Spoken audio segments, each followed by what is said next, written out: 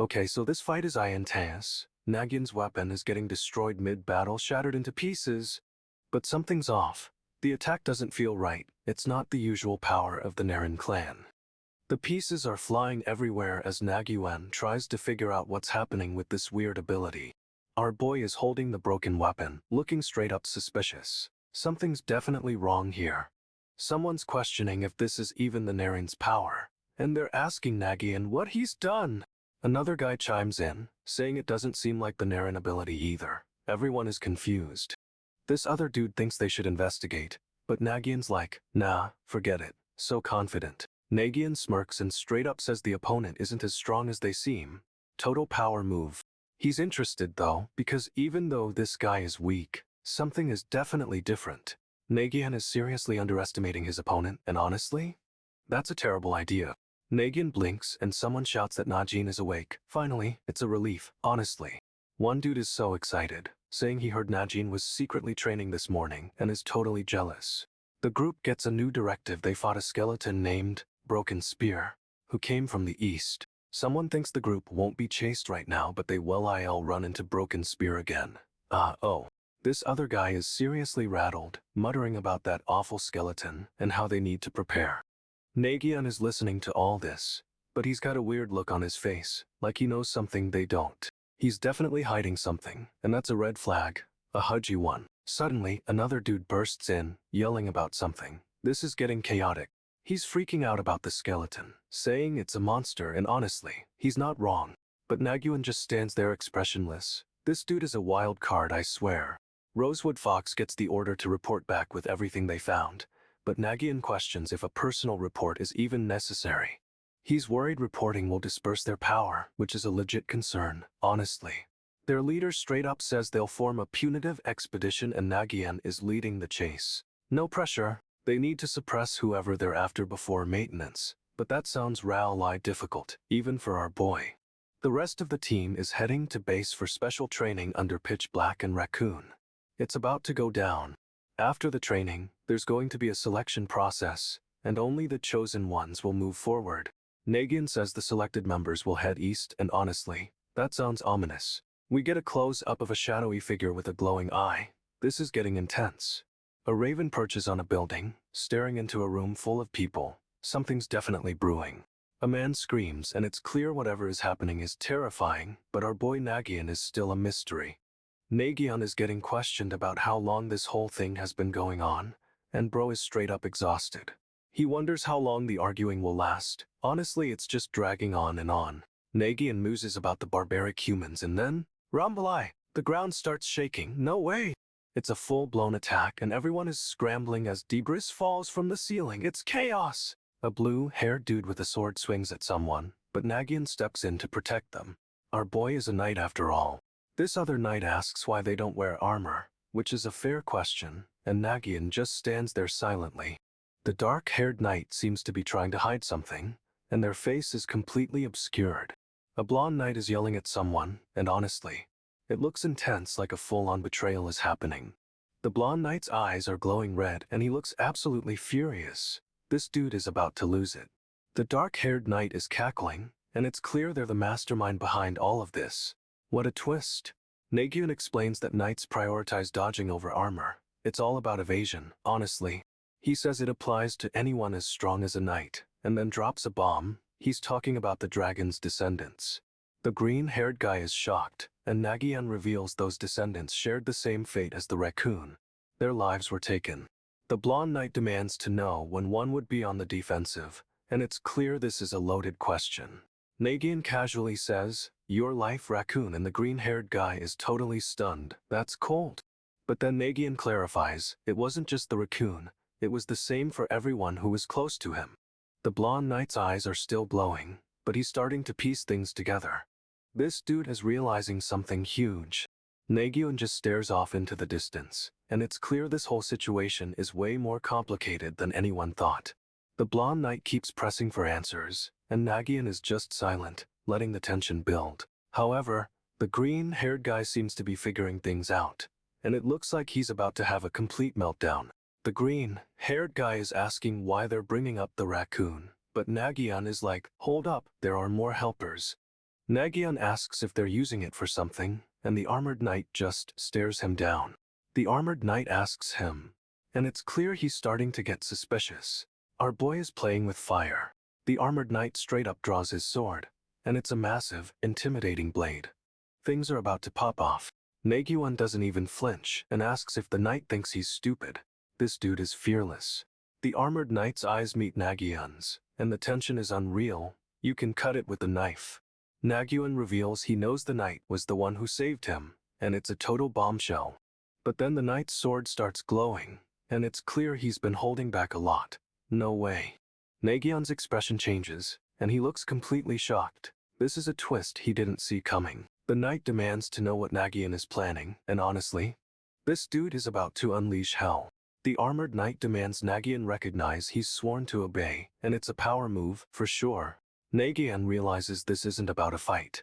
There's a bigger plan unfolding, and this dude is connecting the dots. He figures out Pitch Black Hen is who they're aiming for, but the knight is already walking toward him. No hesitation.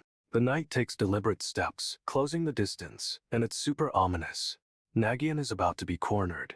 Okay, so training is officially done, and everyone's waiting to hear who's on the search mission.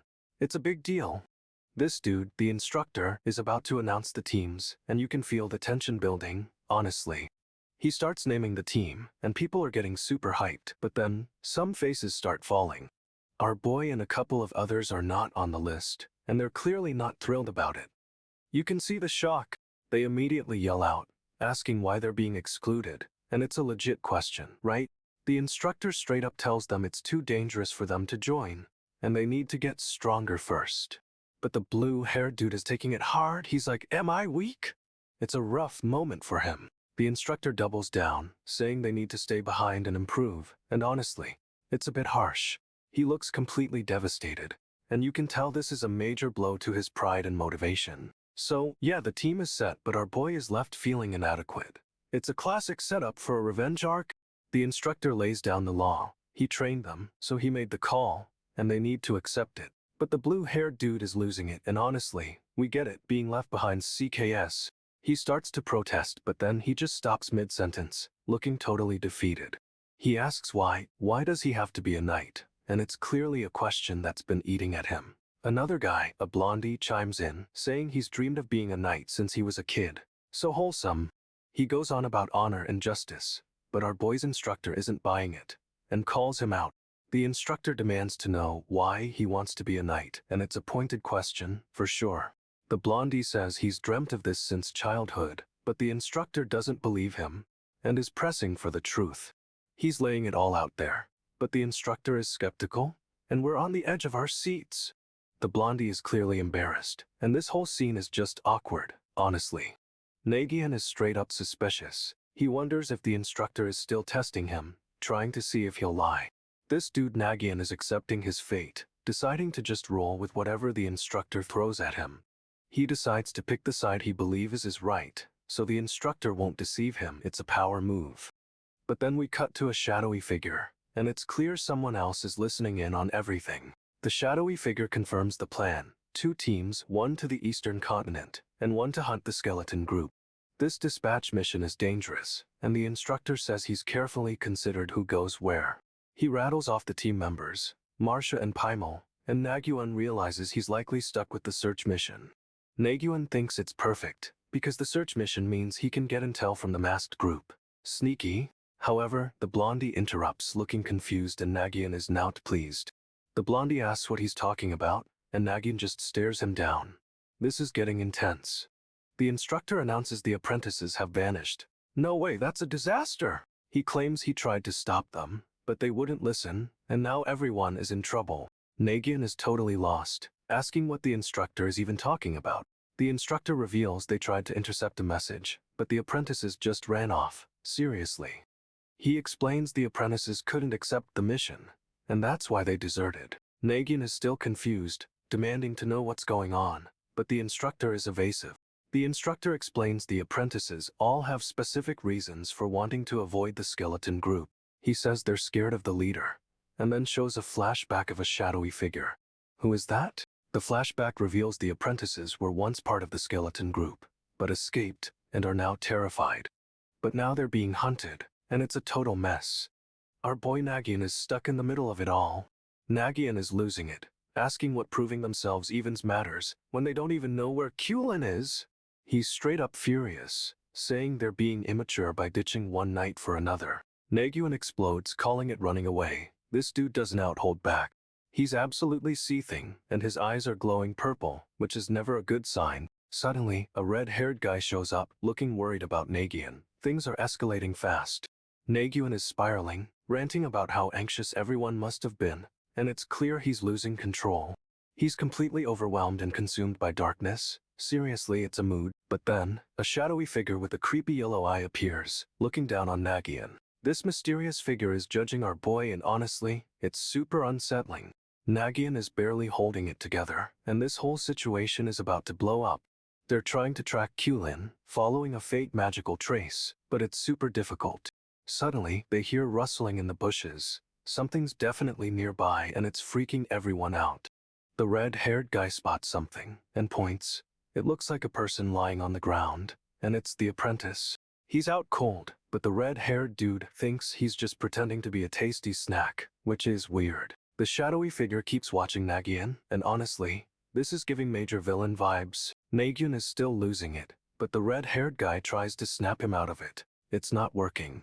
A dark-haired guy and another with a red scarf arrive, looking concerned about the situation. The dark-haired dude is giving the red scarf guy serious side eye, like, "What are you doing here?" But things are tense, and it's clear these guys don't fully trust each other.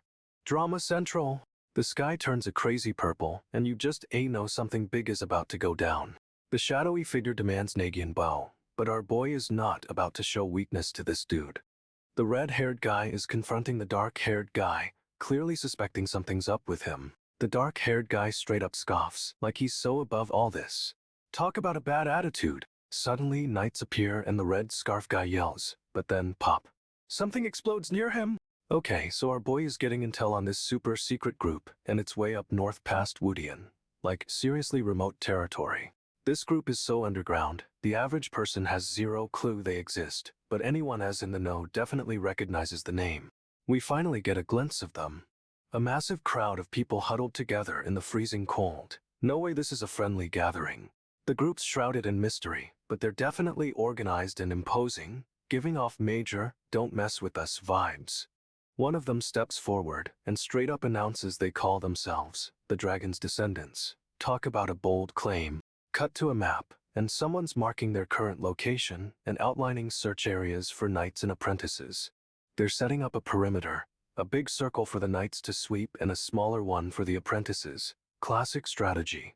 Honestly, this feels like a trap, but they're methodically drawing out the search zones, so something's definitely brewing. The apprentices will search the small circle, but the knights will cover the large circle, so this is a coordinated effort. This whole setup is suspicious, but the Dragon's Descendants are clearly planning something big, and it's about to go down. Okay, so someone's got a magic circuit map and is prepping for a signal. If they find traces of anyone, they crumple it and alert the knights. The apprentices are freaking out because something's up, and they're worried about a skeleton putting up a fight with the knights. They're trying to figure out why there isn't a full-scale operation happening, but it feels like someone is deliberately holding back. This dude with the spiky hair is suspicious. He thinks this reluctance to escalate is a bad sign, but can't put his finger on it. Suddenly, a growl echoes through the forest, and everyone jumps. Talk about a tense moment. And then, a shadowy hand bursts out of the ground, clawing towards them. No way, this is getting intense? They're all shocked, but the hand quickly retreats, leaving everyone on edge and wondering what just happened. One of the knights is super focused, analyzing the situation, while the others look utterly terrified. This is a disaster waiting to happen. The blonde dude is staring intently, probably trying to figure out what kind of creature made that hand, but honestly, it's creepy. Our boy is seriously considering his options, but this situation is straight up dangerous, and the knights are clearly unprepared. So, the spiky-haired dude accuses them of falling asleep on watch, but gets immediately called out for being a hypocrite. Burn! Someone steps forward, claiming they did keep watch, and honestly, it feels like a weirdly convenient excuse. They offer up collected fruit and leftovers, trying to be all friendly, but it's making the red-haired knight even more suspicious. The red-haired knight is not buying it, glaring at the blonde dude while the others try to act normal. Spiky Hair is losing it, demanding to know what's up with their kindness from yesterday, and straight up accusing them of scheming. He thinks they're approaching as strangers to gather info, and honestly, he's probably right about that. He remembers they always keep watch and wonders how they all manage to sleep so soundly. Something is definitely off. He's spiraling, questioning if he's being paranoid, but insists they need to be cautious. Good call, bro. The purple-haired knight is smiling sweetly, but it's totally creepy, like he knows exactly what's going on. The black-haired knight declares they'll be kind and make a good impression. Yeah, that's definitely part of the plan. The dark-haired knight thinks this girl isn't fully aware of what's going on, and suspects she's hiding something. He worries she has good instincts and is sizing them up. She's definitely giving off suspicious vibes. But he quickly remembers Kaijan's weapon is still out there, so he steels himself and vows to stay vigilant. He spots the weapon hidden between the trees and thinks he's got this. Got ya? He shouts, rushing forward. No way. The others react in shock, completely caught off guard by his sudden move. The purple-haired knight's face drops and his eyes widen. Something is seriously wrong. He's clearly realizing he's walked right into a trap, and it looks like he's in deep trouble. The dark-haired knight's eyes narrow, and it's clear he's starting to understand what's happening. But it's too late, because the purple-haired knight is suddenly staring right through him. This is bad. His eyes are glowing, and honestly, this dude is about to get wrecked. Our boy is moving fast, dodging a hail of blades. He's seriously quick on his feet. The red-haired dude is watching, clearly surprised by this sudden burst of skill. But wait, the purple-haired knight isn't just dodging, he's closing in on the blue-haired fighter. He's got his blade aimed right at the blue-haired knight, and it's a straight-up sneak attack. No way. The red-haired knight throws himself in front of his ally, taking the hit instead. The blade clashes with the sword, and the impact sends a shockwave. It's a massive collision. Our boy leaps back, using the momentum to reposition, and the red-haired knight is looking pissed. He's spinning, blade flashing, launching another attack. This dude isn't messing around.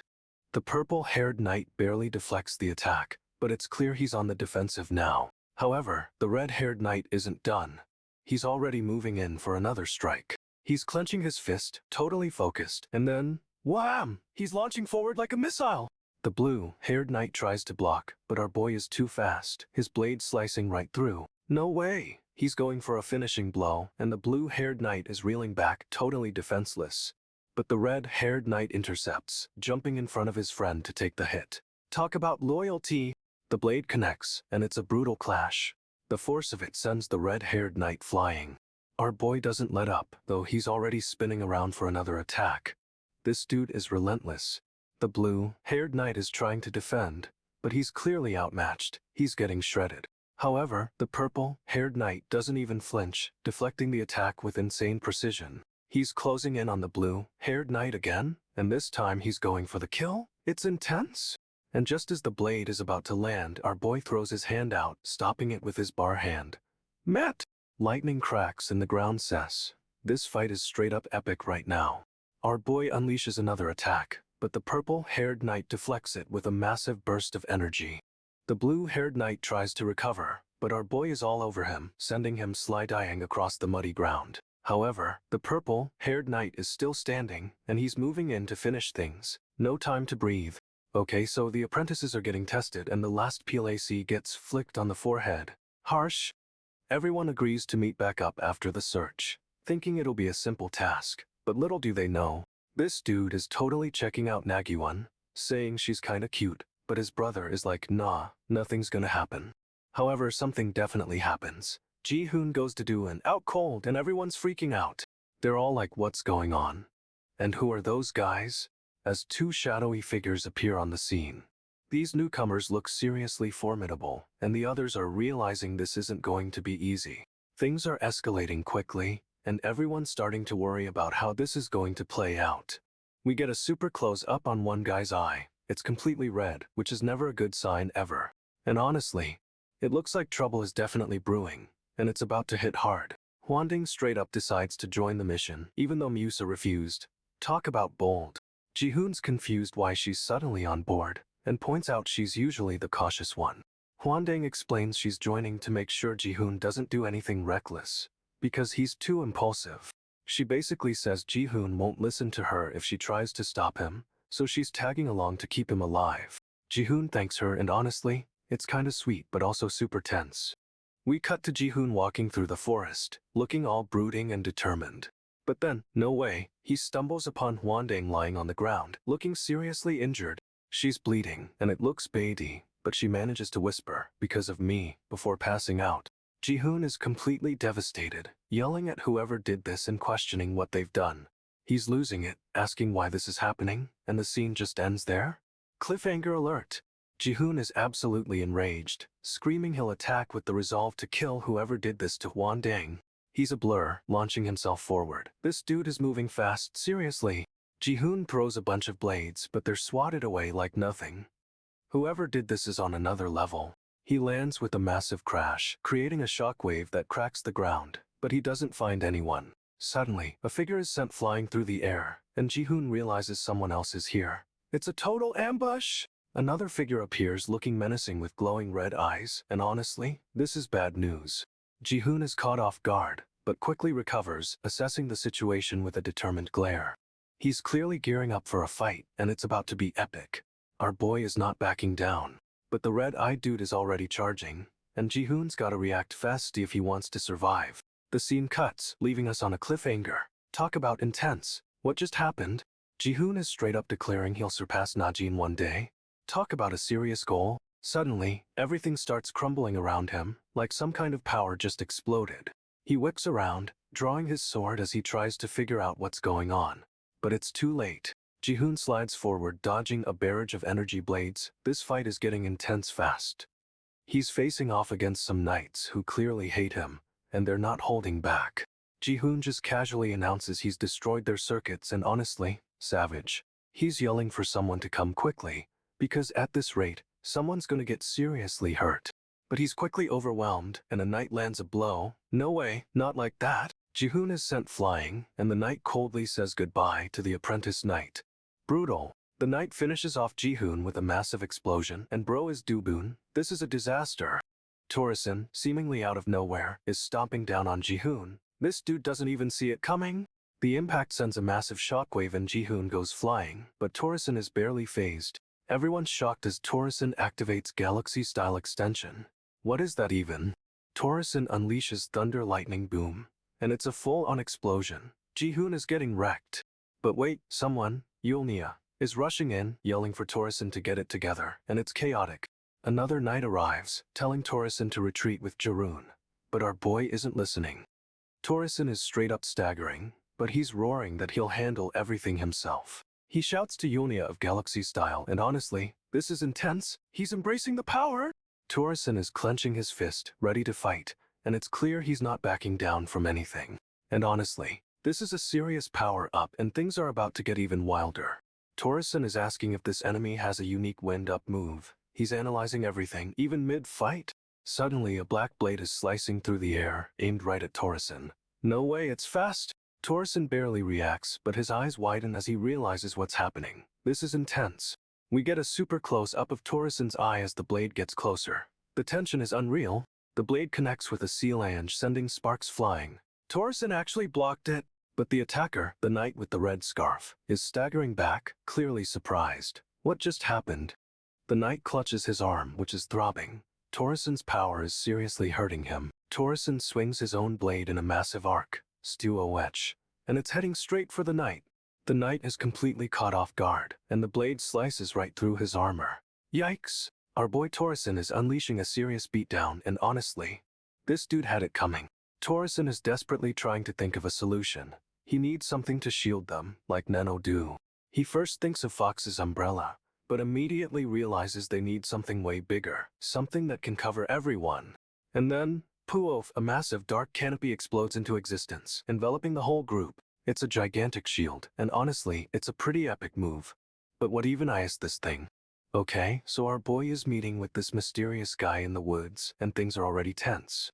This dude with the weird helmet is getting intel about some sort of communication device, but they haven't told him much. The guy in blue is showing a cracked, glowing heart-shaped thing. Apparently, they used him as bait for something. He's furious they used him, straight up demanding to know everything. thinking he's got info to spill. But the guys listening in are already calling him useless, saying he doesn't have anything worthwhile to share. Seriously, they think he's totally useless after setting this whole thing up. The nerve of these people.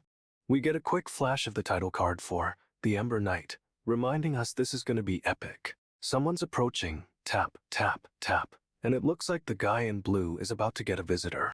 This guy's got a serious glare, and honestly, he looks like trouble is about to go down. Our boy's getting cornered, and it's clear things are about to escalate quickly. This dude is losing it, shouting Fedorance. Clearly someone important to him is in danger. The helmeted guy is dropping some serious truth bombs, saying our boy tends to overprotect everyone. He knows Nagyunn doesn't want them hurt, but argues that shielding them isn't actually helping.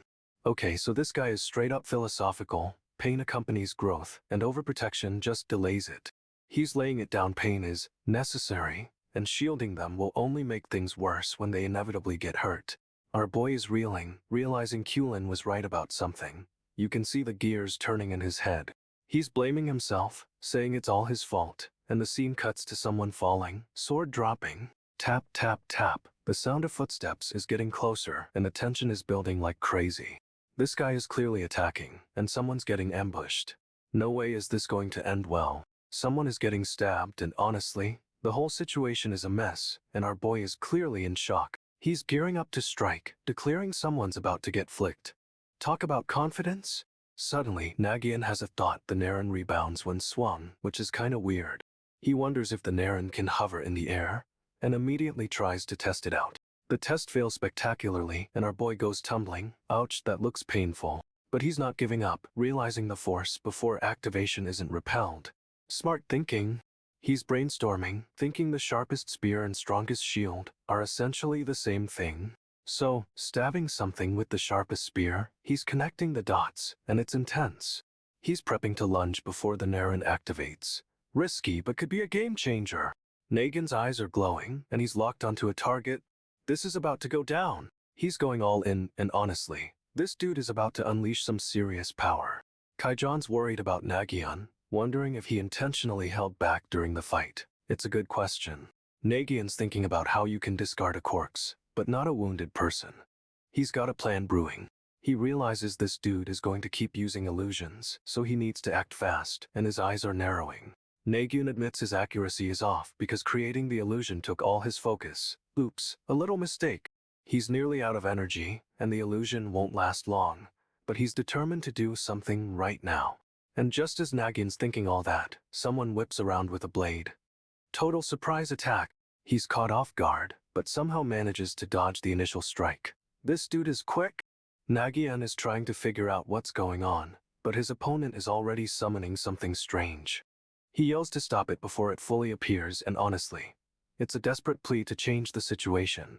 The opponent's eyes are glowing red, and he's got this intense, unhinged look. This is getting serious. Nagyunn's trying to warn Yunia, telling her not to think because of him. He's desperate to protect her, but Yunia is coughing, clearly injured, and a shadowy figure is looming over her. No way! This dude Kaijon is suddenly there, face contorted, eyes glowing red, and straight up drops to the ground. He's ordering Yunia to only decide, and honestly, the intensity is freaking everyone out. Kaijon is losing it, demanding she just decide. He's got this wild look in his eyes. Nagyunn is asking himself what he can even do right now, clearly feeling helpless. He wonders if Kaijon has given up, but then clutches his fist, refusing to believe it. Our boy is determined. Suddenly, a rustling sound breaks the tension, and Nagyunn is on high alert. Something's coming. He's staring at something off panel, and it looks like he's found the source of the sound. Oh. It's a shadowy figure, and Nagyunn is in serious trouble, but he's not backing down. This is going to be epic. Nagyunn realizes people tend to trust their senses too much, and that's why things can sneak up on them. He thinks he dodged an attack, but then feels a clap against his skin. Wait, what? Nagyunn questions if Kaijon tricked him, but quickly realizes Kaijon's expression was genuinely serious. He vows to use Kaijon's reliance on senses against him. Our boy is starting to formulate a plan. Nagyunn thinks he dodged the attack, but he feels a sharp pain. He definitely didn't dodge at all. He's furious and yells at Kaijon to retreat, but this dude isn't listening, straight up ignoring him. Nagyunn and Kaijon are dashing through the forest, and branches are snapping under their feet. Nagyunn is getting worked up and Kaijan is just running. This is intense. Kaijan is sprinting and Nagyunn is right behind him, but honestly, this feels like a chase scene. They're tearing through the forest, branches breaking with every step. This is a full-on escape. Okay, so Nagyunn sees an opportunity to get a lead on who's been chasing him. He needs answers now. He's gaining on two figures sprinting ahead, but they're suddenly yanked backward. No way, what just happened?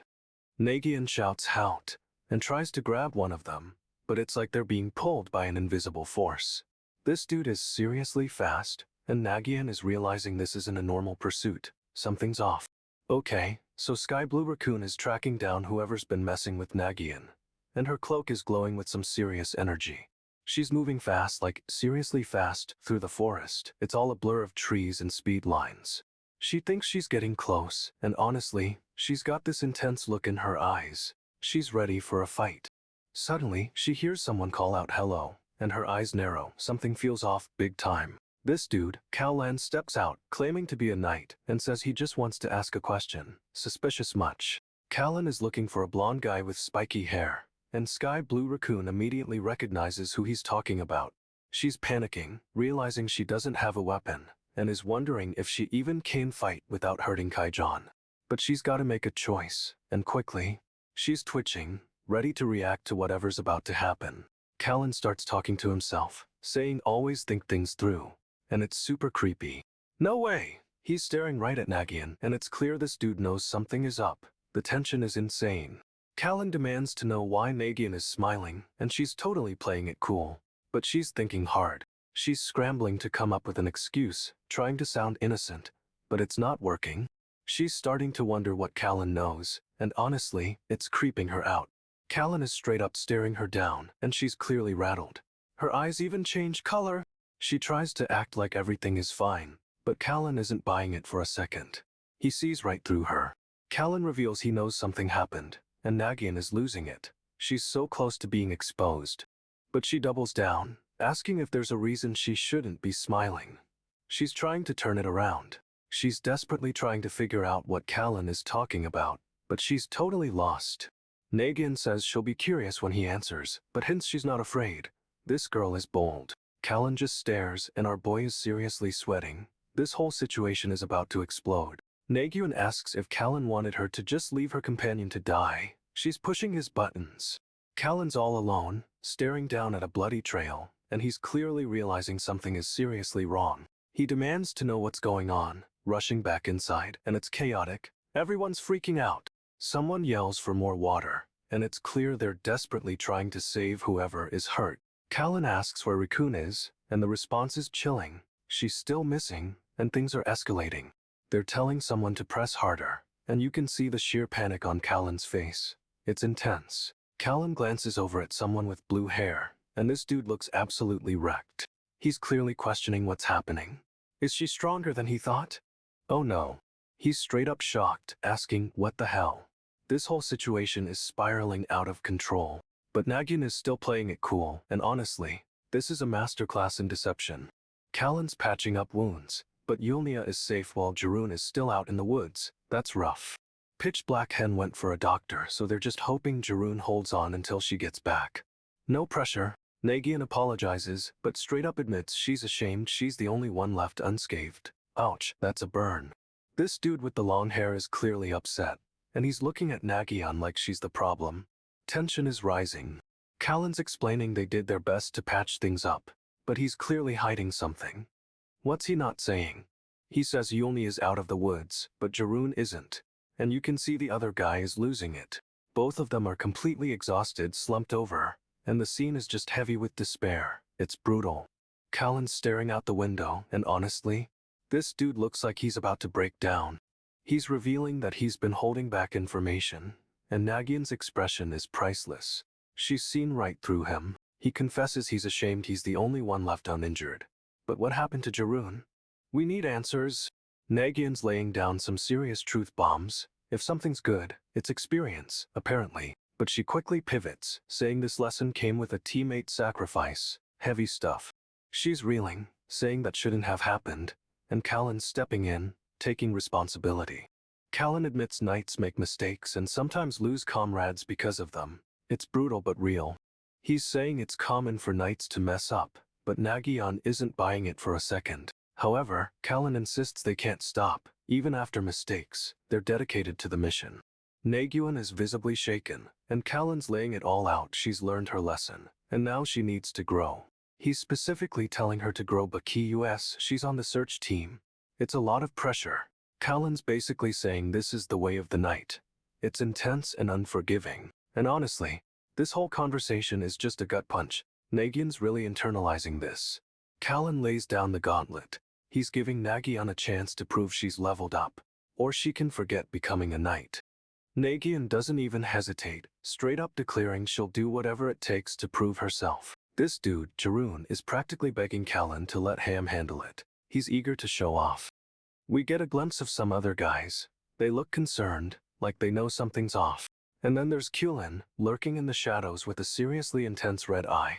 No way, this is good. The narration reveals Cullen intentionally stoked Torreson's anger, hoping to pull him out of despair. That's messed up. Someone notices something's definitely strange, and they're not wrong. The whole situation feels wrong.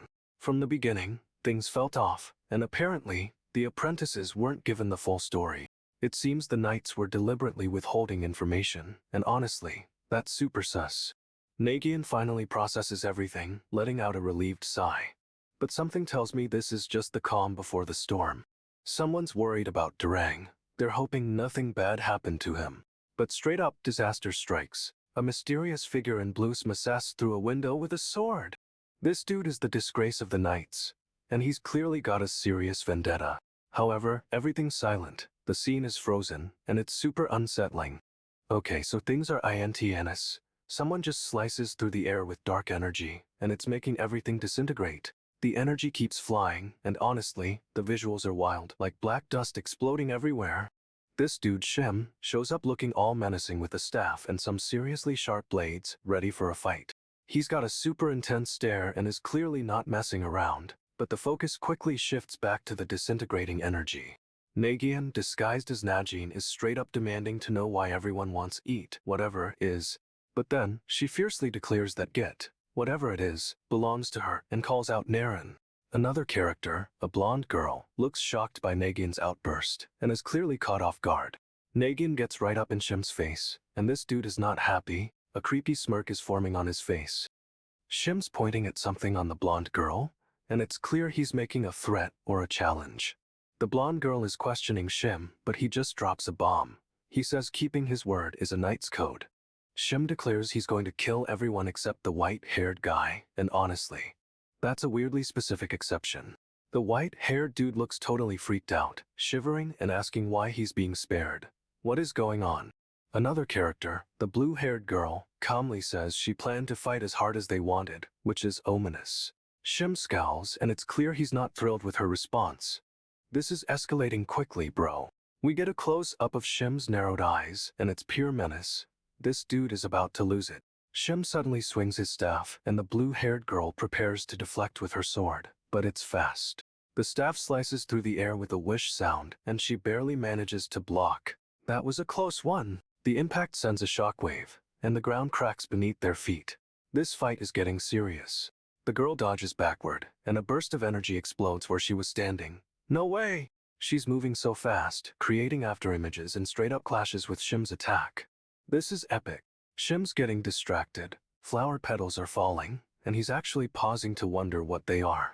But the blue-haired girl uses the distraction to launch forward, attacking with incredible speed. She's a blur, slicing at Shim, and he barely blocks. This fight is a whirlwind of motion. Shim swings again, but she deflects, creating a whoosh sound as their weapons meet. More petals fall as Shim leaps back, narrowly avoiding another attack. Seriously, the petals are everywhere. He counters with a powerful blast of energy, sending petals flying, but she's already dodging again. She's weaving through his attacks like a ghost, and honestly, it's a beautiful, deadly dance. Shim tries to land a hit, but she blocks, and a shower of dark energy erupts. No time to breathe. Now another fighter jumps in, a guy with a sword, and tries to attack our boy, but Shim's ready. Shim casually flicks his wrist, sending the guy flying with a swoosh. This dude is on another level. The girl's sword is stuck, but she's clenching the hilt, trying to pull it free. It's jammed tight. Shim realizes the sword can move freely, and he's actually impressed. Talk about a dangerous weapon. She finally yanks the sword out, and it's covered in dark energy, pulsing with power. Whoa! Rain starts pouring down as she runs, a blue streak against the purple sky. She's moving fast! Shim's confused. He hears something, and his face shows it, but he doesn't know where it's coming from. She's closing in, a whirlwind of motion, and he barely reacts before she's on him. No escape! She attacks, but Shim manages to deflect with his sword. It's a brutal clash of steel and energy. He sends a shockwave at her, but she's already dodging, weaving through the attack like a pro. Seriously impressive. She lands a blow and Shim stumbles back looking genuinely surprised. This girl is no joke. Shim is reeling, and she's going in for another attack. This fight is far from over, but she's definitely winning. She leaps at Shim, sword raised, but he blocks and sends a shockwave that cracks the ground. Talk about power. Shim's reeling from the attack, but he's still standing, eyes glowing with intense focus. This dude is tough. She attacks again and again, a flurry of strikes, but Shim keeps deflecting, barely managing to keep up. It's insane. She jumps back, using the momentum to launch herself higher, sword aimed down like a spear. No way. Shim swings, but she's already dodging, the blade slicing through the air where he stood. She's too fast. He counters with a powerful strike, and their swords collide, sending sparks flying. The force of it is unreal. She's bleeding, looking exhausted, but she's still pressing the attack. She won't give up, and honestly, respect. Shim swings, and she tries to block, but the force sends her flying. It looks brutal, but she's still moving. She crashes into the ground, crumbling the earth, but quickly recovers, leaping back into the fight, straight up fearless. Shim unleashes another attack, a massive blast of energy, and she's sent hurtling through the air. This is getting serious. Shim swings his sword, but she dodges and lands a blow. It looks like she got him. He crumples to the ground, and she just stands there, sword in hand. Flop is right. She's staring at him, but then two figures appear behind her. What's going on? They're approaching slowly, and she's not even looking. She's totally focused on Shim. Suddenly, the ground starts cracking and crumbling around Shim. This is getting intense. Shim's trying to get up, but the earth is swallowing him whole. No way, this is good. She finally turns around and her eyes glow red. Oh, this is about to get messy. She's unleashing some serious power, and the whole area starts to shake. She's not holding back. The earth completely gives way and Shim disappears, straight up vanished into the ground. She's left standing there, looking down at the wreckage. But what does it all mean? This dude is straight up spiraling, realizing everyone else is getting stronger while he falls behind. He thinks he lacks the talent and considers giving up. No way, bro, don't do that. But then he overhears someone saying they wish they had his talent, and it's a total mood shift. He's confused, remembering something that got into him. What did he hear, and how will it change things? Our boy is straight up exhausted, panting after a serious fight, looking totally wrecked. He collapses, landing right on top of a red-haired dude, and it's kinda awkward, honestly. Nagyunn jolts awake, eyes wide, clearly realizing something is seriously wrong with this whole situation. The sky is stormy and foreboding, mirroring the drama about to unfold. It's a bad sign, y'all. Someone's talking about a crumbling building, but more importantly, Nagyunn's mentor is making a huge decision. He's saying they need to take responsibility for their mistakes and kick this other dude out. But it sounds risky. Worst comes to worst, the dragon's descendants might try to snatch him up, so the mentor's leaving immediately. Nagyunn is questioning this whole plan, asking if his mentor is seriously crossing a line right now.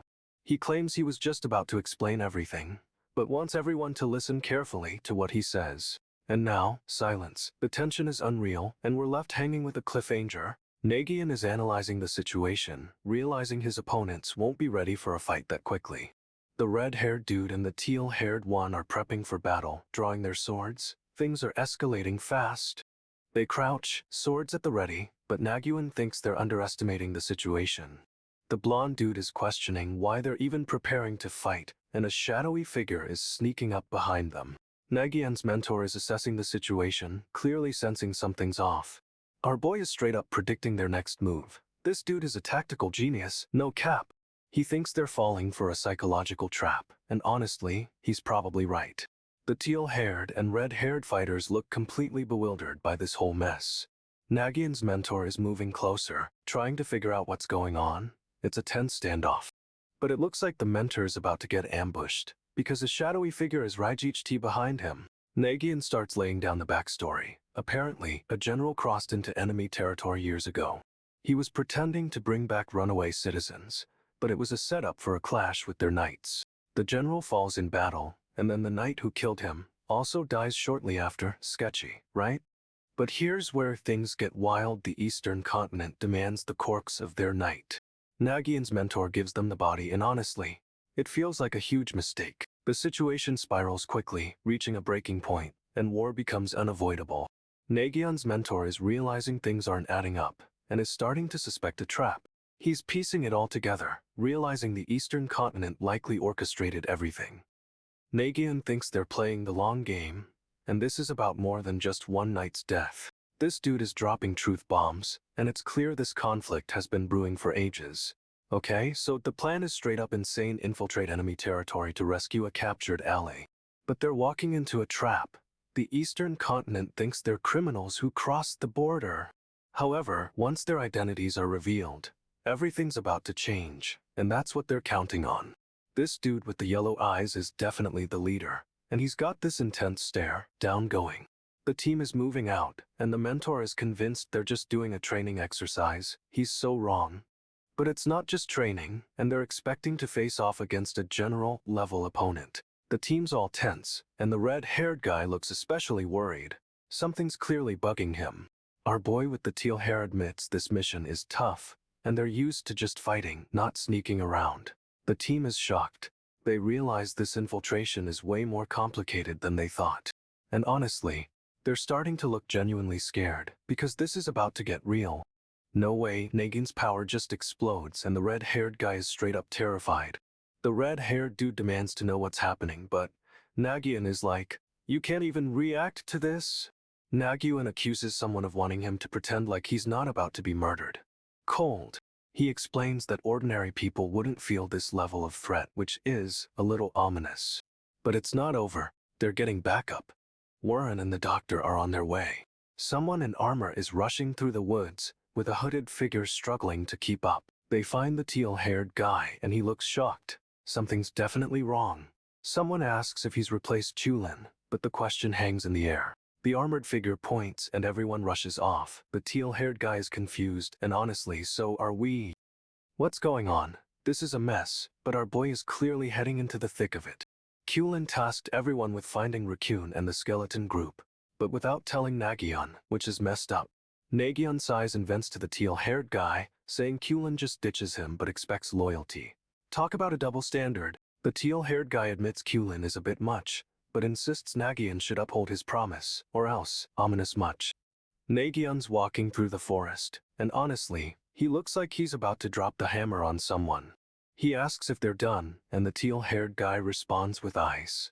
But it's super awkward. This is a tense standoff. Nagyunn feels a surge of energy. His Q is clearing up, which means whatever's happening is working. And that's it. Nagyunn's fully transformed, looking straight up terrifying with glowing red eyes and a skull mask. Nagyunn swings that massive polearm, and it connects with something. THMP, it's a straight-up brutal hit. The polearm crashes down again, and this time everything explodes in a cloud of dust and debris. Seela! Nagyunn stands amidst the wreckage, looking totally unbothered. But wait, something's still moving in there. A figure emerges from the smoke, and it's the skeleton group leader. This dude is seriously durable, no way. Okay, so things are tense. Our boy and a mysterious figure are standing in the pouring rain, looking super serious. This other dude with the weird hat shows up, and it's clear they're all kinda staring each other down. They're talking about how plans are changing fast, and something unexpected is definitely going on. They wonder if it's because everything is a mess, or if something else is at play. It's getting suspicious. Apparently, the Eastern continent was sealed off, but there's been smuggling happening anyway. No way! This dude with the red hair is freaking out about the smuggling, but they think they're in the clear. They're convinced no one will catch them, but honestly, that's never a good sign in these stories. Someone else is worried about first special class. Hopefully, everyone's okay, but it's looking grim. The figure with the yellow eye is giving off major villain vibes, and straight up, it's stressing me out. We get a title card for the Ember Knight, and honestly, things are about to get wild. I can feel it. This general is straight up letting them go, saying he'll look the other way as a courtesy. Weird. The guys are questioning why a general is even dug here in this shady spot, and why he's cracking down on smuggling. They learn a general has disappeared, and everyone thinks a spy from the left continent is involved. No way. Someone whispers that this person is as strong as a knight, but another dude warns him to shut it. Najin is ruthless. The tension is building, and they're all looking at each other like something big is about to go down. They're worried that if first special class falls, they're done for. The stakes are seriously high right now. Our boy is trying to figure out what's happening, but honestly everyone's keeping secrets and it's frustrating. The yellow-eyed guy is still giving off bad vibes, and the others are starting to realize it too. The group is seriously stressed, knowing that losing first special class would be a disaster. But if that happens, it's over. They'll lose first special class, and everything will fall apart. The merchant insists he can only show his goods to whoever he has a contract with. It's just how things are. Nagyunn seems to catch on, and it looks like this yellow-eyed dude is thinking about how to exploit the situation. But this dude is surprisingly perceptive. He notices the merchant is sympathetic and has some common sense. He's already formulating a plan to take advantage of the merchant's good nature, and honestly, it's kinda messed up. The merchant suddenly reveals he's carrying Tamudna, a medicinal herb that prevents plague, but can also be a poison. He explains Tamudna doesn't grow on the eastern continent, making it super rare and valuable, which is a big deal. Everyone is shocked. This dude clearly knows a lot about this herb, and they're questioning if he always carries it. The merchant stares intently at the herb, and you can tell something is definitely up with his past. He whispers Tamudna, and straight up looks haunted. This herb clearly means something to him. However, the yellow-eyed guy seems unbothered, and is probably already planning his next move. This guy is ruthless. The yellow-eyed dude is scoping out the others, and it's super unsettling. He's giving off major villain vibes. He wonders if the others are okay, but then immediately confirms Najin is doing well, which is convenient. This dude is calculating, bro. He figures out the general detected how agitated everyone is. He thinks engaging in battle would be a headache, and is hoping they'll calm down, but that's clearly not happening. But then he realizes this isn't going to work, and honestly, he looks a little annoyed. The general strides forward, and everyone under the hats starts to look even more stressed. This is getting intense. He's walking toward them, and you can see the tension building with every step. It's a power move, for sure. The yellow-eyed dude casually asks if the odds of success are 7, which is a weirdly specific question. He's clearly confident, and is probably already 10 steps ahead of everyone else. This guy is a mastermind. And just when you think things can't get more complicated, our boy seems to be planning something big. The general grabs a petal from the Tamudna and asks what this place is. It's a tense moment. He slices the petal with a single swipe, and it's clear he's not messing around. This is serious. The others try to grab him, but he's already moved, and honestly, it's a little scary how fast he is. He's sizing up the general, and it's obvious he's not impressed. This dude is confident. The general demands to know who sent them, and the hooded figure replies it was the elder. Classic setup. The general asks what they are, but the hooded figure just glares, super intimidating, honestly. He reveals there were people like them back in his mother country, those who clouded the king's judgment. He says they overstepped, and then drops a bomb. He showed them what the end looks like. We get a flashback to a battlefield, and it's clear he's dealt with traitors before. No way. He finishes with a threat. Disloyal subjects will meet their end. And it's chilling, bro. He's laying it all out. The elder gave him this sword, and he's faking his identity for Ryan's sake. He's recalling Ryan, and honestly, this whole situation is heartbreaking, but our boy is staying focused.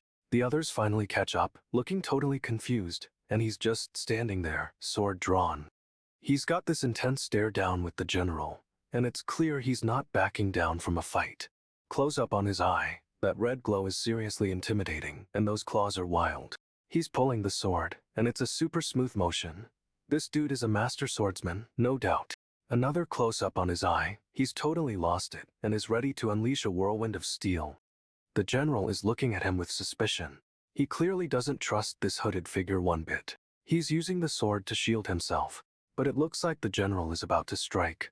It's a tense standoff, and just when you think he's cornered, he's already moving, protecting someone. This guy is a total pro.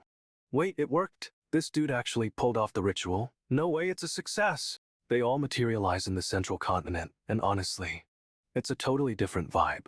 He's remembering Ryan, and it's clear this whole thing is about protecting her at all costs. The group is standing amongst the trees, and this dude is straight up ready for whatever comes next. Okay, so our boy Indigo Sheepfelton and an orange toad Tin are heading toward the western continent, because apparently that's where everything is going down. Flashback time. 6 years ago, they're near the western continent and plotting a mission, but it's super secretive.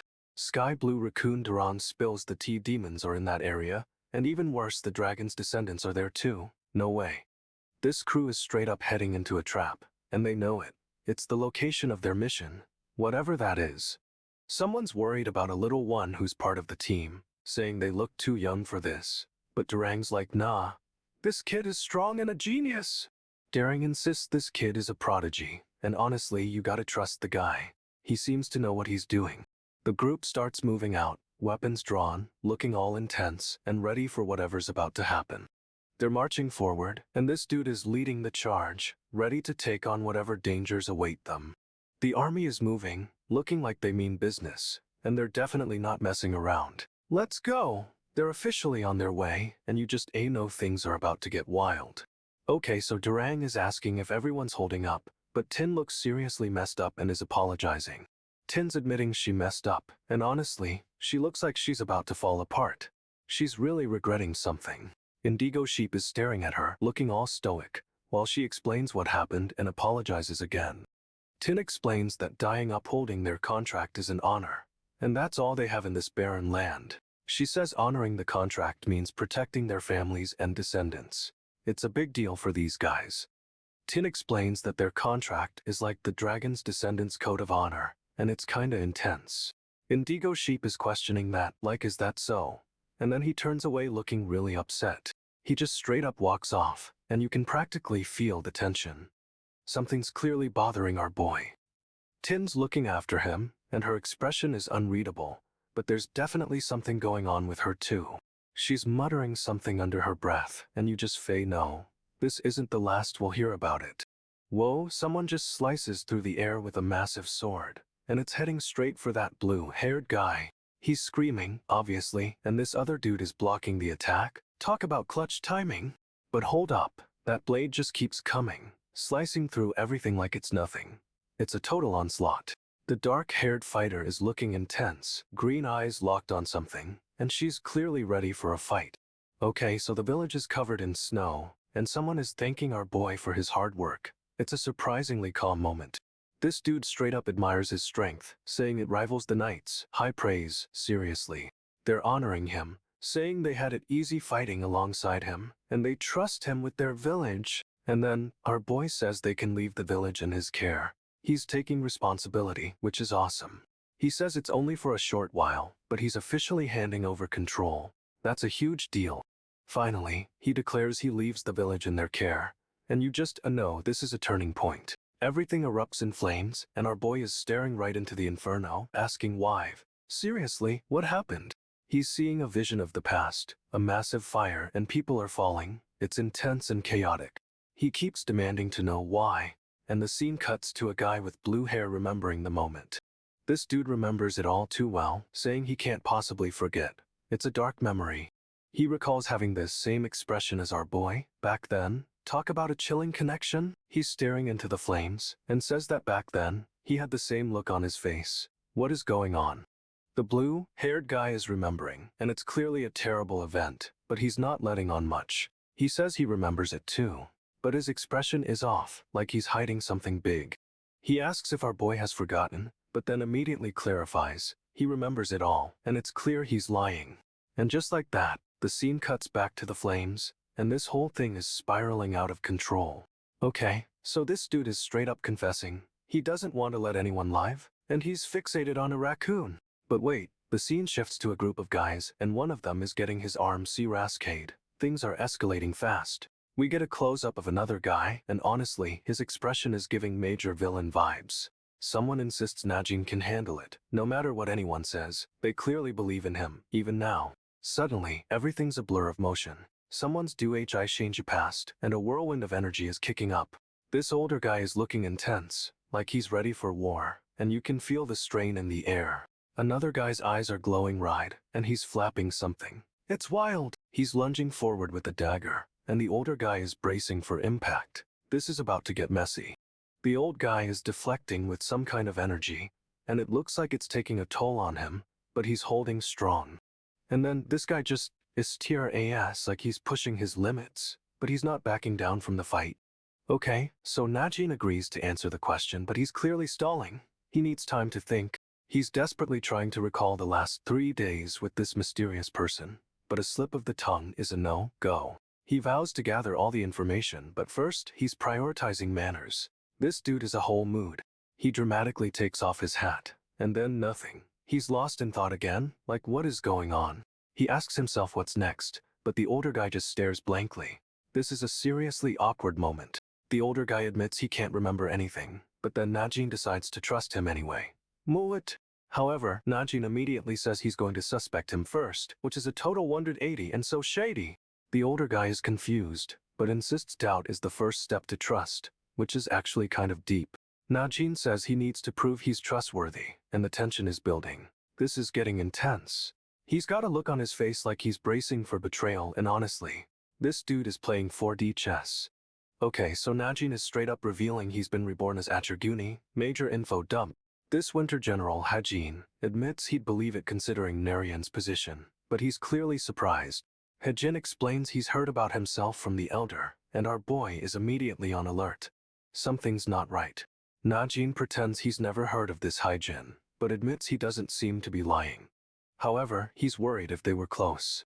Okay, so things are intense. Our boy is getting ready to fight, dropping to one knee and drawing his sword.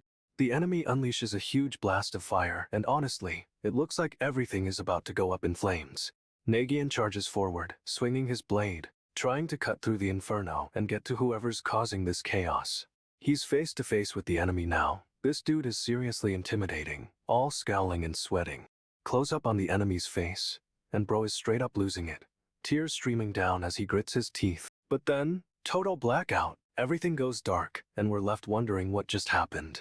We get a glimpse of the enemy again, still looking furious, but now shrouded in shadow. Another quick shot of Nagyunn's face, and he's clearly caught off guard, clearly not expecting this turn. And then, utter blackout? Seriously, what is going on? It's all so dramatic. Someone else is screaming, a really intense, horrified yell, and we're left hanging on a cliffhanger. Nagyunn swings his sword, and it can ETS. But the enemy doesn't even flinch, just takes the hit.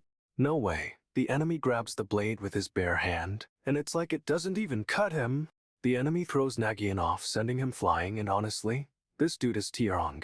Nagyunn tries to regain his footing, breathing heavily, but he's clearly shaken up. He's sizing up the enemy, who's just standing there, looking smug, and it's a total power move. Nagyunn charges again, sword raised, but the enemy is faster, dodging the attack with ease.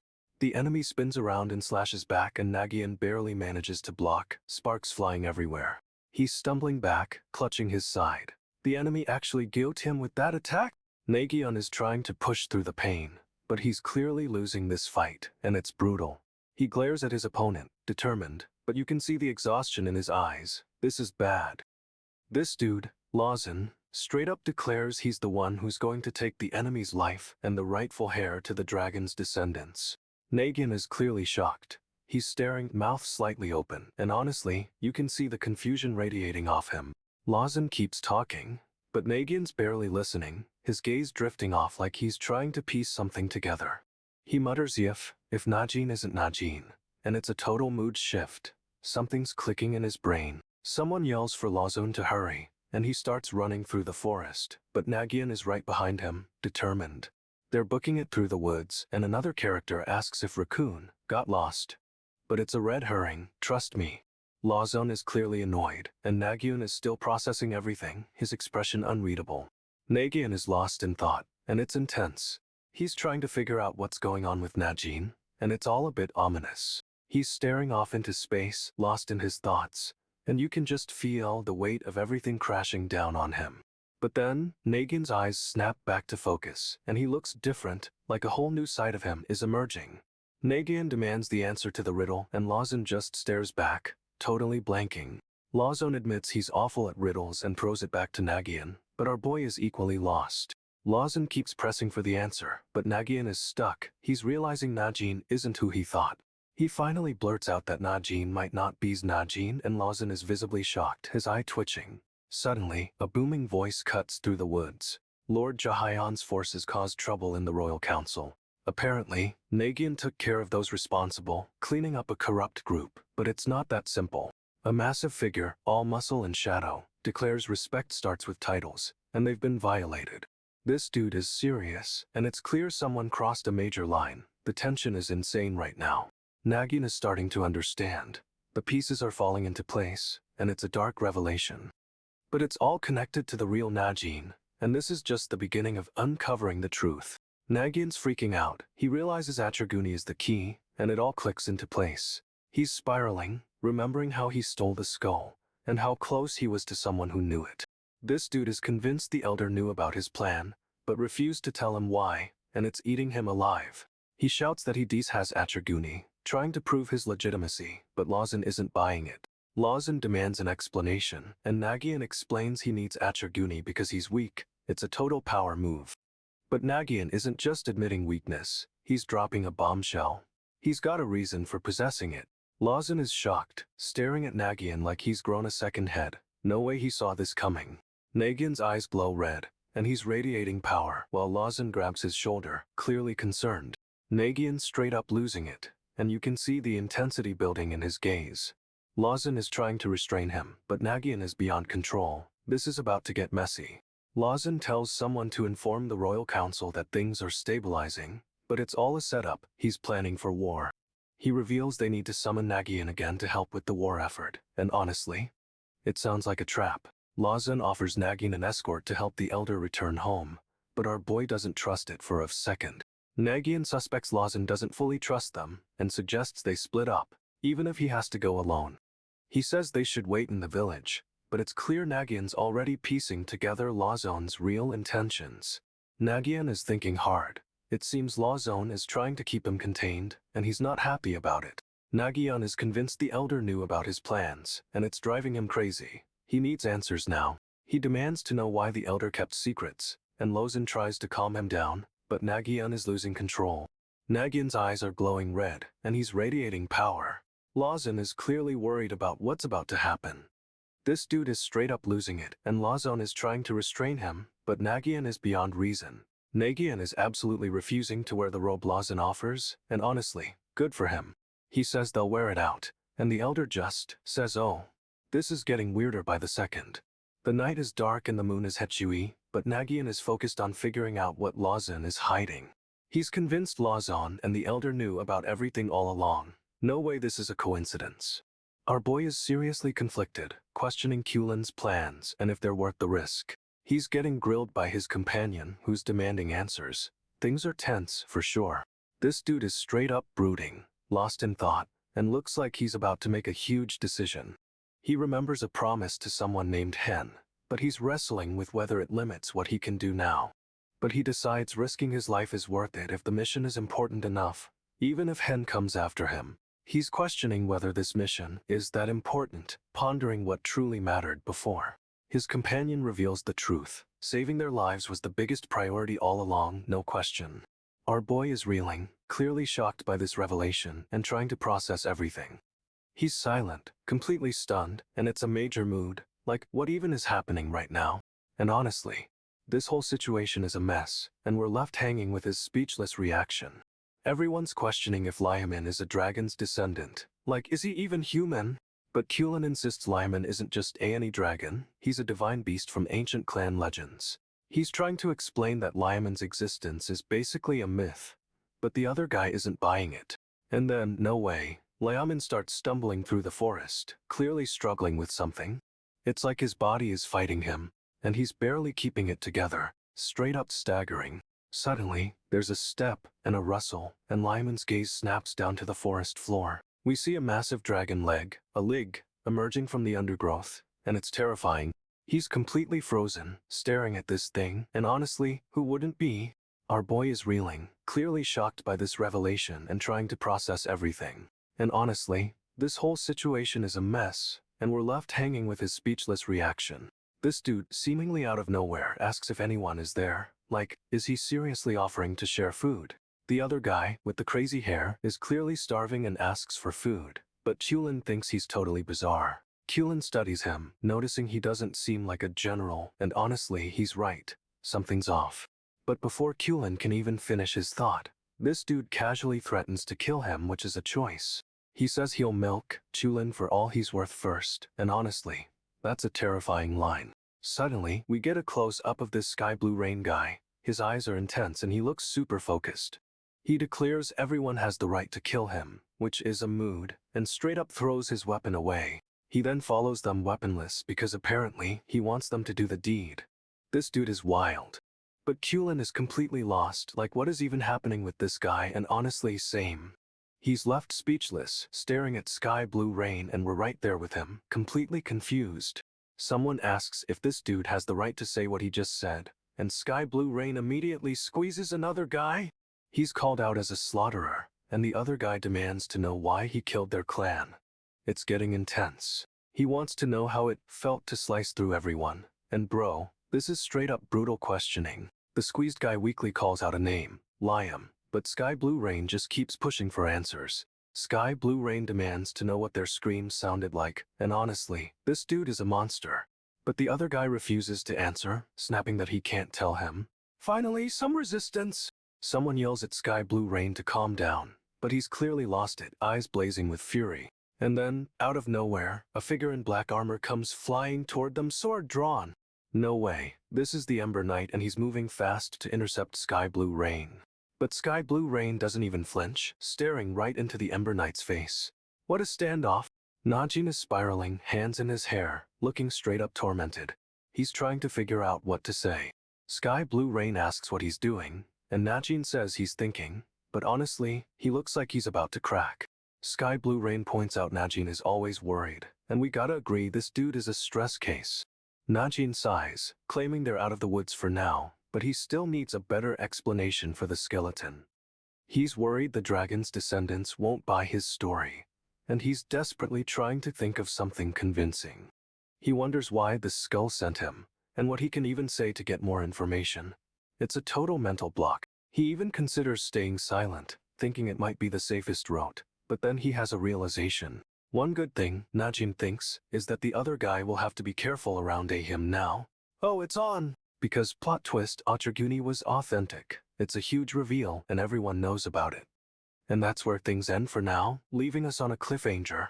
What does this mean? Najin is reeling. He can't believe Nagyunn's message is legit. It's too unbelievable for him to process. He's pacing, totally stressed, realizing he has to find out what message Nagyunn wanted delivered, no matter what. He thinks about it. Narration wouldn't normally send someone to deliver a message, and it's not like him to be prudent. Najin figures Narration wouldn't just send someone to say the dragon's descendants can't be trusted, but then, he clutches his fist. The elder wanted permission. Apparently, he gave the okay for this whole operation, and Najin is shocked. This dude's face is a mess, looking betrayed and confused. The elder is straight up playing a dangerous game. He's thinking it's reckless and absurd, but then he remembers what the elder said, and it hits him hard. The elder said this is what he wanted, and Najin suddenly gets why Nagyunn was sent. It's a whole new level of strategy. However, Najin is still reeling. The elder's move is so bold, so unexpected, it's almost terrifying. Our boy is staring into the distance, and you can just feel the gears turning in his head, plotting his next move. The elder calmly agrees to relay the message to the royal council. He's playing it cool, but Najin is not buying it. Najin's mind is racing, and he realizes the elder wanted permission for this whole operation, which is insane. He's piecing it together. The elder orchestrated everything, using Nagyunn as a pawn in his elaborate scheme. But Najin isn't just shocked, he's starting to see why. The elder is setting something massive in motion. Okay, so our boy is straight up telling someone that is all, sounding super stoic and done. But things immediately get intense. This other dude is having a full-on breakdown, clutching his head and looking wrecked. Nagyunn reports to this distressed guy, and it sounds like he completed a task, though the guy barely acknowledges him. He's dismissed, and Nagyunn bows, but honestly, he looks so unimpressed with the whole situation. Suddenly, someone's warning Nagyunn not to use his power no matter what happens. Super ominous, right? But then, someone else is yelling at Nagyunn for already using it, which is a total mess and makes no sense. We get a close-up of the distressed guy, and he's seriously losing it, sweat dripping everywhere. Someone says there's no use crying over spilled milk, and Nagyunn just tells them to stay safe. Kinda cold, TB. The title card hits for the Ember Knight, and it's giving major revenge vibes. Now we see Nagyunn and the stressed out dude again, with Nagyunn leaning in under a hood. Something's definitely brewing. Okay, so someone with green hair is questioning whether this guy is coherent, but he seems strangely cooperative. This dude with the green hair straight up says he doesn't intend to harm them, and just wants to talk. Sketchy much. Nagyunn thinks he can hear this guy out, and asks what he means by dragon, but the other guy looks totally confused. Then, this other guy with silver hair starts grinning, and it is not a friendly grin. Creepy vibes are off the charts. The green-haired guy starts talking about winter and spring, seemingly foreshadowing something big is about to happen. And that's all we get. A glimpse of flowing robes, leaving us hanging on what's about to go down. Okay, so this silver-haired dude Jiren starts laying down some serious philosophical bombs, universal truths controlling everything and no. But he's quick to point out there are exceptions, and uses the narration as an example, which is mysterious. He adds another and it also, and things get weirder. This guy is definitely hinting at something huge. Jiren then asks if dragons defy the laws of physics, and the green-haired guy is like, what even is a dragon? But Jiren corrects him. Dragons don't just break the laws of physics, they exist on a totally different level. He explains that dragons aren't beasts or plants, but conceptual beings, straight-up mind-bending stuff. And the kicker, the more a dragon understands this concept, the more powerful it becomes, which is kinda terrifying. Jiren says a dragon isn't a living creature, and that's when things start to click for the green-haired guy. He's starting to get it, and the silver-haired dude is just watching him, with this creepy little smirk. Our boy Jiren is dropping knowledge bombs, and honestly, this whole conversation is giving me chills. Jiren explains that a dragon's promise is like a universal truth, super binding, basically. He then drops the biggest bomb yet. He wishes someone would free him, and the green-haired dude is totally confused. Jiren's giving off major damsel in distress vibes, but this dude is a Diragon, so something's off. The green-haired guy asks why Jiren is telling him all this, and that's when things get interesting. Jiren says it's because the people around them are incredibly perceptive. He's sizing them up, no doubt. Jiren continues saying he wants to be set free, and honestly, this is a total power move. He's laying it all out there, and that creepy smile is just unsettling, to say the least. The green-haired dude is processing everything, and it's clear this conversation is changing the game. Jiren's all, well, anyway, and it's like he's trying to casually drop a world-ending confession. He repeats he wants to be freed, and bro, this is setting up a seriously epic alliance or betrayal. The silver-haired dude demands to know the way, but the armored guy just says they're almost there. Sketchy. The armored guy insists they trust him, and the silver-haired dude is not buying it. His face is pure disbelief. Suddenly, the silver-haired dude realizes something is wrong, his eyes widening in shock. This is bad, I can feel it. He whips around, and no way, they're surrounded by trees, but it's like a weird, distorted forest. Our boy starts running, slicing through the trees with his sword, and it looks like he's picking up speed. He's hauling butt, the trees blurring past, and honestly, this is a full-on escape sequence. The armored guy is still telling him to trust him, but bro, that ship has sailed. He's slicing through the forest like a hot knife through butter, but something is definitely chasing him.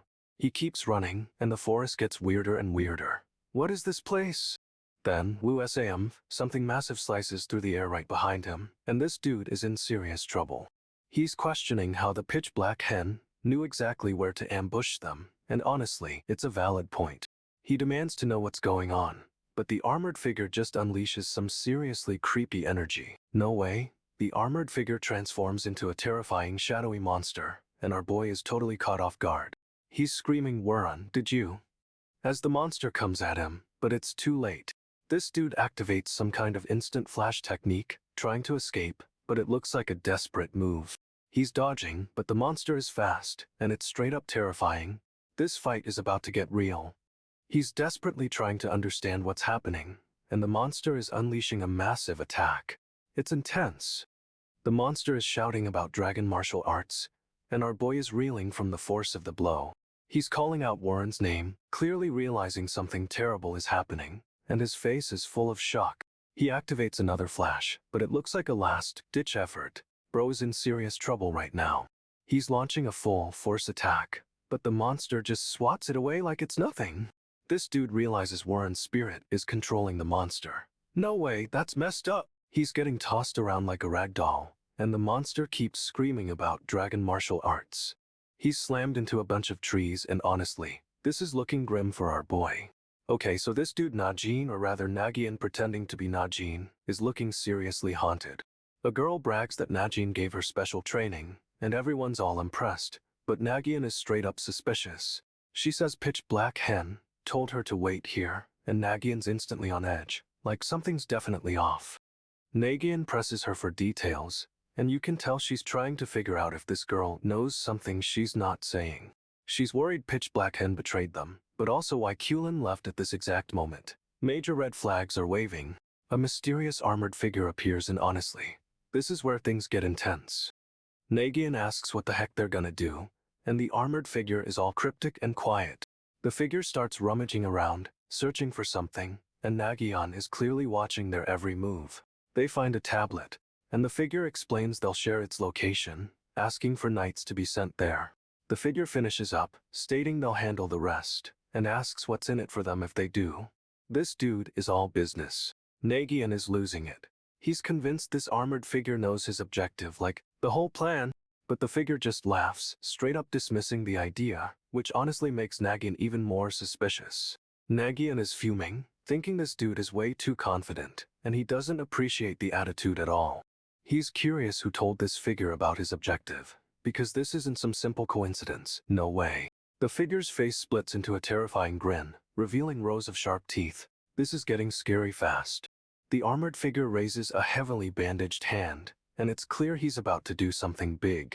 He starts to raise the land itself, like the ground is literally lifting up with his power. We get a close-up of the hand, and you can see cracks forming in the earth as it rises. This is intense. The figure is reshaping the land, and it's a massive undertaking, but he's doing it with ease. Nagyunn is shocked, realizing this figure has power beyond anything he's ever seen. Things are about to change. The figure swings his sword, and Nagyunn realizes he shouted too soon. The skull is dodging the attack. Nagyunn is sent flying, straight through the air, and it looks painful, honestly. He's tumbling, and the figure follows up with another swing, yelling dragon martial arts slaying dragon. Nagyunn tries to brace for impact, but the sword comes down, and there's a huge splut sound. Yikes. The figure slides forward, sword leaving a glowing trail, and Nagyunn is definitely down for the count. Nagyunn, still reeling, says he should have cut the figure down, but then admits he miscalculated. The figure lands with a WHUMP and starts reshaping the land again, creating more barriers. He's using instant flash to move at impossible speeds, and it's disorienting even for us watching. The figure unleashes another massive swing, and the trees are getting shredded. This is a whole new level of power. Seriously, the force of that swing is creating a shockwave, and it's tearing up the entire forest. The figure asks who it is, and Nagyunn is immediately like, oh no. A skull comes flying at our boy, and he's straight up anticipating getting hit. Nagyunn thinks it's because he doesn't have a weapon, but then realizes he actually does. He tries to draw his sword, but it's too late. The skull is already there? Nagyunn swings, deflecting the skull, and it's a close call, honestly. The figure is moving so fast, it's just a blur, and Nagyunn is struggling to keep up. Another swing comes down, and Nagyunn's barely dodging. This dude is relentless? He's trying to get away, but the figure is right on his tail, making it impossible. Nagyunn realizes the figure isn't after him. The skull is the target, but the skull has glowing red eyes, and it's definitely not happy about being attacked. The figure starts relentlessly attacking the skull with his spear, tapping it over and over. It's kinda weird. Nagyunn realizes this isn't a battle against him, but a desperate attempt to contain the skull. The figure squeezes the skull with his spear, and it's clearly in pain, but still fighting back. He's trying to hold it down, but the skull is powerful, and the force is sending shockwaves everywhere. The figure shouts for someone named Wild Dog to come. It sounds urgent, like things are about to go south. Someone else is approaching at lightning speed, and Nagyunn is totally confused by what's happening. Nagyunn is getting blasted by the force of the figure's attack, and it's sending him flying. The figure yells in a highlight dragon and unleashes a massive burst of energy. No way. Everything goes white, and it looks like Nagyunn is getting completely overwhelmed by the attack. But then, instantly, Nagyunn vanishes, straight up teleported out of there. The ground starts shaking violently. It's like an earthquake is happening right now. This dude is confused, asking what's going on, but the figure ignores him completely. The figure unleashes another massive blast, and everything goes black and glitchy. No way! Nagyunn vanishes in a flash, but the figure isn't celebrating. He's clearly not impressed. The figure straight up says everything Nagyunn said is nonsense, and he lacks credibility. Ouch. But more importantly, he declares they can't delay any longer. Things are about to pop off. He thinks talking more is a waste of time, and the real problem is whether this character is a threat. We cut back to the confused silver-haired guy, looking totally lost and vulnerable. Another figure arrives, and Nagyunn's getting sandwiched between them. This is getting intense. The new arrival says how unfortunate, and honestly, that feels like a huge understatement. The dark-haired knight is straight up questioning if they're just letting this silver-haired guy walk away, because he wants to hear more about dragons. He wonders if this dude could actually do anything, but then admits they haven't seen any evidence of a threat yet. So, because he's a knight with honor, he declares they can attack first, even if he was dangerous, which seems unlikely. But the silver-haired guy interrupts, asking how they know all this, and honestly, that's a fair point. Okay, so everyone thinks Pitch Black Hen might be faking his willingness to join the mission, but our boy is convinced it's a trap. He's saying the proposal itself was designed to lure Pitch Black Hen in. It plays right into his personality. But someone else thinks Pitch Black Hen will go anyway, even if he doesn't accept the proposal, because he's just that unpredictable. This dude straight up has no concept of camaraderie, except when it comes to Kulin. That's the only person he trusts. Suddenly, DU sounds start echoing, and something huge crashes into the battlefield. Ambush incoming. It's the monster they warned them about, and it looks terrifying.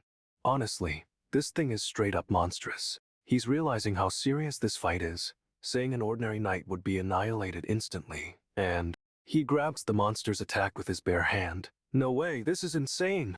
However, he's not worried, because he's not an ordinary knight, and this dude is about to show everyone what he's made of. He declares, "I'm now," setting up a massive power move, because know he's about to unleash something epic.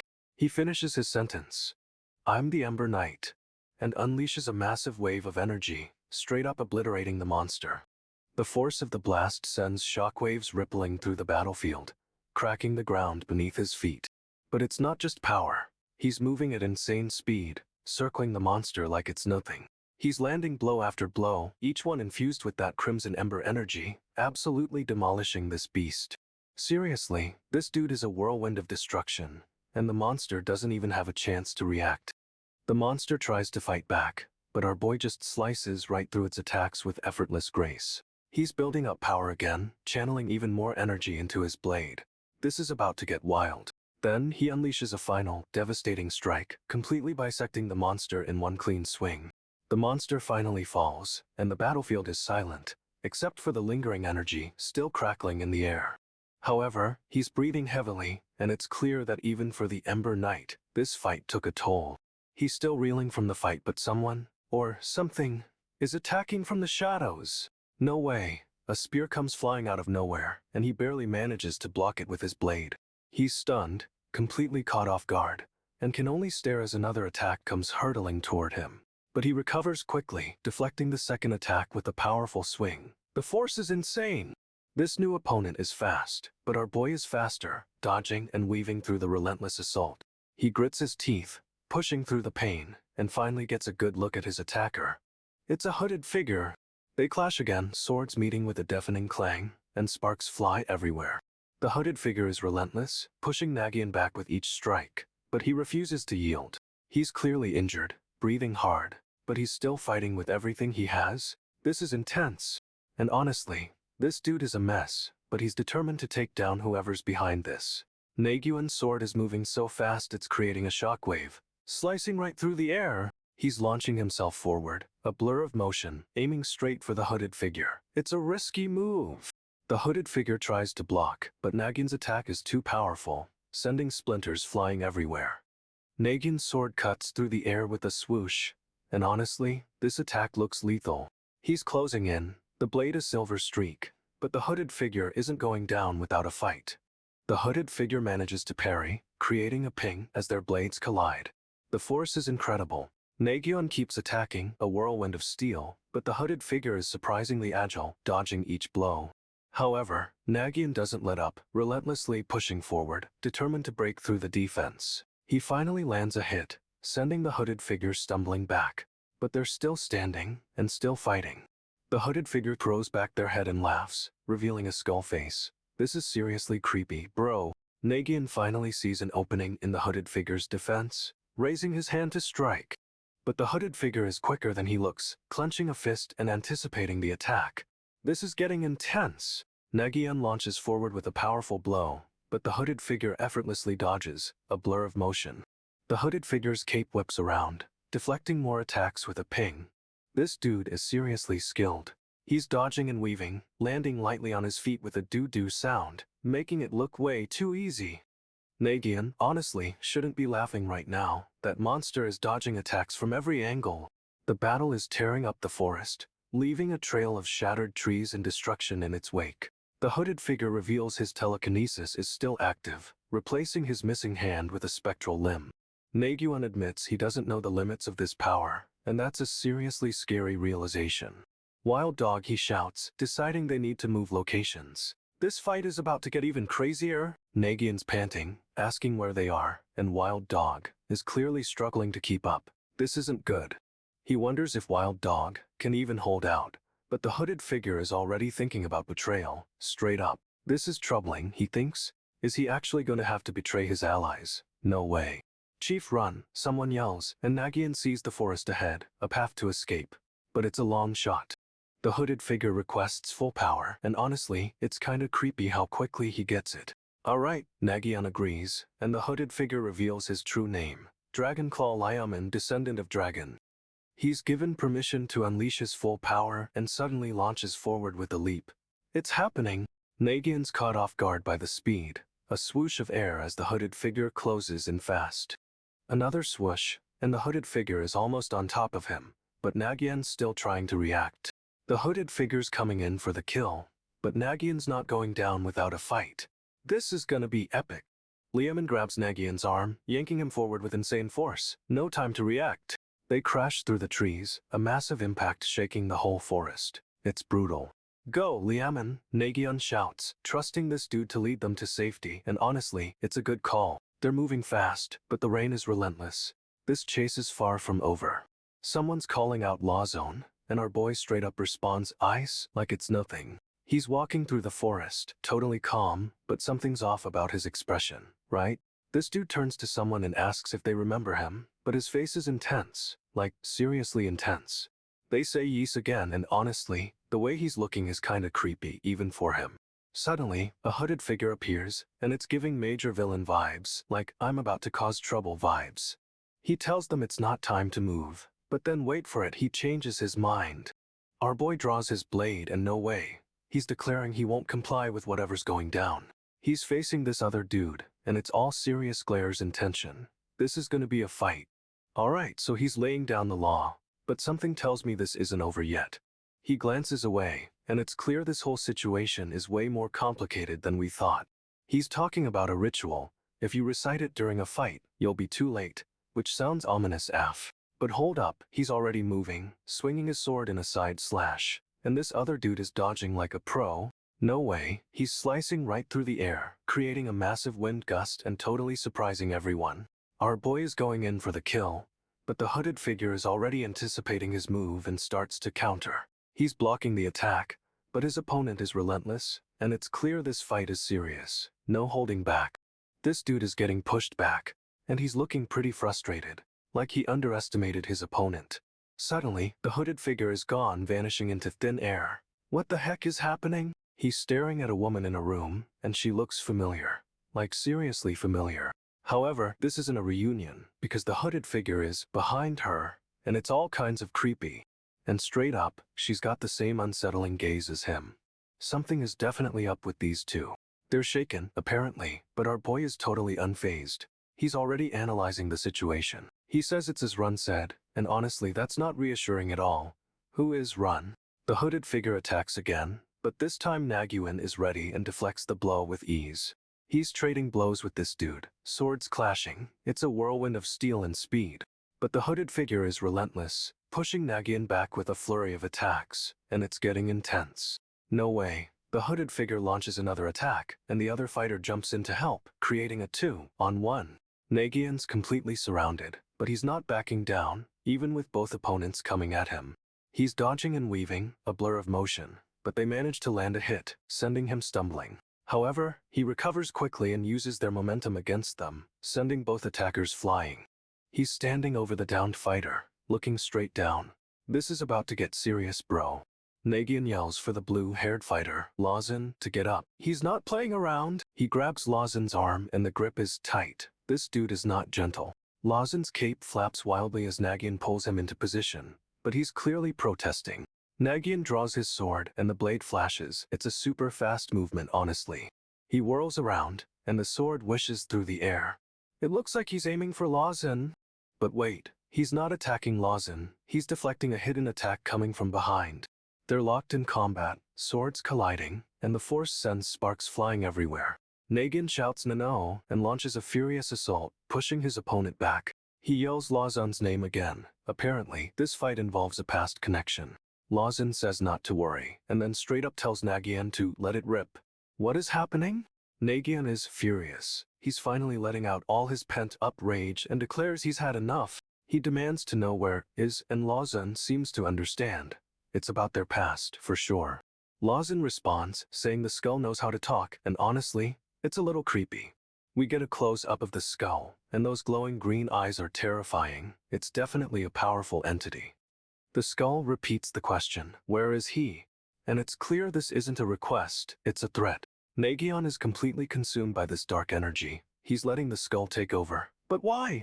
But wait, Nagyunn fights back, struggling against the skull's influence. This is intense. He's resisting. He manages to regain control for a split second, but the skull is relentless, pushing back with everything it has. Nagyunn is losing the battle, his face contorting in pain, and the skull's power is overwhelming him. The skull fully takes over, and Nagyunn's expression turns completely blank. No way, this is a full possession. Okay, so the skull is demanding the spiky-haired dude. Apparently, he's the one who messed up Nagyunn's arm. Najin confirms this dude is a total rogue and Nagyunn is livid. He wants answers and revenge, stat. Nagyunn asks why Najin needs him, and the skull straight up reveals this guy did this to his arm. The skull orders Najin to bring this dude to him immediately, threatening to let him live if he complies. Najin reveals the guy went to their country, and the spiky-haired dude looks shook. This is getting personal. But wait, Najin actually likes how Nagyunn thinks. He wants him to keep insulting the guy, which is odd. Nagyunn asks what they're gonna do when they meet him, and the skull jumps in with a terrifying plan. First, the skull's gonna cut off the guy's left arm. No mercy! Then the right arm, legs, and finally the head. Najin thinks it's a little difficult, but honestly, this dude is asking for it. The skull says he'll repay the favor, and announces he's going to cut off the guy's left arm. This is getting brutal. Whoa, a mysterious figure in black descends, sword drawn. It's a straight-up ambush. Wild Dog yells he stalled for time, and asks if Nagyunn has regained some strength. Our boy's beat up, but holding on. We get a good look at the spiky-haired dude, looking all brooding and injured against a colorful backdrop. Nagyunn's skull is still calling the shots, demanding Najin bring this guy to him immediately. This is escalating quickly. This dude, the commander, is planning a super special task force for some kind of secret mission. Sounds intense. He's assembling a team of seriously powerful knights, and honestly, it looks like a whole mood. They've got all these top-tier knights lined up, but the commander thinks they're too strong, which is a weird problem to have. He's worried they'll just brute force everything with their power instead of actually working together, which is fair. Another knight chimes in, thinking maybe it's not strength, but their personalities causing the issues deep. But then, our boy Nagyunn, the apprentice knight, gets added to the team. Everyone's kinda side, eyeing the decision. Nagyunn's all hyped to work with these powerhouses, but everyone's got concerns about an apprentice on this mission. However, it turns out adding Nagyunn was a stroke of genius. No way! It actually works. Because he's the weakest link, the other knights suddenly start being cautious and actually coordinating. Smart move! So, the apprentice knight was the missing piece? They're finally a cohesive team and ready to roll. Okay, so things take a turn. They're talking about Tammin, a guy who helped them out before. Apparently, Tammin was captured while helping them, and now he's locked up somewhere. But here's the kicker, they're saying they wouldn't have even Edge made it without Tammann's help. The commander asks if they figured out where Tammann is being held, and they confirm he's still alive. Phew. Now everyone's laser focused on rescuing him, and honestly, it's a good look. One of the knights is still reeling from a past incident, straight up flinching at the talk of rescue. This dude is trying to blame everyone but himself for what happened to Tammann. Major denial. But everyone shuts that down immediately, saying no one blamed him in the first place, which is savage. They double down that Tammann saved Autumn, so now they gotta return the favor, no question. And just like that, the mission is set to rescue Tammann. This is about to be epic. Okay, so the skull is throwing everything he's got at our boy, and it's straight up devastating. But Nagyunn doesn't even flinch. He's analyzing the skull's power, trying to find a weakness. He realizes the skull's telekinesis is the key, and wonders if he can overload it. Smart thinking? Nagyunn starts moving, and the wind is howling around him. This dude is serious. He's thinking they have a chance, but need to focus on what they're good at. And it's about time. Wild Dog is yelling to strike the severed arm, and Nagyunn figures out the skull's left side is vulnerable once the telekinesis is gone. They're laying out the plan. Take out that arm, exploit the weakness. It's actually a solid strategy. And just like that, they have a vulnerability to exploit. So now it's game on. Wild Dog is fired up, and honestly, he's probably the hype man this team needs right now. Nagyunn is all business. This dude is about to put the skull down, and it's gonna be epic. Nagyunn's blasting towards the skull, straight up a blur, and the skull's getting wrecked. But the skull isn't going down easy. He's reading Nagyunn's intent, furrowing his brow like he's got a plan. He yells Annihilate Dragon, and unleashes this insane black energy. It's like liquid shadow. The energy siracasts across the landscape, and Nagyunn's bracing for impact, but the attack is off. Nagyunn realizes the skull purposefully missed, and honestly it's kinda creepy. What's the play here? The skull's still moving, and Nagyunn's dodging these black blades that are faster than anything we've seen. Nagyunn swings his sword, and there's a spish. He's deflecting the attacks but barely. He's taking a beating, but he's managing to stay in the fight, protecting those kids. Our boy is a hero. However, the skull is getting closer, and Nagyunn's starting to get overwhelmed. This is getting intense. Nagyunn's bracing, preparing for another attack, but he's injured and exhausted. No way this can last forever. Nagyunn swings, it's a full power attack, but the skull blocks with his bare hand, and the force is insane. The impact sends shockwaves everywhere, and honestly, the ground is cracking under the pressure. Everyone's stunned. How is the skull blocking these attacks? It's not normal strength. We get a close-up of Nagyunn's face, and bro is piss-eed. He's not backing down, not even a little. The skull's eyes glow red, and he's moving again. Another burst of black energy is coming. He shouts instant flash, and disappears in a purple haze. Nagyunn has no idea where he is. Nagyunn leaps, trying to predict the attack, but the skull reappears behind him. It's too fast. The skull slashes, and the ground splits. This dude is tearing the landscape apart with a cymbal swing. Nagyunn barely dodges, but the attack still hits. The cliffside is crumbling around them. Another massive crack splits the earth, and it's clear. This fight is taking a toll on everything. Nagyunn's pushing through the pain, yelling at Wild Dog to make his move. It's now or never! Wild Dog charges forward, sword raised, but the skull is already a blur. He's moving impossibly fast. The skull cuts through the air, and Wild Dog barely reacts. He's relying on Nagyunn's timing, but it's risky. Nagyunn intercepts, swinging his blade, but the skull's defense is perfect. He's deflecting every attack. They're exchanging blows at insane speed, creating a whirlwind of energy. This is a clash of titans. The skull pants, clearly straining, but he's still standing. And he's starting to mutter about dragon martial arts. He's rambling about the profundity of royal ire. Whatever that is, it sounds dangerous. The skull unleashes a massive burst of energy, and it's overwhelming. Nagyunn's getting blasted back. Nagyunn sent flying, crashing through debris, but he's still clinging to consciousness. Our boy is tough. The skull stands alone, a dark silhouette against the white, and honestly, he looks terrifying. Nagyunn's channeling everything, and these shards of energy are swirling around him. It's intense. He's unleashing a torrent of power, but the skull is already moving, dodging the attacks with ease. The skull's focusing, a weird, pulsing energy building up in his chest. Something's about to pop off. But wait, he's not attacking, he's absorbing all the energy Nagyunn threw at him. No way! Okay, so this dude, the Emperor, is straight up furious. He thinks Nagyunn is betraying him after giving him power. But then another guy, a commander, explodes at Nagyunn, yelling about how dare he defy the Emperor.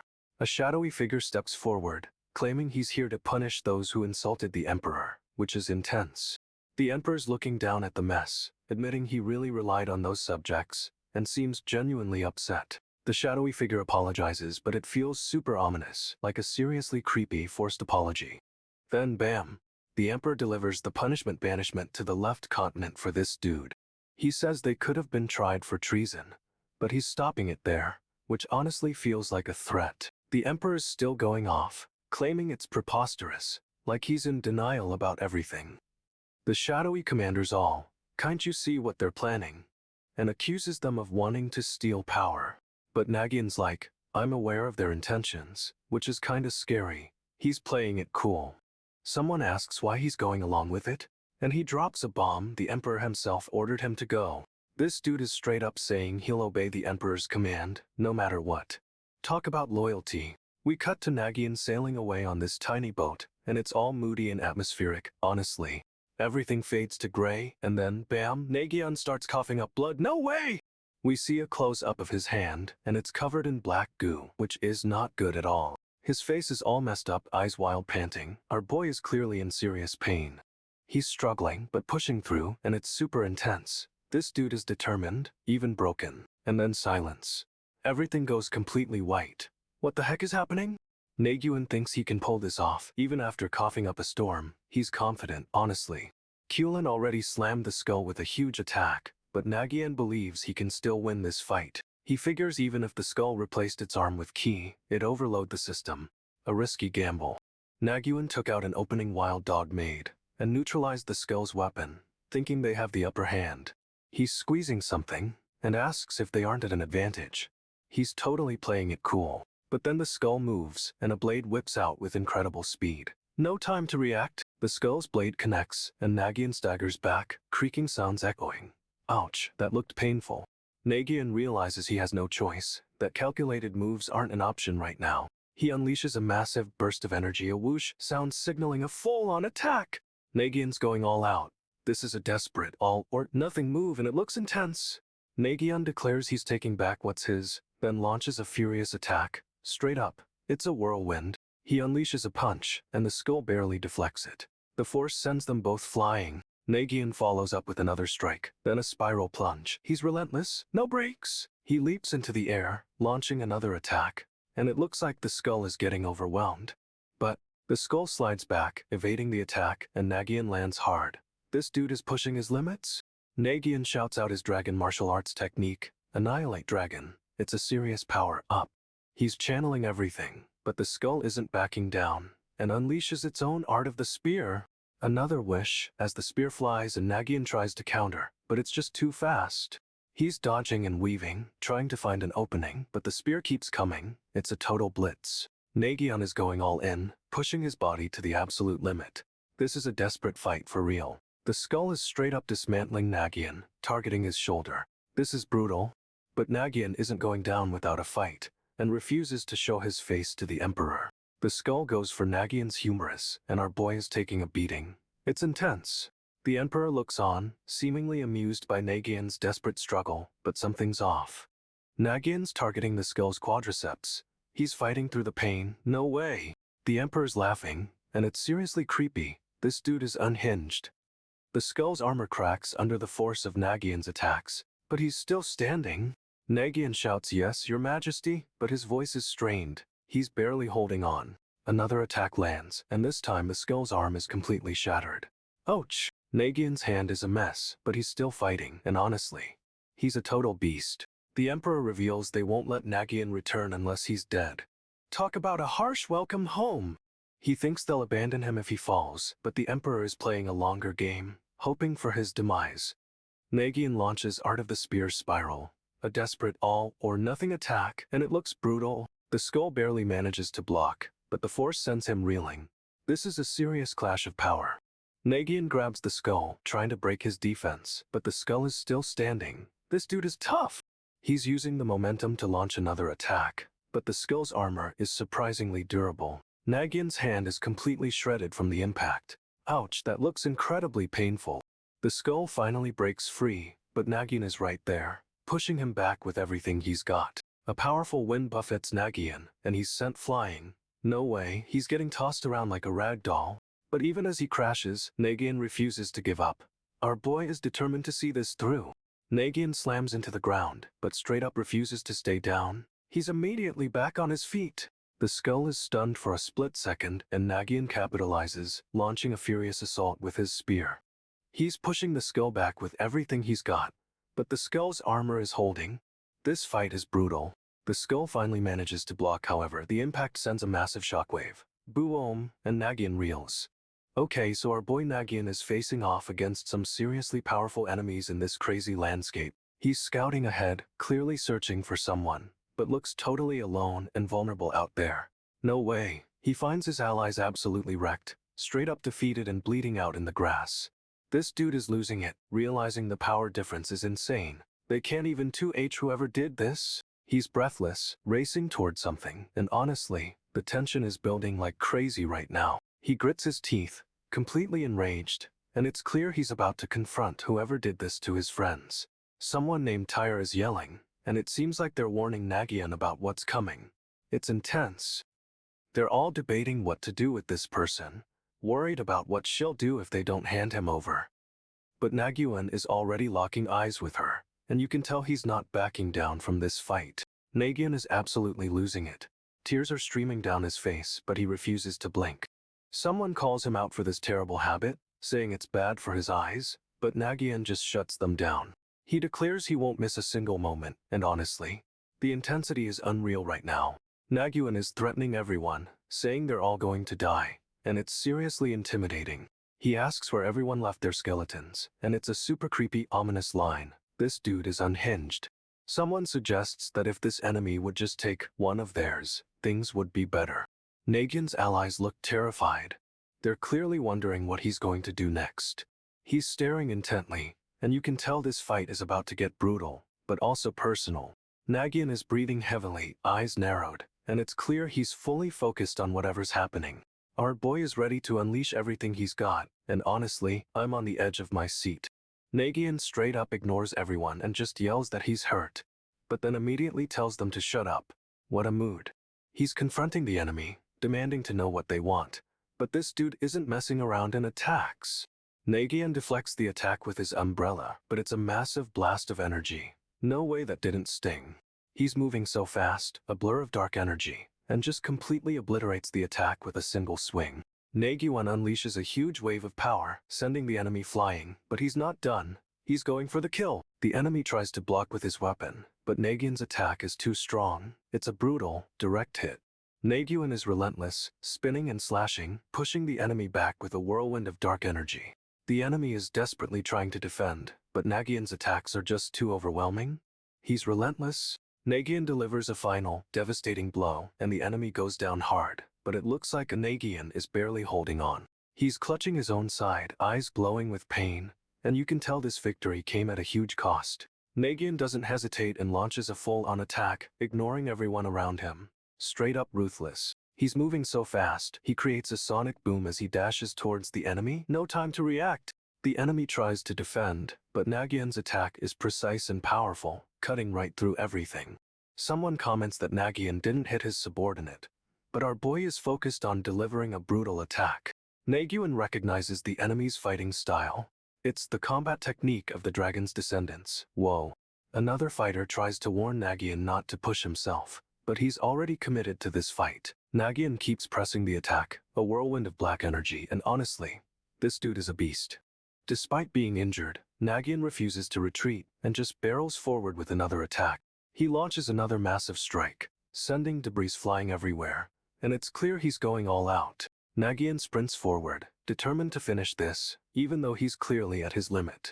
Someone asks Nagyunn how the sparring match with the knight went, and he admits the knight's power was unreal. He says facing a knight one-on-one will be seriously tough, and you can see the weight of that realization on his face. But before anyone can react, a group of knights suddenly appears charging right at them. Talk about bad timing. Nagyunn immediately moves to shield his allies, launching himself forward to intercept the knight's attack. He deflects one night strike, but another manages to land a blow, slicing across his arm. Ouch! Nagyunn grits his teeth, ignoring the pain, and pushes back with a counterattack, his blade flashing like lightning. He takes out one knight, but more keep coming, and it's a full-on chaotic brawl. This is intense. Despite being outnumbered and injured, Nagyunn fights with incredible speed and precision, taking down knight after knight. However, a mysterious figure watches from above, sending a black bird soaring into the sky. Who is that? Nagyunn clears the area, but he's exhausted and wounded, and a sense of foreboding hangs in the air. Okay, so this dude is totally spacing out, staring at a flower pot. Weird flex, but okay. He's rambling about pure white elephant being the strongest knight ever, and honestly, it's a lot to take in. Then he drops a bomb. Apparently, Hippo and Crimson defeated a demon knight 500 years ago, no big deal. He asks if anyone's curious who would win in a fight, and straight up, this guy is obsessed with power rankings. Nagyunn thinks Elephant can take on several knights, but Hippo is on another level. But why does he even care? Our boy finally snaps, saying he's bored and Kulin isn't showing up, and it's kinda relatable, TB. He admits every day is torture because he's gotta keep making excuses, and it's a surprisingly vulnerable moment. This other dude's like, isn't this scrutiny what you get when you aim to be the strongest? Ouch, burn. He says they have the same goal, but then he stops himself. What's going on with this guy? He's clearly holding something back, and Nagyunn is side-eyeing him hard. This is getting interesting. Nagyunn lays down a serious truth bomb. Hippo isn't just a knight, Shiv is the knights themselves. He argues if you fight Hippo, you gain nothing, only hostility, and honestly, that's a valid point. Nagyunn straight up says even if you win against Hippo, it still feels like a loss, which explains why Elephant avoided a showdown. Someone finally gets it, exclaiming they never thought of Hippo that way, and Nagyunn's like, you finally catching on. Okay, so this dude General Najin is straight up radiating power and mystery. Our boy's got a whole vibe. He's got this intense stare down, like he's sizing everyone up, and honestly, it's kinda intimidating. This older guy asks for a private word with Najin, and it's clear he's suspicious of something happening. Najin just nods, which is so cold, and we immediately know something's about to go down. No way. The old man tries to tell Najin something, but Najin shuts him down immediately, like, not now, old man. Najin is staring intensely, eyes glowing red, and it's clear he's about to take action. This is getting good. He's thinking he should strike now, and honestly, you can see the killer intent behind those eyes. Yikes. But the title card drops, and we get a glimpse of the Ember Knight, and everything's about to explode. Najin is clearly a force to be reckoned with, and the older man is about to find out just how much. This dude is about to make a move, and I'm betting it's not a friendly one. Prepare for chaos. Najin is thinking back to the skull falling, wondering if the other guy was trying to get a read on him. It's a total mind game. He's still pondering what the other guy wanted, but then he sees someone else, Najin's caretaker, and immediately goes to check on him. Najin's hand shoots out and grabs the caretaker, and the poor guy is totally shocked. Talk about a surprise attack. This dude is straight up nomming on the caretaker's hand, and it's both terrifying and confusing, honestly. Najin asks if the caretaker wants a rice cake, but demands he open wide, which is a super creepy request. The caretaker refuses the rice cake, asking where Najin Evans got the money. Good question, honestly. Najin casually explains he bought the rice cakes, and offers another one, but the caretaker is clearly freaked out. He's trying to feed the caretaker rice cakes, and bro looks genuinely horrified. This is getting wild. Najin shoves a rice cake into the caretaker's mouth, and the guy's eyes bulge. No way, that's intense. Najin says I see, and the caretaker is left speechless, completely bewildered by this whole situation. Najin is spilling the tea.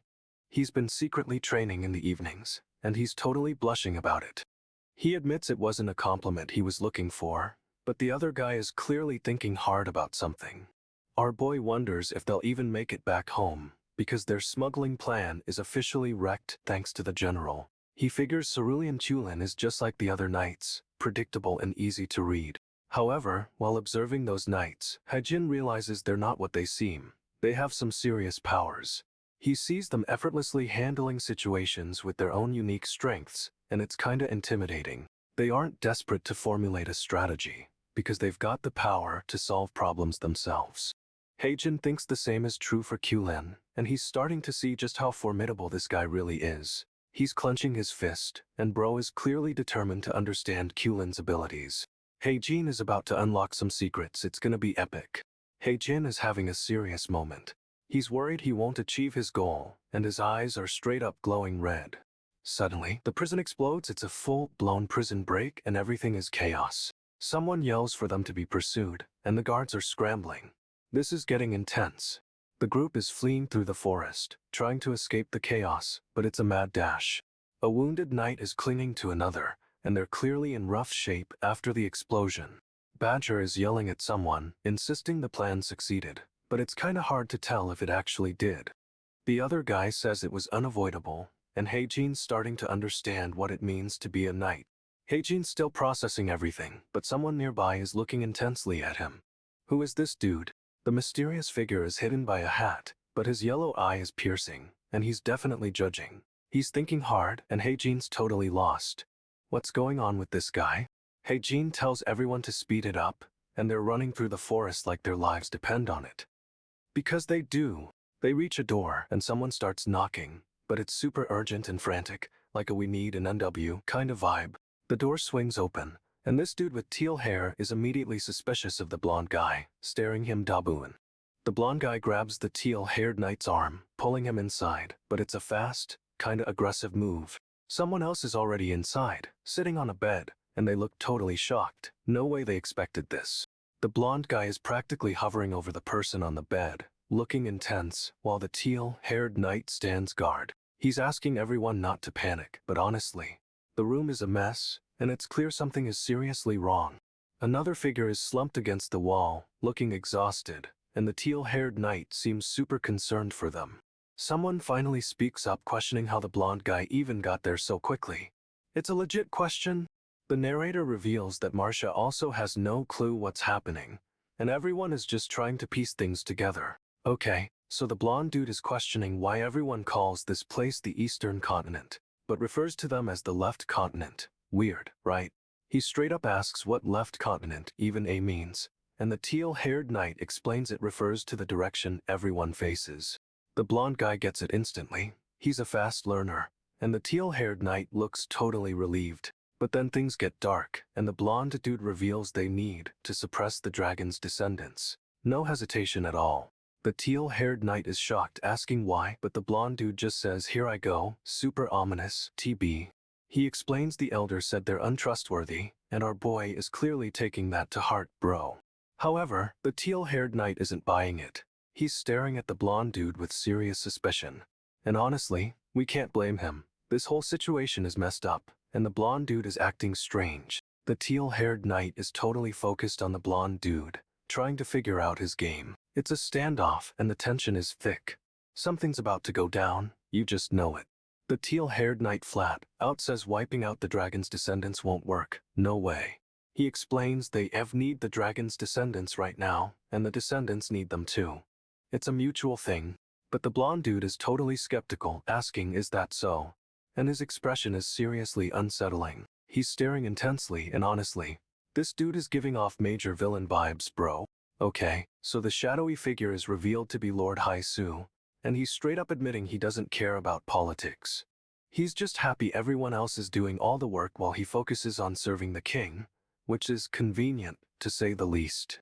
Hai-Su says they're all more reliable than he expected, and honestly, it feels like a backhanded compliment.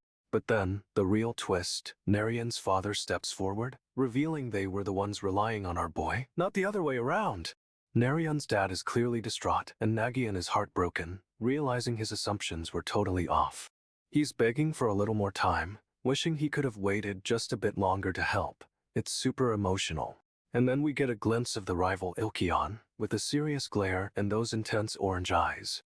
Ilcheon's looking right at Nagyunn, and you can practically feel the tension building with that intense glance. Finally, a close-up of Ilcheon, and his eye is completely hard. No way, this dude is seriously dangerous. This episode ends with Ilcheon's menacing stare, and it's clear things are about to go down, like, really down. Nagyunn is spiraling, questioning who he, even as his Ilcheon keeps pressing, and it's stressing him out. Ilcheon crouches down, getting right in Nagyunn's face and demanding to know who he thinks he is. Nagyunn shouts, "Marcia?" Wait, what? As Ilcheon's intensity just amps up her anxiety. Marcia's instincts kick in, and she's trying to figure out how to deal with this threat, like a true animal. But Ilcheon grabs her hand and it cracks. No way, this is getting brutal. Ilcheon's eyes are glowing, and he realizes Nagyunn is inflicting pain on others like he used to. Narration and Ilcheon are both shocked, and he's starting to realize what's going on. Ilcheon whips his hand away, demanding to know if Marcia is alright and telling her to stand by. Everyone is confused. What was that? A narration? And honestly, things are moving too fast. Ilcheon straight up realizing Nagyunn is using Marcia's abilities, and this dude is not happy about it. Ilcheon's eyes lock onto Nagyunn, and he's questioning why this guy is so strong. It's a total power move. Ilcheon realizes that others don't even know real dragons exist, but Nagyunn isn't some fake, and he's getting serious. He remembers being fooled by someone before, and it led to him being unable to eat normal food or leave. Talk about a rough past? Ilcheon demands to know how Nagyunn can take things this far, and our boy looks genuinely shocked by the question. Nagyunn vows to stand by Ilcheon, promising to be there for him no matter what. A true knight's oath. Ilcheon admits when he looked inside Nagyunn, he felt like he could be freed, but now he's wondering if Nagyunn is deceiving everyone. Ilcheon and Narration stare at each other, and Ilcheon is starting to understand that Nagyunn is using Marcia's powers. Ilcheon's eyes meet Nagyunn's, and the tension is insane. This is a showdown waiting to happen. Ilcheon's totally floored, realizing Nagyunn is a real dragon, and honestly, this is a game changer. But Ilcheon is also wondering why this dude had to go and copy him, and he's not thrilled about it at all. Nagyunn offers to show Ilcheon what he's capable of, and Ilcheon's about to get a serious demonstration. No way, Nagyunn straight up destroys the door with a swing of his hand, and the force is insane. Ilcheon is stunned, tears welling up, but he's clearly seeing something more than just brute strength here. He's getting a glimpse of the power within Nagyunn, and it's freaking him out. Wait, what is he seeing? Suddenly, someone's approaching the mansion. Ilcheon's sensing their arrival, and it's got him on edge. A shadowy figure creeps into view, and another one's right behind them, looking super suspicious. Ilcheon's getting a bad feeling about these newcomers, and honestly, so are we. This isn't good. But then the lead figure turns, and Ilcheon's eyes widen. He recognizes this dude, and it's a shocker. Ilcheon's reeling, realizing this guy is someone from his past, and things are about to get messy. This dude's got a menacing grin and glowing eyes, and honestly, he looks like trouble. Nagyunn's questioning Ilcheon, but this dude just stares back, refusing to answer. Super sus. Ilcheon tells Nagyunn he'll hear his answer later, then turns away, clearly hiding something. Ilcheon's talking to someone else now, and Nagyunn's immediately suspicious. What's going on? Nagyunn overhears Ilcheon ask if he's put him in a difficult position, and he's starting to piece things together. He's wondering why Ilcheon didn't deny the question, and it's hitting Nagyunn hard. This is a setup. Nagyunn realizes Ilcheon is plotting something, and honestly, this is a total betrayal. Nagyunn wipes at a nosebleed, his face inches from Ilcheon's, and the tension is thick. Ilcheon's face is all cold and distant, and Nagyunn's starting to feel like his punch wasn't as strong as he thought. Ilcheon finally speaks, just saying Najin, and it's a gut punch. What does he know? Ilcheon's eyes glow red, and it's clear our boy is dealing with something way bigger than he imagined. Nagyunn straight up trusts Ilcheon, but Ilcheon asks who he trusts. A total power move. Ilcheon's all shadowy and intense, and Nagyunn asks what about him? Like, does Ilcheon even care? Ilcheon just doesn't answer, and Nagyunn's getting seriously worried. This is not good. Nagyunn says he might feel the same way as Ilcheon, but Ilcheon's like, will it be alright? So cryptic? Ilcheon's eyes are glowing yellow, and he looks genuinely scared. What's happening to this dude? Ilcheon's face is hidden in shadow, but you can see he's hiding something major. No way. Suddenly, a huge gust of wind whips through, and Ilcheon's getting blown away. Ilcheon's falling, and Nagyunn's trying to grab him. This is a chaotic rescue attempt? Nagyunn leaps after Ilcheon, but something's definitely off with this wind. It's too strong. Our boy's falling too, and honestly, it looks like someone, or something, is pushing them both. Nagyunn's face is a mess, but he's still trying to save Ilcheon. This dude is dedicated. But Ilcheon's being dragged away by the wind, and shadowy figures are appearing all around them. Nagyunn dives after Ilcheon, and it's a straight-up freefall with enemies closing in. Talk about intense. Ilcheon blurts out that they have something the knights want, and honestly, that's a huge reveal. Someone's checking on Najin, asking if he's okay after a fight, but it's bad, like seriously bad. No way. They discover a massive hole in his stomach, and things are looking grim for our boy.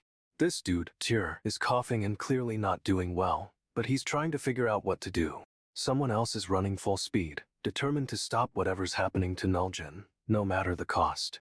Nagyunn's down, and it looks like someone's running right over him. Talk about a rough situation.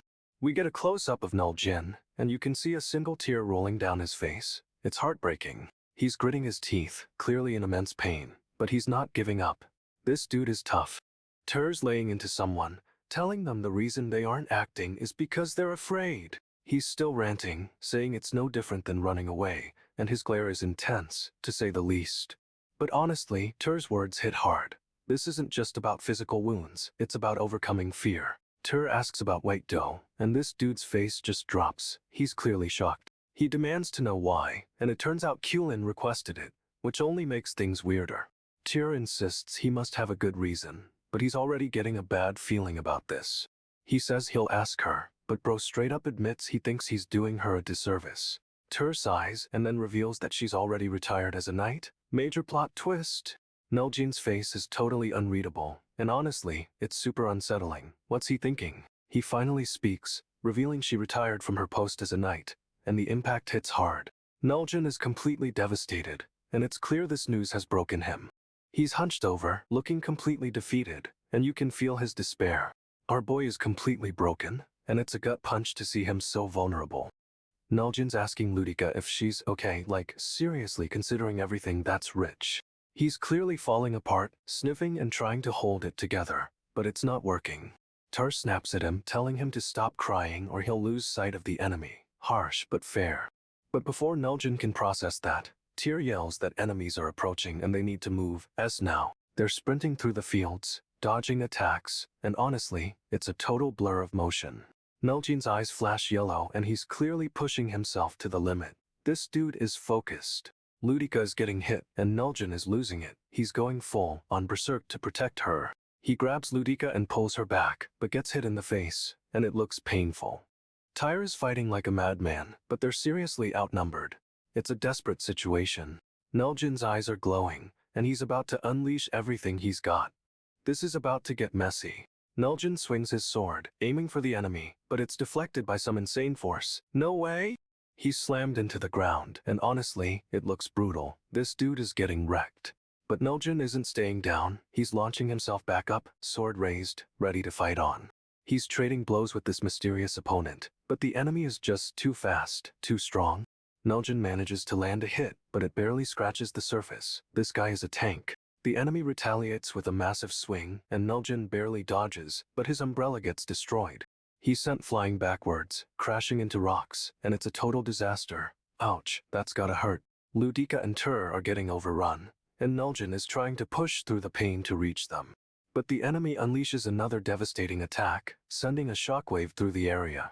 Everything goes white, and it looks like Nagyunn's about to get completely obliterated. What is happening? Nagyunn's launching himself at the enemy, a full-on aerial assault, and it looks like he's aiming for a critical hit. But the enemy sidesteps and straight-up slices at Nagyunn. Talk about a counterattack. Nagyunn's reeling, a gash across his face, and the enemy isn't letting up. He's going in for another strike. He manages to deflect the blow, but it's a messy block, and Nagyunn gets sent tumbling. Ouch, that looked rough. Nagyunn's down, but he's not out. He's trying to regain his footing, preparing to fight back. But this enemy is relentless. The enemy unleashes another wave of attacks, and Nagyunn barely dodges, narrowly avoiding getting sliced to pieces. He tries to create distance, leaping back, but the enemy is right on his tail, closing the gap with impossible speed. Nagyunn's fighting like a cornered animal, but the enemy's power is just overwhelming. It's a total mismatch. However, Nagyunn manages to land a hit, a desperate lunge, but it barely seems to register with his opponent. The enemy retaliates with a brutal uppercut, sending Nagyunn flying upwards. Our boy is in serious trouble right now. Nagyunn's completely overwhelmed, getting sliced to ribbons. This fight is brutal, no way. He's dodging and weaving, but the enemy's attacks are relentless, each strike faster than the last. Nagyunn lands a blow, but it barely phases the enemy. This dude is seriously powerful. He's panting, exhausted, realizing he might have arrived too late to help. The pressure is immense. The enemy is down, seemingly defeated, but Nagyunn's worried. She's clearly struggling badly. She lets out a scream, and Nagyunn rushes to her side, desperately trying to reach her. But the enemy isn't finished. He's launching another attack, aiming right for her. Nagyunn throws himself in front of her, taking the hit. Our boy is a straight-up hero. He's shielding her, but the force of the blow sends them both crashing. This is bad, really bad. Nagyunn's down protecting her, but the enemy is still standing, and honestly, this dude is terrifying. This dude is getting a serious pep talk. Apparently, he has one bad habit to fix. He's remembering a ratings match, and it sounds like he gave up too easily back then. But the message is intense. He didn't lose because he had no chance. He lost because he quit. Now he just needs to take one step, seriously, one step, and things might turn around for our boy. Okay, so our boy is holding this weird, glowing red crystal. It's called a Gyasari, apparently. This dude, White Doe, is freaking out because they can't figure out what this thing even is. The crystal starts pulsing, and White Doe feels something, but they're still clueless about its power. No way, the crystal bore out into White Doe's body, straight up fusing with him. He's visibly suffering, gulping and looking horrified as whatever's inside starts to take hold. Another character, this magenta-haired guy, is losing it watching White Doe go through this. They realize the Gyasari isn't just Davin White Doe, but actively draining his life force. Rough. It's speculated that the core of this thing is way up high in the sky, which is ominous, to say the least. White Doe is starting to look really bad, with a trickle of something running down his face. It's intense. But here's the kicker, they finally understand the Gyasari is nestling inside White Doe, constantly gnawing away at his life. White Doe tries to activate whatever's inside, and bam! Artillery fire rains down from the sky, totally out of nowhere? The artillery isn't aimed at the sky though. It's straight for White Doe, who's dodging like a pro. Thankfully, she's avoiding all the blasts, but she's clearly struggling. A trickle of blood runs down her face. But she can only evade the attacks for so long, and the landscape is getting wrecked around them. Another character, this magenta-haired dude, is shivering and looks seriously concerned for White Doe. Suddenly, a shadowy figure appears, and he's not happy. He shouts hell at White Doe. He reaches out to stop White Doe, but she's moving too fast, and honestly, this dude looks about to get wrecked. White Doe ignores him, pushing forward through the destroyed forest, determined to keep going. Everything is becoming distorted around her, like reality itself is breaking down. It's a total visual mess, but White Doe is still standing, pushing through the chaos. She's a powerhouse. This dude, the Ember Knight, is straight up lecturing White Doe about catching on quickly. It's kinda condescending. He suggests calling the power White Doe, but then immediately pivots to Ore, and we see him glance at someone. It's a flashback to a mysterious, silver-haired man smirking. He's giving off major villain vibes. The silver-haired dude wipes his face, looking all distraught, but then straight up says he won't lose a war of nerves. He declares he's fine with seeing things through. Talk about a suspicious statement, bro. We get a close-up of his eye and it's seriously messed up, like glowing and ringed with teeth. No way. The Ember Knight is still trying to figure out what's happening, but White Doe is clearly in trouble. But the silver-haired dude isn't backing down. He's embracing the chaos and pushing forward. However, he's looking completely unhinged, like the power is taking over, and honestly, it's terrifying. The title card flashes, the Ember Knight, and then, cliffhanger, the story continues. The Ember Knight is losing it, realizing White Doe's power is literally consuming her. It's eating away at her body.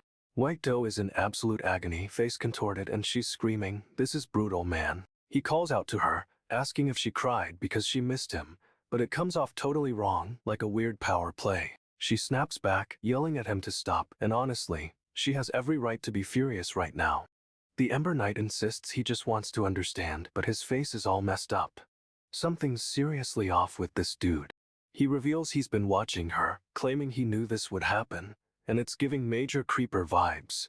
But then he drops a bomb.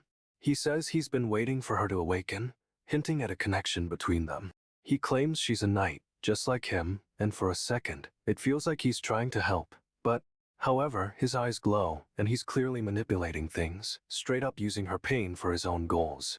He says, "Knights," and it's ominous as heck. This dude is connected to the other knights, no doubt.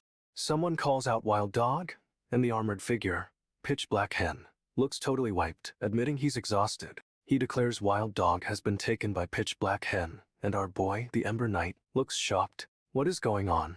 The Ember Knight finds the unconscious body of the Wild Dog, and he's breathing heavily, clearly having fought hard. He spots White Doe and another girl, and they're both staring intensely at something off-panel. It's building suspense. White Doe confronts Pitch Black Hen, and for a second, it seems like she's defending him, saying it's a misunderstanding. But then she pivots. She's actually saying Najin is weaker than she is, and she's not afraid to admit it. Najin, remember, this dude is pretending to be his dead brother, is getting seriously roasted, and his expression is unreadable. He's straight up denying her claims, but his eyes are glowing red. Something's definitely not right with our boy. Najin insists he's not the one, but his denial feels hollow and weak, like he's trying too hard to convince everyone. White Doe and the other girl are looking at him with suspicion. They're not buying it, and honestly, neither are we. The Ember Knight greets Woodian, and Woodian is immediately suspicious. Something's off with this apprentice knight. But then they get a frantic message: an accident happened, and they need to leave no due. Everyone's confused, but the girl with the blue hair insists it's because of Najin. Straight up blaming him. Najin denies it, but his face is twitching, and his eyes are glowing red. He's losing control. She accuses him of provoking the fight, but Najin insists a fight is never okay, no matter what. However, the girl with the blue hair isn't having it. She says even if someone deserves a beating, violence is wrong. And then, she straight up smacks Najin, leaving a huge handprint on his face. She demands to know if he understands, and the others nod in agreement. Yeah, they get it. They glance at each other, and the tension is palpable. But Taemin's expression is unreadable, bro. But something is definitely wrong with Taemin, because she's staring at Najin, and her eyes are glowing. Okay, so they just did a prison break. Borders are closing, and they need to bounce ASAP. The girl with blue hair wants to know the plan, but forcing an escape right now means trouble with the general. Apparently, this is their only option, and the guy with the weird hair is looking intense. Something's up with him.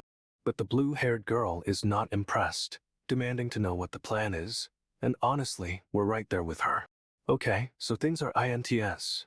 Nagyun's facing off against someone called Najin, but it's complicated. He's telling his crew he trusts them, which is a big deal considering everything that's happened, but they're asking about Najin. Then this other dude, a blonde with red eyes, straight up says he might trust them too. What is happening? But hold up, everything starts shaking, and it looks like a building is collapsing. Will anyone be alright?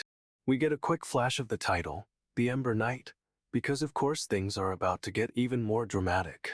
Someone is walking across this cracked, frozen ground. It's super ominous, and honestly, we're on edge. They tap their foot on the ice like it's nothing, and it's Rakas. This dude is not messing around. One of the guys is panicking, asking what happened to Najin, and honestly, same question bro, Sam QS Dione. We get a super close up of someone's eye, and they look shocked. Something's definitely up with this scene. And then we see the blonde again, looking down at someone, but it's cut off. Cliffhanger alert. No way this is over. Okay, so the guys recognize Nagyunn as the one who helped them before. It's a total throwback moment. But the blonde dude, this Najin imposter, just grins and asks if this is what Nagyunn's been up to. Someone shouts that they almost died, and is asking why Najin is suddenly acting like this. Mood, honestly. However, the blonde Najin is like, it's senseless, and says they'll meet again, which is super creepy. Nagyunn's crew thinks they owe him a favor, and are ready to repay the deed. They're loyal. We love to see it. The blonde Najin is all, should I have mercy on you? Then starts swinging a sword like might. He taps his foot on the ice, it cracks, and then, Sage, he attacks, and it's brutal. Someone is getting cut to pieces, and the blonde Najin is straight up enjoying it, which is terrifying. The ice is shattering, and it looks like the blonde Najin is unleashing some serious power. This is escalating fast. But Nagyunn is already facing him, ready to fight. Our boy isn't backing down, and we're here for it. The blonde dude asks if whatever happened doesn't apply to Nagyunn, and bro looks pissed, like, seriously furious. Nagyunn's crew is shocked, but he just stares down the blonde, eyes glowing red. This is getting intense. He's clutching his hand so tightly his knuckles are white, and then, he starts moving. Nagyunn leaps forward, cloaked in shadow, and the blonde is already reacting, dodging the attack. It's a blur. He clenches his fist, and the force of it is visible. This dude is packing some serious power, honestly. Nagyunn is back in the air, but the blonde is right behind him, also airborne. It's a straight-up aerial battle. The blonde's cloak whips around him, and he's looking down at Nagyunn with a chilling smirk. He's enjoying this. Nagyunn lands and the blonde follows, his gaze unwavering. This is a stare down for the ages. The blonde's hair is blowing in the wind, and he's got that "I'm better than you" look. So arrogant. But Nagyunn doesn't flinch, his blue eyes locked on the blonde, and he's ready to throw down. "Let's go!" The blonde is squeezing Nagyunn's hand, and it looks so painful. Seriously, this dude is relentless. Nagyunn grits his teeth, but then the blonde suddenly lets go. Wait, what's happening? Nagyunn stumbles back, clutching his hand, and starts questioning why the blonde is targeting him specifically.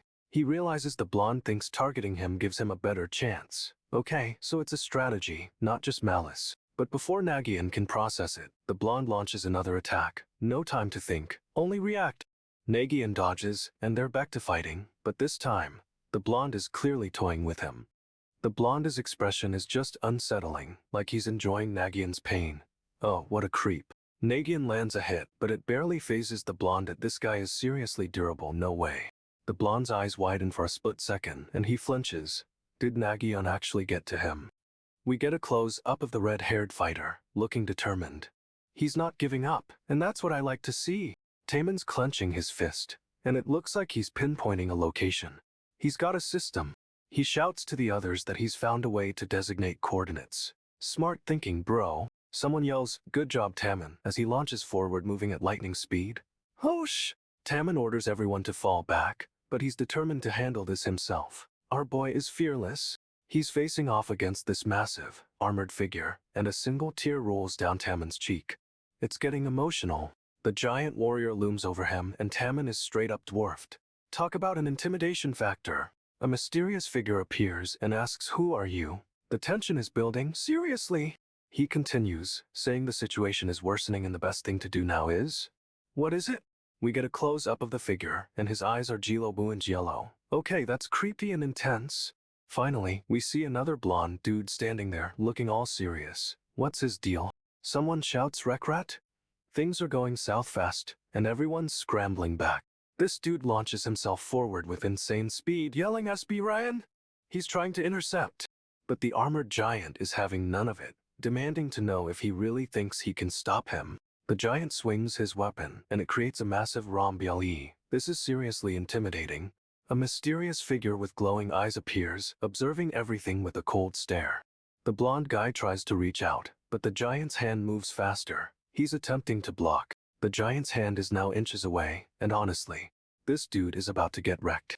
The giant clenches his fist, and the tension is unreal. What is he planning to do?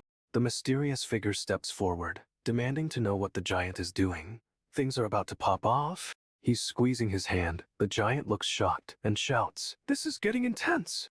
The giant straight up loosens his grip, and the blonde guy is like, "That's enough." He's had it.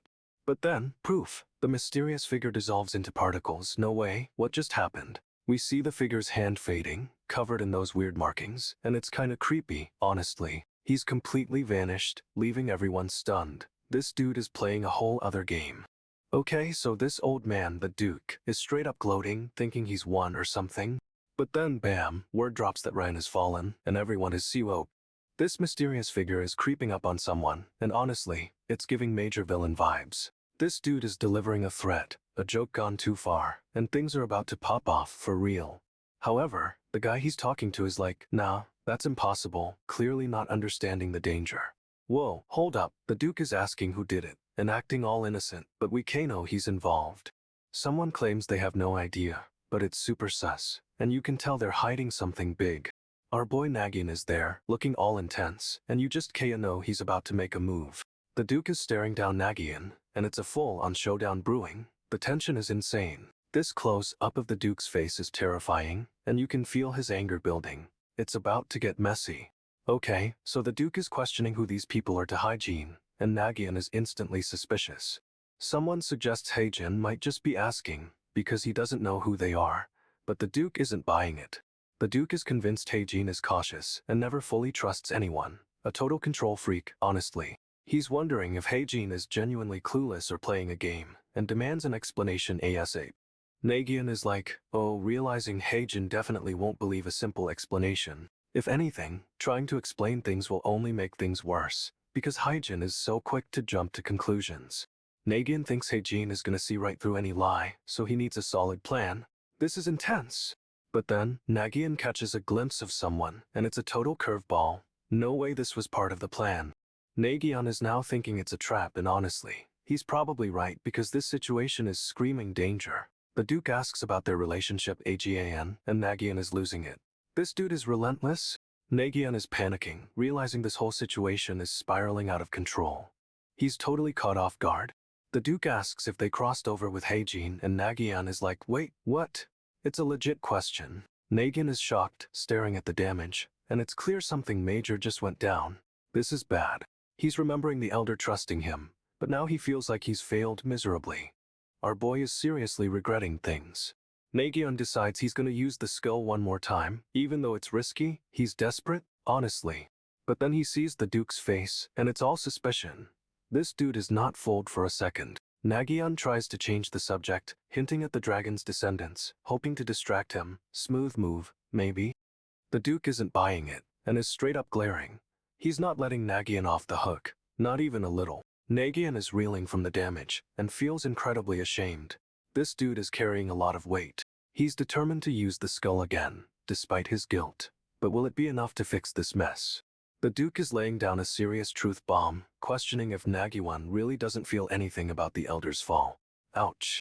But the Duke's companion is straight up convinced Nagyunn is weak, and had a weird connection to that skeleton.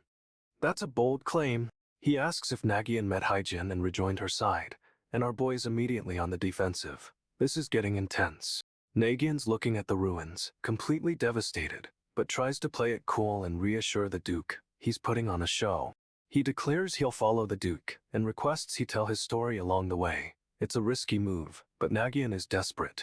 The Duke thinks Nagyunn wants to rewind the whole story, and realizes he's dealing with a formidable opponent. This dude sees right through him. Nagyunn confirms he wants to hear the story, saying he feels reassured by the Duke accompanying him. Is it genuine, or another trick?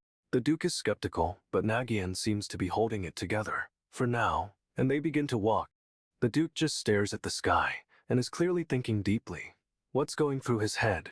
But something tells me this isn't over, and the Duke is hiding a lot more than he lets on. No way this is a simple journey. 3 people want to return to Najin, and someone suggests giving Nagyunn an earful. Wow, straight up rude. They're worried Najin could easily wipe them out, and it's too risky to confront him. Smart, honestly. Someone calls them cowards, but the real issue is they can't figure out Najin's intentions. That's the key. They keep repeating Najin Najin like it's a curse, and it's clear they're all shaken up. This is getting heavy. Taman asks what the others think, and for a second, it looks like he might actually have a plan. But we'll see. The Duke is brooding, completely lost in thought.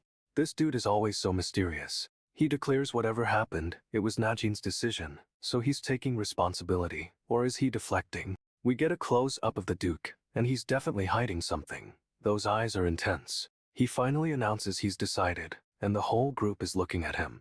The tension is unreal. He says, regarding Najin we will, and cuts off, leaving us hanging. No way this is a good sign.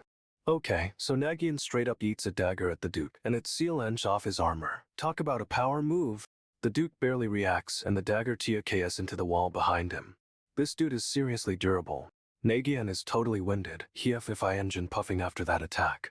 She's giving it her all, but it's not enough. She tries to pull back, but the Duke is already moving, and his sword bashishes through the air. It's so fast. Close up on Nagyunn, and she's clearly panicking. Her eye is wide, and she's bracing for impact. The Duke smiles, and it's a creepy, unsettling grin. No way that's a good sign for our boy. Nagyunn looks utterly shocked, her mouth hanging open. She didn't expect this, and honestly, neither did I. She's trying to process what's happening, and her expression is a mix of fear and disbelief. This is intense.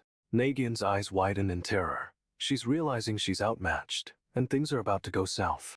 She's totally frozen, and the Duke's about to strike. But wait, is that a flicker of something in her eyes?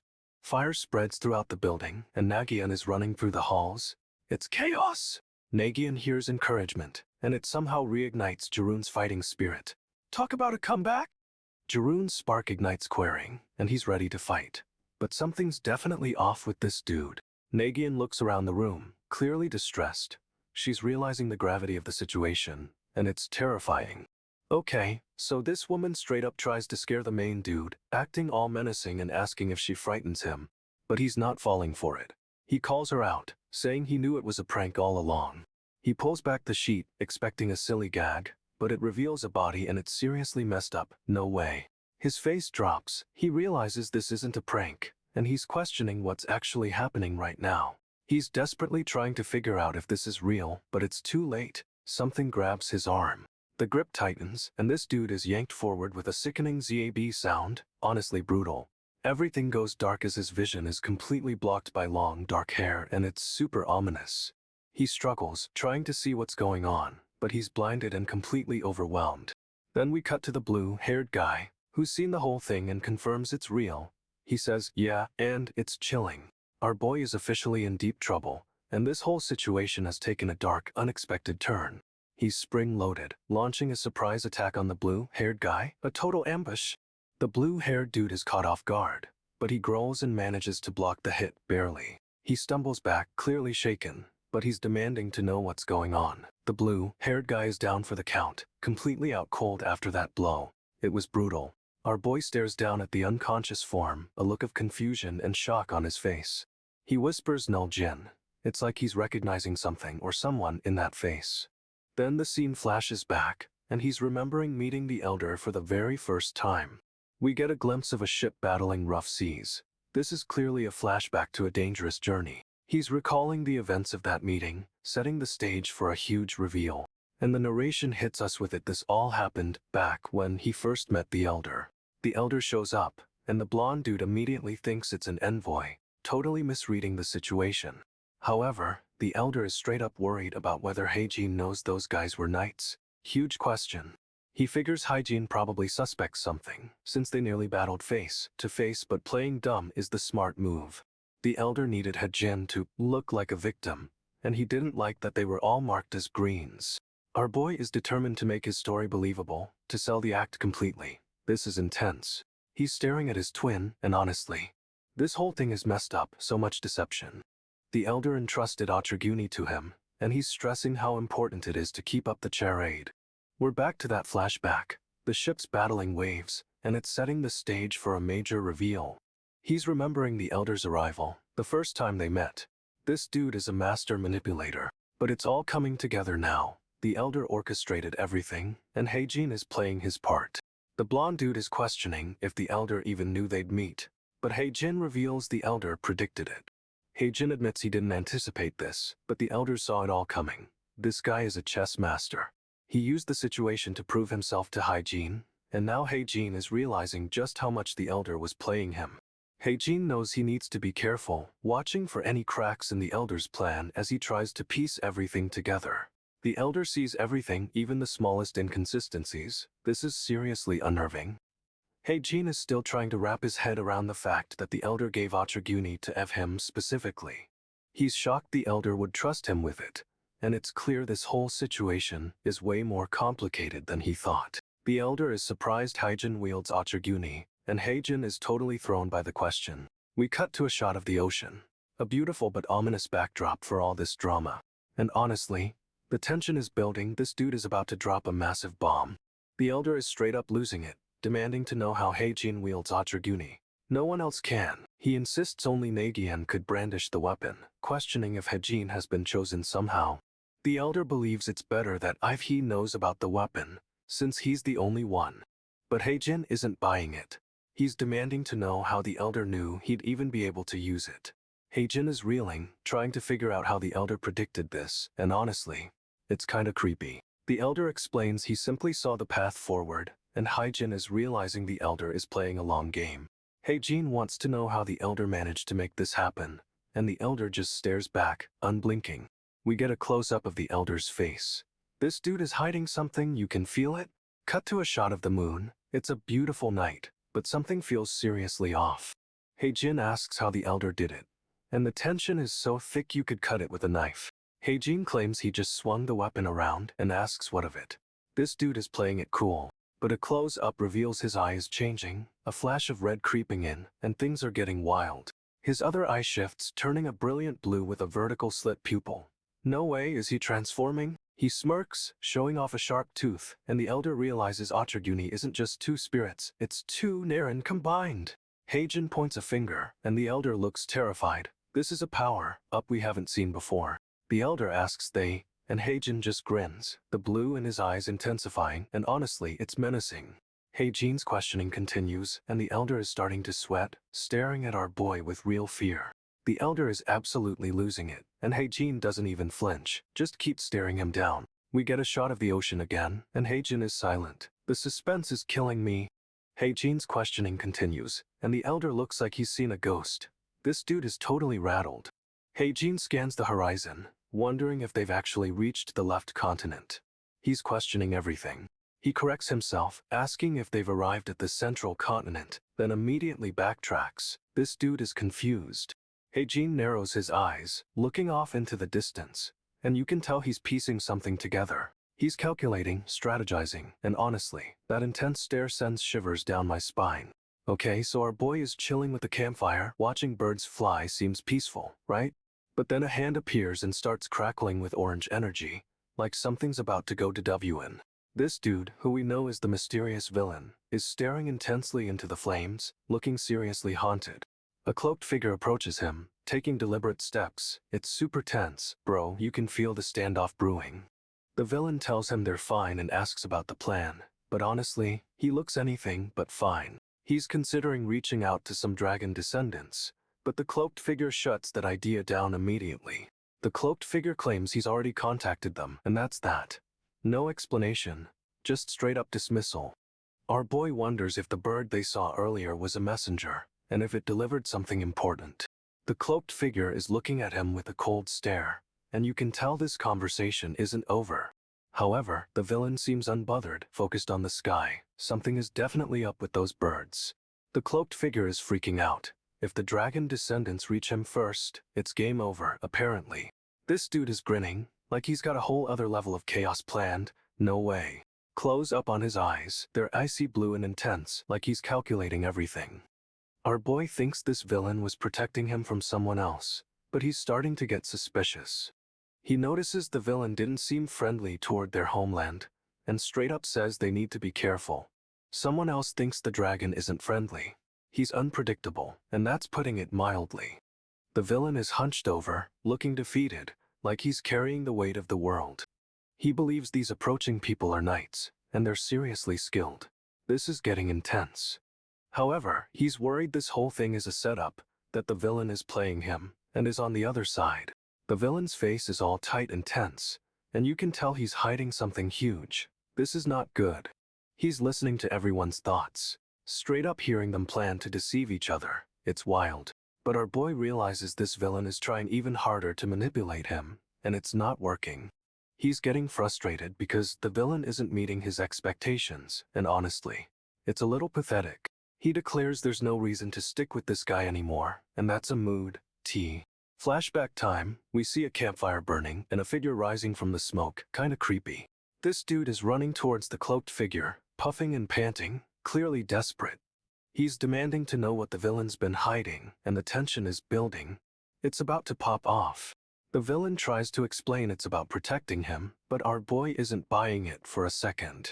However, the villain's grip tightens on his arm, and he's practically begging him to listen. This dude is losing it.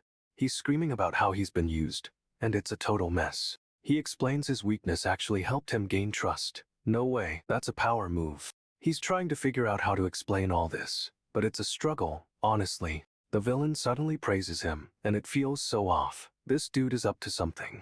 Our boy's eyes glow red, and he's clearly about to lose it, which is a mood. He demands to know what the villain's been hiding, and the tension is insane right now. The villain reveals they're at the Crystal Sea, a place thought to be a myth. Wild. He's shocked it actually exists, and it's a stunning view, even if the situation is terrible. They start walking, but our boy is still reeling. This place is clearly important. The villain explains the Crystal Sea was only ever a rumor, a mysterious place lost to time. But it's clear this isn't just a sightseeing trip, and something big is about to go down. He demands to know what the villain's plan is, but the villain says it's too difficult to explain. Our boy doesn't buy it for a second, and straight up grabs the villain, dragging him toward the edge. He's ready to throw him off the cliff, but the villain just smiles. Creepy. The villain reveals he can fly, and our boy's like, wait, what? Before getting tossed into the air too. This dude is soaring over the Crystal Sea, but the villain is still messing with his head. He tries to attack, but the villain casually swats him away. It's not even a fair fight. Our boy plummets toward the water and honestly, he looks completely helpless. Splash! He hits the water and it's a huge impact. This isn't looking good. The villain casually watches him sink, saying he's always known this would happen. But then, a mysterious power surges around our boy. No way is he not drowning. Our boy is sinking, but then this insane power flares up around him. He's not drowning, but it looks painful. The villain asks if our boy expected thanks for saving him, but he straight up says, not one bit. Cold. Suddenly, we cut to a ship and some other characters. A red-haired dude and a girl with blue hair. They're looking for someone. They're talking about the same place, the Crystal Sea, and how they're following someone who went there. Then we see another guy, covered in a hood, and our boy, who's still soaking wet. They're clearly having a tense conversation. This hooded dude is asking what's going on, and our boy looks super messed up, like he's barely holding it together.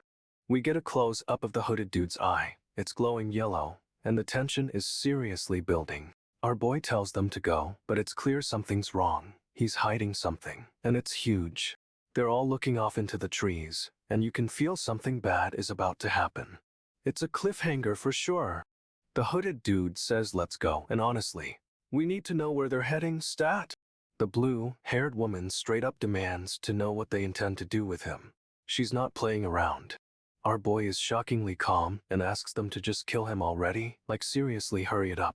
The hooded dude seems shocked by the request, but Nagyunn isn't backing down. He's clearly given up. But then, a massive bird flies overhead, and it looks like it's watching them, which is super ominous. Okay, so our boy is cloaked and hooded looking super mysterious. He's clearly plotting something big. He's got that classic bro, I'm about to do something reckless look on his face, but his eyes are ice cold. He's meeting with some other guys, one with bright blonde hair, and wondering if General Hygiene talked about him. Someone with blonde hair is straight up glaring, and it's intense. This dude is not happy to see him. They're talking about Hygiene contacting them, and our boy thinks it might have been about him, hoping to get some info. He's trying to play it cool, saying he bought some time, but honestly, he looks kinda stressed. This dude with the blonde hair is getting closer, and you can see the anger building in his eyes. No way this is good. The blonde guy's eyes read like glowing red. This is some serious power-up stuff happening right now. Someone else is there, with black hair, and is looking at our boy and the blondie. It's a tense standoff. The black-haired guy is looking at our boy, and the blonde one is still radiating fury. Things are about to go down. Okay, so they're wondering if someone is controlling Hygiene like a puppet. But it seems too far-fetched. Suddenly, a yellow hand with sharp claws shoots out and grabs someone. No time to process what's happening. A massive black bird takes flight, scattering feathers everywhere. It's a super ominous sign, honestly. The bird soars into the sky, and we get a close-up of its wings. It's hedgy and intimidating. It flies over a battlefield strewn with broken stones, and our boy just stands there, looking up at it. The blonde dude shouts, let's go. He's clearly ready to chase whatever that bird is, and he's pissed. We get a close-up of the blondie's face, and he looks absolutely terrifying, like a predator on the hunt. He's got his hand outstretched, like he's trying to grab the bird from miles away. This dude is powerful. The bird keeps soaring, and our boy is just watching, a strange look on his face. What's he thinking? Our boy finally speaks up, saying, oh yes, let's go, he's all in, and this is about to get wild. The other knights are freaking out, realizing Najin betrayed them. It's a total shock. One knight is convinced something is wrong with Qlin, saying he's shouldering everything himself. Another knight is straight up furious and vows to beat Najin when he gets back, no hesitation. But then a knight in full armor steps forward, telling everyone to just go home. So mysterious? He's giving off major I've got this vibes, and honestly, we're here for it.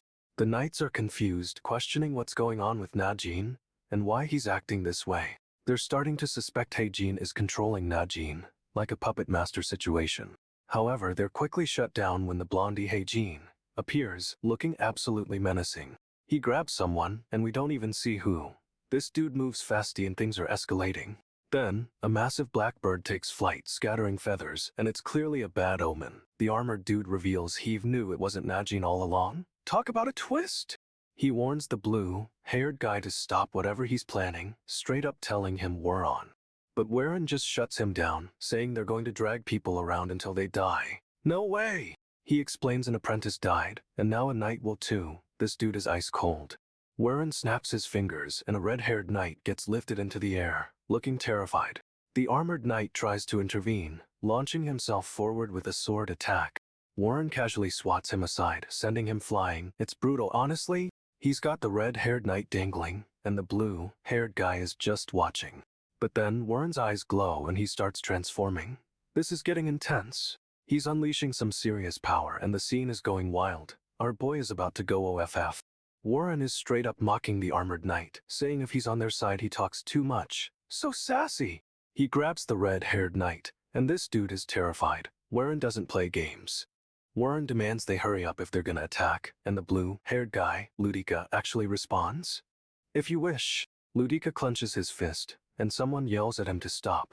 But our boy is already unleashing a massive attack. Everything explodes, trees are flying, and it looks like a whole forest is getting wiped out. Boom! The explosion sends trees sliding, and Warren is moving so fast he's creating wind gusts. This is insane. Warren's face is all tight and grim, and honestly, this dude looks dangerous. But then, he's sliding through the destroyed forest, looking completely unfazed. What a beast. Ludika is still standing, looking shocked, while Warren just casually keeps moving forward. He's completely unleashed, and this fight is about to go next level. Warren is a straight-up menace. Someone yells at Ludika and the red-haired knight, demanding to know what they're doing. A huge gust of wind whips through the forest, and everything goes flying. It's intense. They reveal it's not that girl, and Warren just keeps moving forward, looking totally unfazed. Warren's face is serious, and he's clearly about to unleash something big. This dude is a menace. He says he's going to find them food, but this blonde guy doesn't have anything on him. Suspicious. The blonde guy looks at a stern older man, and honestly, he looks like he's in trouble. This dude has red eyes and looks way too smug. He's definitely hiding something. He's whining that the older man won't lend him his huge spear. Seriously, grow up. Warren's expression is intense, and he's definitely not happy about this spear situation. He won't lend him the spear, but our boy is clearly about to get it one way or another. Warren starts talking about eagles. No way, this is getting weird. He explains eagles are swift predators and competitors, and honestly, it's a super intense backstory. The eagle flies overhead, and Warren says it reminds him of when they were hungry. But something feels off. He's staring at this blonde dude, and it's clear Warren suspects he's the source of the food problem. Okay, so things are hatted. This giant eagle just lets out a massive screech. It's seriously unsettling. This eagle is straight up QG, and it's facing off with another one, kinda sizing each other up. Our boy, the blonde knight, is sneaking through the forest, trying to stay hidden, but he's clearly stressed. He's begging someone to be quiet, but then he spots shadowy figures and is instantly on high alert. Someone draws a sword and it's Xianji, like, super sharp and ready for action, which is now a good sign. The sword stubbo-says through the air, and a dude in a cloak is dodging like a pro. Honestly impressive reflexes. We get a close-up of the cloaked man. He's looking intense, and something's definitely about to go down. Another screech pierces the air as the eagle takes flight, wings spread wide, looking absolutely menacing. The eagle is flapping and fluttering, preparing to dive, and things are about to get chaotic, trust me. But wait, another screech, and the cloaked figure is now facing a new threat. It's a total ambush. The cloaked figure is getting questioned. Someone wants to know if he heard something, and it's tense. But the cloaked dude isn't answering. He's focused on someone approaching from the trees. It's a setup. It's the blonde knight, and he's got his sword drawn, looking straight up menacing with those red eyes. A messenger arrives, and the blonde knight nods. It's all connected. He knew this was coming. He says it was a close call, but honestly, he's playing it cool. This dude is a mastermind. An older man receives a letter. It looks important, but what's written on it is a mystery. The cloaked figure and the blonde knight are facing off now, and the birds are going wild. Something's about to pop off. The cloaked man seems to be assessing the knight, like he's figuring out his next move. It's intense. Suddenly, the knight attacks. He's moving fast, but the cloaked figure is dodging. It's a blur. The knight swings again, but this time he misses, and the cloaked figure is totally unfazed. No way? Flashback time. We're seeing the capital city a few months ago, looking all majestic and peaceful. But the peace doesn't last because our boy, the dark-haired knight, is already scheming at a fish market. He's buying up all the goldfish, and the fishmonger is straight up confused. Like, what is this dude doing? He grabs all the fish, tells the vendor to go with zero explanation, and honestly, the efficiency is kinda scary. The knight is now staring intently at a goldfish, and we get a close-up of those red eyes. Something's definitely brewing. He's off, rushing through the streets, and the goldfish are swirling around inside some kind of magical barrier. Back to the present, the cloaked figure is still sizing up the knight, trying to read his next move. The knight attacks again, super fast, but our boy dodges with ease. This dude is seriously skilled. However, the knight's next swing connects, sending a shockwave, and the cloaked figure is finally forced to move. The knight keeps pushing the attack, and the cloaked figure is on the defensive. This fight is escalating fast. The knight explains he can manipulate time, slowing everything down except himself, or speeding himself up. Everyone stares at him, and the expressions are intense. The guy with the beard looks especially suspicious. But the knight isn't done. He reveals Ligia, a young magician, suddenly appeared and proposed a method. Ligia's plan involves integrating equations and orders, and it sounds seriously complicated, TBA. We get a shadowy glimpse of Ligia, looking all mysterious with a glowing symbol behind him. The knight and the bearded dude are studying some documents together, looking deep in thought. Close up on the bearded guy. He's smirking and it's kinda creepy, honestly. He's looking even more intense now, eyes narrowed, like he's plotting something big. Then we get another close-up of the knight. He's staring intensely, like he's figured something out. The knight announces Ligia's arrival, and the method he proposed, and it's a total game changer. The knight drops a bomb. Magic isn't some mystical power. It's just applying equations as spells, straight up. Everyone's shocked, murmuring about how simple it sounds. But one dude can't believe it's that easy. This guy Herman is losing it, refusing to accept such a basic principle of magic. Herman demands the great magician Herman explain the true integration of equations and orders. He reaches for the knight, looking totally unhinged, but the knight just calmly blocks his hand. We get a glimpse of Ligia. This dude is intense, with a mysterious glow behind him. Herman and the knight are studying documents, clearly deep in thought about Ligia's plan. Herman smirks, and it's super sus. Something's definitely brewing in that brain of his. The knight stares back, realizing something about Herman, and it's a tense standoff, honestly. The knight announces Ligia, the youngest great magician, and how his plan was meaningless after the public announcement. Okay, so the knight is laying out Ligia's plan, and everyone's listening intently. It's a total power move. Herman's still being a total jerk, picking at things, but the knight's not having it, honestly. The knight suddenly glances at something, and you can tell he's zeroing in on a threat. It's intense. He's looking at a weird, shadowy tendril, and it's creeping towards Herman, but no one else seems to notice. The tendril is getting closer, and it's starting to wrap around Herman's neck, super creepy and fast. But the knight reacts instantly. He swoops in, blocking the attack with his blade. No way! The blade collides with the tendril, and there's this huge burst of energy. It's a full-on explosion. Herman is totally stunned, and the knight is right there, covering his mouth. Something's seriously wrong with this guy.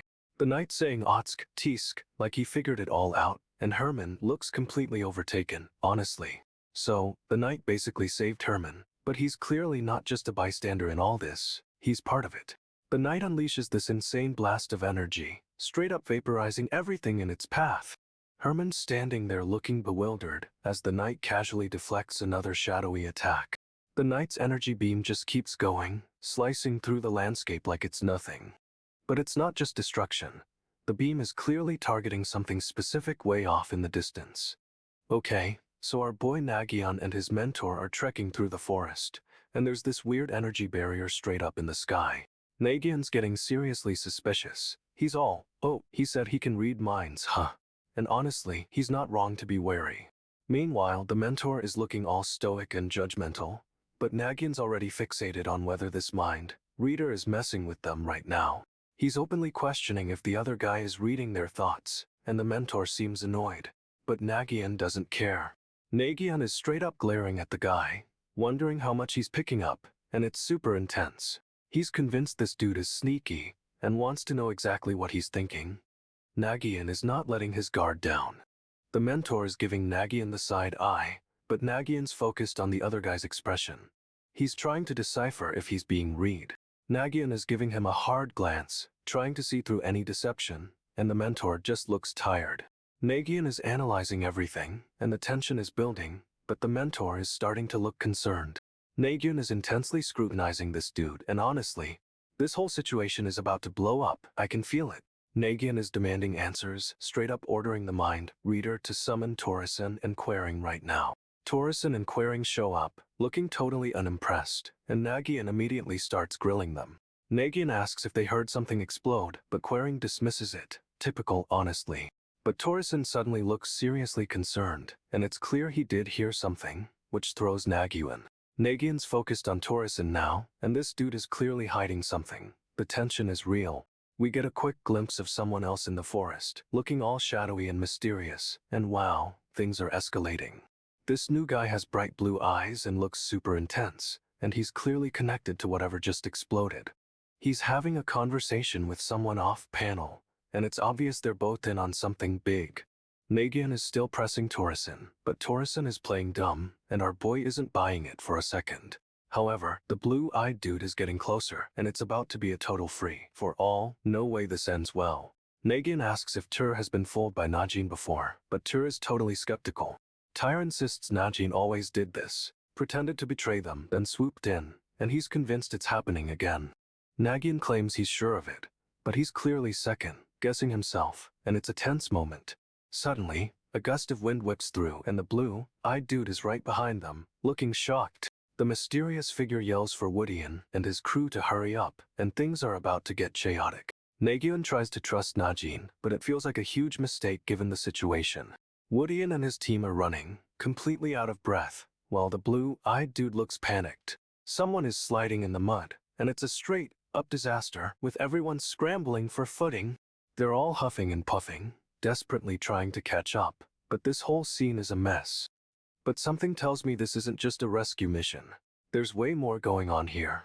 Nagyunn is pushing herself hard, trying to keep up with the mysterious, masked figure, but she's starting to falter. She grits her teeth, determined to press on, while the figure speeds ahead. It's like she can't even see him. Nagyunn goes into a full-out dash, pushing past the trees, but she's clearly struggling to maintain the pace. She's huffing and puffing, completely exhausted, but refuses to give up. Our girl is a machine. The masked figure suddenly stops, and you can see a sliver of someone's eye peeking out. Creepy. Tara asks if she can actually keep this up, and honestly, it doesn't look good for Nagyunn. Nagyunn slides across the muddy ground, barely managing to stay on her feet. It's a total wipeout. She whips around, launching a flurry of blades, hoping to catch the masked figure off guard. The figure gracefully evades the attack, leaping and twisting through the air. This dude is seriously agile. They're both moving so fast, leaving trails of energy behind them, and it's a straight-up battle of speed.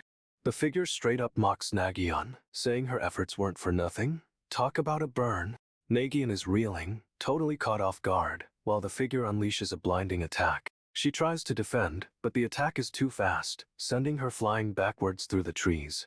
Nagyunn crashes into the ground, clearly injured, but she's determined to get back up. This dude is relentless, launching another barrage of attacks, and Nagyunn barely manages to dodge them. She grits her teeth, pushing through the pain, but her movements are getting slower. She's exhausted. Nagyunn launches a desperate counterattack, but the figure effortlessly deflects every blow. The figure's power is overwhelming. Nagyunn is struggling to even stand, and it looks grim. He's toying with her, and it's brutal. Nagyunn is barely holding on, but she refuses to yield. Nagyunn is now completely on the defensive, but a strange light begins to glow from within her. Nagyunn unleashes a massive blast, sending the figure flying. But they recover shockingly fast. The figure lands amidst the trees, radiating power, and surveys the battlefield with a chilling gaze. Nagyunn slides forward, exhausted, and a voice cuts through the air. Someone needs help, stat. The figure turns, face contorted in shock, staring at someone approaching through the trees. They're clearly surprised, with a tear rolling down their face. What is even happening right now? The figure's expression shifts to one of intense focus, like they're assessing a serious threat. A figure with red hair struggles forward, panting and desperate to reach them. No way, another player. The figure scans the horizon, seemingly unconcerned, and maintains their cold composure. A hooded figure appears, shrouded in shadow, and their single visible eye glints with power. This mysterious figure observes the scene, and honestly, this feels like a total game changer. This dude is staggering, straight up reeling from whatever just happened. He's clearly hurt, but still standing. Someone else arrives, and the hooded figure's eyes snap to them. Perhaps, is all they say, so mysterious. The red-haired guy is desperately trying to get closer, but the hooded figure barely acknowledges him, so cold. The hooded figure's gaze is fixed on someone else, and honestly, this feels like a total power move. Okay, so things are rallowly tense. Our boy is straight up sobbing by the river, totally wrecked. It's night, and the moon is Shuji, like an omen or something, setting the mood for disaster. He's asking Quering if she thinks the second special class will actually be disbanded. But he's clearly a mess. Quering is not having it. She tells him point blank, not to act like they're friends. Ouch! This girl is intense, seriously, giving him the cold shoulder, and letting him know the knights think he's responsible. But he's not backing down. He admits he messed up and is ready to take the blame for everything. He's owning up to his mistakes, saying he'll do whatever it takes to make things right, no matter the cost. Quering acknowledges his words, and it's like a small shift. She believes he's being genuine. He's gritting his teeth, determined, and she's confirming his feelings. And honestly, it's a powerful moment. He vows to atone for what he's done, and you know things are about to get real, because our boy is serious. Okay, so the commander asks if what Nagyunn said earlier is true, and our boy admits he wants them all to go home. But then he clarifies, it's not about leaving, it's about using them as test subjects for night enhancements. Whoa. The commander seems relieved, and Nagyunn confirms this is the real reason. But it's kinda sus, honestly. The commander accepts it, and this dude swallows hard. He's clearly hiding something. He's stalling, saying he doesn't know anything about Najin betraying them, and it's so obvious he's lying. But the commander calls him out, demanding to know what he's hiding, and the tension is building. Nagyunn tries to play it cool, but the commander isn't buying it. He wants the truth Neno do. The commander is straight up grilling him, and you can tell Nagyunn is on the verge of cracking. He's cornered, and it's clear he's protecting someone, or something, and it's a major cliffhanger. And then, bam, the title card hits, the Ember Knight, and we're left wondering what the heck is going on. The commander accuses Nagyunn of having little faith in them, and our boy is now having it. He demands to know what the commander is even talking about, but it's clear he's deflecting. Nagyunn explodes, saying they don't even need to trust him, just use him, and the commander's taken aback. He confesses he wants to become a knight, not just be protected. It's a raw, vulnerable moment, honestly. The commander is stunned, barely reacting, and it's a total power move from Nagyunn. Another knight chimes in, realizing what being an apprentice actually means. It's hitting hard. Nagyunn apologizes, but insists it's not about trust, and admits he's unsure about Najin, which is a choice. Someone else says they might feel the same way, and the commander is losing it. What did might even mean? Nagyunn's confession is done, and the commander is reeling. This dude just laid it all out there. But it's not over. The commander is still suspicious, and our boy is definitely hiding something bigger. Nagyunn's laying it all out. He knows this commander really well, and straight up, he sees the signs. He says Badger, or Najin, is different. He's the type to shoulder everything himself, and honestly, it's a little sad. Nagyunn is not buying whatever the commander is selling, declaring betrayal is off the table, and they're gonna teach someone a lesson. Then the other knight, the one who's been panting this whole time, asks if they have to go along with this, and it's a mood. The commander starts walking, leading them forward, and Nagyunn's twin, Badger, follows close behind. They're trekking through this harsh, rocky landscape, and it feels like they're heading towards something massive. Suddenly, a huge gust of wind, whoosh, sweeps across the area, and something explodes in the distance. The landscape is completely shattered, and the commander's looking at the destruction with a sinister smirk. He's got this smug look on his face, and it's clear he's been planning something big all along. But Nagyunn isn't impressed. He's staring right at the commander, and this showdown is about to get real. The commander starts rambling about entities breaking the rules, and honestly, it's a total info dump. Badger asks why this is so serious, and the commander just says this was just the beginning. Super ominous? The commander's got this intense stare, and we get a close-up of his crazy blue eye. This dude is definitely hiding something. They're standing in this broken landscape, and the commander warns Badger not to trust someone named Lawzun. He claims Lawzun is wary of them, and that trusting them is the better option. But something feels off, right? Badger isn't buying it, and calls out the commander for suddenly asking for trust, and straight up demands a meeting. The commander just stares off into the distance, and a bird flies overhead. It's giving major villain monologue vibes. Badger wants to know where they should meet, but the commander's still not saying. This is so frustrating. The commander's reputation apparently precedes him, which is concerning, to say the least. This dude is playing 4D chess, and our boy is stuck trying to figure out what the actual heck is going on. Nagyunn knew the commander would ask for his opinion, and honestly, he's totally playing it cool. The commander is straight up demanding to know where they should meet, and his glare is intense. Badger asks if the commander has a place in mind, but the commander just stares him down. Rude. The commander asks what Badger has to say, and his expression is unsettling, to say the least. Badger admits he didn't expect this sudden request, but the commander doesn't seem to care. Nagyunn says they knew the commander wouldn't trust them, but this whole situation is unexpected. The commander agrees, and it's clear he's hiding something. This dude is full of secrets. Badger responds with a simple, "Oh yes," and the commander's eyes narrow. Things are escalating fast. The commander's expression is fiercey, and something white shoots out of his hand. No way! It looks like a bird made of light is taking shape, and honestly, this is getting seriously intense. Okay, so the commander just unleashes this massive attack, and the entire training ground is getting demolished. Nagyunn is witnessing all this destruction, and you can see the weight of it hitting him. Bro is genuinely shocked. The commander's attack stops, and he's straight up demanding to know if Nagyunn understands the true meaning of power. Nagyunn tries to respond, but the commander cuts him off. This dude is not messing around, and it's clear he's testing our boy. Okay, so this dude, the white-haired one, is straight up leaving the meeting, and Nagyunn is totally suspicious. He's thinking about how someone with less power wouldn't even get the full picture, like seeing a sphere as just a circle. Nagyunn figures this guy isn't leaving because he trusts them, but because he doubts the dragon, which is a major red flag. He's convinced this dude won't just sit back and watch, and thinks he's plotting something with the dragon. No way! Nagyunn stares him down, clearly not thrilled, and this dude doesn't even flinch, honestly.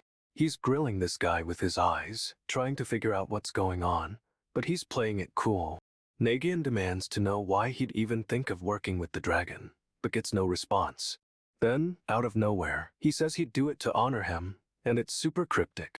Nagyunn immediately orders him to halt, and things are about to go double and you can feel it. Nagyunn demands to know if this dude even wants to retaliate against those who hurt Najin, and honestly, the tension is tight. The white-haired guy admits he does, but it's not for Najin, it's for himself, which is a total curveball. He explains carrying out his mission honors Najin, because that's what his brother would have wanted, but it's a flimsy excuse. Nagyunn is not buying it. He sees right through this guy and calls him out on wanting revenge for personal reasons. This dude doubles down, saying getting revenge is something he needs, not something Najin would have cared about. Nagyunn's face is stone cold, and you can see he's questioning everything he thought he knew about this guy. The white-haired man's expression is unreadable, but Nagyunn is clearly digging deep, trying to see what's underneath. He asks again if this guy truly wishes to retaliate, and the white-haired man confirms, but with a super unsettling vibe. Then, he unexpectedly says he feels the same way, like he's been waiting for someone to understand his pain. Nagyunn is left reeling, staring at this dude, and you can tell our boy is starting to realize things are way more complicated than they seemed. No way, the white-haired guy straight up stabs at Nagyunn with his sword. It's a super fast attack. Everything goes white, and then fen. What does that even mean? A sword suddenly plunges into the ground with a thrum, and it's not Nagyunn's. Nagyunn realizes it's mostly animal tracks around here, which is weirdly relieving. The white-haired guy's face twitches, and he's gripping his sword, like it's the only thing keeping him together. He's staring intensely at something, but Nagyunn can't figure out what's got him so worked up. The white-haired guy turns to the other knight, and his face is a total mess. He looks genuinely scared. Nagyunn thinks this dude might be trying to use the second special class knights as a distraction. The plan, to gain their trust by letting them attack him, which is a bold move, honestly. But Nagyunn thinks it'd be icing on the cake if he got hurt in the process, and he's starting to suspect that's exactly what this guy wants. Nagyunn is laying down some serious truth. Najin's plan is a disaster waiting to happen, straight up. But he argues Najin doesn't understand the knights, that they're people, not just tools to use. Nagyunn insists these knights won't follow orders blindly. They have minds of their own. The white-haired knight asks what they should do about Najin, and things get tense real quick. The armored knight interrupts, saying she doesn't know something yet, and Nagyunn is confused. The white-haired knight glances over, and you can tell he's weighing his options. It's shady. The armored knight drops a bomb. He has a different opinion on the situation, and it's a game changer. He thinks the second special class knights are being played, and that Najin is the one doing it. Nagyunn's trying to figure out what's going on, but the armored knight is convinced Najin's got a scheme. However, the white-haired knight seems to know something Nagyunn doesn't, and it's making him seriously uneasy. The armored knight reveals Najin isn't a goal for the Khitan. He's just a tool, and Nagyunn is such oak. The white-haired knight confirms the black hen has caught on to something, and Nagyunn demands to know what she means.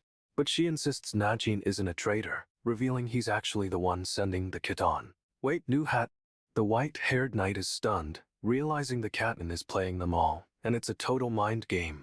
Nagyunn's reeling, desperately asking what they're going to do, because this is a disaster. Suddenly, a flock of birds takes flight, and the scene shifts to a swampy forest. Creepy vibes are strong. Someone's walking through the mud, and it's QI shiny with every step. It's seriously unsettling. The armored knight and white-haired knight are there, and the white-haired knight looks absolutely terrified. Nagyunn is right behind them, and you can tell he's not happy about whatever's going on. This dude is straight up walking through the swamp, and it's a clear sign something bad is about to happen. Nagyunn demands to know what Woodian's flame is, and the white-haired knight reveals it's a disaster for dragon descendants. She drops a bombshell: whoever kills the child will doom the dragon bloodline. No pressure, right? Nagyunn's walking through the swamp, trying to process this, and the armored knight is following close behind. The white-haired knight suddenly blurts out, "Mother of dragons. What is that even, man?" She's clearly remembering something, and it's terrifying her, but Nagyunn is still demanding answers. The knight finally explains the child must be protected at all costs, and it's a seriously heavy revelation. Nagyunn's taking it all in, stepping forward with determination. This dude is about to make some moves.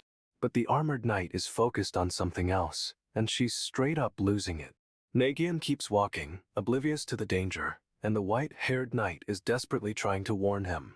We get a dramatic shot of his boots sinking into the mud, and it's a clear sign things are about to go sideways.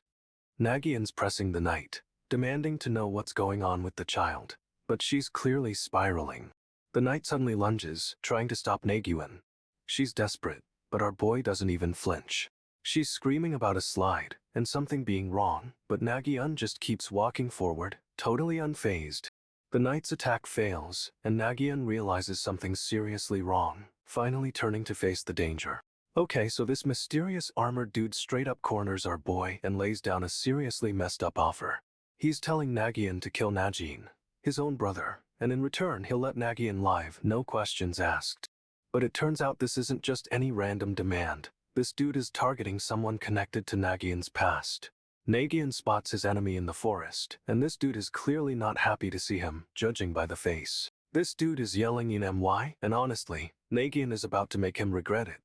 We get a glimpse of the title, the Ember Knight, because things are about to get fiery, trust me. The enemy is huge, and it looks like Nagyunn is about to get stepped on, which is not ideal. Sounds of a squelch fill the forest. Things are getting messy, and it's probably not good. Nagyunn explains that humans rely most on sight, which is a huge clue about what he's planning. He's about to mess with this dude's vision, and I'm pretty sure it's gonna be epic. Nagyunn's messing with the enemy's sight, and he's seeing burns all over his body. It's a total illusion. He's explaining that intense visual information can be faked, and it's working perfectly on this dude. But here's the kicker: Nagyunn isn't actually Nagyunn. He's Najin, resurrected and ready for revenge. He reveals that Nagyunn was the one everyone saw, and now they're looking at the real Najin. Najin's declaring that he's been pretending to be his brother the whole time.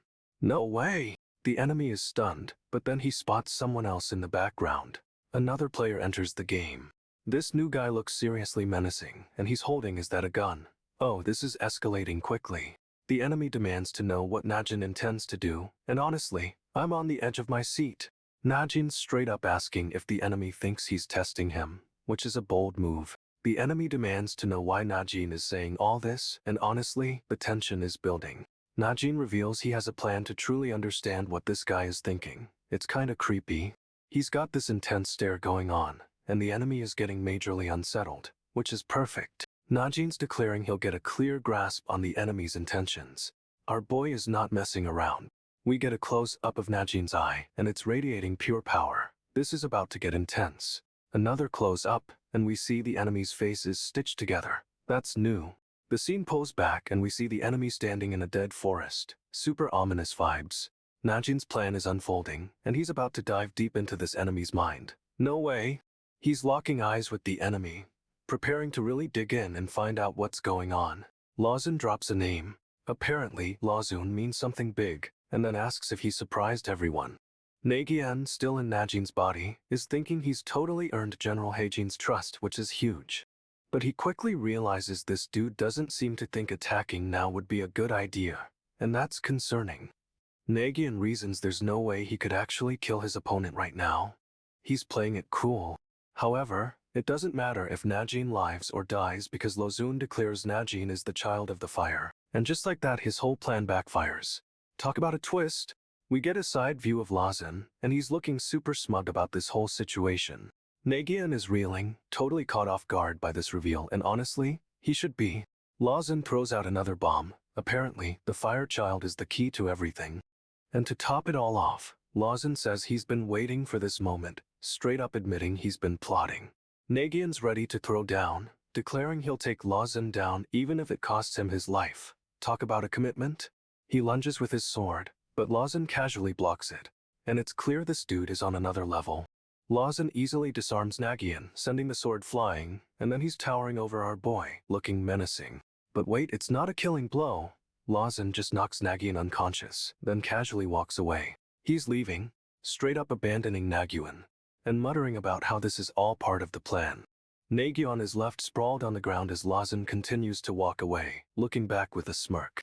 Lawson is just strolling along, looking totally unbothered while Nagyunn is left for dead, cold. He keeps walking, and honestly, the landscape is kinda pretty, which feels wrong considering Nagyunn is out cold. Lawson glances back one last time, then continues on his way, leaving Nagyunn to face whatever comes next. And that's it. Lawson is gone, and our boy is left in the dust, totally played by this guy. Nagyunn's laying there, totally wrecked, but he hears Lawson talking. And it's a trap. He's calling out to someone, saying they heard him, right? But Nagyunn doesn't respond, playing possum. Lawson's getting impatient, glancing around, and then, oh no, another figure appears. This dude straight up pulls his sword, twitching and getting ready to strike, and the tension is real. He's looking right at Nagyunn, who's still pretending to be out of it, but you can see the danger in his eyes. A rustle in the dead trees catches their attention, and they both glance over. What's out there? Lawson's actually smirking, like he knew this was gonna happen, and it's seriously creepy. We get a close-up of Lawson, and you can tell he's calculating something, plotting his next move. The trees are all chopped up, like a massacre happened, and it's super unsettling. Nagyunn and the other guy are surrounded by these broken trees, and it feels like a trap is closing in. Nagyunn's cornered in this creepy forest, surrounded by chopped-up trees. It's seriously intense.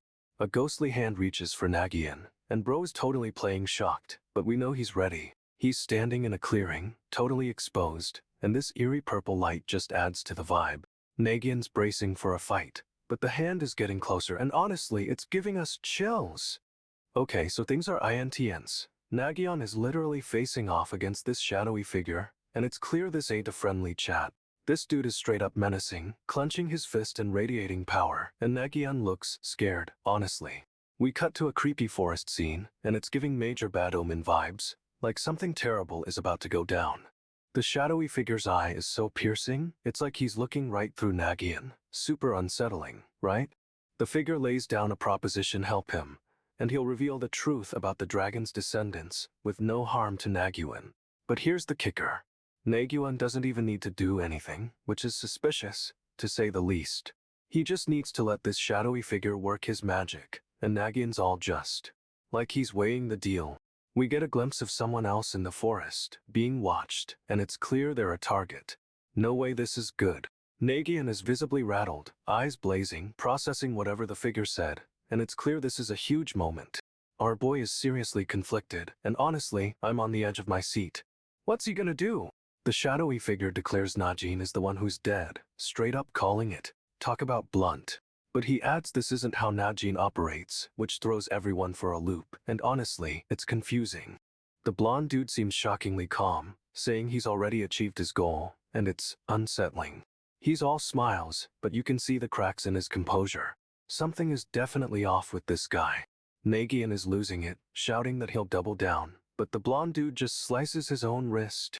Blood splatters everywhere, and the shadowy figure just steps into it, like it's nothing. The forest floor is turning red, and it's a total bloodbath, but the shadowy figure doesn't even flinch. However, the blonde dude isn't out yet. He's still standing, glaring, and it's clear he has a plan. Nagyunn is completely frozen, witnessing this whole insane scene unfold before his eyes. And then, the shadowy figure starts sliding. It's like he's melting into the blood. No way. Nagyunn demands to know if this dude really doesn't want to hear about Najin, and bro is not playing around. The blonde guy thinks Nagyunn is trying to make him move first, but Nagyunn is playing 4D chess here. Nagyunn straight up asks if he doesn't want to hear about Najin. It's a total power play. The blonde dude is losing it, starting to crack, and honestly, it's about time. Nagyunn's got this smug look, totally confident he's got the upper hand, and it's kinda satisfying. But the blonde dude isn't falling for it. He's calling Nagyunn's bluff, and it's a risky move. Nagyunn insists he's not bluffing, but the blonde dude is convinced he is, and the tension is insane. The blonde dude declares he knows all about Najin and drops some serious accusations. This is getting good. Nagyunn is shocked, realizing this dude knows more than he let on, and the tables are turning fast. However, the blonde dude's claims are clearly a provocation, trying to force Nagyunn to react. What a jerk. The blonde dude is swinging his sword, but Nagyunn is dodging like a total pro. This guy is fast. Nagyunn slides under the attack, landing a counter strike that sends the blonde dude reeling. No way! He's demanding to know what the blonde dude knows about Najin, and things are escalating quickly. The blonde dude's arm cracks under Nagyunn's grip, but he doesn't even flinch. This dude is hardcore. Suddenly, the shadowy figure from before is launching himself at Nagyunn, and it's happening so fast. The blonde dude tries to intervene, but the shadowy figure just sends him flying with a single blow. Ouch! Nagyunn is caught in a massive explosion, and the forest is getting absolutely wrecked. It's intense. The forest floor is crumbling and falling apart, like the whole area is being swallowed up. The blonde dude is lying in the wreckage, totally stunned, while the shadowy figure descends. But then the shadowy figure just vanishes, leaving Nagyunn and the blonde dude in the chaos. Nagyunn is covering his face with a fan, saying he missed someone. Straight up sus behavior. The blonde dude is getting a closer look, and his expression is intense. He's definitely piecing things together. They're surveying the wreckage, and Nagyunn realizes the guy's outfit is from the eastern continent. Interesting. Nagyunn thinks he was here, but the blonde dude interrupts, pointing out the strange weapons. The blonde dude is demanding answers, and Nagyunn is clearly hiding something. The tension is building. Nagyunn claims he doesn't know anything, but the blonde dude doesn't buy it for a second. No way. The blonde dude is pressing him, and Nagyunn is getting increasingly frustrated, but he's trying to stay calm. Nagyunn suddenly remembers the shadowy figure and wonders if that's who the blonde dude is talking about. He asks if the blonde dude saw the person, but the blonde dude just scoffs, clearly annoyed. Nagyunn is getting desperate for information, but the blonde dude is playing it cool. This dude is a mystery. Nagyunn is straight up claiming he devoured all their enemies. Talk about a power move! Suddenly, a figure with teal hair is flying at Nagyunn with a massive blade, but he dodges with lightning speed. Another attacker, this one with fiery red hair, leaps into the fray, swinging wildly at Nagyunn. It's a 2-on-1. Nagyunn is moving so fast, it's just a blur, but he's clearly holding his own against both of them. The teal-haired fighter swings again, and Nagyunn deflects the blow, sending them both flying. Whoa! The red-haired attacker charges, but Nagyunn counters with a swift strike, sending him crashing into the trees. Nagyunn is unleashing a flurry of attacks, and the red-haired dude is desperately trying to block. Ouch! He sends a massive wave of energy at the red-haired fighter, completely obliterating his weapon, and honestly, this dude had it coming. Nagyunn's moving in for the kill, but the red-haired guy is somehow still standing. Even after all that, Nagyunn disappears in a burst of speed, leaving the red-haired attacker confused. Where did our boy go? Nagyunn grabs the red-haired fighter's hand and straight up drags him away. No time for pleasantries. The teal-haired attacker rushes forward, but Nagyunn expertly dodges and sends him flying with a single strike. Nagyunn and the red-haired fighter are airborne, soaring through the sky. This dude is seriously fast. He lands gracefully, but the red-haired fighter is still reeling, clearly outmatched and about to face the music. Okay, so Nagyunn is straight up brooding, looking all intense with those red eyes. He's clearly plotting something big. He's got this haunted look, remembering his brother Najin, and honestly, the weight of revenge is crushing this dude. Nagyunn and his crew are walking through town, and he's giving off major leader vibes, waving to people as they pass. He's trying to look confident, but there's a darkness behind that smile, like he's ready to unleash hell on whoever hurt his brother. Suddenly, enemies attack, and Nagyunn's wielding a sword like a pro. This dude trained hard, no doubt about it. He's fighting like a whirlwind, but the battlefield is getting wrecked, and it's a total free for all out there. Nagyunn pauses, staring out at the vast, broken landscape. He's reminiscing about Najin again, probably solidifying his resolve. He's leading his team through a town, and they're getting some serious stares. They're clearly not welcome here. Nagyunn's focused, gripping a weapon, ready for whatever comes next. He's not backing down from a fight, that's for sure. He's overlooking a desolate field, lost in thought, and you can feel the weight of everything on his shoulders. Our boy is serious. Nagyunn spots someone, his brother Najin, standing right there, and is totally thrown for a loop. He calls out to Najin, asking how things are and how life as a knight is treating him.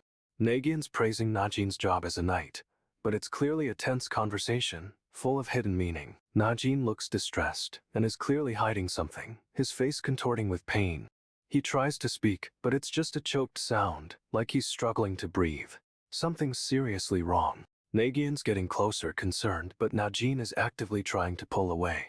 This dude's face is a mess of anguish, and he's desperately trying to hide it. No way this is good. Najin suddenly grips his own neck, and it looks like he's choking himself, eyes wide with terror. He's clearly possessed or controlled, and is screaming internally, and it's absolutely horrifying. Nagyunn is stunned, staring at his brother, and you can feel the dread washing over him. This is bad, really bad. Nagyunn demands to know what's happening, telling Najin to prove he feels any rage. He's calling his brother's bluff. Najin's eyes widen, and you can see a tiny, shadowy figure inside them, like something's possessing him. He insists he does want revenge, but it's strained, like he's being forced to say it. Totally creepy. Nagyunn slides his hand forward, demanding Najin show his wrath, and it's a direct challenge. Things are escalating fast. Suddenly Najin's eyes flare red, and his expression shifts. This dude is losing it, straight up. He's unleashing some kind of power, and it's radiating outwards, but it's clearly not his own. Something's possessing him. We get another close-up of Najin's eye, and you can see a swirling darkness taking over, and honestly, it's terrifying. Nagyunn's stunned, face full of shock as he realizes the truth. Najin isn't in control, and it's a total betrayal. He's looking at someone off-panel, and it's clear they're the one pulling the strings. This is a setup, no doubt. Nagyunn's squeezing his fist, face contorted with fury, and it's about to go down. Prepare for payback. Nagyunn is yelling at Najin, telling him not to block the incoming attack. It's a crucial order. Suddenly, a blur of blades comes flying at Najin. It's a full-on assault, super fast. Najin gets slammed back by the attack, sliding across the ground, but he's still standing, somehow. Nagyunn is losing it, demanding to know what Kaigan was even talking about. This is all connected. He's urging Najin to hold on just a little longer, and things are getting desperate, fast. We see Najin struggling, panting, clearly pushed to his absolute limit, but he's trying to endure. Nagyunn shouts that he's almost got him, ordering Dragon to keep Najin pinned down. This is a team effort. Najin explodes with rage, screaming that he'll do whatever they want, which is seriously messed up. He's admitting he should have listened from the start, and the realization hits him hard. No way! But it's a total lie, a forced confession, and this whole situation is way more twisted than we thought. Nagyunn is straight up demanding to know where General Nagyunn is. He's losing it, and honestly, we don't blame him. Someone off-panel yells out, asking what Nagyunn discussed with Nagyunn. Things are escalating quickly. Another voice cuts in, furious that Nagyunn would even suggest such a thing. This dude is not happy. Nagyunn and Najin are face to face, and Najin's gripping the blade of his sword. It's tense, but something's off. Najin's eyes are glowing red, and his face is twisting into something else. This isn't the Najin we know. He's asking where General Nagyunn is, but it's not his voice. It's deeper, colder, and seriously creepy. Nagyunn is asking what they discussed with Nagyunn, and this new Najin just smirks. Major red flag. This dude is threatening to tear everything apart, and Nagyunn is realizing they've been played. Oh no. Nagyunn is trying to reason with whatever's possessing Najin, saying they don't have to fight, but it's not listening. But Najin just laughs, revealing a terrifying grin. It's clear this is about to get brutal. Nagyunn declares he just needs power and a plan, then a blade swings toward him. Mahas! And things get real. He barely dodges, but it's clear this possessed Najin is way faster and stronger than before. Yikes. Nagyunn's back is getting slashed up, but he's holding on, refusing to fall, and demanding revenge for his brother. He promises to grant Najin's revenge, but then adds not right now. He's got his own goals first. Someone off-panel is trying to figure out what Nagyunn and Haejin were talking about, and Najin's response is chilling. Najin saying he'll tear everything apart, and Nagyunn realizes he's been totally manipulated. This is bad, guys. Nagyunn tries to reason with Najin, saying they don't have to fight, but it's like talking to a wall. But Najin just lets out a terrifying laugh, revealing a huge, unsettling grin. Brace yourselves. Suddenly, a different figure appears, looking down at the fight. Who is this mysterious dude? The newcomer's got golden hair and a red eye, looking absolutely shocked at what's happening. No way! Our boy Nagyunn's heart is pounding. It's like his own brother is about to die all over again. This dude Najin is straight up terrifying with those glowing red eyes and dark markings. Total nightmare fuel. But then a different guy shows up, rocking platinum blonde hair and icy blue eyes. Who is this mysterious savior? The blonde dude looks absolutely stunned, and honestly, so are we. What does he know about all this? Okay, so this dude Gear straight up walks into a trap set by the mastermind behind everything. Gear demands help achieving his goal, but our boy Nagyunn isn't buying it for a second. Someone else thinks Gear's just talking nonsense, and honestly, they're probably right. Nagyunn pretends to be rattled, acting flustered while secretly assessing the situation. Smooth move, bro. He's playing it cool, but inside Nagyunn's already decided he doesn't trust Gear at all, calling him a weasel. Nagyunn tells Gear he can hear him and it's all part of the plan because his target is Ghtther. But it's impossible for Nagyunn to kill Gear right now, and earlier it seemed like Gear knew he was coming. Nagyunn's clenching his sword so hard, you can see the tension. This is about to get real. He's staring Gear down, trying to figure out what his next move is, and the atmosphere is THK. Nagyunn is ready for a fight, but Gear's got secrets, and our boy is determined to uncover them all. Nagyunn's thinking hard. He's the one who convinced this Dakabi he isn't human, but he's still wary. He notes Gear hasn't ratted him out, even though he's reading his thoughts, so maybe he's not completely turned against him. But Nagyunn isn't falling for it. He doesn't trust Gear, and at this point, the only one he considers an ally is with a hooded figure. He's been watching the whole time, and Nagyunn thinks he's the key to everything. Gear suddenly bursts out with a confession. The Dakabi is the reason he became this way? No way! Nagyunn's eyes widen, and he's visibly shocked. Apparently, Gear's whole situation is because of this Dakabi. The hooded figure steps forward, face grim, and Gear is clearly scared of him. This is intense. Nagyunn's eyes flash blue, and he's staring intently at Gear, like he's piecing everything together. He realizes the Dakabi is responsible for making Gear who he is today, and honestly, that's messed up. Nagyunn's got a determined look on his face now, and it's clear he's about to make a serious move.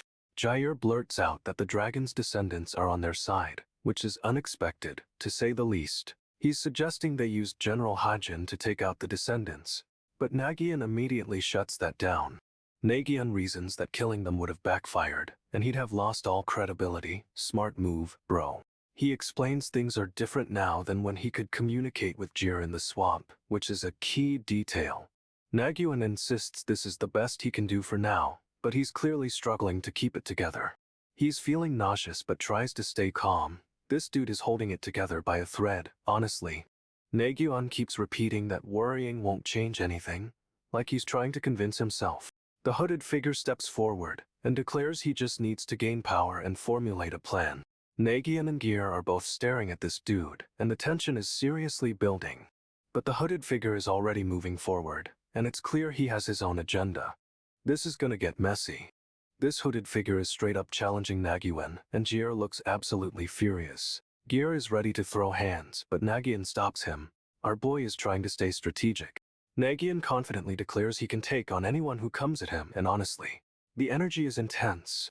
He shouts for Laurent, and it's clear this dude is about to unleash something big. Snow starts falling, and a massive hand descends from the sky. No way, this is escalating quickly. The hand smashes down, crushing the opponents, and Nagyunn's power is on full display. He's completely dominating, but the snow keeps falling, and the scene is getting more dramatic. More snow falls, and it's a full-on blizzard. The atmosphere is so heavy right now. Everything is white with snow, and the hooded figure is still standing, seemingly unfazed. Nagyunn is still going strong, but this hooded figure is a serious threat. This battle is far from over. Nagyunn's reeling, remembering being found as a baby in the trenches. It's a super grim backstory. He says his parents were odd, and then we get this flash of bone fragments crunching underfoot. Seriously creepy.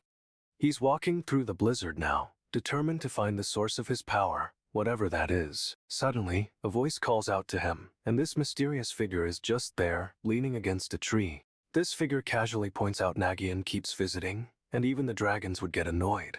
Rude. Nagyunn demands to know if this is about another fight, but the figure insists it wasn't a brawl.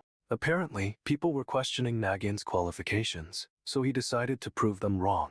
Classic him. He thinks he's justified, but the figure straight up shuts him down, saying proving himself just proves he isn't qualified.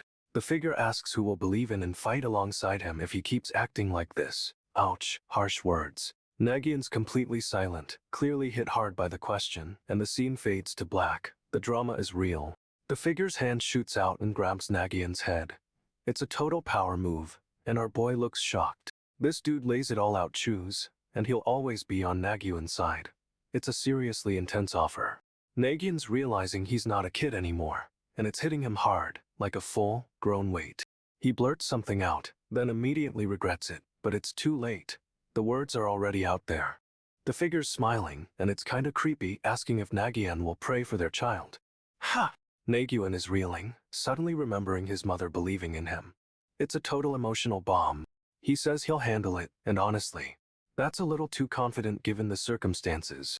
Nagyunn's thinking about what he just heard, realizing two things at once. It's a big moment. He's finally processing that his mother loved and believed in him. A much-needed realization. He declares he'll leave everything to the figure, but honestly, this feels like a trap, a big one. Okay, so Nagyunn's suddenly hit with the fact his mother passed away. Talk about a gut punch. He's back in the village, and this dude is straight up losing it over the news, yelling and screaming. Nagyunn's brother is trying to calm him down, but it's clear this is a total disaster, and things are escalating fast. But then, a shadowy figure appears above them. No way, this is not good, and it's happening so fast. 3 years pass, and it's absolutely freezing, like seriously snowy out here. Our boy is trekking through the mountains, searching for someone, and the landscape is brutal. He's walking through deep snow, and you can hear every crunch of his boots. He's clearly focused. He wonders how far Luyan has gone, but then spots him in the distance. Finally, he finds Luyan, but straight up yells his name, and Luyan looks totally shocked. Luyan calls out Luyan. It's kinda confusing, but he's clearly relieved to see him. Luyan's got a smile on his face, and it's a huge contrast to the snowy, harsh environment. He asks why Luyan went so far away, and Luyan explains he's been training this whole time. Luyan wants him to come down and practice, saying everyone's looking for a sparring partner. But honestly, it looks like Luyan's hiding something. This dude is up to no good. Nagyunn thinks nobody likes him, and that's why Luyan keeps leaving, straight up assuming the worst. Luyan asks if he's going to abandon him too, but Nagyunn shuts it down, saying he won't be left behind. Nagyunn insists he's not strong enough to fight alongside Luyan, and Luyan's face falls. It's rough. But Luyan isn't having it, and calls him out for drifting away and potentially leaving for good. Nagyunn's all defensive, claiming he's just trying to protect Luyan by not being a burden. Luyan asks if he's even going to bother fighting with them, and Nagyunn just doesn't answer. Nagyunn's got a whole mood, and Luyan demands to know where he's going. But our boy is totally evasive. He throws out a who knows, and honestly, it's a super unhelpful response, bro. Luyan's clearly hurt, and says it'll be a huge loss to their clan if Nagyunn disappears. Nagyunn tries to play it off like he's kidding, but Luyan's shaking his head. This is getting intense. Luyan's freaking out, telling Nagyunn to run because someone, or something, is only asking for him. This dude, Lawson, is straight up asking if Nagyunn will pray their first child will be happy? No way. Nagyunn bolts, running through the snowy forest like his life depends on it, and honestly, it probably does. He stops, breathless, against a rocky cliff, and everything just goes silent. But then, a voice echoes, revealing the dragon's descendants are a clan who get their power through something dark. We get a glimpse of this clan, shrouded in shadow, and they look seriously intimidating, bro. Nagyun's face is all messed up, like he's realizing something awful, and his shoulder is covered in what looks like blood. The scene cuts to black, and the title card for the Ember Knight flashes on screen. Hype. Then, the story jumps back to show a close-up of someone's face. It's a really intense look. We see a bit of a shoulder, but the person is still mostly hidden. This is building some major tension. Lucial and Lockin are arguing about who should be the next chief, but they're interrupted by Keitel coughing. This dude looks rough. Keitel reveals their leader is getting weaker, and they need to decide on a successor ASAP. No pressure though. They dismiss the meeting, and the group starts heading out into the snow. It's a bleak scene, honestly. Lockin is walking with two others, and they're clearly plotting something, bro. It's super suspicious.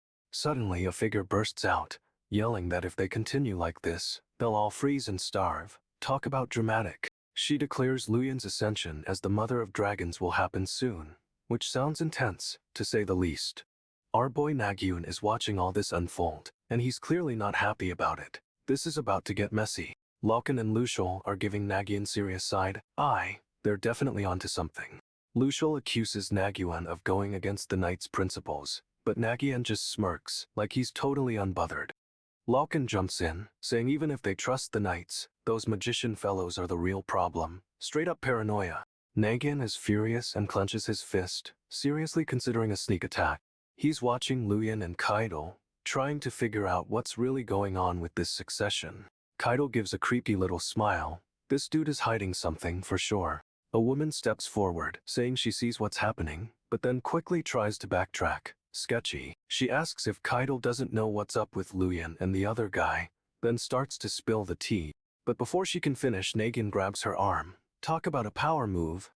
They're all walking through the snow now, the crunching sounds adding to the tension. Lucial asks if they should just attack now, but Nagyunn wants to observe first. Smart move. Nagyunn insists they need to think this through carefully, because this is their last resort. But Lucial isn't convinced. Lucial wants to stop Luyan's succession, worried about the mother of dragons, but Nagyunn shuts it down, asking about the kids. Everyone's talking about how Lawson likes his brother more than swords. It's kinda sweet, honestly. Apparently, Lawson is already at the level of someone in the field, which is insane for his age. Keitel wishes Luyan was a direct descendant so he could be next head, but Nagyunn cuts him off. Nagyunn straight up says Luyan is still his son, even after everything. Talk about complicated feelings. Keitel asks if Nagyunn agrees with the right, and our boy just gives a vague Classic Nagyunn. They're discussing if Luyan can even handle the right, knowing there'll be backlash, but Nagyunn is confident. However, Nagyunn doesn't want to drag Luyan into this mess, which is a surprisingly selfless move. He decides to let Luyan go through with it, promising to take care of the backlash himself. This dude is a tank. Nagyunn thinks Luyan's power will be a huge help if things go south, so it's a calculated risk. Nagyunn asks if Keitel heard him, then makes it clear he doesn't want a war of nerves breaking out amongst the adults. Nagyunn lays down the law. Even the smallest mistake will cause total internal chaos, straight up war. Someone asks if Nagyunn wants to drag Luyan into this, but he's already decided it's happening. He warns them that if they end up in a civil war, there's no coming back. It's the end for Luyan and Lawson too. Nagyunn stresses that they need to stay focused, because he doesn't want any internal squabbling. Okay, so our boy and his crew are scoping out this super snowy area under a crazy starry sky.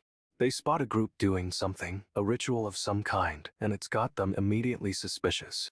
One of the blue-haired guys realizes what's happening. It's the ritual that allows the dragon's descendants to make a living as mercenaries. Apparently, the descendants have natural strength, but this ritual is what really levels them up, makes them comparable to actual knights. The ritual is tied to becoming chief, giving them more than just authority, but bro is realizing something bigger is at play. They think they want the power that comes with being chief. But no, they're after something way more interesting. With the Mother of Dragons, a prophetic ability, which is straight up legendary. No way!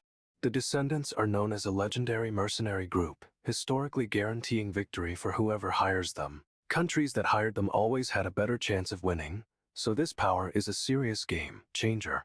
Our boy is onto something huge, and he's about to dive headfirst into uncovering the secrets of the dragon's descendants. Apparently, the descendants didn't just have the ability to predict the future. They could control it. This dude with the spiky hair lays down some serious truth. Physical strength means nothing when you can manipulate destiny. He explains this isn't about seeing the future, but feeling the flow of will and possibility, seeing the most likely outcome. But get this, if someone changes their will, the future changes with it? So it's not set in stone, which is wild. The leader of the descendants starts handing off this power to a younger guy, Luyan, and it sounds less than pleasant. Straight up, this is a curse, and it's going to torment Luyan constantly, from the moment he receives it until he dies. The leader tells Luyan to endure the curse, to endure his powerlessness. Talk about a harsh mentor. Meanwhile, the guy with the orange eye is listening in, and honestly, he looks pretty disturbed by all this. The dark-haired descendant nods, accepting this dark inheritance, and it's giving me chills. This is getting intense. Our boy is uncovering some seriously messed up stuff about the dragon's descendants. He hears about a ritual, and it sounds like the dragon warriors weren't exactly volunteering for this life. Our boy trudges through the snow, and the crunching sound is seriously unsettling the descendant beside him. This dude explains he became a dragon warrior because there were rules he had to obey with his life. Heavy stuff.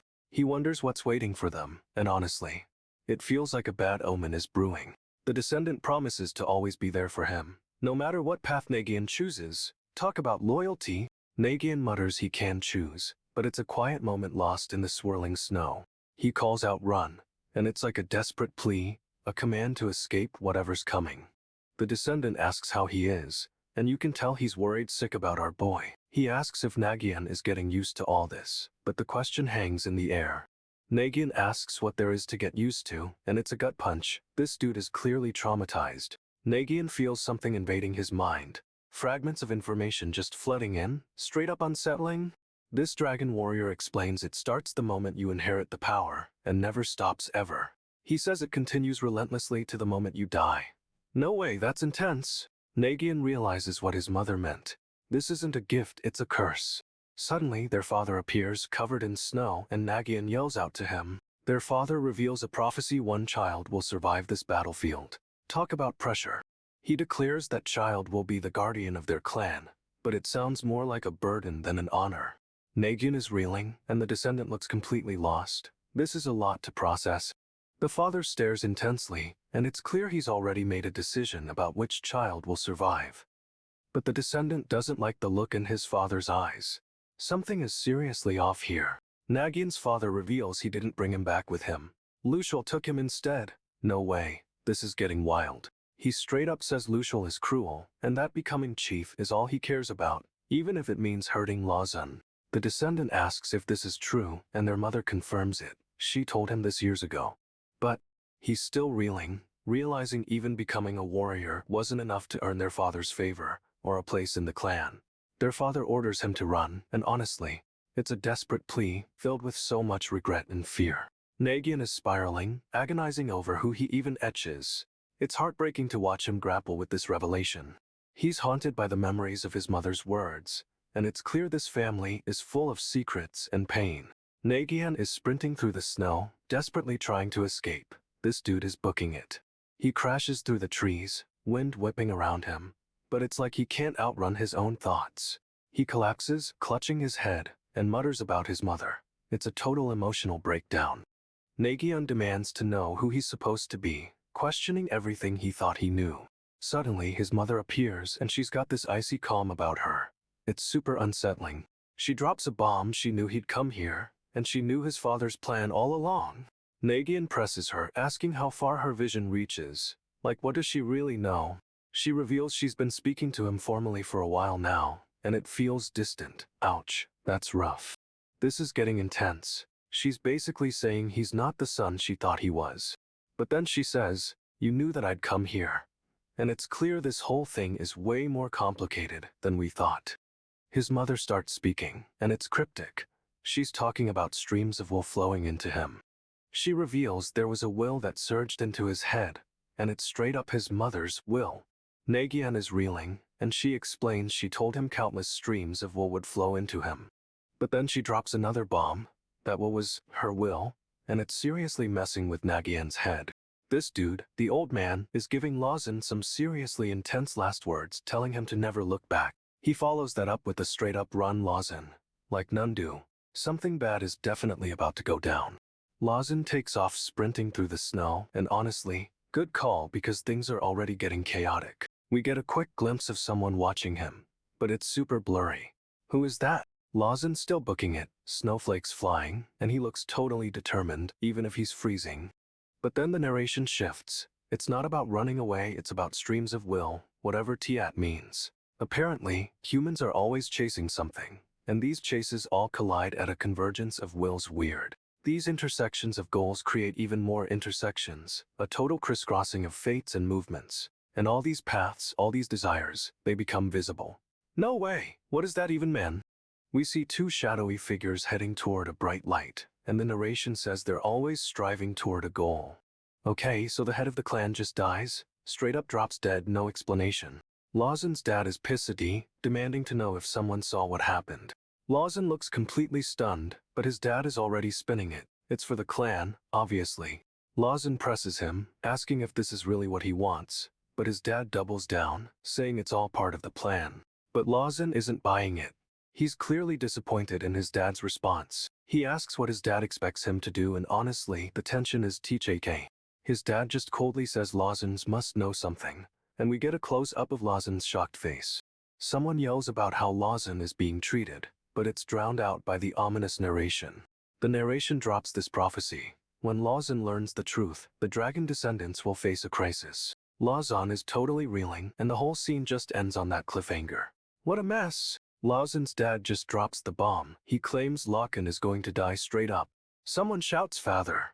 But it's too late. The dad's already doubling down on this grim prediction. He insists the damage is already done, and honestly, it feels like he wants this to happen. We cut to a snowy landscape, and this dude is just standing there, looking all brooding and intense. Lawson finally catches on.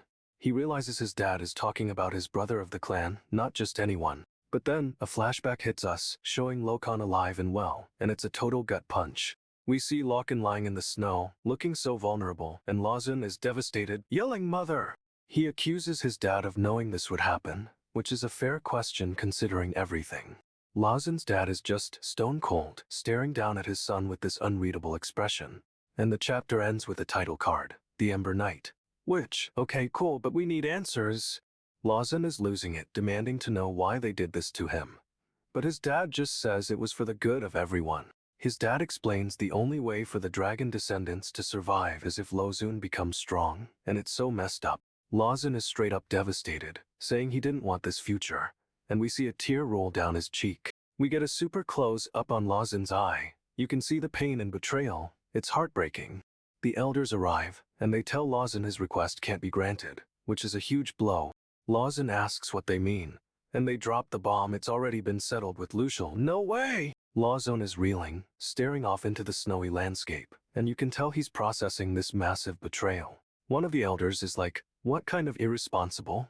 But Lawson just cuts him off with a scream. Another close up on Lawson, and honestly, he looks completely broken, and it's brutal. And then, a final close up on the elder's eye, revealing an orange iris. Something's definitely off with this dude. Okay, so our boy and his mysterious blue-haired friend are planning something in the snow, but it's clearly serious. They're talking about that guy, Lawson, and admit taking him on won't be easy, because this dude already risked his life once. We get a flashback to a shadowy figure collapsed in the snow, and it's intense. Clearly, Lawson's been through it.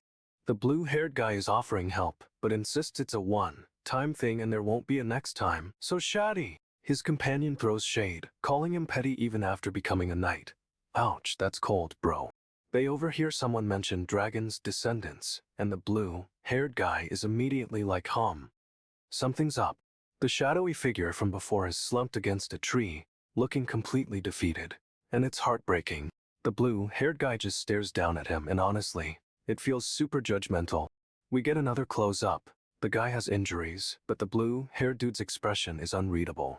This dude is straight up broken, and it's clear he's carrying a huge weight, but the other guy is not offering comfort. Okay, so it turns out Lawson's mom was a dragon, and our boy's dad was a dragon hunter. No wonder things are messy.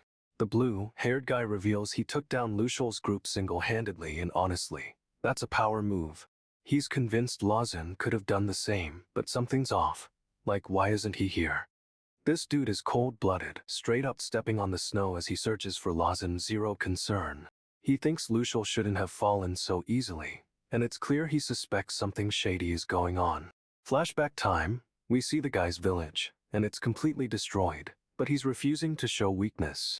He says he had to show everyone his power to prevent another civil war, and it's a heavy burden. He's haunted by what he's done, but keeps pushing forward. This dude is a mess, but determined. Now he's trekking through the woods, claiming this is where Luyan told him Lawson would be. Lawson is somewhere in these woods, and our boy is ready to confront him. This is about to go down. Someone's defending Lawson, saying he's a super responsible guy. Yeah, right, that feels sus. But our boy is totally unbothered, just stomping through the snow like a boss. He's asking around for Lawson, and someone says they've never seen him before, which is weird. This dude is convinced something isn't right with Lawson, and honestly, we're right there with him. Okay, so our boy is staring down this mysterious guy, and he's straight up radiating power. Those eyes are intense. He's trying to convince himself this dude is just trying to shake him up, but honestly, he's clearly affected by the words. This dude's got a serious, brooding vibe, just staring off into the distance. He's definitely hiding something. He's still lost in thought, face all closed off, but we see a glimpse of what's going on inside his head. No way, he's completely shocked, mouth open, caught off guard by something. This is a huge moment. We get a closer look at his face, and it's all serious business, like he's bracing for a big reveal or fight. But then this other guy appears, looking all smug and confident. He knows something our boy doesn't. He drops this cryptic line about not wondering why things are happening, and it's super ominous. Suddenly, everything goes white and windy. Something's definitely about to go down. It's a total power move. And finally, we see the dude's face again, looking all intense and determined. He's ready for whatever's coming. He denies knowing the guy who killed Najin, but it's a total lie. He's playing it cool, but we see the cracks. This dude straight up lays down the facts. Najin was his family and our boy killed them. Savage. But then he doubles down, saying facts are all that matter. And it's clear he doesn't care about anything else. Our boy finally responds, saying alright, but you can feel the tension building. He's not backing down. This other guy is irked, visibly annoyed by our boy's reaction, and honestly, good, he deserves it. He starts ranting about wanting to get stronger, asking what he needs to do. It's a desperate plea for power. But it's a twisted request, like he's willing to pay any price, and it's seriously unsettling. He's completely consumed by this desire, eyes glowing red, and it's a major power-up moment. However, something's clearly wrong. He's losing control, and the darkness is creeping in.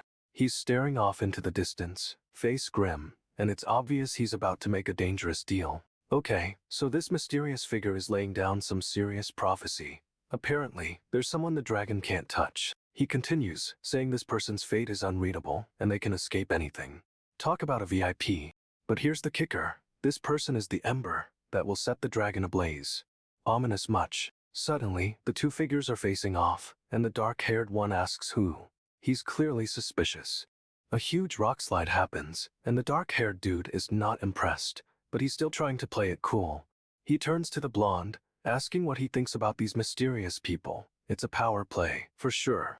The blonde responds that they're hiding something, but aren't hostile, and assures him there's nothing to worry about. However, the dark-haired dude isn't buying it, stating that their motivations and ideology are all that matter.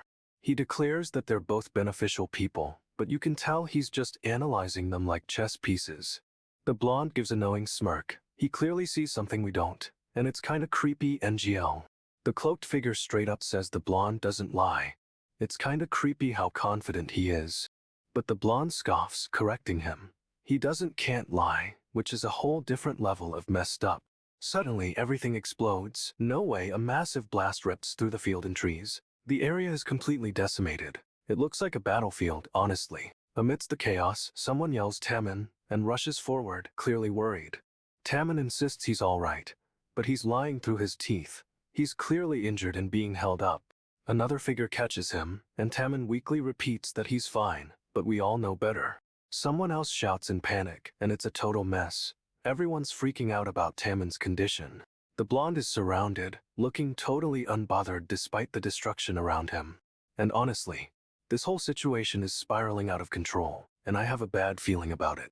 The blonde is laying into this other dude, demanding he own up to whatever he's done. It's intense. The silver-haired guy glances at the blonde, realizing this isn't just a regular situation. Something's off.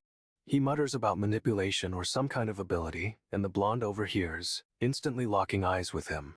The blonde orders his apprentices to retreat, but then straight up declares they're going into battle. This is about to get real.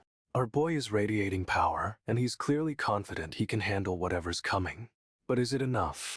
The silver-haired guy guesses the blonde has a special ability, but the blonde dismisses it, saying it doesn't matter. However, a flash of light reveals the blonde is preparing a serious attack. Dragon martial arts. Falling dragon!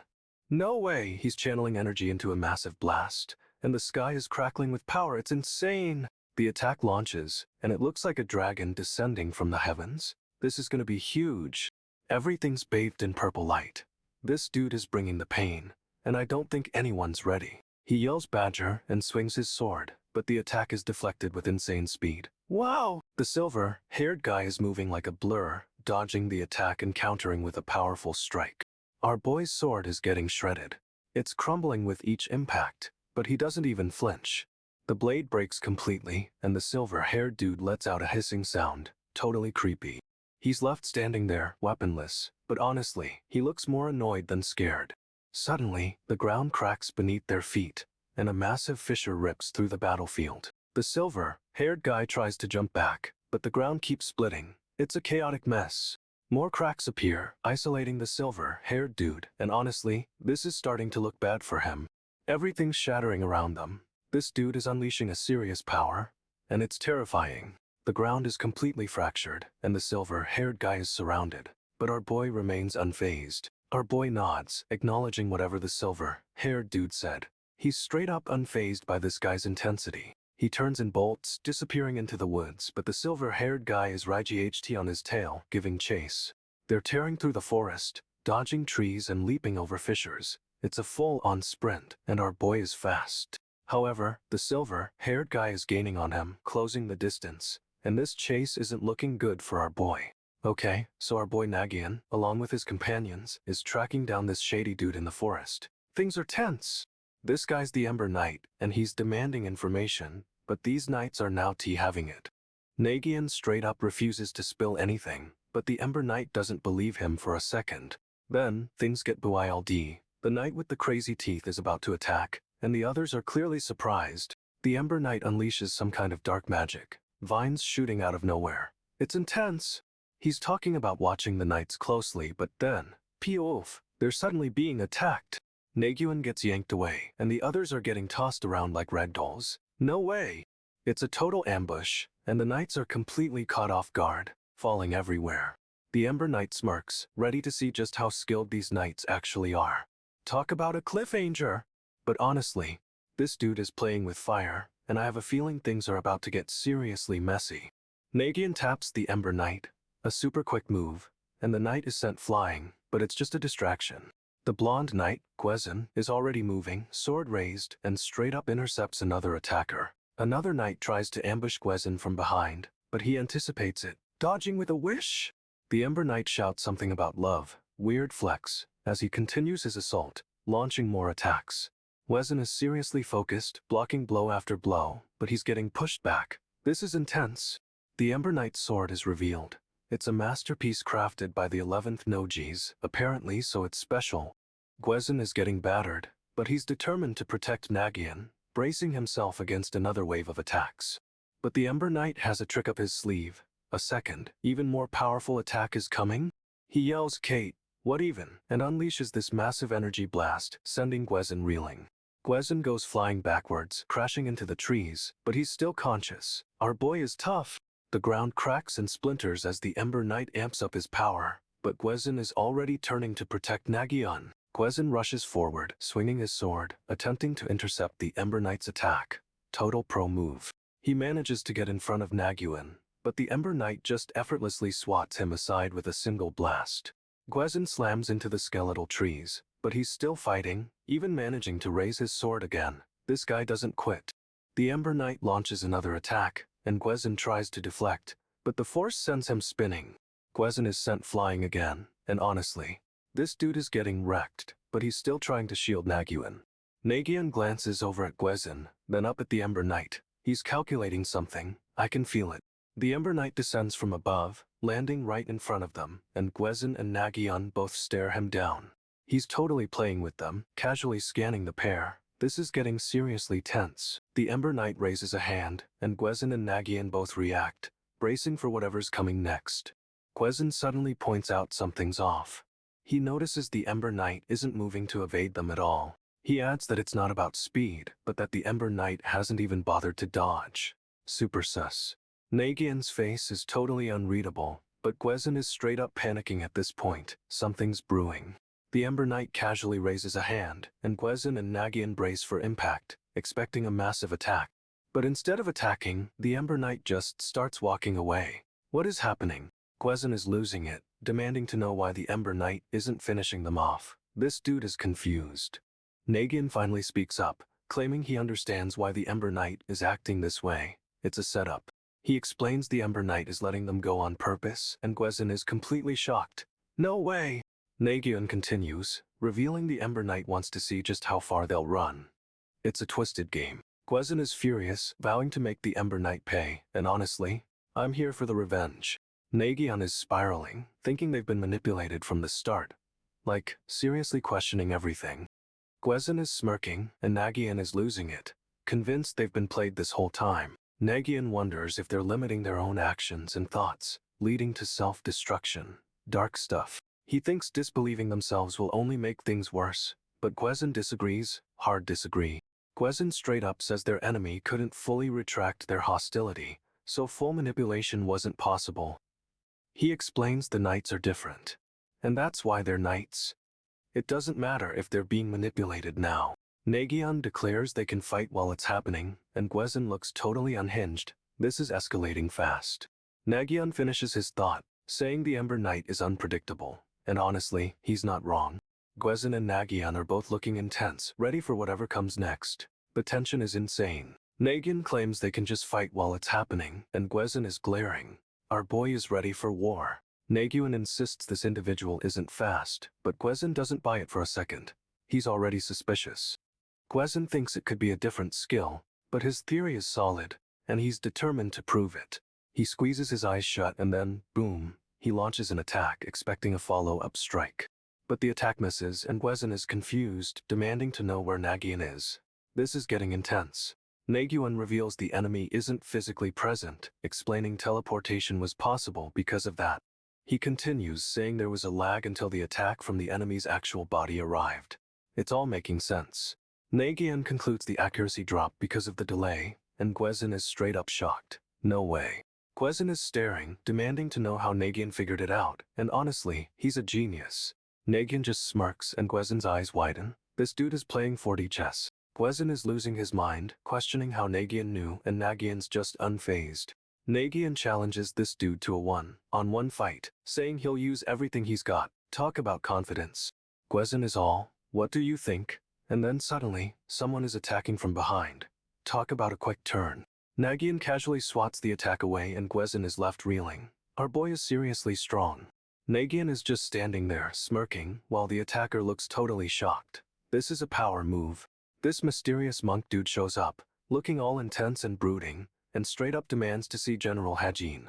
He's not bringing flowers though. This guy presents Najin with a broken, creepy skull as a gift. No way! Suddenly, a flash of golden hair appears, and this other dude looks furious and is blocking the monk's view.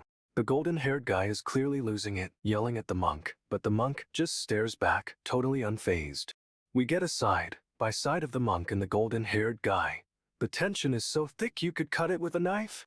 Another guy with dark hair is standing off to the side, watching the scene unfold with a slight smirk. The golden-haired guy is interrogating someone, demanding to know who read the report, like he's onto something big. He's suspicious, asking if the information is reliable, but the dark-haired dude just says it's not unreliable. Sketchy. The golden-haired guy is seriously intense, staring down whoever is on the other side of this conversation. He's questioning everything, and honestly, this whole situation is giving me major bad vibes. Someone asks where they're going, but the monk straight up says the mission comes first. Cold. He promises to reveal the location later, after a discussion, but everyone looks super skeptical. The golden-haired guy and the dark-haired dude are giving each other side eye. This is getting awkward. The golden-haired guy is staring intensely, clearly not buying anything this monk is saying. He demands to know who read the report, and the dark-haired dude just shrugs it off. So shady! Our boy is grilling someone about the report's reliability, and it's clear he's not pleased with the answers. The monk is totally unfazed, just standing there while the golden-haired dude practically explodes. The dark-haired dude is watching this whole thing unfold with a weird smirk. Something's up with him. The golden-haired guy's looking all brooding and intense. This dude is about to snap. Everyone falls silent, and honestly, this whole situation is screaming trap to me. He realizes general hygiene is helping the dragon's descendants? No way, that's a twist. He's piecing it all together, figuring out the next move has to be getting to her. Whoever her is, everything's prepared, and he's ready to enact his plan. But it's all so ominous. He glances over and spots her, completely vulnerable. This is where it gets dark. He reveals he's been using General Nagyunn to destroy the knights, and honestly, it's a brilliant, ruthless move. The dragon's descendants haven't betrayed him, which is unexpected, to say the least. He's finally admitting he's been plotting revenge this whole time. Our boy is serious. A dark-haired guy offers to let him kill him, offering help to achieve his goal, and it's super unsettling. The golden-haired dude is whitened his teeth, clearly wrestling with some intense emotions. He's processing everything, and you can tell a storm is brewing. This is about to go down. He's got this intense, brooding look and declares it'll be the perfect payback. Bro is fully committed. The golden-haired dude whips out a sword, and it's a straight-up lightning-fast attack, but our boy dodges. He tells him to get up, it's his turn, and honestly, the confidence is radiating off this guy. The golden-haired knight protests, saying now isn't the time, but he's determined to wait for the perfect moment. We get a super close-up of our boy, and he looks unsettled, like he's processing something huge. His expression shifts, and now he's got this cold, calculating look. This is a side of him we haven't seen. He admits he can't kill him with his current power, but he's got a more certain route, planned, sneaky. The golden-haired dude gives a chillingly simple good thinking, and it's clear he's on board with the plan. Our boy moves in close, and it looks like he's about to help the golden-haired knight get up. What is happening? He's stabilizing him, and honestly, this is a wild turn of events. I did not see this coming. Our boy starts walking step by step and lays down a terrifying promise. He's going to destroy this dude's plans. He vows to utterly wreck everything right when the golden-haired knight thinks he's finally winning. Cold. He's declaring he'll kill him with his own hands the moment he's at his lowest. No way, this is good. The scene shifts to a desolate forest, and two other characters are scouting. Something's definitely up. One of them notes there are no tracks, but then realizes the same goes for them. They're being watched. They debate moving on, but the blonde one is clearly spooked. This forest is giving off major bad vibes.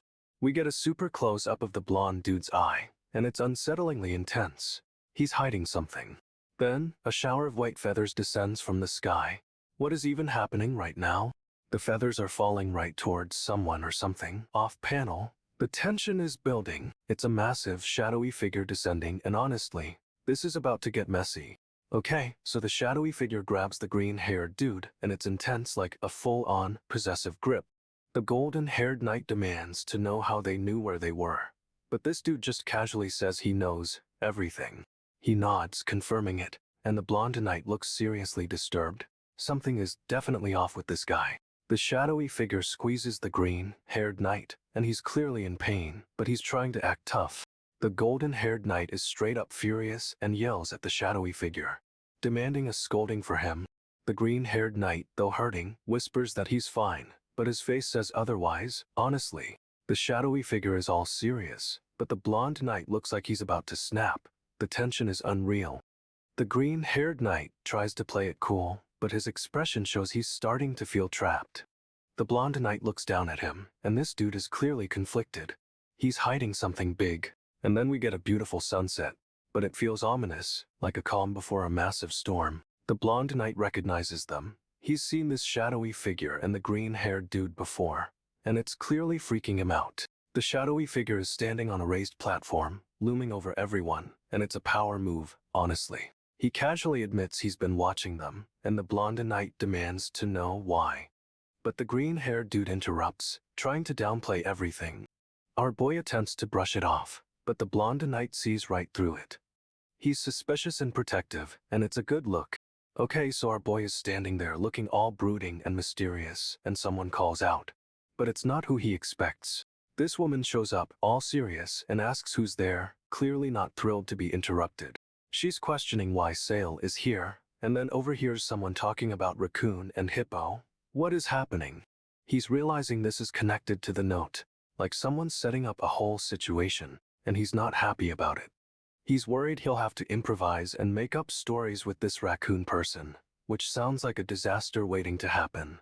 He glances over, totally suspicious, and wonders if someone orchestrated this whole meeting on purpose, and honestly, it seems likely. The woman straight up asks if it's Najin, and this dude's attendant confirms it, which is a major reveal. The woman is clearly shocked, and is questioning everything right now. This is getting intense. He's identified as a knight, and she's starting to put the pieces together, realizing who he really is. She's questioning him, and the scene ends on a cliffhanger. No way, we need to know what happens next. Okay, so this woman is laying down some serious rules. No descendants of the dragon matter, period. She's moving fast, sliding into action, while another figure tries to reach out, but she's already dodging. She's leaping through the air, completely avoiding an attack, and is straight up showing off her skills. This dude's getting a beatdown, but she claims it's because knights are naturally evasive. Talk about confidence. She's deflecting another attack, saying there's no chance she'll get hit, but the attempt is what she cares about. She lands a hit and declares that should be enough. She's so nonchalant, it's amazing. She's assessing the situation, and honestly, this dude had it coming, thinking he could take her on. But wait, she's saying she needs to ensure his confidence isn't destroyed. What a twist. Another guy bursts onto the scene, and she's just casually telling him to do it, like it's nothing. Our boy is clearly impressed by her skills, and she's just so smug about it. She's a total pro. She's demanding to know if he's pretending not to recognize General Nagyunn. Talk about a power move. This woman is intense, pointing a finger and going full on intimidating mode, no joke. She whips around, and a sword flashes. She's not messing around, straight up attacking. She's laying down the law. If he doesn't want to die, he better listen up, period. Our boy's about to get sliced, but she's confident someone else will handle it. What is going on? She asks if the other fighter got the message, but then seems to question her own words. He responds with just one word, raccoon. What does that even mean? She nods, seemingly satisfied, and it's a little creepy how quickly they're on the same page. She thinks the fighter understood, and our boy's suddenly super nervous. Something's definitely up. But it seems like she's finally getting through to her, and our boy is a little relieved. Callan's totally stepping up, saying this whole thing was just a performance. A bit of a cover-up. But the other fighter, this dude is not buying it. He's straight up losing his mind. He demands to know what's going on, and she just pats him on the shoulder, like chill out, bro. This fighter is spiraling, yelling about how he almost died, but she's just unfazed. She's doubling down, saying it was a test and he passed. Honestly, she's playing with him. He's still freaking out, demanding answers, but she cuts him off with a simple "Aye, sir." So cold. She's clearly in control, and it's super unsettling, like she's manipulating everyone around her. The fighter is trying to process what just happened, but she just stares off into the trees. She's lost in thought, and it's giving off major villain vibes. What is she plotting now? Our boy's staring at her, totally unnerved. This whole situation is just getting weirder and weirder. Our boy's clan is apparently sending a message to another country. Things are getting serious. He says he'll return after that, but honestly, something about this whole scene feels off. This other fighter, Nagyunn, is approaching, and our boy is clearly not thrilled about it. They're walking side by side, but the tension is thick. You can practically cut it with a knife. Nagyunn glances over at our boy, and he looks super suspicious, like he knows something's up. Our boy asks if they took it away, and Nagyunn's response is cryptic, to say the least. A woman steps forward, and she seems to have all the answers, or at least, she acts like she does. She just says "I see," and it's so casual, it's honestly terrifying. She's playing a long game. She gives a knowing look, and this whole situation is spiraling into something way bigger than we thought. Our boy is straight up unsettled by her gaze. This woman is definitely hiding something, and he knows it. Okay, so Nagyunn just drops a bomb. He threw away his weapon and surrendered to their enemies? But wait, he didn't just give up. He chose to die by their hands, which is intense. He's flashing back to the past, and it looks like he was part of something terrible, a massacre of dragon descendants. This dude is confessing to a seriously messed up history, and it's hitting our boy hard. Andrak explains they didn't kill her because they wanted to, but because they had a reason. E's specific reason. He's laying it all out. If they wanted revenge, she'd be dead. But they're holding on to her for something else. We get a wide shot of this city, and it looks important. Like this is where everything went down. Another view of the city, showing a ton of buildings. This place is huge, and it's clearly got a history. Andrak is staring off into the distance, and honestly, he looks like he's carrying the weight of the world. Our boy is still reeling, totally lost in thought, and you can tell this revelation is a game changer. Okay, so someone just click it on him, and he's clearly injured with a messed up face and mouth. He's standing in this huge hall, all dramatic, and tells whoever's there, "You've come." Talk about creepy. We finally get a look at who he's talking to, and it's another cloaked figure, looking all mysterious and powerful. This whole scene is giving me chills. It's a total standoff, and our boy is clearly walking into something dangerous. 500 years ago, there's this legendary knight, straight up the strongest, known as the Demon Knight, and everyone fears him. But now, she's awakened after being trapped in ice for half a millennium, and all the knights revere her as a symbol of honor.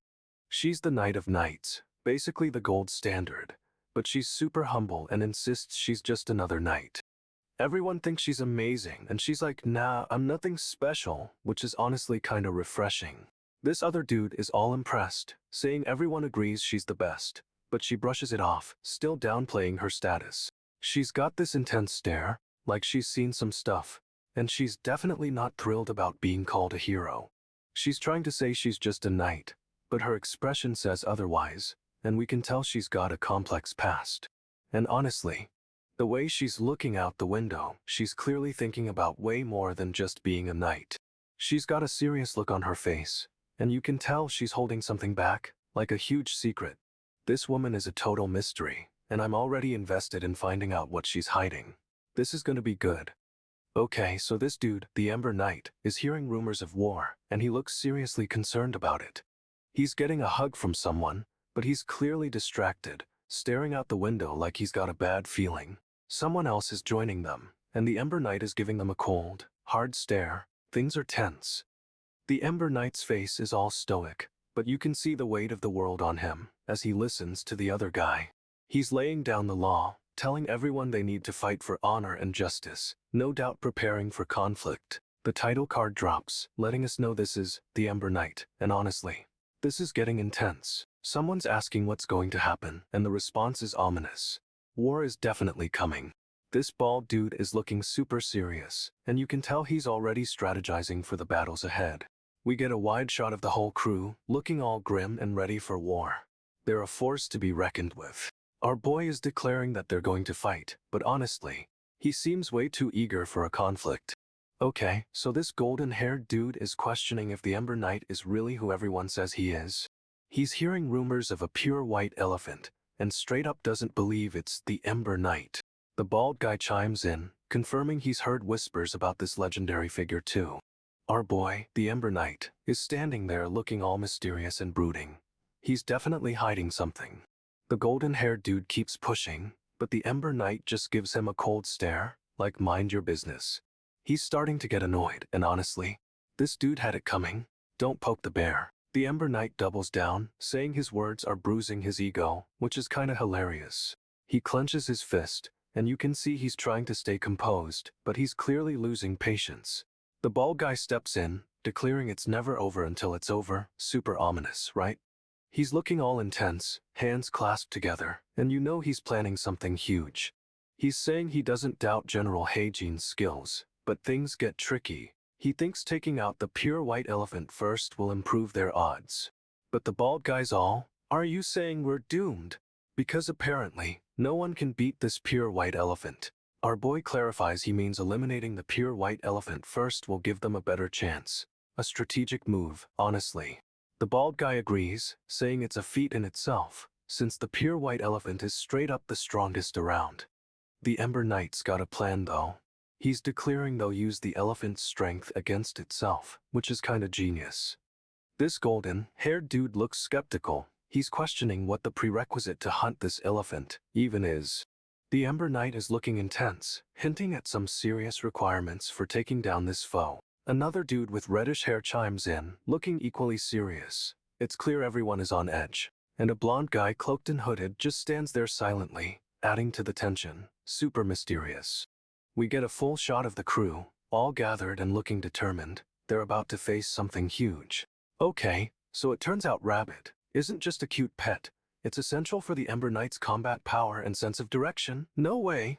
The red-haired dude confirms they've spotted Rabbit, but they don't know how long it'll stay put, which is stressing everyone out. This dude is straight up losing it, asking if they can even see that far, and honestly, it's a valid question. The Ember Knight explains everyone is indispensable, and they don't have any Catons, meaning they're stuck with what they've got. He continues, saying backup isn't an option, so they have no choice but to push forward as a team. Talk about pressure. The Ember Knight is looking super determined, and the blonde guy is staring back, clearly assessing the situation. Our boy is leaning in close, whispering something to the blonde guy, and the tension is real. He's explaining they need to move fast, and the blonde guy is nodding. They're about to take off. The Ember Knight starts running, leading the charge, and the blonde guy follows close behind, with the teal-haired dude bringing up the rear. They're moving quickly, disappearing into the foliage, and you just know things are about to get intense. Okay, so they're sneaking through this abandoned place, and the blonde guy is testing the floorboards, super cautious. He finds a loose board and slides it aside, revealing a hidden space above. What is up there? The blonde guy reaches in, and it looks like he's grabbing something or someone. It's a hand wrapped in bandages. The floorboards creak under his weight, and someone, a shadowy figure, is definitely watching them. Suddenly, a voice yells "Wild Dog," and the shadowy figure reveals themselves. It's a seriously intense-looking dude. This dude's eyes are glowing gold, and he's staring right at the Ember Knight, like he's been waiting for him. He's got this creepy smirk on his face, and honestly, it doesn't look good. The Ember Knight seems surprised, but he's trying to play it cool and keep his composure. Wild Dog is still smirking, and he's definitely sizing up our boy. This is a standoff for the ages. But Wild Dog's smirk widens, and it's clear he's not here to chat. He wants a fight, and he wants it now. Wild Dog is straight up mocking the Ember Knight, talking about how he expected more from Najinn's replacement. But the Ember Knight isn't backing down. He's got this intense stare, and is clearly holding back a lot of power. Wild Dog's eyes glow brighter, and he's unleashing some seriously dark energy, and honestly, it's terrifying. Okay, so this mysterious figure in the hat is delivering some seriously grim news, but we can't even see his face yet. He's straight up asking for confirmation, like he can't believe what he's about to say is true. And it's Nagyunn is dead and Wild Dog is unconscious. No way! This is a total disaster. The news hits hard, and everyone is reeling from the announcement. It's a super tense moment. One of the guys is losing it, completely shocked by what he just heard. Honestly understandable. But then the hooded figure interrupts, demanding everyone stop. He's clearly got something to say. The tension is building, and everyone is staring at this dude, waiting for him to spill the tea. Another person is freaking out, questioning the news. They can't process this information. And finally, we get a glimpse of the figure's face, obscured by the mask, but still imposing. He commands them to stop, and you know whatever he's about to reveal is going to change everything. The masked figure lays down some serious truth. Thinking you're perfect is straight up arrogance, apparently.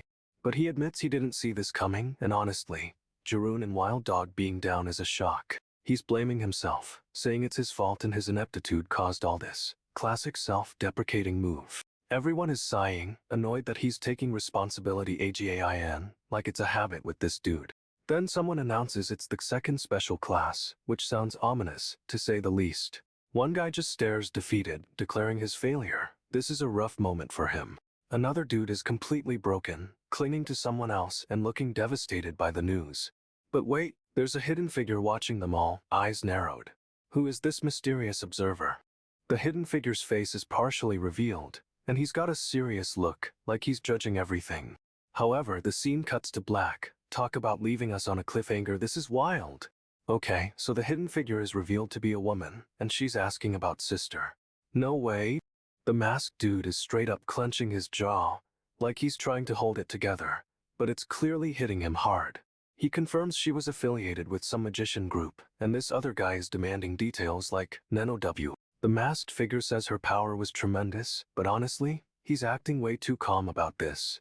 He's detailing how she was a special class, and the guy in the helmet is visibly reeling. This is getting intense. For some reason, he's bringing up how she was supposed to die, but it didn't happen, which is a total curveball. The helmeted guy is getting increasingly agitated, demanding to know what happened to her. Bro is about to explode, but the masked figure reveals she was taken by the Black Serpent, a name that screams trouble, honestly. And then a close-up on the helmet reveals a chilling detail: it's cracked, hinting at a past battle. However, the masked figure explains the Black Serpent is still active, meaning this whole thing is far from over. The masked figure claims this is his territory, straight up laying down the law. But the blonde dude isn't backing down. He's demanding to know what happened to his sister. This dude with the green hair suddenly appears, interrupting the tension and catching everyone off guard. He steps forward, and the helmeted figure immediately recognizes him. It's a total shock. The helmeted figure is absolutely reeling, and the green-haired guy just casually pats him on the shoulder. However, the blonde dude isn't having it. He grabs the green-haired guy, demanding answers. The green-haired guy tries to explain, but the blonde dude is too enraged to listen. He's seeing red. Suddenly, the helmeted figure pulls away, looking completely defeated and lost in thought. He starts rambling about a promise and how it's all his fault. This is getting heavy. But the green-haired guy calmly reveals he's been watching over the blonde dude the whole time. What a twist! Okay, so the helmeted guy is losing it, ranting about death, and then SMASK, he straight up slaps the blonde dude. He's like, think it over carefully. But honestly, this whole situation is a mess. The helmeted guy then drops this bombshell: who even knows when they're gonna die. He's clearly spiraling, laughing hysterically as if he's accepted his fate. But then the red-haired dude and the green-haired guy show up, interrupting the drama. Red hair looks super concerned, questioning what's happening, while green hair is just there. Red hair demands to know what's going on, and green hair tries to jump in, but it's too late. Red hair is fuming, spitting out his questions. This dude is not happy. He's practically breathing fire, and green hair seems resigned to whatever's about to happen. But honestly, the whole scene is tense, with everyone bracing for a huge confrontation. Okay, so red hair is losing it, accusing the blonde dude of betraying everyone, and then attacks? Green hair tries to intervene, drawing his sword, but red hair is too fast. He's completely overwhelmed. But wait, the blonde dude steps in, blocking the attack with some serious skill. No way! He demands red hair stop, saying they need to focus on their enemy, and honestly, he's right. Red hair is still furious, yelling about trust and betrayal, and it's a total mess of emotions.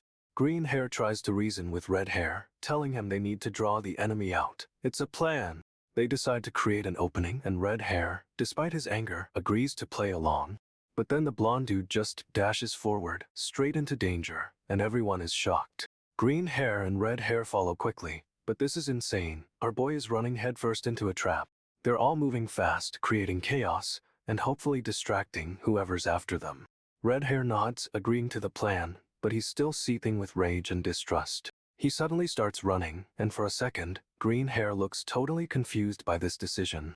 Then red hair lets out a massive yell, a war cry, and it's clear he's charging straight into a fight.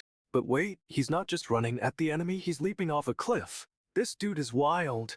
Okay, so this dude, the white-haired one, is straight up staring intensely at someone. Things are about to go down. The dragon notices something's off with this other guy, and it's clearly a big deal, like a major energy shift or something. Something's twitching on the dragon's face. It's subtle, but he's definitely reacting to whatever's happening. We get a good look at the dragon, and he's clearly focused, assessing the situation with a cold stare. The dragon confronts the blonde guy, pointing a finger and demanding to know what he's seen. No way, this is friendly. Blonde dude is freaking out, asking what the heck the dragon is even talking about. He's totally caught off guard. The dragon's eyes are glowing, and he's moving super fast, closing in on someone hidden in the rocks. He slashes at something with insane speed. It's a blur, but he's definitely attacking something concealed there. Someone's laughing, saying they believe, but honestly, it's a creepy, unsettling laugh, like they want this to happen. The dragon's attack connects, and whatever was hiding is sent flying, but it's a mystery what it even was. Okay, so the dragon's still laser focused on this Nagyunn dude, and it's super creepy. He's not letting up. Nagyunn is clearly paranoid, thinking the dragon is watching him, and he's starting to sweat. He makes a decision, a risky one, and straight up yells to General Hajin about suspicious people nearby. General Hajin is confused, asking what's going on, but the dragon's already reacting to Nagyunn's outburst. The general orders them to drive away whoever Nagyunn spotted. But the dragon is not buying it. The dragon's face is unreadable, and he's thinking about the worst-case scenario, Nagyunn revealing his identity. Nagyunn continues to act like he's clueless, but he's totally playing a role. This dude is a master manipulator. He's still staring at the dragon, and honestly it's a power move. Nagyunn isn't backing down. Nagyunn's internal monologue reveals he's testing the dragon, trying to figure out what he knows. He's trying to act natural, but the dragon is definitely onto him. This whole thing is a tense standoff. Nagyunn thinks he can manipulate the dragon at the moment, but something's off. However, the dragon is suspicious. He wonders if Nagyunn is betraying them all. The dragon questions whether others will interpret Nagyunn's actions the same way, and it's seriously unsettling. We get a title card for the Ember Knight, and then, a huge scythe comes swinging in. This Reaper-looking dude is straight up attacking, and it's a total surprise. The dragon tries to block, but the attack is powerful, and he's clearly taken aback. Another dude with red hair jumps into the fight, yelling at the dragon. What is going on? Red-haired dude is really getting in the dragon's face, and the dragon looks completely bewildered. The red-haired guy keeps shouting, but the dragon doesn't understand what he's saying. Suddenly, the dragon feels a crack. Something is happening to his body, and it doesn't look good. Nagyunn's moving like a blur, dodging attacks and swinging his sword. This dude is fast. He's going for the red-haired attacker, but the dragon intercepts with a massive swing of his own. Nagyunn launches forward, slicing through the air. It's a desperate all-or-nothing dash. The dragon's sword clashes with Nagyunn's, sending sparks flying. The impact is insane. Nagyunn manages to slide past the dragon, aiming for the red-haired guy again, but the dragon's reeling. He swings and the red-haired attacker barely ducks, narrowly avoiding a fatal blow. Woo, close call. The dragon tries to recover, but Nagyunn is relentless, pushing the attack with a powerful swing. But the red-haired guy intercepts, blocking Nagyunn's attack with his own sword. It's a standoff. Nagyunn's sword keeps slashing, and the red-haired dude is actually holding his own. This is intense. He slides back, creating distance, and the dragon's still recovering. Nagyunn is taking control. Wait, hold up.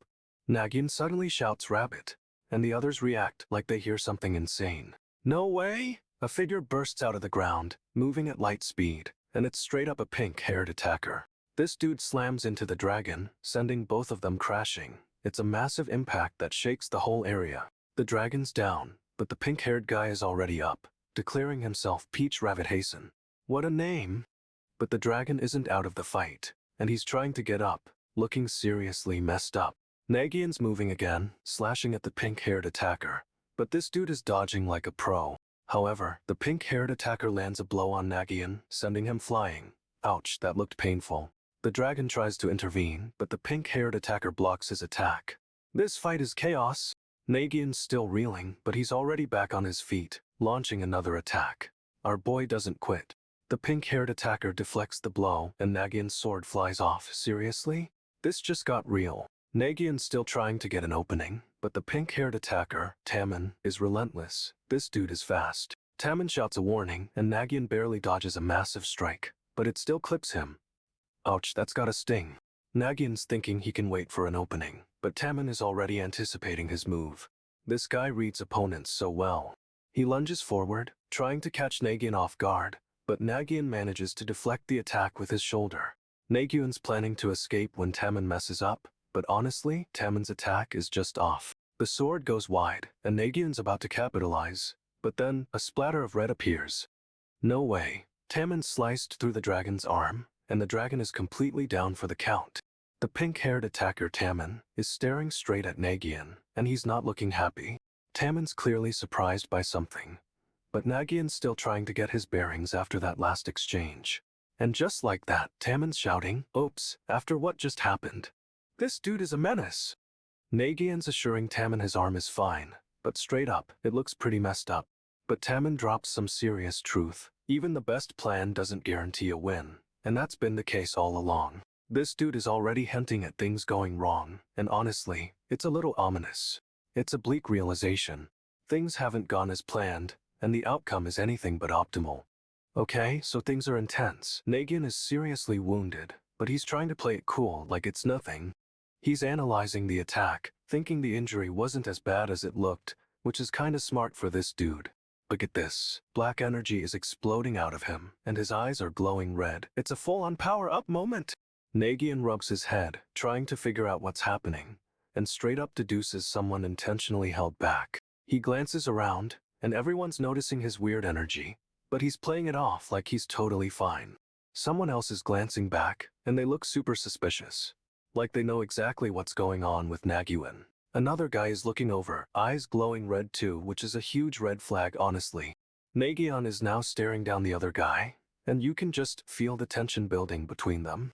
There's someone else in the background, and they're clearly talking about Nagyunn, commenting on how quick-witted he is. However, it's all a facade. Nagyunn is acting calm, but he's clearly gearing up for a fight, and things are about to pop off.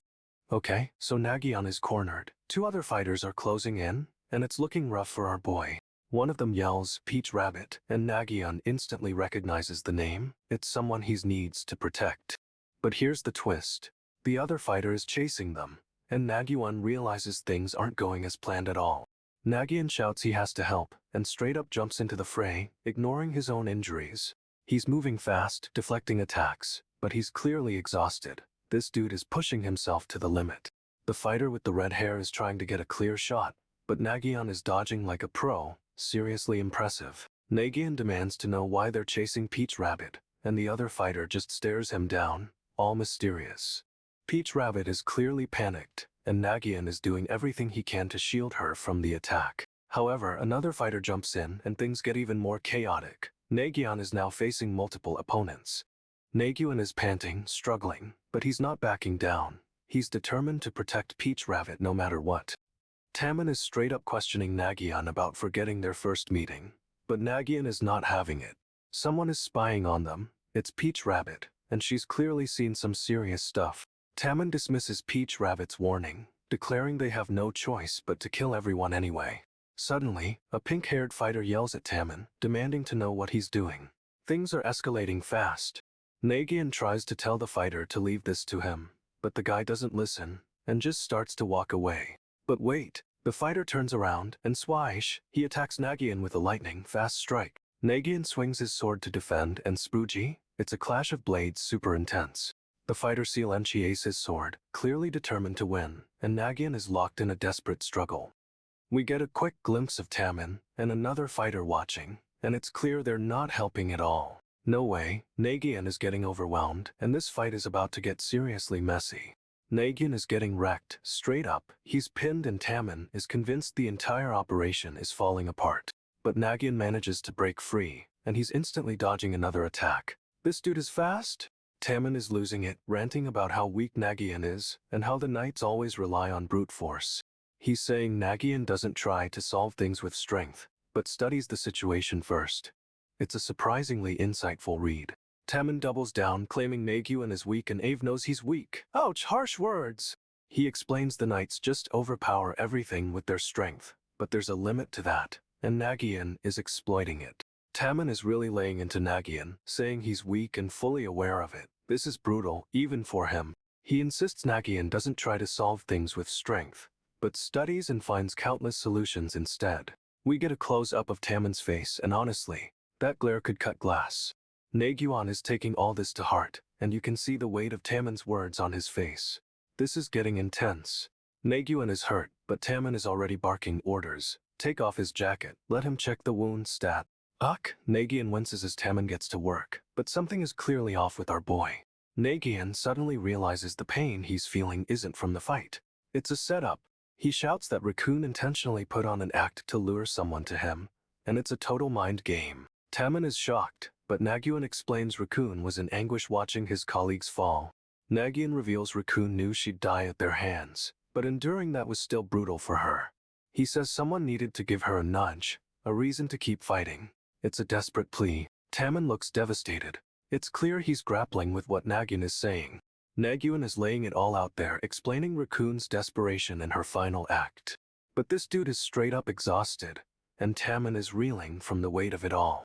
Nagyunn's got a plan. He wants Tammin to attack right when the general does. Boom, the general makes his move and the ground starts shaking like crazy. Tammin is flying toward the enemy, sword raised, but Nagyunn is yelling for him to head it off.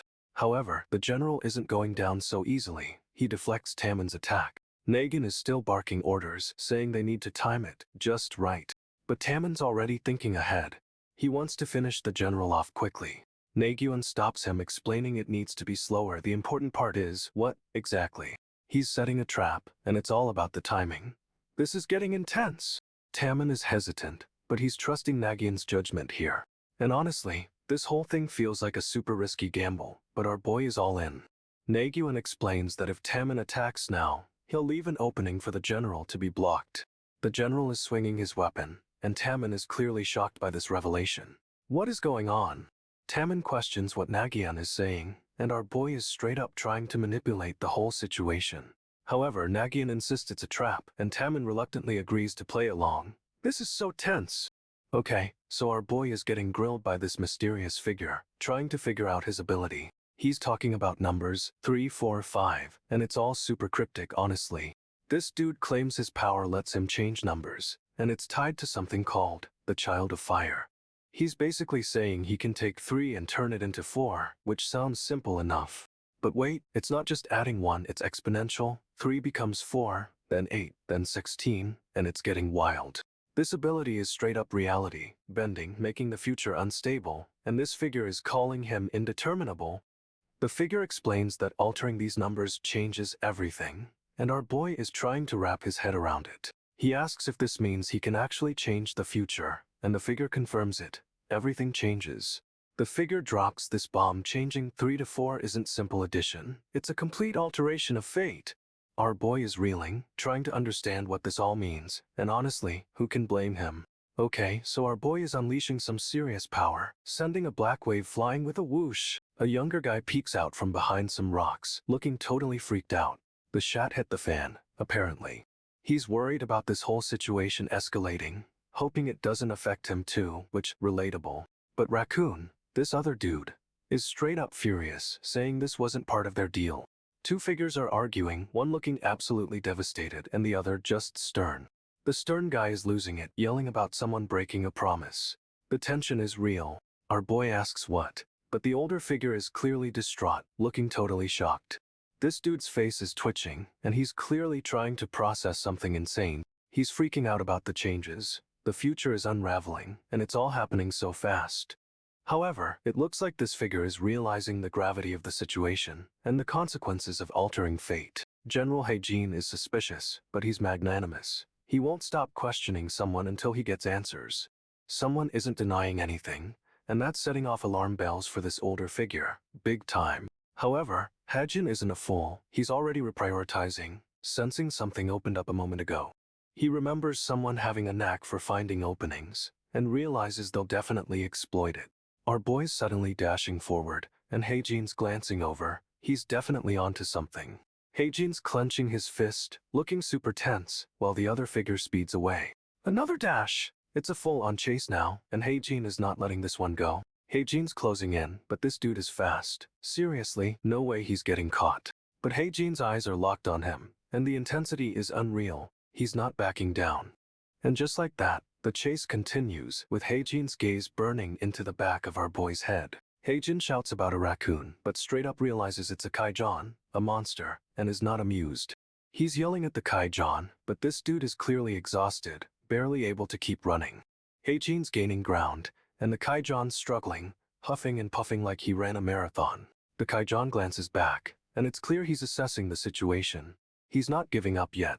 Nagyunn nods, confirming his suspicions, and then he's off again, dashing forward with incredible speed. Another dash from the Kaijon, but Nagyunn is right on his tail, the gap closing with every stride.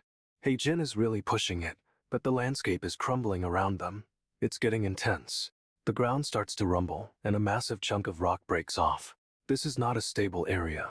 But the Kaijon doesn't even flinch, just keeps running like this whole thing is normal. Everything's collapsing around them, and it's a total disaster. But Nagyunn is still in pursuit. Nagyunn's hand starts to morph. No way, it's turning into these spiky black tendrils? He's clearly struggling, clutching his head and looking totally pained, but he's forcing himself to stand. Heijin's eyes snap open, and you can see the determination. This dude is about to unleash something big. He shouts stand, and his legs sink into the crumbling ground, but he's bracing himself for a fight. And then, whoosh! A massive burst of energy explodes around him, totally obliterating the dust. Heijin mutters, finally. He's been holding back, but now he's ready to go all out. But his hand is leaking a dark, inky substance. This power is clearly taking a toll on him. A single drop of that black liquid falls, and it's a chilling sign of what's happening to our boy. The ground cracks and splits. It's like this whole place is about to swallow them whole. However, Heijin is completely unfazed, standing firm amidst the chaos. This is seriously epic. Heijin asks if something's wrong, and this other dude, the Kaijon, just straight up says he's waited for them to be alone. He takes a step forward, and Heijin's like, what's your problem? But the Kaijon doesn't even respond. The Kaijon reveals he wanted to ask Heijin something, but Heijin cuts him off, saying it doesn't matter. But the Kaijon keeps stepping closer, and Heijin's getting seriously annoyed. This is a tense standoff. He finally drops the bomb. Do you remember the day Najin died? And Heijin's face is unreadable. The Kaijon's eye is glowing red, and he's staring right into Heijin. This is getting creepy fast. Heijin's eyes widen, and honestly, you can see the shock hitting him. He's remembering something. However, Heijin's expression quickly shifts to anger, and he's clearly not happy with what he's recalling. The Kaijon is all up in Heijin's space, and Heijin's about to lose it. You can feel it. Heijin demands to know what he's doing, and the Kaijon just smirks. This dude is playing with fire. The Kaijon is leaking some kind of dark fluid. It's dripping everywhere, and honestly, it's super unsettling. We get a look at the guy who ordered Najin's death, and he's looking absolutely terrified. What's going on? Heijin's face is a mask of fury, and he leans in close, but then drops a bomb. He doesn't want to tell this guy anything. The Kaijon's eye is glowing again, and Heijin's clearly remembering something awful. This is about to explode. Okay, so our boy Nagyunn is face to face with his brother's killer, and things are tense, to say the least. This dude, the killer, is straight up menacing with those glowing red eyes and spiky hair. Total bad guy vibes. They're standing off in this desolate landscape, clearly about to throw down, and it's giving me chills. Nagyunn's trying to read this guy, sizing him up, but honestly it feels like he's walking into a trap. The killer's got this intense stare, and you can see the madness in his eyes. This isn't going to be a friendly chat. Zooming in on those eyes, no way. They're even creepier up close. This dude is seriously unhinged. Nagyunn seems to be getting a read on something, a spark of recognition, but it's a little too late. The killer's laughing like he's got everything planned, and it's infuriating, and honestly, he kinda does. Nagyunn's getting ready to fight, but the killer is already making his move, and it's a surprise attack. He shouts, "Come on now," but it feels like a desperate plea. This fight is about to get real intense real fast. The killer straight up tells Nagyunn nobody's coming to save him. Total mind games, bro. Nagyunn's trying to stay calm, but the killer reads him like a book, calling him scared. This dude claims Nagyunn hasn't changed a bit, and honestly, it's a low blow aimed right at his past failures.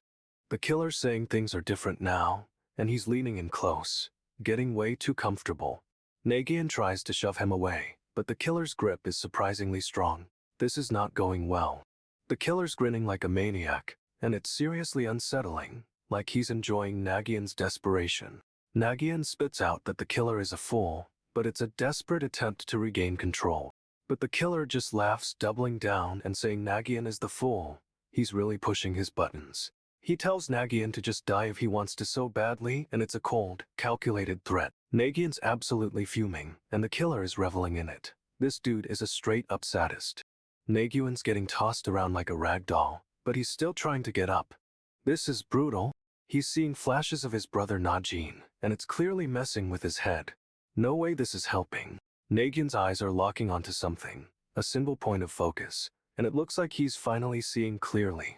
The killer's yelling at Nagyunn, saying he's weaker and slower, but our boy isn't listening. He's locking in. Nagyunn's convinced he's better than the killer, and he's launching himself forward with a massive shout. He's stumbling forward, but the killer's still standing strong. This is a shaky attack, for sure. Nagyunn's demanding to know what's going on, and he looks genuinely confused, like something's off. But he's still trying to fight, despite clearly being overwhelmed. Our boy is refusing to give up. He's questioning what's happening, demanding an explanation, but the killer isn't giving him anything. Nagyunn's completely lost and honestly, he looks terrified. This dude is in deep trouble. The killer's gloating, saying Nagyunn is painfully aware of how much stronger he is. Talk about a power play. He brags about tumbling with Nagyunn before, and how he knows exactly how to exploit him, but it's all talk. This dude thinks he's superior, claiming his strategy is the same as before, and he's about to prove it. He's planning to provoke Nagyunn to predict his attacks. So predictable, honestly. But the killer's relieved Nagyunn hasn't grown stronger, thinking he can easily control the fight. He's revealing his power, preventing opponents from utilizing their strengths, while maximizing his own. Nagyunn's getting a glimpse of the killer's true form within his eye. That's gotta be disturbing. The killer declares this is his power, and it's clearly some kind of weird vision thing. He's clenching his fist, getting ready to finish this, and it looks seriously painful. But then he questions how someone like Nagyunn could attack with such lousy form. The nerve. Nagyunn straight up declares he'll use his strength, even though he's coughing and clearly struggling. Talk about a power move. He's focusing, eyes narrowed, and someone points out he's using his left hand. Weird flex, but okay. He's revealing his plan using his strength to create a weakness, which is honestly a genius strategy. This dude is clearly rattled, staring at the approaching threat, and it's a tense moment for sure. The killer demands Nagyunn tell him everything he knows about Luce. No beating around the bush here. Nagyunn's remembering his past, flashing back to a time when he was easily overpowered by someone. Ouch, that's gotta sting. He admits he always wanted to be stronger than everyone else. A classic revenge story setup. Someone thinks he's a knight, but our boy was just getting wrecked, and it's a harsh reality check. He's recalling the humiliation of being bested for the first time, and you can feel the anger building. The killer shouts Najin over and over, clearly messing with Nagyunn, and it's a seriously messed up mind game. Someone questions why people like this weirdo. They don't even realize how close to death they were. But wait, another guy remembers. He was there too on that day at that time. Things are getting intense. Suddenly, everything erupts in flames, a building is engulfed, and it's straight up chaos. Nagyunn is coughing, struggling to breathe, and asks what's going on. It's a total mess. He's clearly injured and disoriented, but he's still trying to figure things out. Our boy is resilient. People are screaming Najin over and over as the fire rages, and it's a desperate cry for help. The scene cuts to a figure, engulfed in flames, and it's looking grim for this dude. No way. However, Nagyunn is still standing, even amidst the inferno, and he's clearly not giving up. He's determined to push through the pain and the fire, and honestly, we love to see it. But the flashback ends, and the killer's still there, staring him down. This is far from over. Nagyunn's desperately grabbing his sword, trying to brace himself against the collapsing structure. He hears someone yell Najin, and it totally throws him, like what is going on? The building is falling apart around him, but Nagyunn reaches out, trying to grasp something. Anything. But the flames are just consuming everything, and it's clear he's trapped in this fiery nightmare. Okay, so everything's going down, the village is engulfed in flames, it's total chaos right now. Nagyunn is watching it all burn, and he's seriously freaking out, but he's holding back tears. He's remembering his brother Najin, and realizing he was afraid to ask what was really going on with him. Nagyunn admits he was scared of confirming his suspicions, that Najin wasn't the brother he used to know. This dude is straight up furious, his eyes are glowing red, and he's ready for a showdown. He demands to know why someone wanted to kill Najin, but it's a loaded question, obviously. Someone claims Najin set the village on fire, but Nagyunn is not having it. He's completely denying it. Nagyunn is like, I don't even care about that, and honestly, good for him, staying focused. But then someone asks why he's even doing all this, and Nagyunn's face just falls. It's intense. He starts to explain, but cuts himself off, and we're left hanging. This is going to be good. Nagyunn is straight up giving this other guy a choice: tell him what happened, or spend the rest of his life wondering. This dude is icy. He's got a dead stare and is totally unfazed by the threat. He thinks he can play it cool, but Nagyunn jabs him right in the face. No hesitation! Nagyunn boasts he has a way better memory than this guy even realizes, and it's kinda creepy. The other guy asks if he's glad, and Nagyunn's face just drops. Something is definitely up. Wait, is that another version of Nagyunn standing in the background? No way. Nagyunn is staring at his doppelganger, and this dude is completely predictable, apparently. But Nagyunn's suddenly remembering everything. His memories are flooding back, and they're vivid. He realizes his brother Najin wasn't who he thought he was, and it's a huge twist. Our boy is finally seeing the truth, and it's shattering. He's completely broken down. Nagyunn launches into action, drawing his sword with meteor style, and grabbing his doppelganger. He's moving so fast, slicing through the air, and honestly, this dude doesn't even see it coming. The sword swings and a burst of energy, two skis, streaks toward the trees, cutting them down like grass. Nagyunn's blade keeps swinging, slicing through more trees with a swish sound, showing off insane speed. He leaps through the forest, continuing his attack, and another swish echoes as his sword finds its mark. Nagyunn unleashes a massive whoosh with his sword, sending a shockwave through the forest. It's brutal. Trees explode into splinters with a slash, and the forest is getting absolutely demolished by this fight. He's spinning, a whirlwind of rage and steel, and the other Nagyunn is completely overwhelmed. No chance. But Nagyunn stops, realizing the other guy isn't Najin, and it's a total gut punch. He's reeling. He collapses, clutching his head, and it's clear the truth has completely broken him. This is heartbreaking. Nagyunn's sword sends a massive shockwave, and a huge chunk of the cliffside just explodes. The other Nagyunn goes flying backwards, totally ragdolling, and straight up crashes into the trees. Nagyunn rushes forward, sword drawn, but he's stopped short by a voice. It's Heijin, his master! Heijin shouts that this guy doesn't have the destructive power of the real Najin, and Nagyunn is not happy. Nagyunn clenches his fist, realizing Heijin thinks he's holding back, but it's way more complicated than that. He's absolutely furious, convinced Najin wouldn't have been so weak, and it's a total emotional breakdown. Nagyunn is convinced Najin was a true annihilator, and this revelation is tearing him apart. He remembers his brother, and it's clear this isn't about power. It's about what Najin has meant to him. Nagyunn's sword flies forward, a whirlwind of energy, and honestly, this dude is about to unleash hell. The sword slices through the air with a whoosh, and the cliffside is about to feel its wrath. It's intense. Heijin is totally furious, shoving Nagyunn and demanding to know if he let the knight escape. Someone yells Mr. Baldi, and another voice asks what happened with General Heijin. Things are chaotic. Heijin orders Kaigan to tail the knight, but slowly and discreetly, no showing themselves. Got it. He tells Kaigan to report back immediately with any news, and then turns to Nagyunn, demanding an explanation. Nagyunn reveals he already set a trap for the knight. Smooth move, our boy! Heijin presses him, asking if he's actually going after the knight himself, and Nagyunn's silence is deafening. Nagyunn and Kaigan exchange a glance and a nod. They're on the same page, and it's a little unsettling. Kaigan confirms they'll follow Heijin's orders, and honestly, this feels like a setup. Heijin declares if the skeleton is a ruthless killer, then he, Heijin, is a level-headed tactician. So, Heijin prioritizes strategy. He's not going to just rush in, and that's a good thing, right? Nagyunn's already scaling the cliffside, moving so fast it's almost a blur. This dude is a machine.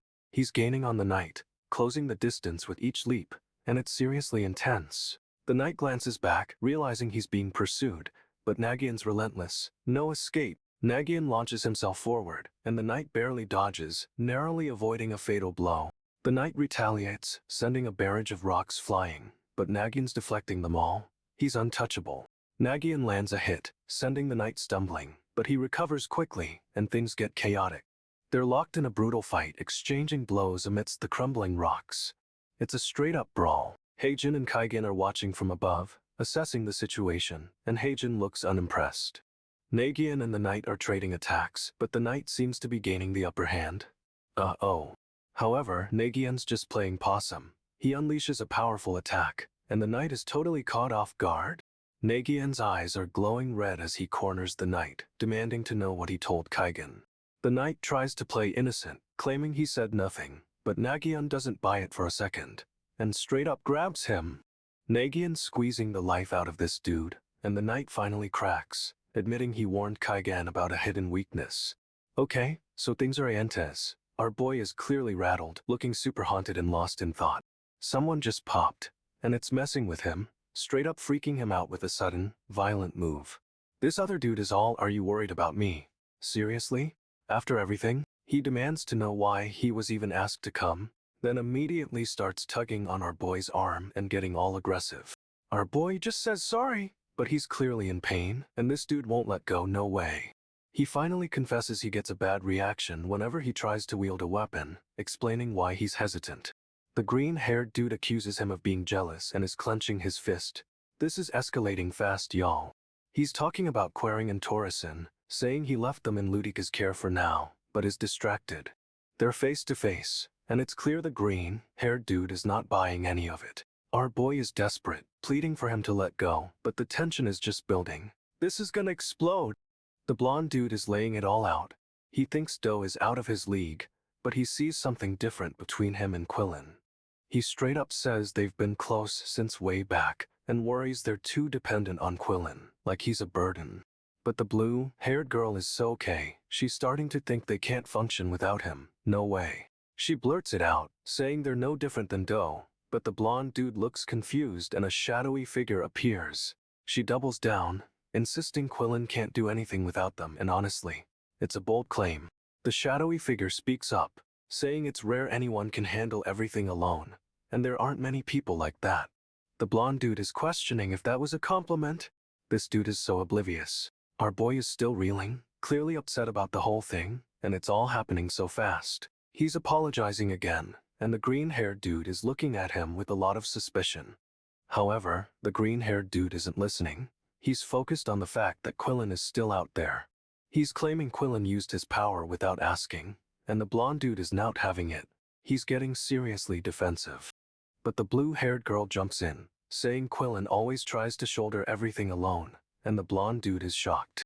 He's all, "You don't know him very well," and straight up grabs her, demanding to know what she's talking about.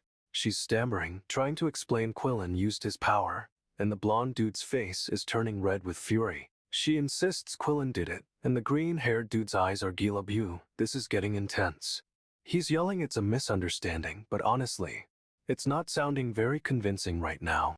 The green-haired dude is losing it, and the blonde dude is clearly about to explode. Talk about a powder keg! But wait, the green-haired dude is actually defending Quillen, saying he's always been alone. No way he'd ask for help. The blonde dude is reeling, still convinced Quillen acted alone, and it's a total mess of accusations. And just when you think it can't get worse, the green-haired dude's eyes are blazing. This dude is a straight-up volcano. Okay, so the green-haired dude is making a deal with Quillen, who's now submerged in water. Wild. Quillen's sinking fast, and he's all, "You're the one who said that I'm..." But it cuts off. We get a close-up of Quillen's intense blue eyes, and he's clearly trying to figure something out. He's asking what the green-haired dude is trying to be free from, but his expression is seriously messed up. Then, Quillen guesses it's from the east, and honestly, that throws everyone for a loop. Another close-up on those eyes, and this time they're narrowed. Something is definitely brewing. The green-haired dude clarifies he means the Dokebi, the one they've been trying to avoid all along. But Quillen's face is all twisted with anger, and you can tell he's not buying any of it. He's demanding to know what the green-haired dude is implying. This is a full-blown confrontation. The green-haired dude is saying the Dokebi is the most influential being, but Quillen looks like he's about to lose it. So, the story is the humans straight up exploited the dragons, and they dipped when things got too rough. But the one who happily helped the humans, it's the Dokebi, and Quillen is furious about it. Quillen demands to know why the Dokebi betrayed his own kind. This dude wants answers, and he wants them now. The Dokebi just stares back, and Quillen suddenly seems to get it, like a light bulb just went off. He realizes who the Dokebi is trying to free, and his face is a mess of shock and anger. Quillen is spitting fire, declaring he finally understands everything, and honestly, it looks intense. He says, "So now you know," and his eyes are red, which is never a good sign. Quillen's still ranting, and the Dokebi just responds with "who you need to free from." Cryptic much. The Dokebi's tone is so calm, but Quillen looks like he's about to explode. No way, Quillen's shadow is all jagged and monstrous, and this is a total power move. Quillen's laying down the law, saying he's going inside to investigate. This dude is fearless. The other guy asks if he's really going to help, and our boy confirms, no hesitation. He starts walking step by step, and the atmosphere is instantly thick with tension. It's creepy. Quillen gets closer, and the Dokebi just stares him down, unblinking. It's a total power move. The Dokebi starts talking about power, but then reveals he killed someone for breaking a deal. But he adds that the dragon also made a vow, and the wording is weirdly specific. What's the catch? We cut to another shadowy figure, and he looks seriously unhinged. This is a new player. Quillen's lost in thought, and honestly, He looks like he's about to crack under the pressure. He's piecing everything together, realizing the Dokebi isn't just freeing someone. He's freeing who? No way, it's Najin, our boy's twin brother, and Quillin is absolutely losing his mind right now. Quillin's completely unhinged, staring at Najin. He's processing that his dead twin is alive. We get a super close-up of Quillin's eye, and it's icy blue, practically glowing with rage and confusion. Quillin takes a step forward, crushing the debris under his boot. This is about to go down, I can feel it. But the Dokebi isn't phased, he just keeps talking about vows and power, totally playing mind games. Okay, so our boy is about to ask this mysterious, super powerful dude what to call him. He gets a super vague answer about names being more than just labels for dragons. It's a whole existence thing. This dude straight up says revealing his name isn't happening, and honestly, it's kinda dramatic. He's in this weird state because of it, mumbling about how keeping his name secret is vital. He continues, saying that being unremarkable is actually the point. It's a total power move. But it's clear this is weighing on him, and his eyes are saying, I'm ancient and tired. He's explaining that a dragon's name isn't just a word, it's a core part of what they are. And it goes way beyond just language, like it's some kind of cosmic identity thing. He doubles down on the secrecy, insisting it can't and won't be revealed easily. This dude is giving off major powerful but burdened vibes, and we're left wondering what secrets he's hiding. So, Nagyunn asks what he should call this mysterious dragon, and the answer is just dragon, no way. Suddenly, a figure drops out of nowhere, landing right in front of them. It's a total surprise attack. This dude is yelling at them to stay back, and it's clear he's not happy to see someone else. Another figure is bound and gagged, and our boy realizes this isn't a friendly reunion, it's a rescue mission. Dragon's moving so fast, it's almost a blur, and he's clearly heading for a confrontation. He's swinging his braid like a weapon. It's a wild move, but it's working to disarm the attackers. Dragon is unleashing a whirlwind of attacks, and honestly, these guys don't stand a chance. He's taking out enemies left and right, but it's clear he's been waiting for this fight. He's ready. Dragon completely overpowers them, sending them flying with a single strike, brutal and efficient. He lands gracefully, surveying the scene, and it's a total power move, solidifying him as a force to be reckoned with. Dragon's taking a beating, getting sliced up. It's a brutal ambush, and he's clearly caught off guard. He manages to block a strike, but it's clear this opponent is seriously skilled and fast.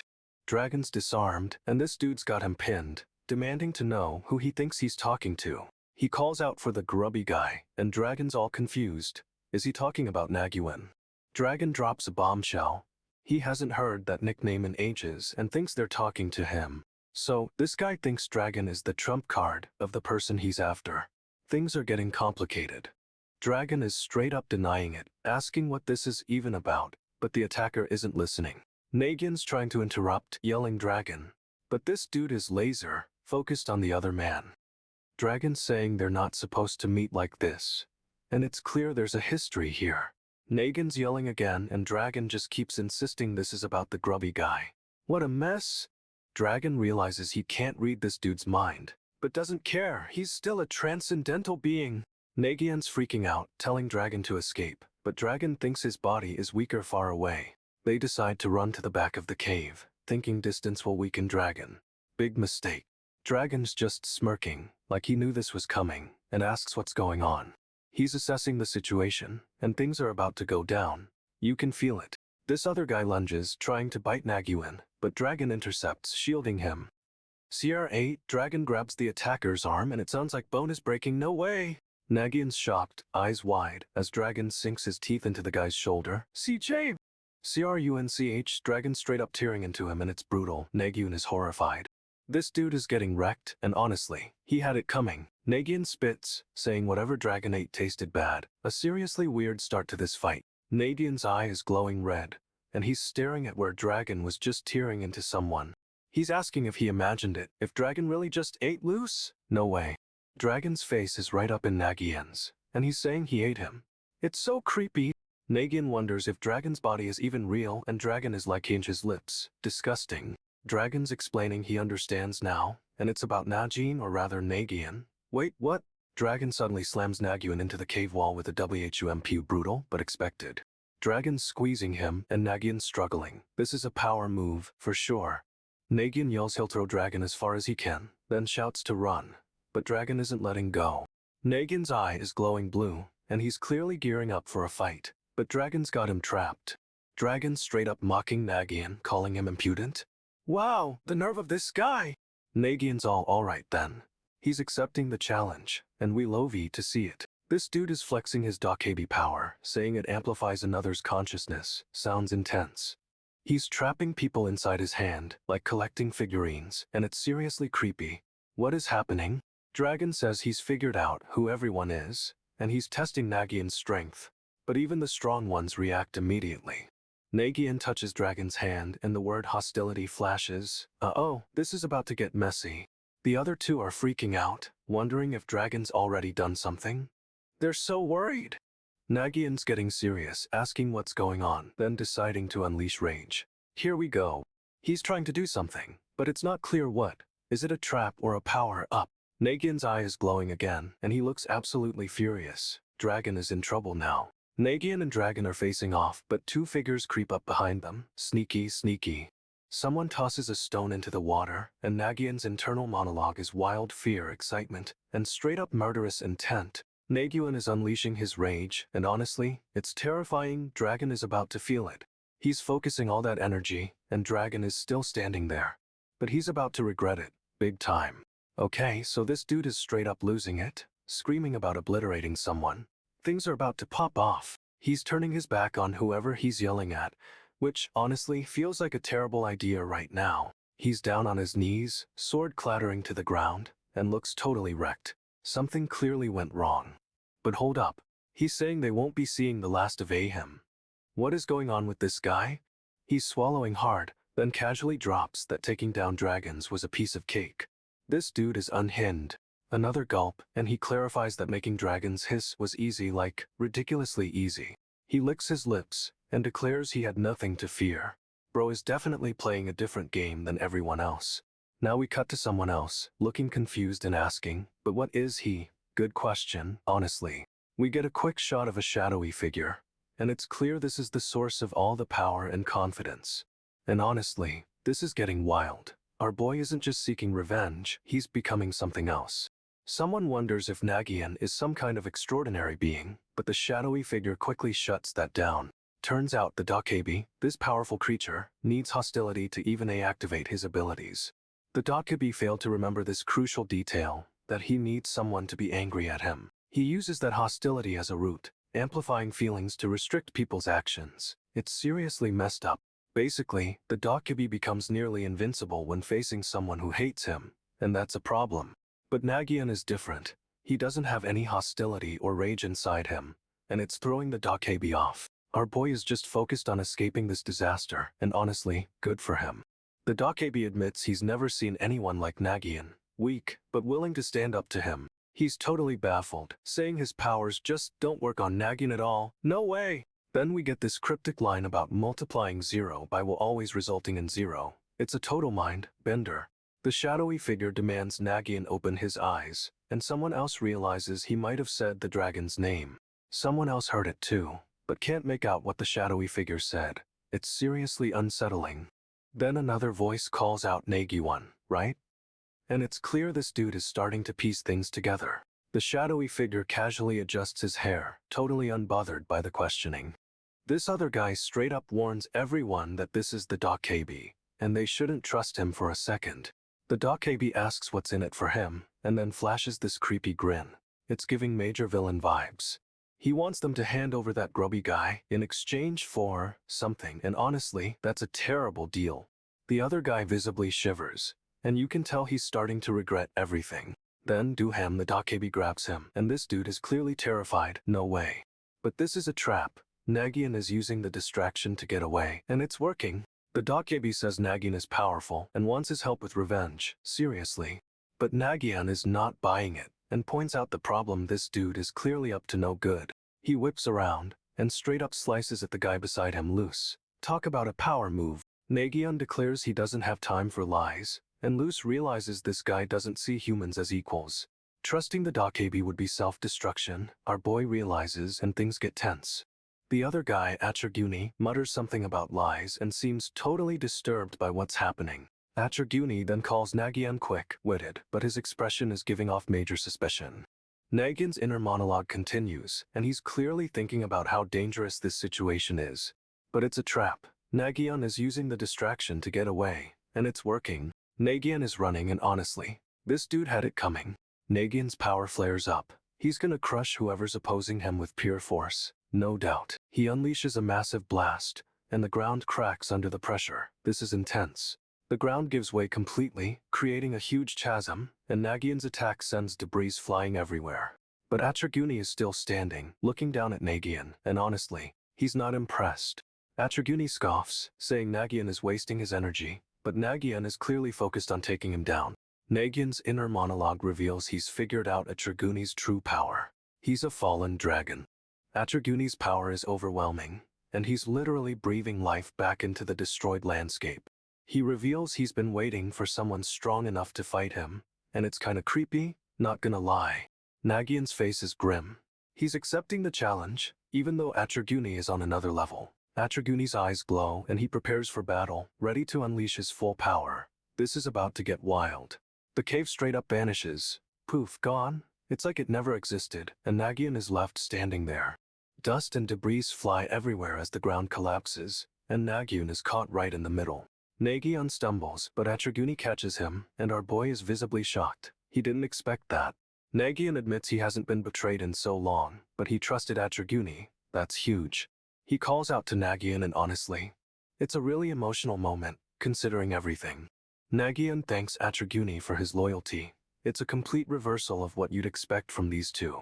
Nagyunn reaches out, his expression intense, and it's clear he's about to reveal something important. He declares he'll stand by Nagyunn, and the energy between them is electric. These two are a team now. Nagyunn's got his back, and the scene fades to black. What a cliffhanger! But wait, the final panel shows Nagyunn still standing there, staring off into the distance.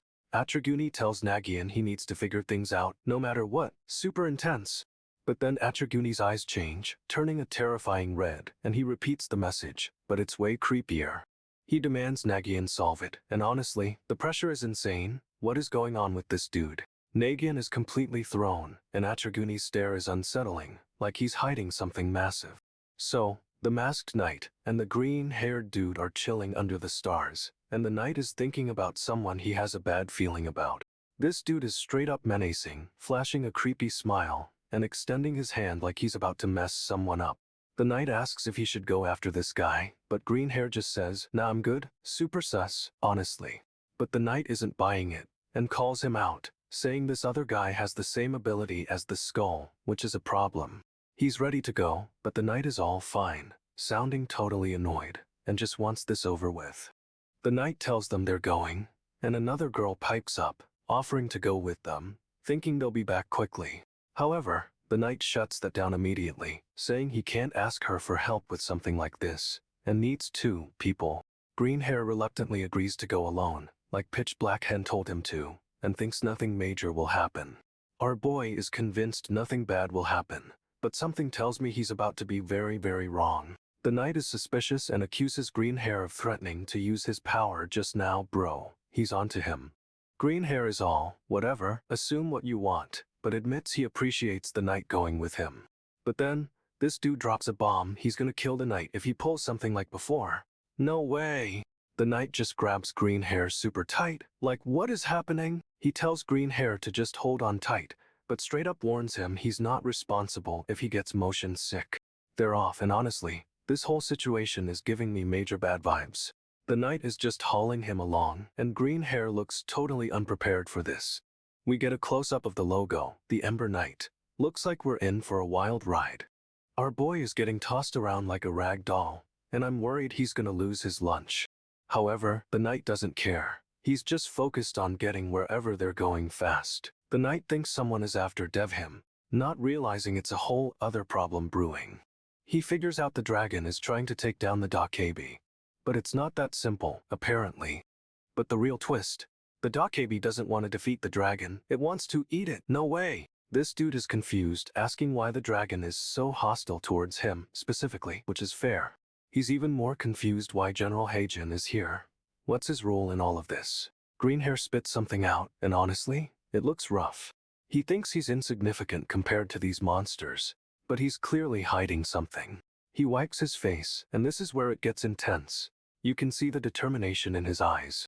Our boy is serious, and it's clear he's about to do something drastic. Those red eyes bro is about to unleash something huge, and I'm here for it. Okay, so this dude straight up admits he sent the grubby guy and Nagyunn here. Can you believe the nerve?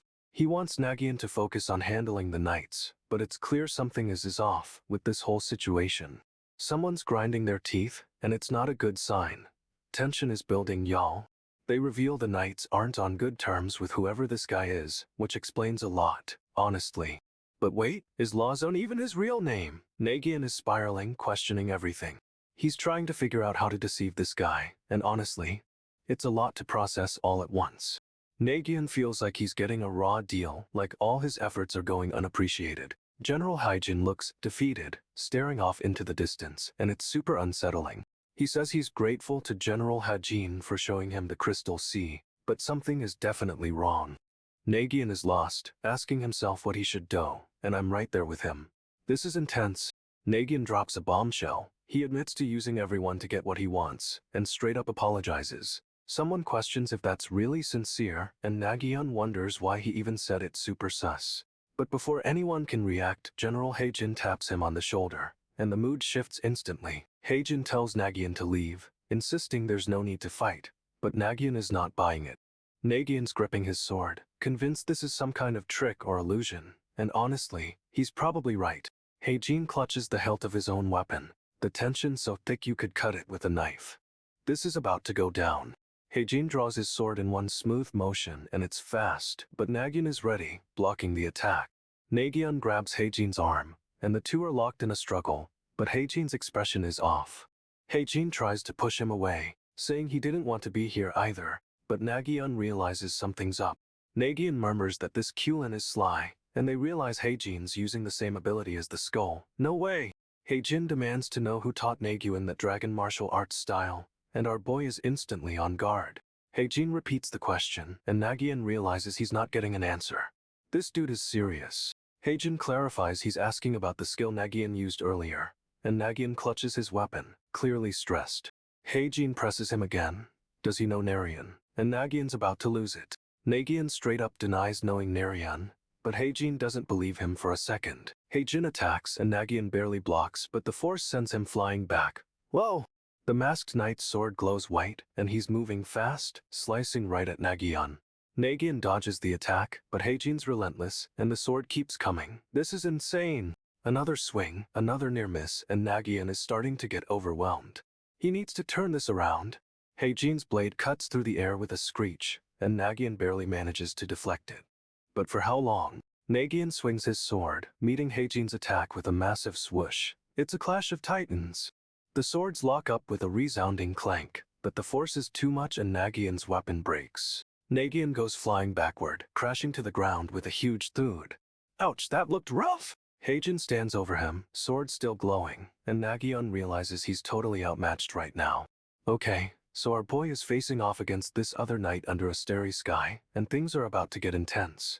This dude is seriously focused, eyes narrowed, and you can tell he's analyzing his opponent's every move. He leaps forward with incredible speed, launching a full-on assault, and honestly, it's a beautiful, brutal attack. Swords clash, making a huge sealang sound, but our boy isn't backing down, he's holding his ground. He's taking some damage, armor getting scraped up, but he's pushing through it like a total beast. More scrapes and damage, but he's still standing, still fighting, even as the battle rages on.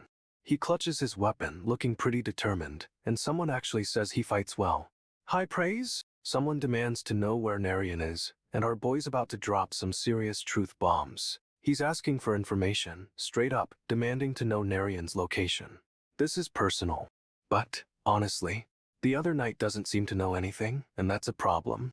He decides to use what he knows against this knight, and immediately launches into a whirlwind attack. Our boy leaps, weapon blurring, and slams into the ground, creating a huge shockwave. It's intense. He's up and moving again, spinning like a top, and his sword is carving lines into the rocky terrain. The sword flies out, spinning with incredible force, aiming straight for his opponent. No way!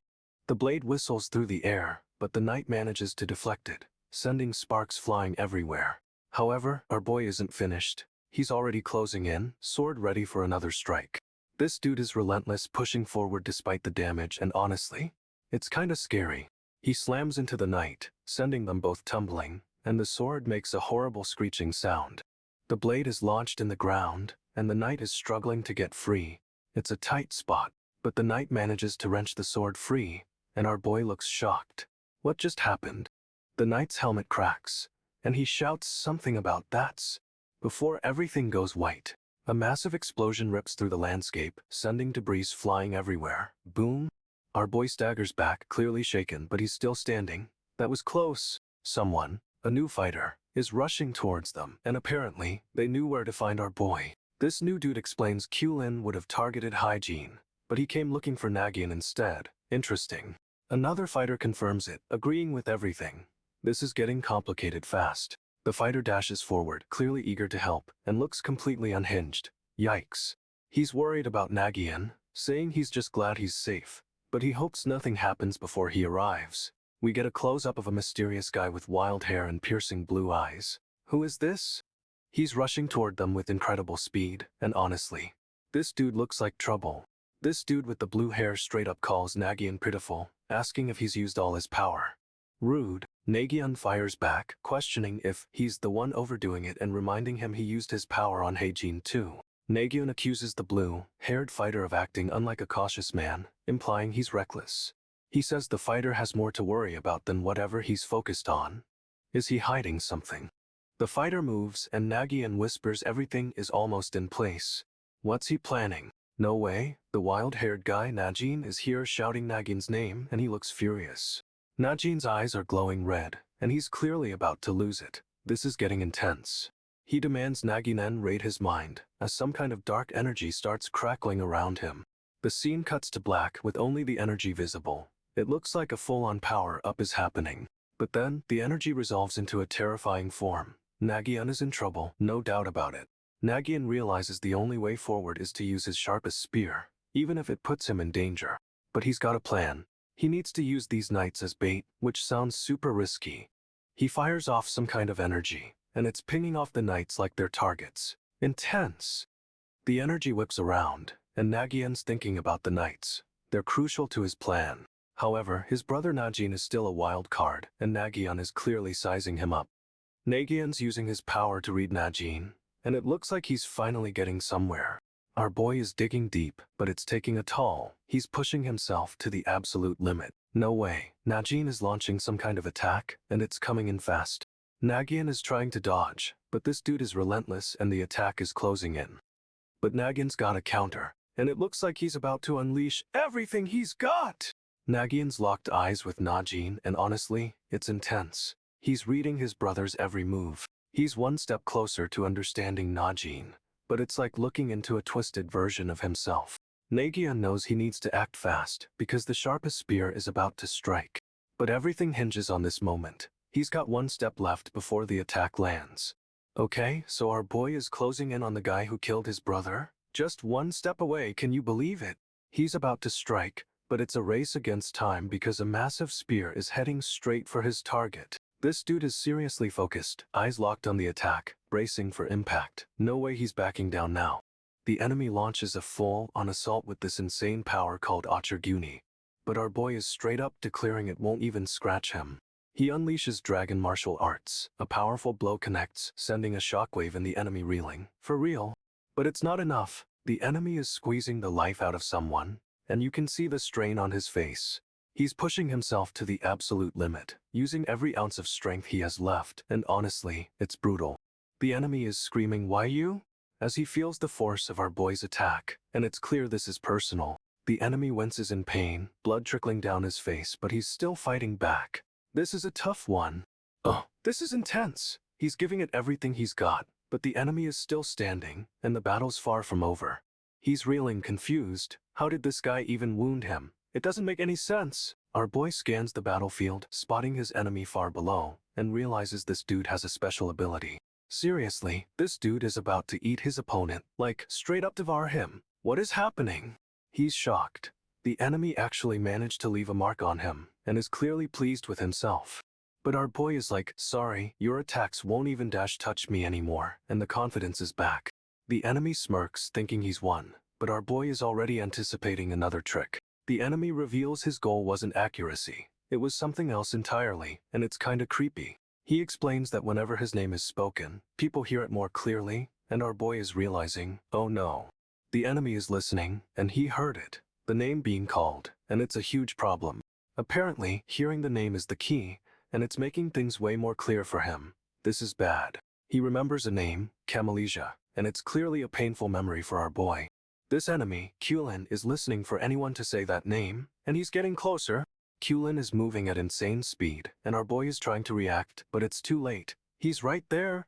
Nagyunn shouts for Nagyunn to cease, but our boy is ignoring him and is trying to get away.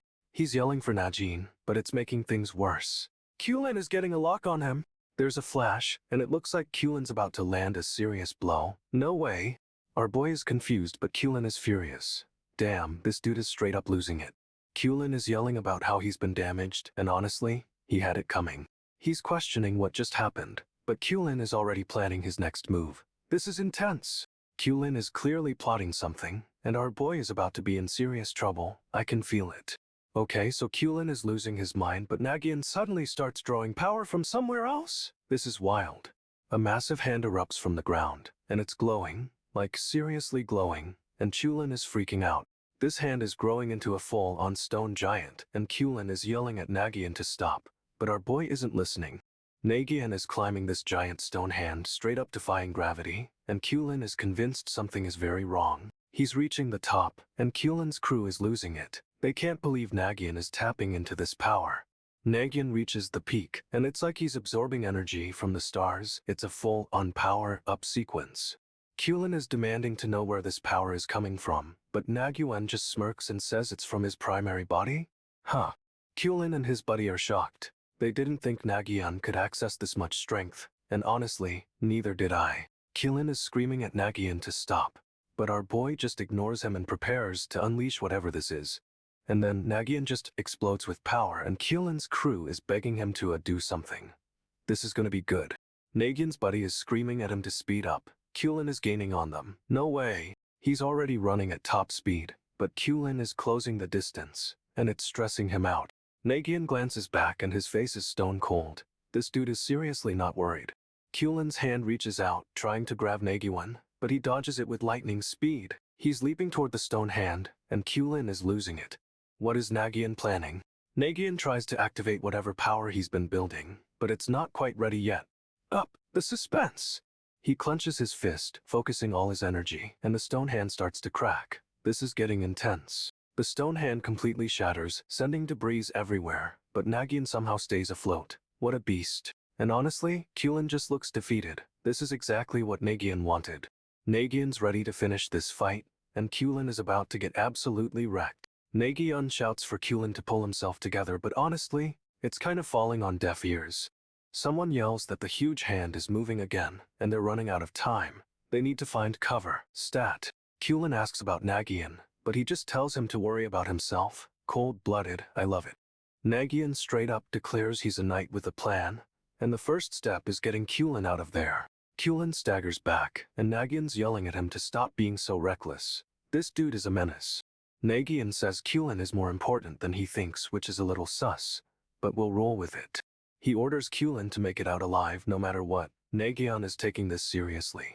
Nagyunn's turning around and tells Nagyunn to go, and bro is moving. And just like that, Nagyunn is leaving Nagyunn to handle this on his own. Talk about a power move. He's walking away, and honestly, Nagyunn looks completely abandoned. This is getting wild. Nagyunn's suddenly right in Nagyunn's face, asking if he's okay. A little close, honestly.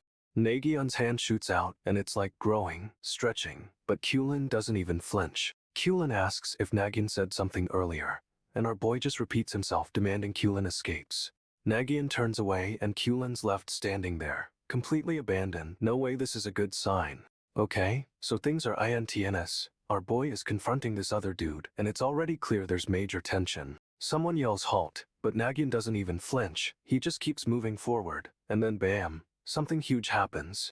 Nagyunn is totally fixated on this mysterious hand appearing, demanding to know what the deal is. He asks if the other dude got free when he said his name.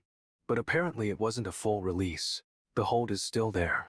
The other dude looks wrecked, honestly, with tears streaming down his face. This is getting sad fast.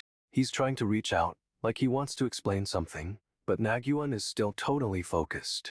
Nagyunn is still pressing, wanting answers, and the other dude just looks more and more broken. Nagyunn asks if he's implying he could have done something with more time. Talk about a loaded question. The other dude delivers a cryptic response, saying it depends on you. No way, this is a twist. And that's where it ends? Straight up cliffhanger. We need to know what he means by depends on you. Okay, so Nagyunn's buddy points out a massive turtle-like creature and Nagyunn's all? What is that? The other dude, the one who's been giving off weird vibes, just stares at it, saying Colleen, like it explains everything. Someone asks if he's sure about whatever's happening, but honestly, the tension is THK. Suddenly, the Nagyunn starts moving, and everyone's scrambling. It's a total chaotic scene. Nagyunn thinks he's got the upper hand, ready to take this dude down, but he's so wrong. He realizes he misjudged the situation. This isn't going how he expected at all. Nagyunn's getting seriously frustrated. He thought he was winning, but this other guy is different. He's starting to suspect that this guy is connected to everything, and it's messing with his head. Nagyunn is completely thrown. This dude is way more powerful than he anticipated, and it's terrifying. But honestly, Nagyunn's face says it all. He's realizing this fight is going to be a lot harder than he thought. This dude straight up declares he hates all knights, but then admits our boy Cerulean Chulin is the WRST. Nagyunn thinks that's a compliment, which no, he's so off. The Chulin moves fast, and is suddenly right in front of Nagyunn, claws outstretched. Nagyunn's getting attacked. It's a blur of motion, and he looks totally caught off guard. He's trying to figure out what's happening, but the Chulin is already on the offensive. The Chulin says Nagyunn needs to face the consequences and demands he look forward. What's the deal? Nagyunn points out the Chulin's hands are free and asks what face forward even means. The Chulin just says I already am and then HOH attacks with insane speed. Nagyunn is sent Felwi and Ju. This dude is seriously powerful and things are looking grim.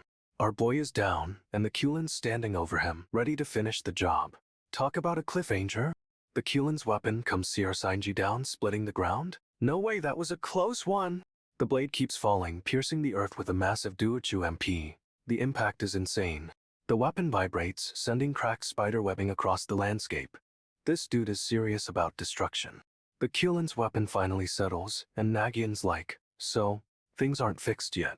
He explains he rushed things, and the Chulin just stares him down. It's super intense. But then a totally different guy shows up bald and looking furious. Who is this? This new dude demands to know what Nagyunn said to the Chulin. Things are escalating quickly. Nagyunn is confused, but the bald guy is straight up menacing, demanding answers. The Chulin suddenly attacks Aegean, flying towards Nagyunn with that massive blade. Watch out! Our boy's dodging, but the Chulin is relentless. This fight is about to get even crazier. Everyone's talking about Warren. Apparently, he's a super skilled knight who can handle anything. They call him a paragon knight, but get this, he's also the most untrustworthy guy around. But somehow, that makes him the most dependable. Talk about a weird combo. The Chulin launches into meteor style. Lines are appearing everywhere, like a web of energy.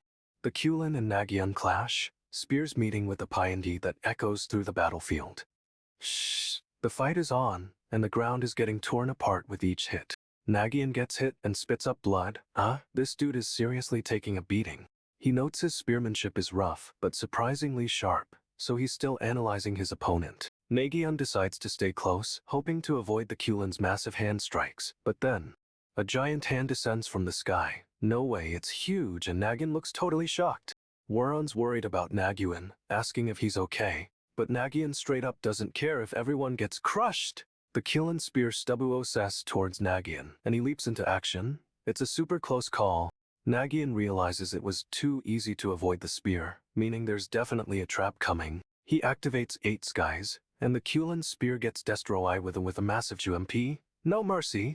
Nagyunn thinks he dodged everything, but then he coughs up blood. He's still reeling from that skull attack. He analyzes the Chulin's fighting style, noticing he's using decoys and compensating for that giant hand of his. Nagyunn's focused on the fight, but Warren's watching closely, and honestly, he's kinda creepy. Warren's analyzing the Chulin too, realizing this dude is way more skilled than he lets on. The Kyulin's eyes latch and Nagyun's ready to fight, but what's going on? This dude is seriously different. He's using the Kyulin's weaknesses against him, and Warren is noticing. Someone realizes Pitch Black Hen isn't invincible, and things are looking grim for both him and Najin. Warren's got this unsettling smile and seems to know something's up. He's straight up creepy. He apologizes to Pitch Black Hen, but it sounds like he's accepting they might both die. No way. Nagyun's still analyzing the Kyulin, but Warren's thoughts are wild, and he's clearly got his own agenda. Okay, so our boy is totally cornered, but he refuses to spill what he knows about the Dakebi's ability. He remembers learning about it back in the cave. Whatever it is, it's clearly messed him up, because his eye is bleeding. The strain is showing, bro, he's seriously struggling to keep it together, and his eye is just getting worse. He's asked how to counter the ability, but he just clams up again, refusing to say a word. Seriously, this dude is being so tight-lipped, it's frustrating. He won't reveal the countermeasure either. But then he drops a bomb, he can't say anything. It's like he's been magically silenced or something. He straight up apologizes to Pitch Black Hen, which is a weird thing to say in the middle of all this. No way, he's admitting he's going to die by their hands, which is a total gut punch. He's completely resigned, and honestly, it's heartbreaking to see him accept his fate like this. This is intense. It looks like he's bracing for impact, and the atmosphere is supercharged with tension. Okay, so while he's getting absolutely wrecked, someone's watching from the forest. It's the blue-haired girl and another mysterious figure. She's questioning why he's acting like he's gonna die today, but then, he cuts her off, revealing he actually expects to die, and it's a total mood shift. But here's the kicker, he straight up hates knights, claiming they hide violence behind a fake code of honor. The girl is freaking out, asking what they're going to do, but our boy just says let's go, like it's nothing. He's walking away, and honestly, it's a power move. He's not even trying to fight anymore. Then, boom, a massive, ominous image of knights with swords appears, and it's clear he's got a serious vendetta. He declares they use honor as a pretext to cloak violence in the guise of justice, and the rage is palpable. And we're back to him, remembering the past. He's recalling a conversation about the Dakebi's power. He's remembering the ability, but it's locked away, and he can't reveal what it is, even if he wanted to. Okay, so Cerulean Chulin Zeus is remembering this night. He's atypical, which is a massive understatement, honestly. He's flashing back to a conversation where they discuss how honor isn't a rule, but something you choose to follow. Zeus thinks this dude is totally unusual, and it's clear he doesn't really get him, but he doesn't hate him either. He's saying this knight isn't like other knights. He doesn't fit the mold at all, and Zeus is low-key fascinated. Zeus reveals this guy's top priority is the future, and the other guy is just confused, calling him weird. Zeus admits he doesn't load this knight, but he can't get him to act the way he wants. It's super frustrating. But now Zeus is straight up despising him, and it's a total 180. He's clenching his fist, seriously angry. He knows the knight is using his ability to save his life, but that doesn't make it any better, and Zeus is conflicted.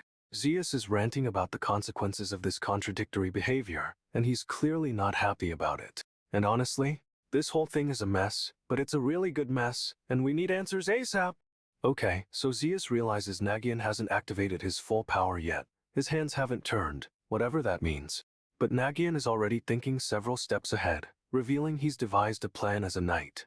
This dude is always scheming. He knows Najin was lying, and straight up admits this is way too far. Something big is happening. No way, Najin used his work drive, and the other knight is absolutely losing it, yelling his name. The knight is seriously messed up, gasping for air, but Nagyunn is already moving, like a blur. They're both going for each other, swords drawn, standing on this weird rocky landscape under a starry sky. We get a quick look at someone with blonde hair watching the fight, and they're clearly in trouble. The blonde dude is yelling at Najin, telling him not to die. He needs to plan for tomorrow, too. Zeus is totally confused by this request. What is going on with this guy? However, it's clear Najin is acting on a hunch, and he knew this would happen all along. Nagyunn realizes the Dakebi can manipulate people, but straight up declares he's immune for some unknown reason. The other knight tries to protest, but Nagyunn cuts him off. This dude is all business. Nagyunn insists he doesn't need to win or even fight, and Zeus is completely thrown by this. However, Nagyunn has a plan, and he needs Zeus to confirm something. It's all coming together. Zeus confirms whatever Nagyunn needed to hear, and this dude actually looks relieved. A massive shadowy hand descends, and it's clear Nagyunn set a trap. This is intense. Nagyunn's plan is confirmed as the hand wraps around the other knight, and it's a total lockdown. Our boy is using the knight as a shield, and it's a seriously risky move, but he's pulling it off. Zeus is starting to understand, realizing Nagyunn is sacrificing the knight to break free. But this isn't about saving the knight. It's about getting out of this situation, whatever the cost.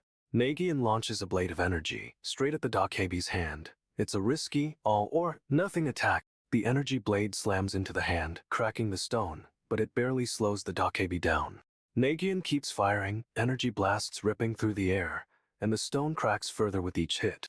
But the Dakebi's grip tightens, and the knight inside is clearly suffering. This is brutal.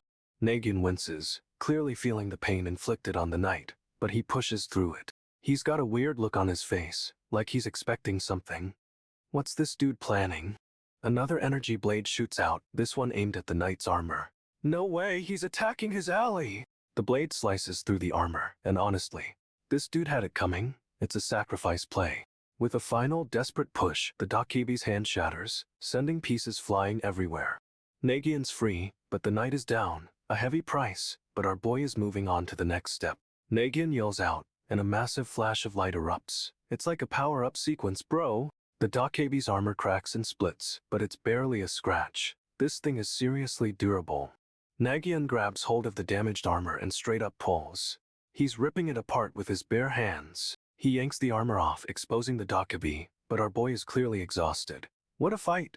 Okay, so this dude, the white-haired guy, is straight up shocked by whatever the dark-haired guy is doing. He's asking how this warp drive thing works, and the dark-haired guy is like, well, super mysterious. The dark-haired guy thinks this dude is an idiot for not knowing how his own ability works, which, ouch, harsh. He explains it's like folding space, which is hard to explain, and they can apparently travel with multiple people now, which is new. But just as he's explaining, the ground starts rumbling, and the dark-haired guy's face is all serious. The earth cracks open, and it looks like they're about to fall into a giant hole. No way! The dark-haired guy is shocked, but the white-haired guy just casually says he supposes that's how it works. The dark-haired guy calls him a moron, but then says he's glad he can hear him well, which is weird. The dark-haired guy brings up something he said earlier, and honestly, we're all lost right now. The dark-haired guy is still talking, and the white-haired guy is still just there, looking confused. Okay, so the dark-haired guy tells everyone to focus on his thoughts, and he's gonna shout out instructions. He asks if they trust him enough to follow, and honestly, it's a big ask after all this. Suddenly, everything goes white and stubble-ish. They're teleporting or something, it's super fast. They land somewhere completely different, and the white-haired guy is like, we changed locations in the blink of an eye. The other guy is furious and demands to know what this dude did to them, and it's a legit question. The dark-haired guy explains they've moved, and points out how far away they are now. It's a long way. He says it'll be hard to reach their destination, but tells the other guy to relax and calmly begin the conversation. The guy with the hat staggers, and the dark-haired dude says they're about to execute part of his plan.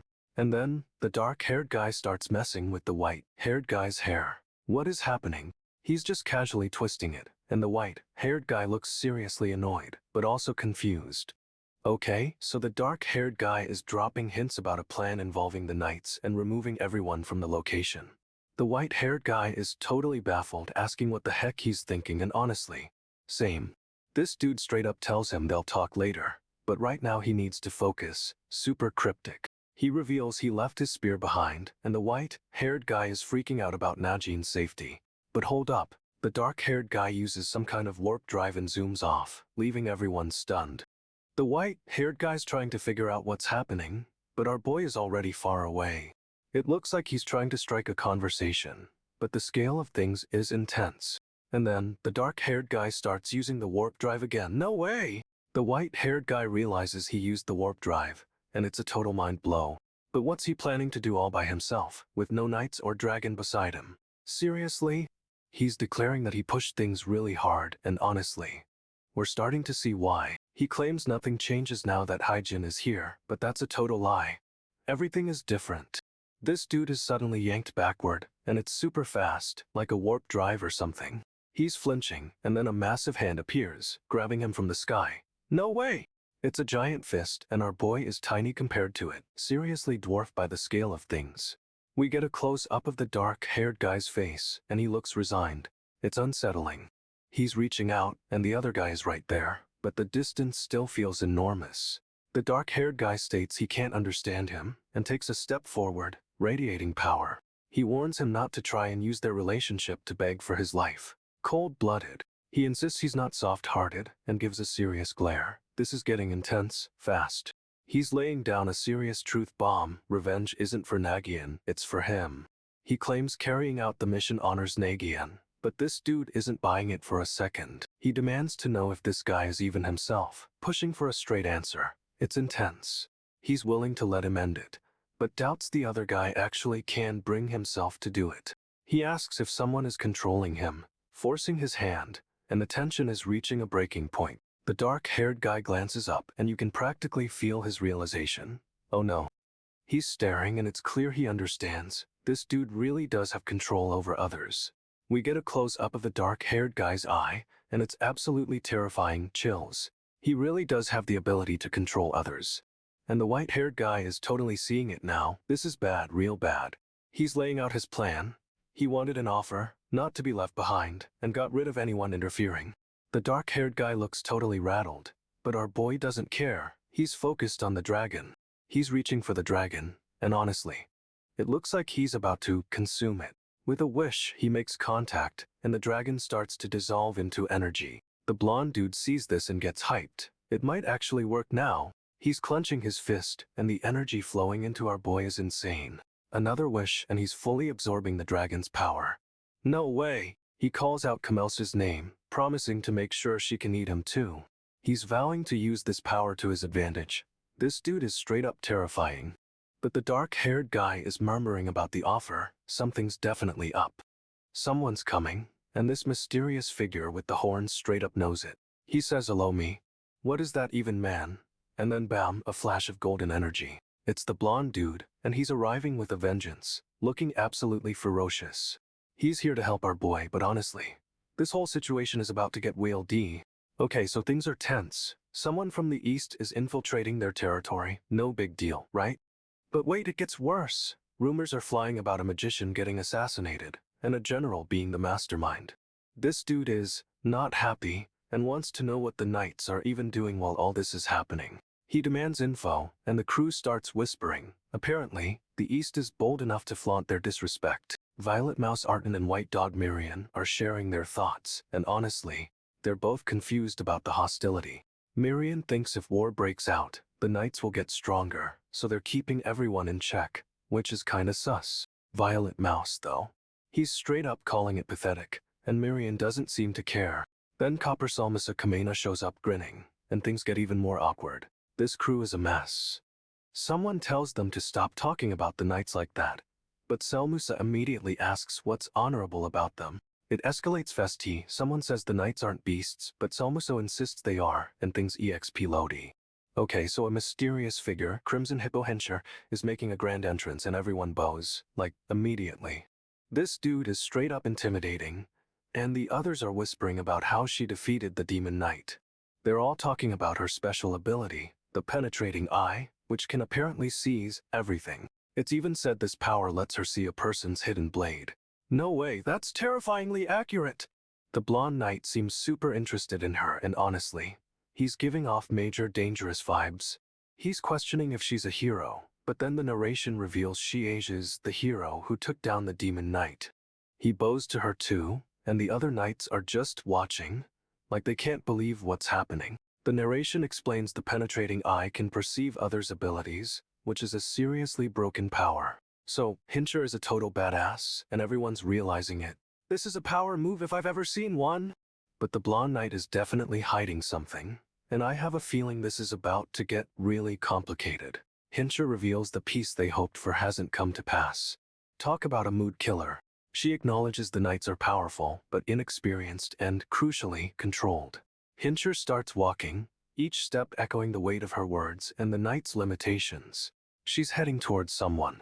And honestly, it's a super dramatic walk with those shadows. Hensher confesses she's sorry, and feels like a burden to whoever she's talking to. Oof, that's rough. but she demands they endure and become knights. Talk about a harsh pep talk. She's giving this dude a serious look, and it's clear she's pushing him to be better. The narration drops a bomb. Is it genuinely impossible for him to become a knight? Hincher is still urging him forward, and the tension is building with every panel. We get one last shot of her face, and then the mysterious figure appears in the distance. Hincher lays down the law. They can't leave this to anyone else, period. She's heard all about this other guy, but hasn't seen his abilities in action yet. That's about to change. Hincher confidently states no matter who their opponent is, they will win. Talk about a fearless leader. This dude asks if she's sure they'll win, but Hincher is unshakable, staring right into his eyes. Hincher is intense, and her gaze is piercing, like she's reading his soul. It's kinda scary, T-Bia. She declares they won't back down, no matter what, and her conviction is radiating off the page. We get a super close-up on Hincher's eye, and it's all green fire and determination. No joke. Hincher is straight up intimidating, and this other guy looks totally stunned by her energy. She's holding nothing back, and her stare could cut steel. This is a power dynamic if I've ever seen one. Hincher is absolutely unwavering, and you can tell she's prepared to do whatever it takes. Our girl is a force. Hincher is convinced this other girl has the eye of insight, and can tell who's a real knight. This dude, covered in blood, is really hoping she's right, and asks if she can tell immediately. The girl with the eye of insight straight up says she can tell, but then drops a bomb. She doesn't have the eye. But she admits she understands why people respect this other girl, and thinks she's incredibly strong. She finishes that thought saying this other girl is a much better knight than he is. Ouch. Hincher's thinking about whether she can become one of the greats, and seems determined to try. We get a panoramic view of the castle, and it's honestly massive. No wonder defending it is a big deal. Hincher is stuck in a tricky situation, but she seems to be taking it in stride. She's clearly underestimated, and this dude is realizing it. This is going to be good. Hincher is a force, and she's about to prove everyone wrong. Get ready for action! Okay, so our boy is exhausted after that fight. He's straight up huffing and puffing, trying to catch his breath. Hincher is sizing up the other two knights, and she's got a serious look on her face. She's not impressed. This blonde dude is stepping forward, and he looks intense with those fiery red eyes. Talk about a mood. The blonde dude keeps stepping, and the other knight is following right behind him. They're definitely closing in. The dark-haired knight is smirking, and he's holding some kind of black butterfly? That's weird. He presents the butterfly to our boy, but it's a trap. The dark-haired knight is grinning like he's won. Our boy is clearly suspicious, and he's giving this dude the side eye. He knows something's up. The blonde knight's eyes are glowing now. No way. He's definitely got some kind of power. But our boy isn't backing down. He's meeting that intense gaze head on. This showdown is about to pop off. This dude straight up tells everyone he can't trust them, and honestly, we get it, things are tense. He demands to know why anyone would believe him, revealing he's got a plan brewing under all that hair. Our boy is trekking across this rocky wasteland with a shadowy figure trailing him. Things are getting real ominous. Suddenly, this blonde guy shows up, looking intense, and asks if this is really happening. Close up on his face, and you can tell this guy is not messing around. Those eyes are ice cold. He lays it all out. Revenge is his only goal, and it's the driving force behind everything he does. He's decided you can help him get that revenge, and honestly, that's a bold ask. He basically says kill me when you're done, giving complete control. Talk about a power move. But the other dude thinks he's being flattered, which is a little off. Is this a trap? He doesn't believe it's enough reason to trust him, and straight up says it's an unreasonable request. He insists this isn't misplaced confidence, it's certainty, and he knows the spirit will take the bait. But someone else is watching, and they notice the spirit looks totally drained, like he's running on fumes. Our boy deduces the spirit is depleted and won't want to drag things out, but it's just a hunch. The spirit demands they hand over that grubby guy. No subtlety here, folks. Suddenly, a dark, shadowy figure looms over our boy, and it's seriously intimidating, no cap. The spirit explains there has to be a reason he wants the dragon, and straight up offers a deal the guy for help. He repeats his offer, but this time it feels less like a request and more like a command. Our boy is analyzing the situation, realizing the spirit basically proposed this whole thing himself. He's piecing it all together but is still cautious. Smart move, bro. He thinks the spirit must have a plan, and he's willing to help. This is getting intense. He thinks the spirit is running on empty and honestly, he's taking a gamble on it. This dude is skeptical, saying it's a stretch to think the spirit will just hand him over, and he's right to be. But then the spirit starts unraveling, dark energy flowing off him like smoke. It's a super creepy visual. He reaches for the crumbling land, and the ground starts cracking under his touch, seriously foreshadowing stuff. The ground gives way with a C-Race K and Ram BLE, and massive chunks of earth float into the starry sky. No way! He casually steps onto one of the floating islands like it's no big deal while more chunks break off. Our boy realizes he's got nothing left to lose either, which is a little sad but also kinda badass. He and the spirit agree to see this grubby guy. The tension is building, I swear. And then, the title card drops, The Ember Knight. We're in for a ride, folks. Huanding is credited as the author. This dude is a legend, honestly. He glances at the spirit, and the spirit returns the look. But then straight up grins. The spirit's grin widens into something terrifying, revealing way too many teeth. It's a full-on predatory vibe. The blonde guy is shocked, his face pale, but he tries to play it cool. He's hiding something, we know it. The spirit's grin gets even wider, and his eyes glow red. This is getting seriously unsettling. The spirit taps our boy on the shoulder, and he flinches, clearly caught off guard. It's a power move. He turns around, looking confused, asking what's going on. But the spirit just stares back, silent. An older man appears, scowling and saying he won't allow this. He's clearly not happy with the situation. The spirit responds with a simple not yet, and the tension is thick. What does that even mean? The blonde guy looks at the spirit, then back at the older man. Something is definitely brewing here. But whatever it is, the spirit and the blonde guy are clearly in cahoots, leaving the old man completely in the dark. The older man lays down the law. Harming the dragon's descendant is a total no-go, and he'll stop anyone who tries. He's flexing on them, gripping his sword, but the blonde guy just smirks and says that's what he says. Total disrespect. The blonde guy's grin is unsettling, straight up creepy, and he's clearly planning something sneaky. Our boy finally speaks up, agreeing to the blonde guy's plan. He's going along with it, whatever is. But then we cut to a flashback, and it's the spirit, looking all smug and explaining his plan to someone else. He's revealing his true colors. He's been manipulating things from the start, and it's a long con. The spirit details his plan to turn the dragon's descendant against the crown, but it's complicated and risky. He's confident he can succeed though, and the other guy seems concerned, maybe even scared. Back in the present, the older man's still holding his sword, totally oblivious to the betrayal happening right in front of him.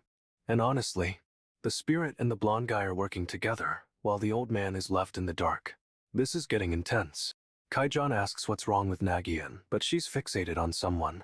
Something feels off to her. She insists it's a different person, trying to reassure herself, but her companion presses for details.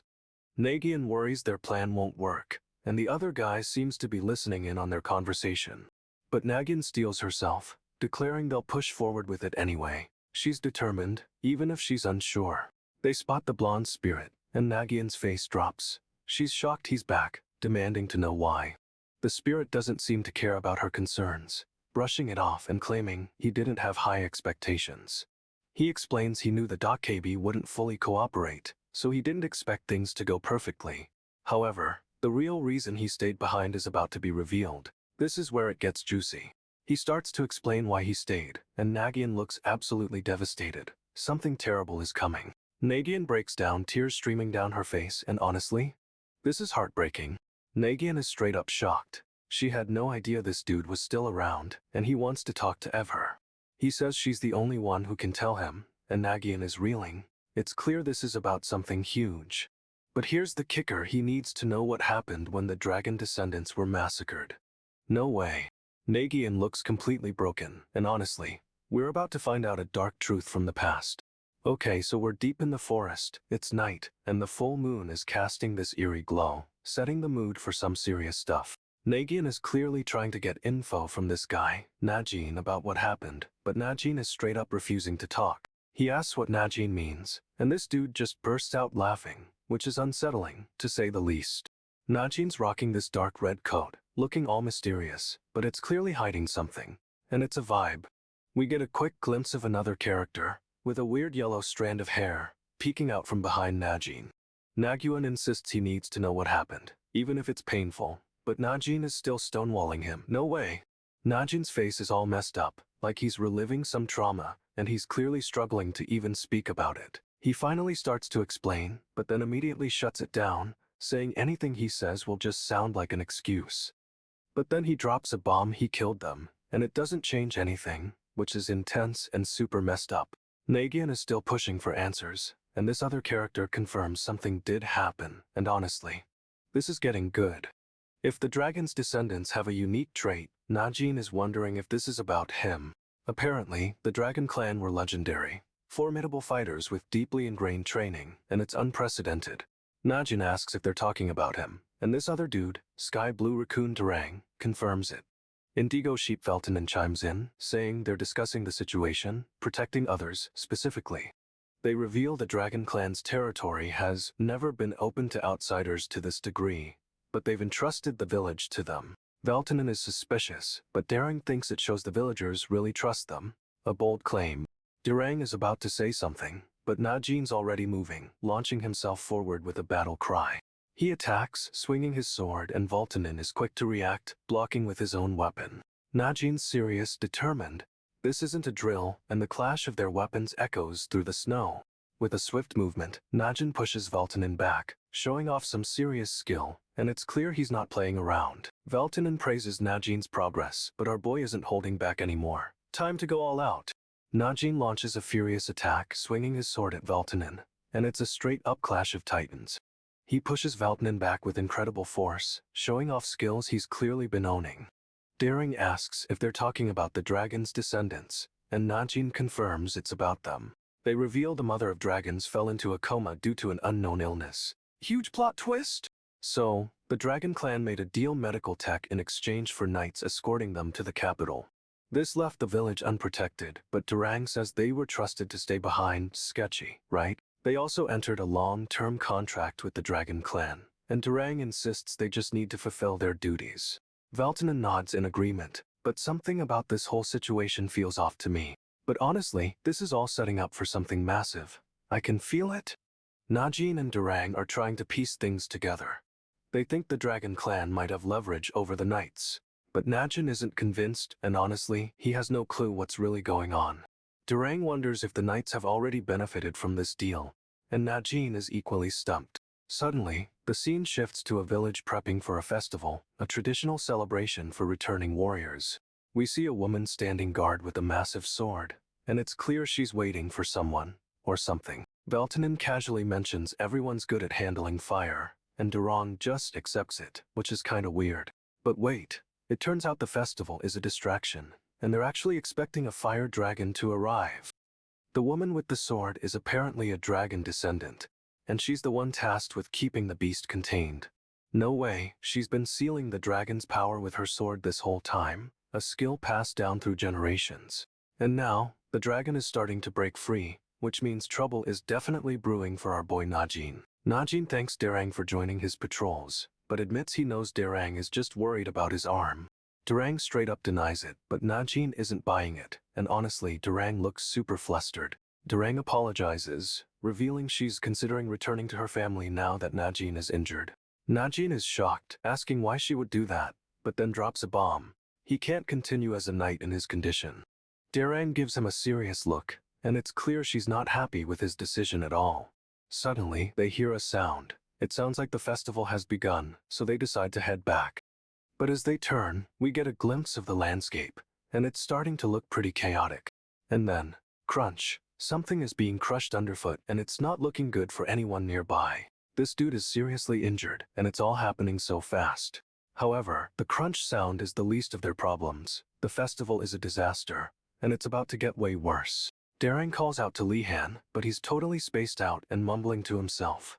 Something is seriously wrong with this dude.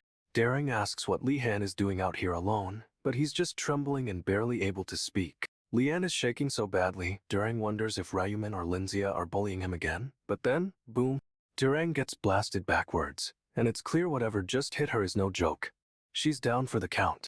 Lihan tries to slide out of the way, but a mysterious figure in black is already closing in on him. Another figure, this one with wild blue hair, screams at Lihan to run and not make contact, but it's probably too late. Whatever is happening, it's fast. The figure in black is closing the distance, and Durang is still down. We get a super close-up, and you can see Lihan's bare feet, but honestly, this just builds the tension. It looks like the figure in black is about to land a serious blow on Lihan. This is not good, guys. But then, a whoosh of wind, someone or something is intervening, and it's a total mystery right now. No way, Lihan straight up transforming into some kind of beast, tail and all. This dude is completely engulfed in shadowy energy, and it's a terrifying sight, honestly. Durang is finally regaining consciousness and immediately asks if Lihan is hurt. Lihan, now back to normal, insists he's alright, but bro, he's clearly hiding something. Okay, so our boy is sneaking around, and he spots this weird red berry rolling toward this other dude. He's totally exhausted, straight up yawning and collapsing. Tuker, right onto the ground.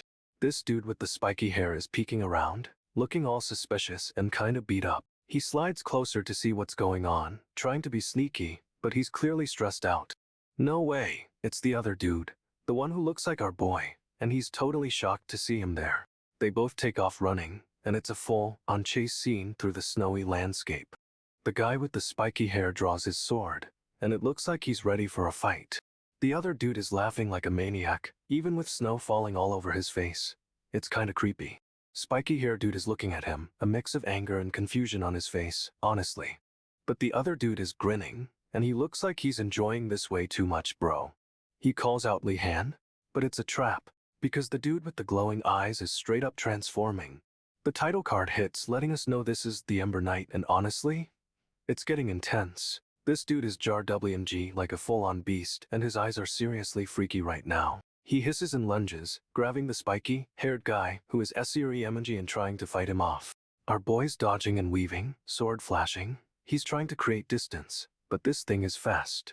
The spiky-haired guy yells at everyone to stay away, warning them they'll get infected if they're wounded. He's barely holding on, but he's managing to keep the monster at bay for now at least.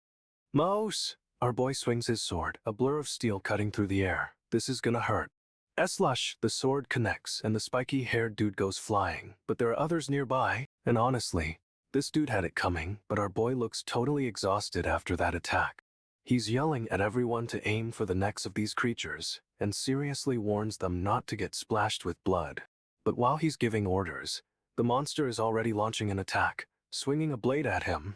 Sus! Our boy barely dodges and the blade connects with a nearby building instead, completely demolishing it. The impact sends debris flying, and honestly, this dude had it coming, but our boy looks totally exhausted. Someone shouts Lihan, but the monster grabs him with a shadowy tentacle. No way! He's pulling Lihan toward him. Our boy looks absolutely terrified, realizing he's losing control. Someone yells at Raccoon to get it together, and he slams his fist into the monster. It barely flinches. Close up on our boy's face, and one of his eyes is now glowing orange. What is happening? He's fighting the monster's control, trying to regain some sort of agency, but it's a struggle. However, the monster seems to be weakening, and our boy's regaining a bit of strength. Maybe there's hope. Okay, so someone asks what's going on, and it turns out these guys changed and became super aggressive. No communication possible. If they attack and injure anyone, they'll undergo the same transformation, but there's a chance they can revert back. But if they don't revert, straight up, this dude says it's the end of the continent as they know it. Our boy looks shocked. He's questioning if this is even possible, jumping to conclusions way too fast. However, the speaker clarifies, they're descendants of dragons, which explains their insane physical abilities. There's no turning back now if they hesitate. They have to stop these creatures from escaping the village. Oh no! Someone shouts a warning, but it's too late. A rumble starts, and the ground begins to shake. And then, bam, the entire village is shaking, buildings are cracking, and the situation is escalating fast. The monster is getting stronger, and our boy is losing control of his own body. It's a total disaster. But he's fighting back, trying to regain control, and honestly, we're on the edge of our seats right now. He's bracing for the worst, assuming the best is Knave, and then the monster unleashes a huge blast. This dude straight up declares it's time for them to fulfill their duty as knights and accept the consequences. They're planning to seal something in, but it's super urgent, like now do. Suddenly, another knight appears, looking totally devastated. Something awful happened. He asks about Orange Toad and where he is, clearly worried sick, but the answer is brutal. No way. Orange Toad died in battle, and the dragon descendants were the ones who killed him. The knight is shocked, questioning if the knights, known for their honor, could really have massacred people. But it's true, the knights did massacre them, and this revelation is hitting him hard. He's reeling, trying to process how this righteous group could commit such an act, and honestly, we're right there with him. He thought the knights were honorable, but now he realizes the truth. They're capable of anything. This knight is laying it all out. If the knights are hypocrites, he thinks they should be disbanded, straight up. The other knight is totally floored by that statement, asking what he means, but then it cuts to his hands clenching. He's thinking about how strange that line of reasoning is, even for a knight, and how quickly this dude came to that conclusion. He's piecing it together. Based on what she said, it would have taken very little time to understand everything, which is unsettling. He suspects Orange Toad already knew, and that's when we get a shadowy glimpse of someone, and it's ominous. This mysterious figure wonders why the dragon descendants mutated, and it's clear he's connected to everything. He's revealing the real issue. He hid the reason while pushing them to act, and that's a major problem. Someone thinks maybe it's too much to assume Orange Toad was behind it all, but then asks what happened while Raccoon was away. The knight Najin is clearly annoyed, demanding to know what this is about, but the truth is hidden. And that's where we end. The truth is behind something, and the tension is killing us. Okay, so Nagyunn is seriously questioning if he's to blame for all this mess, thinking maybe his actions led to this. He's realizing this isn't just about revenge. Whatever they are planning is much bigger and way more complex. We cut to this mysterious figure lurking in the forest, and honestly, the vibes are super creepy, but he's watching someone. It's two knights chilling, and this dude is straight up eavesdropping. Talk about shady, but what is he after? Okay, so our boy is straight up rocking his brother's weapon, and it looks super familiar to someone. Someone recognizes the weapon, calling out Crimson Hippo Hinsher, which is apparently a big deal. This dude confirms it's the Crimson Hippo, and doesn't want to hear it asked twice. Honestly, so rude. He's trekking through this barren landscape, weapon in hand, looking all intense and determined. He's clearly exhausted, but pushing through, and we see he's got some serious gear on those legs. The guy's hand is kinda weird, like not fully there, but he's gripping that weapon tight. Someone calls out Hippo, and it's this ghostly figure, looking pretty distressed, no cap. The ghost confirms he is the Crimson Hippo Hinsher, and doesn't appreciate being asked repeatedly. He pats someone on the back, and it's a really unsettling, almost spectral pat. But it's a flashback, and we see the ghost looking much more solid and alive. This is getting wild. Okay, so the Crimson Hippo is laying down some serious backstory, and someone's asking what she said. Someone's asking what's going on, but the hippo tells them to hold on. Something's about to pop off. The hippo straight up grabs the guy's arm, and his hand it's dissolving. What is happening? The hippo's hand phases right through him, and honestly, it's terrifying. This dude gets yanked backwards with insane speed, and it's like a whirlwind of dark energy. He goes flying and crashes hard, and the sound effect is intense. He lands near what looks like a weapon, and the hippo says something about making it easier to find. The hippo's telling him to be thankful, but this whole situation feels like a trap, no cap. Our boy is looking straight up panicked, and his face is all messed up. This is not good. He's staring into the night sky, and you can tell this revelation is hitting him hard. They're trying to figure out what to do, but someone mentions they haven't heard from Cat. That's a problem.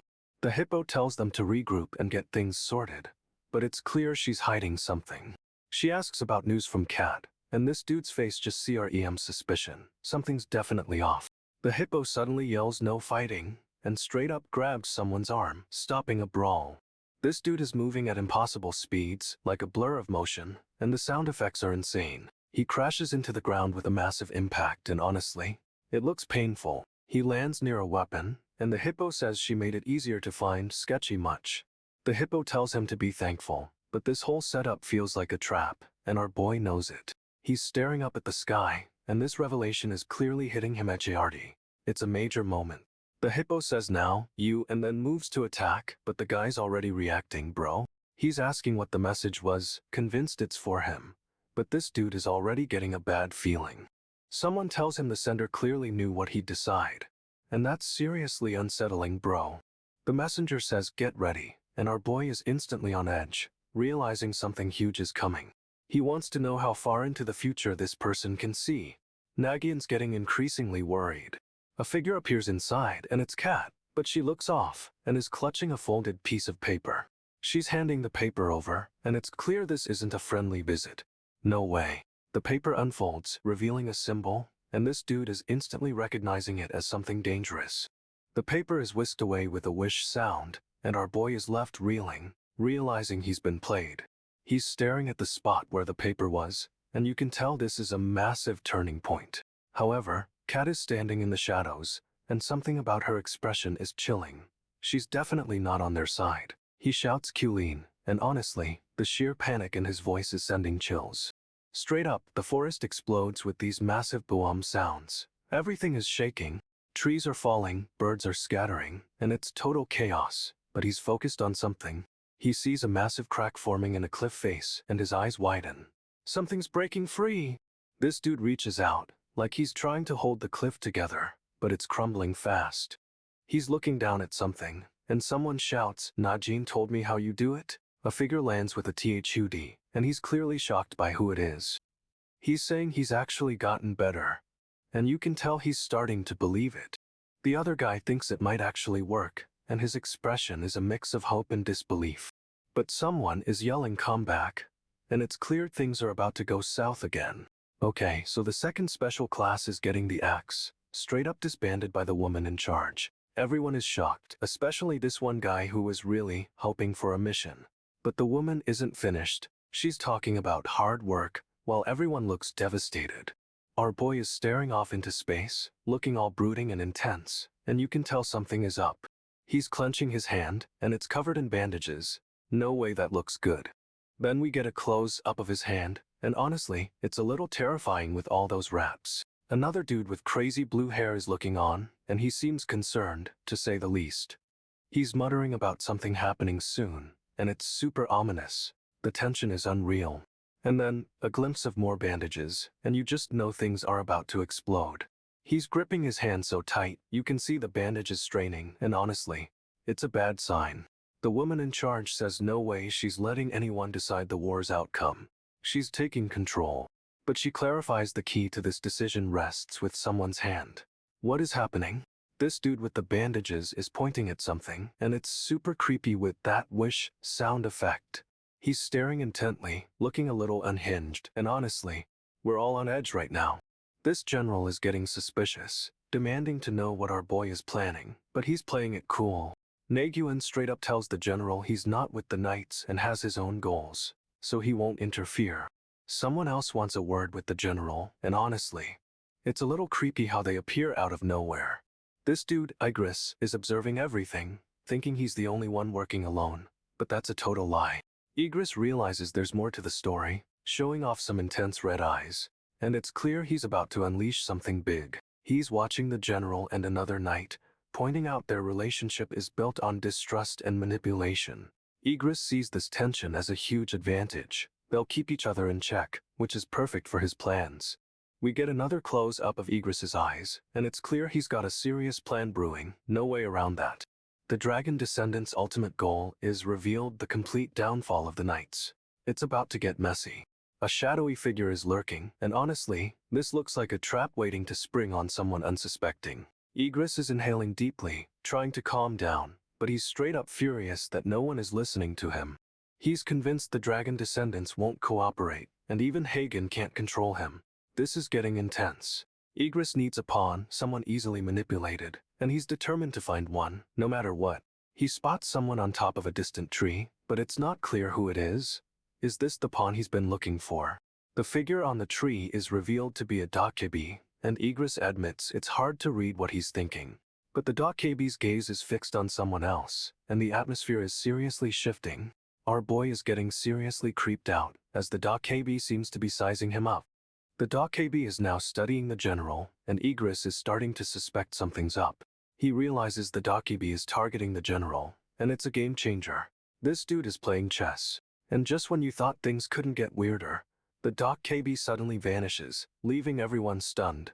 Asadun is asking Nagyunn to cross over to his continent, but Nagyunn is politely declining. He's got his own mission.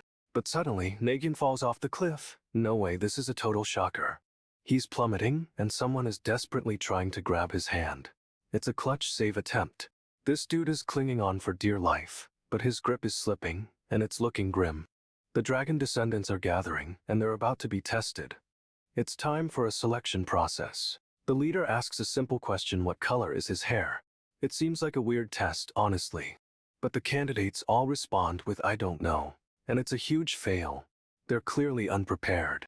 One of them finally guesses white, but the leader is unimpressed, and the tension is building. So, the leader declares that these three are the only ones with potential, and he's about to make a decision. He's setting a new question, and this is where things get interesting. The successor to the dragon martial arts is at stake. Nagyunn explains he saw everything through the blinds. Nagyunn in the white hair, straight up. Nagyunn gives him another chance, asking what color Nagyunn thinks his hair is. Nagyunn doesn't hesitate and confidently answers narration. He's calling Nagyunn out by his real name, but Nagyunn isn't mad. He seems genuinely surprised by this bold move. He admits he's unsure if Nagyunn is strong or just stubborn, but he's made his decision. Nagyunn declares Nagyunn the legitimate successor to the dragon martial arts and points directly at him. Nagyunn is totally unfazed, accepting the title like it's nothing. However, Nagyunn's expression is unreadable. Is he truly accepting Nagyunn or playing a long game? We get a close-up of Nagyunn's masked face, and honestly, it's kinda creepy. Naryun's white hair is highlighted, and it's clear this isn't over. There's still a mystery here. Nagyunn's already scaling the cliff face. This dude is seriously committed to crossing over. Nagyunn confirms the path is incredibly dangerous, but Nagyunn just scoffs and keeps climbing. Narration suddenly appears, and she's not happy. She clearly wants to do this herself. Nagyunn commands Narration to stay put, but she ignores him and starts her own ascent. No way! Nagyunn is about to follow, grabbing his spear, and honestly, the tension is building fast. He's launching the spear. It's aimed right at Narration. But it's not to hurt her, it's to help. The spear embeds in the cliff, creating a handhold for Nagyunn, but it's a risky move for Nagyunn.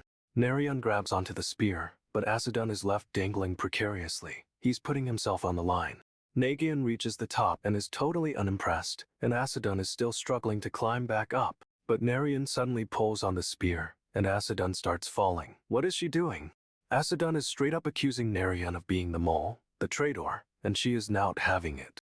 Narration demands to know what he's talking about, but Nagyunn is convinced she's hiding something about Hippo. He tries to throw a pebble at her to test her reaction, but Narion's reflexes are insane. She deflects it with her hand. Narion's getting seriously angry, and she's ready to throw hands, but Nagyunn interrupts, saying if she is the mole, he can't let her meet Hippo. Suddenly, she attacks. She's going for a knockout, and honestly, this is getting intense. Nagyunn dodges, but Narion's relentless. She's clearly a force to be reckoned with, and she's sliding towards him.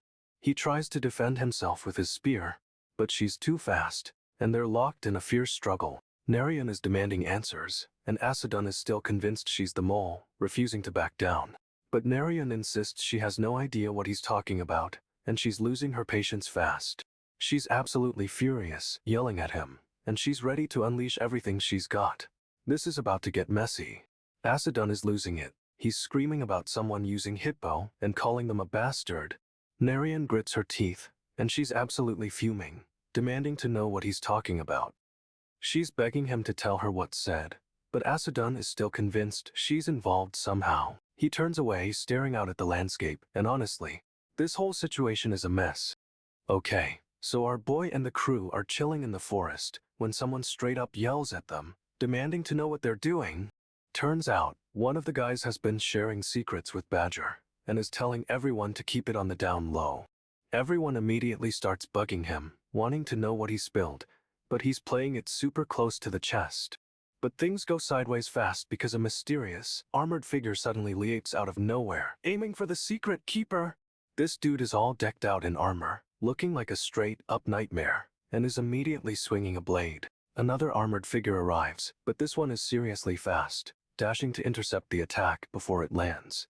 The first knight is relentless, jumping again, trying to get past the defense and reach his target. The second knight intercepts again, but this time he's using some kind of speed boost to meet the attack head on. He's moving so fast, it's just a blur of silver hair and determination, but honestly, it looks like he's gaining ground. The first knight's attack is deflected, and he quickly dashes away, leaving everyone wondering what the heck is going on. The armored knight keeps attacking, but our boy is dodging like a pro, using insane speed. He flips through the air and lands a hit, sending the armored knight reeling, but it barely phases him. Our boy slides across the ground, trying to create distance, but the armored knight is right on his tail. He leaps again, trying to get some breathing room, and this time the armored knight actually connects with a blow. Whoosh! The force of the hit sends our boy flying backwards, crashing into the rocky terrain. The armored knight lands and starts trash talking, saying our boy can't even wield a weapon. Talk about a low blow. But our boy isn't having it, glaring back and telling him to shut up, even while clearly hurt. He tries to get up, but the armored knight comes crashing down, slamming him into the ground again. Boeam! The armored knight declares he was right. Nagyunn really can't wield a weapon. And then something shifts. A dark hand reaches out, grabbing the armored knight. What is going on? This is getting wild. The armored knight squeezes Nagyunn's hand, and it looks incredibly painful, but our boy is staring right through him. Nagyunn's eyes widen. He's seeing someone else, a figure from his past, and it's throwing him off. Suddenly, the armored knight is lifted into the air, spinning wildly, and honestly, it's kinda terrifying. He crashes down hard, but this dude doesn't even flinch, and a dark energy starts swirling around him. The ground cracks as a massive, shadowy form emerges, and it's clear this isn't Nagyunn anymore. Something else is taking over. This new form is radiating power, and the armored knight looks genuinely scared for the first time, which is awesome. The armored knight tries to attack, but the shadowy figure effortlessly blocks, then grabs his weapon. He crushes the weapon like it's nothing, and the armored knight is completely stunned. Talk about a power move! The shadowy figure starts speaking, and it's not Nagyunn's voice. It's deeper, colder, and it's calling the knight by name. The armored knight yells out, but the shadowy figure is already launching forward, a blur of dark energy, and no way is this good for him. The shadowy figure sends a blast of energy flying, and the armored knight tries to block, but it's straight up vaporized. He's sent hurtling backwards, crashing into the cracked earth, and it looks brutal, honestly. Our boy, still in that shadowy form, stalks forward, grabbing the armored knight by the throat. The armored knight desperately tries to pry the hand off, but this grip is unshakable. It's terrifying. Nagyunn's face flashes in and out of the shadowy figures, like he's fighting for control, but he's losing. The shadowy figure lifts the knight higher, then just flings him away with unbelievable force. The armored knight goes flying through the air, a tiny speck against the desolate landscape, and it's over for him. Nagyunn, or whatever this is, finally lets go of the weapon and it clatters to the ground. He clutches his head, struggling against the darkness consuming him, but it's a losing battle. The shadowy figure fully takes over, eyes glowing, and it's clear Nagyunn is gone. This is a whole new level of scary. Okay, so this shadowy figure just sends the armored knight flying. A massive impact rocks the whole area. The figure stomps forward, cracking the ground with each step, and honestly, it's terrifying to watch. A figure approaches, yelling about Nagyunn finally showing his true colors, but this isn't Nagyunn anymore. Another figure draws a blade, stepping forward to challenge the shadowy being, but it's a reckless move. The shadowy figure moves faster than the eye can follow, a red blur whipping toward the attacker. He deflects the attack, but the force sends him stumbling backwards, a serious crack forming in his armor. The shadowy figure lands a blow, and this dude straight up slices through the armor. It's brutal. He's trying to fight back, but the shadowy figure is too strong, too fast, completely overwhelming him. The shadowy figure delivers a final strike, and it's clear this fight is over. It's a decisive victory. However, the figure just stands there, surveying the damage, and it's chilling how calm he is. He's ranting about being misunderstood, but honestly, this dude is the villain right now. The armored figure grabs someone a tight, painful grip, and it looks serious. We get a close-up of another character, looking worried with a single yellow eye visible. He insists no one will understand what he says, but really, he doesn't want them to. And then he squeezes even harder. He declares he's going to meet someone named Hippo, which is a choice, to say the least. A red line trails behind him as he walks away, adding to the mystery and the creep factor. Another quick shot of the worried character's eye, still watching the shadowy figure leave. Someone shouts to Kulin, saying they can crush Hen this time, and it's a desperate plea. They start walking, stepping forward with determination, but it feels like a really bad idea. Another shot of the worried character's eye, and it's clear they're seriously conflicted about all this. Okay, so this dude Kulin is straight up walking away, leaving everyone in the dust. He's headed toward the desert, and it's clear he's not worried about being followed, which is kinda sus. But wait, that worried character with the yellow eye is still watching him, totally conflicted about letting him go. And then we get a super close-up of Kulon's eye. It's glowing, and honestly, it's terrifying. Okay, so things are tense. Our boy Nagyunn is prepping to leave on a mission, looking all brooding and mysterious. He's handing things over to Taemin, telling him he and the others will be back soon. But honestly, it feels like a goodbye. Turns out, there's a whole crew heading out, including that pale dude with the wild hair. It's a bit of a reunion. But wait, that pale dude. He's actually the original villain, and he's got a serious stare down with Nagyunn. No way! Nagyunn's all intense, staring right back, and you can feel the tension building, like they're about to throw down. Suddenly, another dude with white hair appears, looking totally wrecked, and it's clear something awful has happened to him. This dude is straight up collapsing, and the pale villain is looming over him, looking menacing, to say the least. Nagyunn's getting a serious flashback. It's revealed the white-haired guy is connected to his brother, Najin, and the revenge plot thickens. We get a close-up of the villain, and his eyes, ice cold bro. This dude is a problem. The white-haired guy is in rough shape, but it's clear he's trying to warn them about something, and it's about to hit the fan. Okay, so the pale dude Kulon is losing it, demanding to know what Nagyunn is doing. Another guy accuses Hen of hurting Do, and thinks Nagyunn is buying it, but he's wrong. Nagyunn is desperate for confirmation, asking if he's misreading the situation. Someone confirms it looks like Hen did it, but then, however, Nagyunn cuts them off. Nagyunn says it's actually pitch black Hen they're talking about, and everyone is shocked. This dude doesn't get what facts even mean, but he insists what happened is clear as day. He asks if they trust pitch black Hen, and Kulon looks totally thrown, like he's questioning everything. The guy with the beanie explains Hen wouldn't act without a reason, and honestly, that's kinda sus.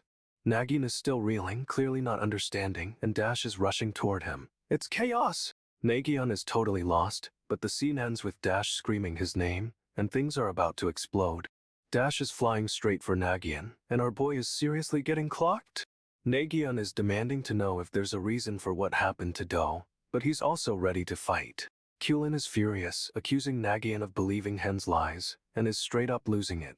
Nagyunn drops a bomb. If they let Hen go, he will follow Hen himself. No way! The guy with the beanie is clenching his fist, clearly processing this wild turn of events. Kulon is reeling, looking totally betrayed, but Nagyunn doubles down on his decision. However, Nagyunn clarifies he'll only follow Hen if everyone lets him go. Nagyunn is resolute, making it clear he's going after Hen, no matter what. Kulon is stunned, and for a hot second, it looks like he might actually agree. Nagyunn is locking eyes with Kulon, and this whole thing is about to go down. Nagyunn lays down the law. Whether or not his reason is acceptable is something they can decide as after. He follows through. This dude is cold. Kulon is reeling, convinced Nagyunn will be reminded of Hen's actions, and honestly, he's probably right. But Nagyunn is already making his choice, and it's clear he's not backing down. This is getting intense. Kulon is straight up furious, and Nagyunn just looks unfazed, like he's seen it all before. However, Nagyunn is still willing to let everyone go so he can chase Hen alone, but it's a risky move. The ground starts to crumble around them, and Nagyunn's eye is twitching. Something is definitely up. Nagyunn is fixated on Kulon, but Kulon is looking anywhere but at him, and it's awkward. Kulon finally speaks, and he's saying it'll be alright, trying to reassure Nagyunn, but it feels off. Nagyunn insists they don't need to worry, promising everything will be fine. But we all know that's a lie! But the whole scene is laced with tension, and the fact that Kulon is hiding something is super obvious. Kulon is seriously questioning what just happened with the potato. Like, what even was that about? He demands Nagyunn tell him what's going on, but Nagyunn is all more importantly, and wants details first. Kulon is losing it, claiming a random deer suddenly ran at him, but he's definitely leaving stuff out. Nagyunn is not buying it, telling Kulon to not lie and spill everything. This dude is a master interrogator. Kulon keeps insisting he was scared, but Nagyunn is like, "Se, you don't believe me," and is not having it. Kulon sighs, clearly defeated, and starts to explain, but honestly, we already know it's gonna be messy. Kulon admits something happened with the potato, and the knight just nods, accepting this bizarre truth. Nagyunn is demanding the truth, and Kulon is finally ready to confess. But what's he hiding? Kulon keeps rambling, and it's super obvious he's trying to downplay something major. Nagyunn just nods again, letting Kulon talk, but you can feel the tension building. This is gonna blow up. Nagyunn is asking who knows about the necklace, but bro is straight up zoning out. Totally lost in thought. Kyulin finally snaps out of it and insists they hurry to find Hippo, because her sense of direction is terrible. Kyulin explains the longer Hippo wanders, the harder she'll be to find, but Nagyunn's got a feeling there's more to it. Nagyunn is super suspicious, and for good reason. He's convinced it all connects back to the necklace's owner. Suddenly, someone attacks. A masked figure dives out of nowhere, aiming a weapon at our boy but Nagyunn reacts fast, deflecting the attack with a burst of energy. No way he's letting anyone get close. The attacker is sent flying and Nagyunn is left standing there, looking intense. This dude means business. Nagyunn's eyes glow, and he's clearly ready for a fight, but the masked figure is already getting up. The attacker yells, and we see they're wearing the same symbol as the people who killed Najin. It's personal now. But Nagyunn doesn't even flinch. He's completely unfazed, and straight up declares he has no choice. Nagyunn is leaping across the rooftops, chasing after this masked attacker. He's gaining ground fast. The attacker crashes through a bunch of trees, sending birds scattering, but Nagyunn is right behind him with a powerful jump. Nagyunn lands with a thud, creating a massive shadow. This dude is seriously intimidating right now. He's giving the attacker a cold stare, declaring he'll make him pay for what he's done, and honestly, it's about time. Warren this knight is straight up a legend. Everyone knows he loves a good fight.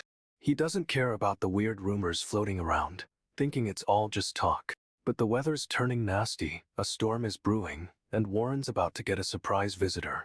The first person to approach him is Pitch Black Hen, and honestly, this dude is trouble. Warren and Pitch clash, swords flying, and it's a total whirlwind of steel and sparks. Pitch is impressed, saying Warren definitely has talent and learns quickly, which is kinda scary. He even thinks Warren could be better than Ranu, suggesting he become a knight, no less. However, Warren reveals only Pitch saw potential in him, making it a super personal thing. Pitch keeps calling him Warren, but then adds my friend, which is a total mood shift.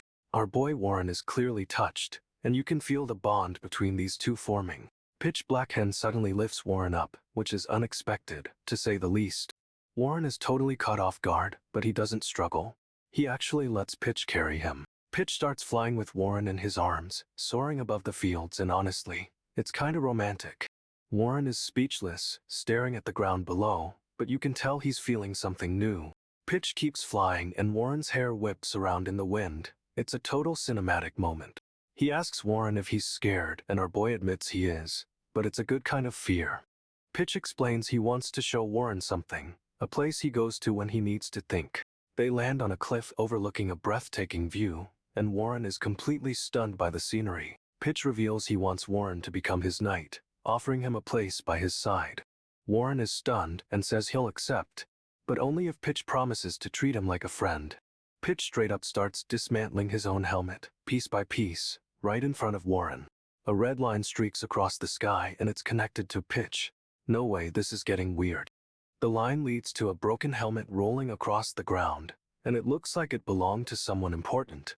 Warren reaches for the helmet, picking it up with gloved hands, and the scene gets super somber. He carefully cradles the helmet, and you can see the damage. It's been through a lot. Warren starts to dismantle the helmet further, breaking it down into even smaller pieces. The helmet crumbles in his hands, and it's a total emotional moment. This dude is wrecked. Everything fades to blue, like a memory washing away, and it's seriously intense. Rain is falling now, and it's coming down hard, like the sky is mirroring Warren's pain. The rain intensifies, and you can hear the sound of the downpour, but the mood is just heavy.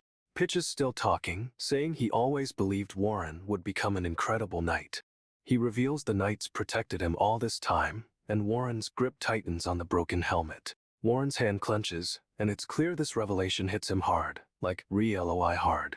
Pitch finishes his thought, saying he knows Warren would have become an amazing knight. But then everything goes black. Seriously, just total darkness. What is happening? A single eye echoes in the darkness, and the tension is through the roof. A shadowy figure emerges from the blackness, looking menacing AF. This isn't good, guys. Another reverberates, and it's clear this isn't Pitch anymore. Something else is here. The figure's eyes glow, and honestly, it's sending chills down my spine. More Eig sounds, and this new presence is clearly taking over.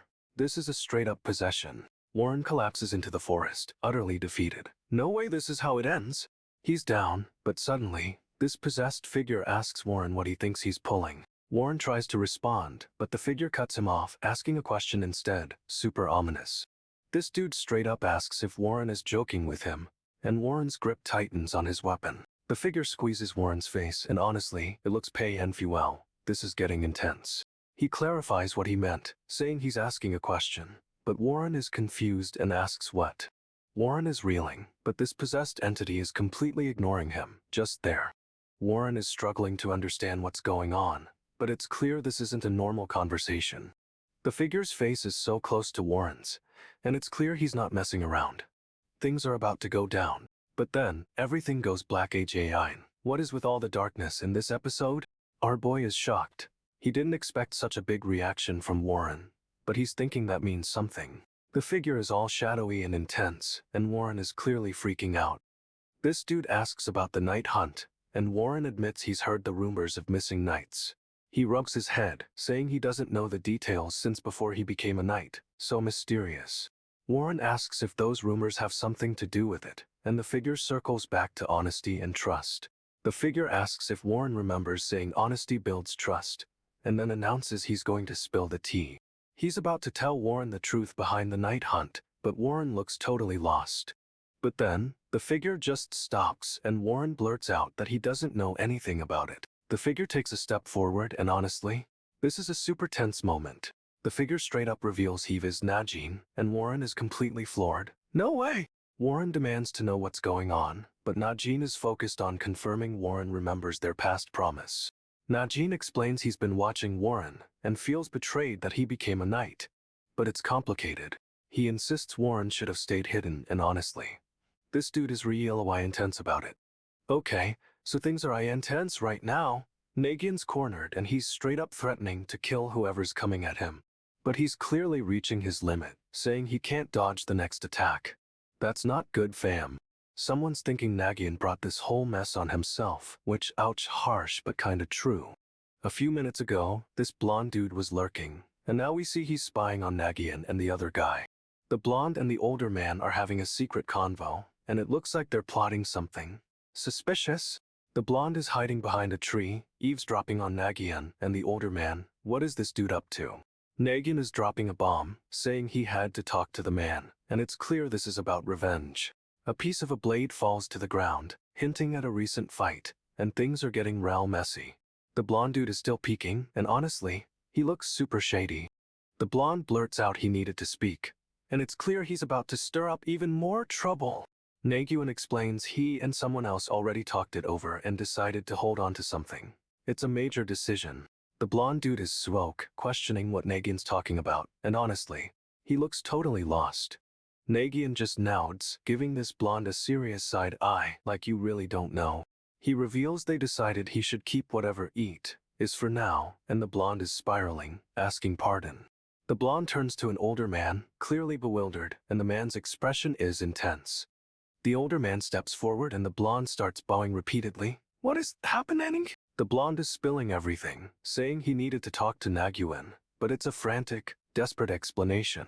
He keeps rambling about needing to speak, and Nagyunn is just standing there, totally unfazed by the chaos. Nagyunn drops another bomb, saying he'll take his leave, and the blonde is straight up panicking. But the older man interrupts, stepping in front of the blonde, and things are about to get real tense. Nagyunn starts walking away, but the blonde dude is losing it, yelling about hiding something from him. He demands to know what's being kept secret, wondering if there's a reason Nagyunn's holding on to it. Nagyunn turns around, and this dude is getting a serious stare down. It's intense. Our boy decides to just turn and walk away, like he's totally unbothered by the drama. But then the blonde shouts that without his weapon, Nagyunn is now avenge, which is a seriously bold claim. The blonde jumps down from a tree, getting right in Nagyunn's face and flashing a creepy grin. Nagyunn just looks back, completely unfazed by the threat. This dude is ice cold. The blonde keeps pushing and Nagyunn just keeps walking, seemingly not even listening. However, Nagyunn finally stops, and you can tell he's about to snap. The tension is building. He delivers a chilling line, "Lucky you." And it's clear this blonde just poked a sleeping bear. Nagyunn straight up says all he needs to take this blonde down is one chance, and it's a super menacing line. The blonde is shocked, but Nagyunn taps him on the shoulder. Talk about a power move. Nagyun's posture is all wrong according to the blonde, but he doesn't even seem to notice. Our boy's eyes flash red and he's clearly about to unleash something huge, and the blonde is getting nervous. Nagyun's fists clench and he's radiating danger. This dude is about to explode with power. He declares he only gets one chance, and the blonde's face drops. He's realizing he messed up big time. Nagyun's giving the blonde a serious glare, and it's clear this is about to go down. However, Nagyun's not going for a direct attack. He's actually just walking past him. The blonde is left stunned, completely thrown off by Nagyun's unexpected move. But no way. Nagyun's just casually strolling away, leaving the blonde to stew in his confusion. Nagyunn explains each galaxy-style technique has its own unique wind-up move. It's all about timing. He launches forward, and the blonde barely has time to react before a massive blast hits him. The attack sends the blonde flying backwards, and it's brutal. Honestly, this dude had it coming. Nagyunn's still moving, sweeping in close while the blonde is reeling, and his expression is terrifying. He lands another blow, and we see a spray of blood. It's intense, and the blonde is clearly struggling. The blonde tries to defend, but Nagyunn is relentless, pressing his attack and overwhelming him. Nagyunn's still going, and the blonde is completely on the defensive, barely managing to block. But Nagyunn abruptly stops, and the blonde thinks he's safe. Nope, not a chance. Nagyunn delivers a final, devastating strike, and the blonde is sent crashing again. The blonde is clutching his side, completely broken, and Nagyunn just walks away, cold as ice. Nagyunn figures hitting the blonde is pointless. He's too durable, and calmly states he's been waiting for this moment. The blonde tries to attack, but Nagyunn effortlessly deflects it with a single, precise movement. He anticipates the blonde's next move, bracing himself for an even stronger attack, but he's playing it cool. The blonde launches another attack, but Nagyunn doesn't bother dodging. He's straight up letting it hit. But it's a trap. Nagyunn's been baiting him, and now he unleashes a counterattack, catching the blonde completely off guard. The blonde yells out, bewildered, but Nagyunn just keeps pressing forward, showing no mercy at all. Nagyunn's movements are so fast, the blonde can't keep up, and he's starting to realize he's in way over his head. He demands Nagyunn stop, but it's too late. Nagyunn's already sealed his fate with a powerful strike. The blonde is reeling, shocked, and Nagyunn declares that's enough, finally ending the fight. The blonde is left stunned, completely broken by what just happened, and honestly, he deserved it. Nagyunn reveals he intentionally got caught earlier. It was all part of the plan. From the beginning, this dude's main goal was to draw out Lu Jamin, and it's wild how calculated it is. He knew Lu Jamin would intervene if things got dangerous, and they actually had a whole discussion about it beforehand. But the real reason Nagyunn baited her out. It's all about the discussion, whatever that means. Someone is straight up questioning if what's happening even makes sense right now. This dude is losing it, yelling about how their comrade almost killed Kajan? No way! Another guy can't accept this at all, refusing to believe what he's seeing. But someone else doesn't get it either, admitting it's convenient if they see him as a comrade. This mysterious guy with the stitched face is giving off serious vibes, a creepy smile forming. He's looking down, clearly hiding something, but still unsettling as heck. We get a closer look at the dude's face, and honestly, he looks completely unbothered. Suddenly, the ground cracks open, like something huge is about to burst through, and it does. Someone elevates from the ground, going straight for another dude with blonde hair. Blonde dude looks shocked, but our boy is ready for a fight, swords already drawn. Our boy is laying down the law, vowing revenge like he's gonna mirror whatever happened to his friend. He shouts out Callan, and then things get really intense, a dark energy swirling around them. Blonde dude is reeling, but this dude straight up doesn't care, saying he won't repeat himself.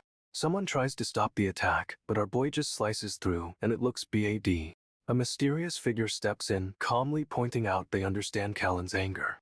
However, he's got a point. Kaijan already avenged the guy, so what's the big deal? He's trying to reason with Callan, suggesting they work together, since they're heading the same way. He thinks Nagyunn's abilities will be a huge help, but blonde dude is losing it, yelling about how this weakling could possibly help them. And honestly, he's mad because he lost to that same weakling, a total ego check. Callan's ordering Lyman to attack, and honestly, he's all business right now. Nagyunn accepts, saying they have no choice, but blonde dude is freaking out. Why him? Callan tells Lyman to not hold back, to take them seriously, and Lyman just says I will. Then, nooch osh, Lyman unleashes something dark and shadowy, straight up engulfing blonde dude. Blonde dude is screaming, wait, why am I? As this dark force overwhelms him. Callan's watching it all with this deadpan expression, like he expected this to happen. He turns to Nagyunn, and it's clear he's evaluating him, sizing him up, no doubt. But Nagyunn is focused on Liaman. He's wondering what that shadowy thing even is. Callan explains it's a shadow beast, and it's controlled by Liaman's will, which is kinda scary. However, the real kicker. Callan reveals the shadow beast is drawn to weakness, and blonde dude clearly has plenty. Nagyunn is sliding down this crazy cliff face, trying to get a better look at Liaman and Callan. He lands hard, puffing from the effort, and immediately zeroes in on the shadowy beast engulfing the blonde dude. Callan's just standing there, watching the whole thing unfold, totally unbothered. It's kinda creepy. Nagyunn asks what the beast is, and Callan casually drops that it feeds on weakness, which is ominous. But then Callan turns the heat on Nagyunn, asking if he understands what's happening, putting him on the spot. Nagyunn tries to play it cool, saying he gets it, but he's clearly analyzing Liaman and the shadow beast. Our boy is thinking. Liaman's still getting wrecked by the shadow beast, but he manages to break free, looking absolutely furious. He yells at Callan, demanding to know what he's playing at, and Callan just smirks.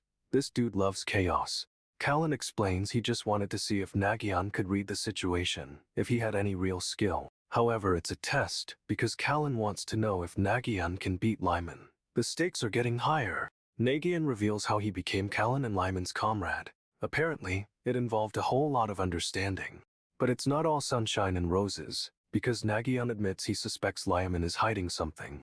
He notices Liaman and Callan glancing at each other, and Nagyunn's brain starts working overtime. Something's definitely up. Nagyunn wonders if Liaman misinterpreted his words as hostility towards the knights, but he's not convinced.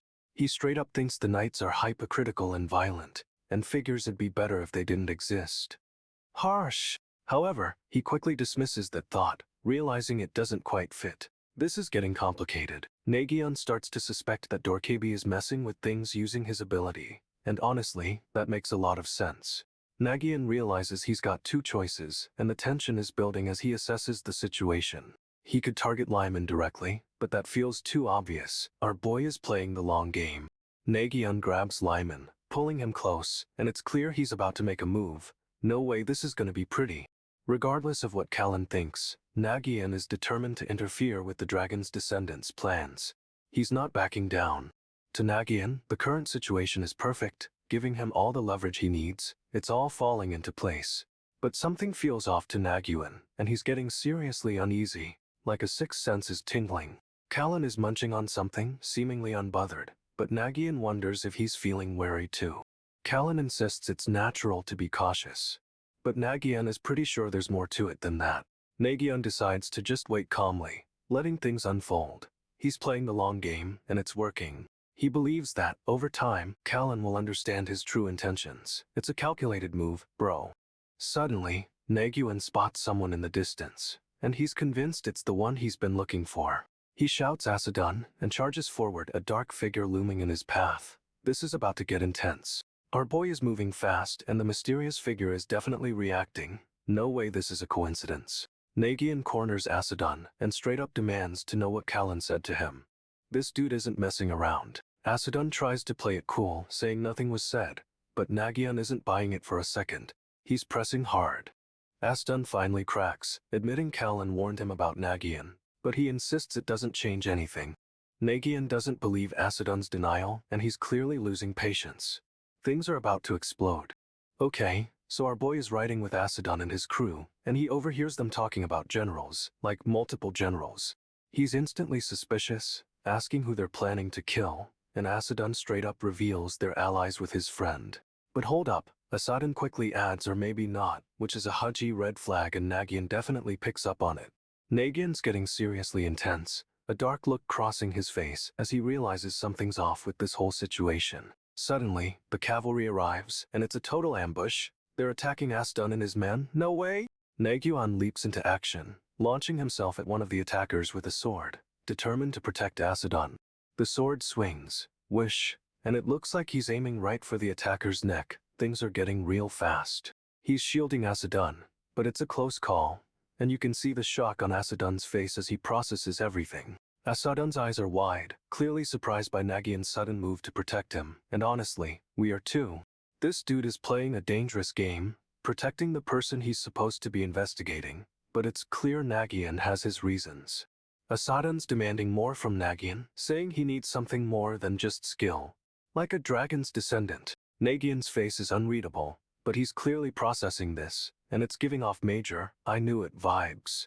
Suddenly, a woman with long pink hair bursts onto the scene, looking absolutely unhinged and ready for a fight. She's all smiles, but it's a scary smile, and she's got a gloomy dude in a hood trailing behind her. Talk about a power couple. She greets them with a long time no see baby chicks. Seriously, this woman is DBYLD and welcomes them back. Nagyunn and Asadun are both stunned, staring at the pink-haired woman and her companion with total confusion. Close up on Asadun and Nagyunn, and Asadun's eye is glowing red. Something is definitely up with this dude. Nagyunn's eye is glowing too, but it's green, which is unsettling, to say the least. The woman's laughing hysterically, and honestly, it's a little terrifying. She's clearly got a plan. This whole situation is escalating fast, and our boy is right in the middle of it. But what does any of it mean? The pink-haired woman's crew steps forward, and it's a whole mood. They're all giving off serious vibes. One of them, a blonde dude in a hood, is clearly struggling, and honestly, it looks like he's about to pass out. The woman snaps at him, telling him to hold it together, and bro, she is not patient. She turns back to Nagyunn and Asadun, and asks if they're ready to go home. But this feels like a trap. Nagyunn asks where home even she is, and the woman just laughs, saying she'll show them soon enough. Asadun tries to play it cool, but he's clearly suspicious, and keeps glancing around like something's about to go down. The woman starts walking and her crew follows, but one guy with teal hair hangs back, staring intensely at Nagyunn. This teal-haired dude is giving Nagyunn the side eye, and it's creepy. He's definitely sizing him up. He catches Nagyunn looking back and just smirks, which is making our boy even more uncomfortable. But wait, the teal-haired dude's eye is glowing too, same green color as Nagyunn's. No way, this is getting wild. Okay, so the teal-haired dude straight up pulls out a massive sword from a hidden compartment. No way! The sword is glowing, and everyone's shocked, but Asadun recognizes it immediately. It's Master Luth's masterpiece, Grandin. Asadun blurts out the name, and Nagyunn's eyes widen. He's clearly heard of this sword before, and it's bad news. The teal-haired dude unsheathes Grandin, and the blade whooshes through the air. It's seriously intimidating. But here's the twist. The woman's been playing them, and this whole time she was leading them to the sword. She reveals she wants to give Grandin to someone worthy, and is testing Nagyunn and Asadun's strength. Asadun's furious. He thinks she's putting everyone in danger for her own amusement, and honestly, he's right. However, the woman doesn't care, and just casually explains the sword chooses its wielder, which is wild. The teal-haired dude steps forward, ready to fight for the sword, and things are about to get chaotic. Nagyunn's eyes are locked on Grandin. He wants that sword, and he's willing to do whatever it takes to get it. Nagyunn's totally focused on the sword, but the woman suddenly twitches. Something's off with her. Asadun's confused, asking what's wrong, but the woman just stares at Nagyunn with this intense look. The woman suddenly leaps forward, and Asadun yells, "Raccoon? What is happening?" She's screaming at everyone to run, and straight up tackles the teal-haired dude, sending them both crashing down. Asadun swings his sword, but the woman is shielding the teal-haired dude. She's protecting him. The sword connects, and there's a massive teach-eye sending the woman flying, but she's still moving. She's on the ground, looking absolutely deranged with a huge grin. This is seriously terrifying. Everyone's staring, totally lost, but the woman is clearly not okay. She's losing it. The woman's body starts cracking and breaking apart, like a puppet with broken strings, and it's gruesome. With a final sirasque, she collapses completely, and Asadun's sword is stuck in the ground. What a mess.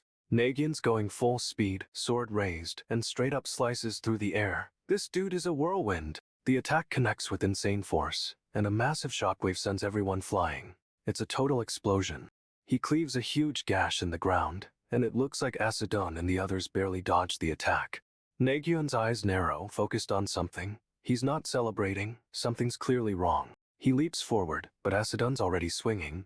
This is a clash of titans, no doubt.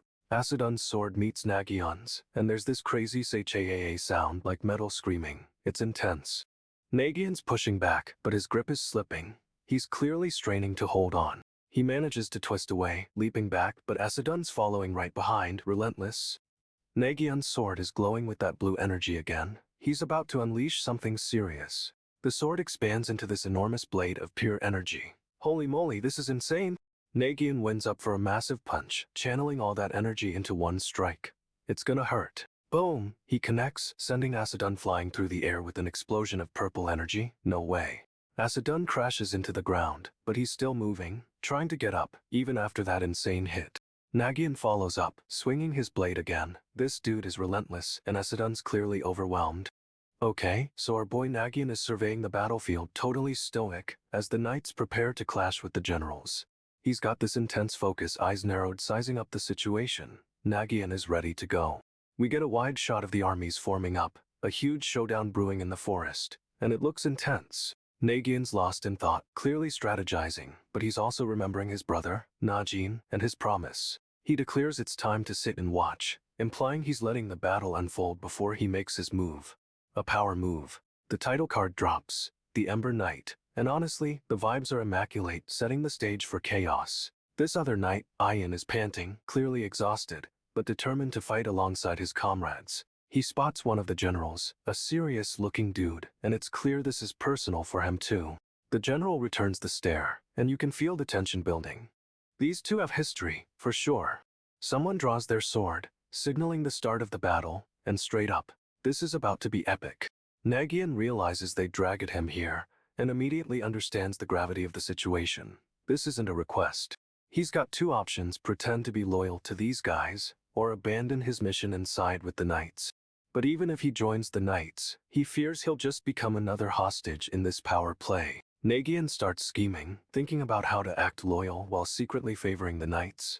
This dude is playing 4D chess. We see a glimpse of the opposing forces, and honestly, the tension is THSK, you can cut it with a knife. Nagyunn's back is to them, but you can feel his determination. He's got a plan brewing, and it's gonna be good. He wonders how he can fake loyalty to the dragon's descendants while steering everything toward the knight's victory. Nagyunn's thinking hard. He's weighing all his options, trying to find the perfect angle. He's determined to outsmart everyone, and honestly, we're here for it. Our boy Nagyunn is ready to manipulate the situation. It's a risky gamble, but he's willing to take it. Nagyunn's suddenly hit with a vision. It's not an unforeseen turn, but something that didn't exist. He grits his teeth, realizing the person who killed Narration was Narration himself as a skeleton. No way. A red-haired woman demands to know what's happening, and Nagyunn's reeling from the reveal. This is wild. The imposing man in purple questions who took Narration's life, and the implication is huge. It's the skeleton? Nagyunn processes this insane information, and it's clear this changes everything. He's stunned. He's starting to suspect the guy in purple is involved, but can't quite place it. Something's off. Nagyunn decides to play it cool, telling the purple dude to let everyone go, and straight up draws his sword. He declares he'll take this fight on alone, and honestly, this is the energy we needed. The purple-clad man stares back, unimpressed, while others gather behind him. The tension is insane, but the man simply replies, "How unfortunate," and we know this is about to go down. Prepare for chaos? The purple dude straight up blames Nagyunn's weak decision for the deaths of those young ones. Talk about a low blow. Nagyunn leaps forward, sword drawn, aiming for the purple guy. He's not taking that accusation lying down, but the purple guy casually sidesteps the attack, and Nagyunn slams into something solid. Oof. Nagyunn's getting tossed around like a rag doll, bouncing off what looks like a magical barrier, and he's clearly shocked. He manages to regain his footing, but the purple guy's already closing in, and Nagyunn's starting to feel the pressure. Nagyunn tries to block, but his sword cracks under the force of the attack. No way, that's gotta hurt. He goes flying, crashing into the ground with a whump, and it looks bad. Is he even moving? Nagyunn's body twitches on the ground, and it's terrifying. Is this it? Is he down for the count? The purple guy and another dude with gray hair stare down at him, and the gray-haired guy looks genuinely concerned. However, Nagyunn's still breathing, albeit barely, and this fight is far from over. Our boy isn't giving up yet. The gray-haired dude tries to warn Nagyunn he's distracted, but the purple guy attacks before he can react. Nagyunn's trying to stay focused, but the purple guy's relentless. He's clearly getting to him. Suddenly, a swirling vortex of energy appears, and this dude launches himself toward Nagyunn with insane speed. The purple guy's got backup. More people emerge from the trees, looking menacing as heck. Nagyunn manages to block the attack, but the sword still slices through his armor. Ouch, that looks painful. He stumbles back, gasping for air, but the purple guy's already mocking him for his loyalty. The purple guy straight up says he understands loyalty, but he knows how to destroy it. Talk about a villainous flex. He explains his plan to corrupt Nagyunn's loyalty by offering another one. This dude is playing a dangerous game. Nagyunn's struggling, but he's not going down without a fight. Our boy's determined to avenge his brother. However, the purple guy's words are clearly hitting home, and Nagyunn looks completely broken. This is bad, really bad. The purple guy launches forward, but Nagyunn anticipates it and meets the attack head-on. Talk about a clash. Nagyunn's sword blocks the blow, creating a shockwave, but he's clearly struggling to hold his ground against this onslaught. Nagyunn's reeling, shocked by the force, and the purple guy just mocks his reaction. Seriously? What a jerk. The purple guy's relentless, slashing again and again, forcing Nagyunn to desperately defend himself. It's a whirlwind of steel. Nagyunn gets knocked back, crashing into the ground, but he's not staying down. Our boy's refusing to yield. The purple guy jumps, coming down with a powerful strike, but Nagyunn manages to roll away just in time. "Woo, close call." He grabs Nagyunn's arm, and it looks painful, like he's twisting it. This dude isn't playing fair at all. Nagyunn tries to break free, but the purple guy's grip is like iron. It's a brutal struggle for control. No way. The purple guy throws Nagyunn, sending him flying through the air with incredible force. Nagyunn crashes into the trees, and honestly, this looks like a knockout blow, but is it really? Nagyunn slams into the ground, it's a brutal impact, and the purple guy doesn't even flinch. But Nagyunn isn't out yet. He's grabbing at the guy's leg, desperately trying to pull him down with him. The purple guy tries to shake him off, but Nagyunn's grip is surprisingly strong. This is a full-on struggle. No way. Nagyunn manages to sink his teeth into the guy's hand. Talk about a desperate move? Okay, so the sun is Bilandienji and our boy Nagyunn is standing there, looking straight up at it. He's gearing up for a fight, muscles bulging. This dude is serious about revenge. He spots his opponent, and honestly, the look on Nagyunn's face is pure, focused fury. Nagyunn's channeling dragon martial arts, getting ready to destroy everything in his path. He throws a PNCH, and it's like a shockwave. The ground is cracking under the force. But his enemy isn't just standing there. They're dodging and scattering into pieces. It looks like a million shards flying everywhere, and Nagyunn is left standing in the dust. His opponent is reforming, but Nagyunn's already calling them out for exploiting the terrain. This dude launches another attack, a super fast strike, and it's all happening so quickly. Nagyunn is relentless, his fists clenched, ready to finish this. This is going to be epic. Nagyunn's enemy says it doesn't matter, like at all, and honestly, that just makes our boy even more mad. He warns them their previous tactic won't work again, and it's clear Nagyunn is expecting another trick. Nagyunn demands they give it everything they've got, and you can feel the intensity building with every word. But his enemy is clearly broken, collapsing and coughing up blood. It's a rough scene, no way around it. We get a glimpse of the enemy's face, and those eyes are unsettling, to say the least.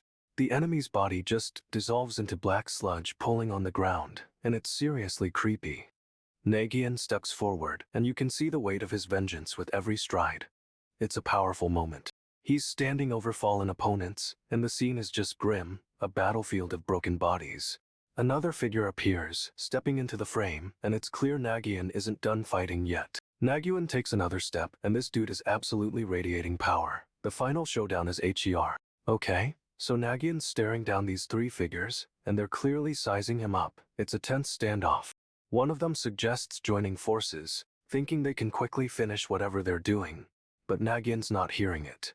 Nagyunn straight up asks what they're even doing, and another one argues it'll just prolong the conflict. Classic villain logic. He thinks they're aiming to eliminate everyone, but Nagyunn senses something else. A weird atmosphere is definitely brewing. Nagyunn wonders if they're waiting for something, like they're intentionally letting this drag on, and honestly, that's a good read. But then it hits him. If they consider him a comrade now, why wasn't he told about it? He glances at the blonde dude, and you can see the suspicion building, like he's questioning everything right now. Nagyunn's eyes narrow, and that expression, it's pure disappointment, like he's been betrayed. Ouch. He's analyzing this dude, trying to figure out what's really going on, and it's super intense. Nagyunn's staring with those piercing blue eyes, and it's clear he's not letting this go. This is gonna be good.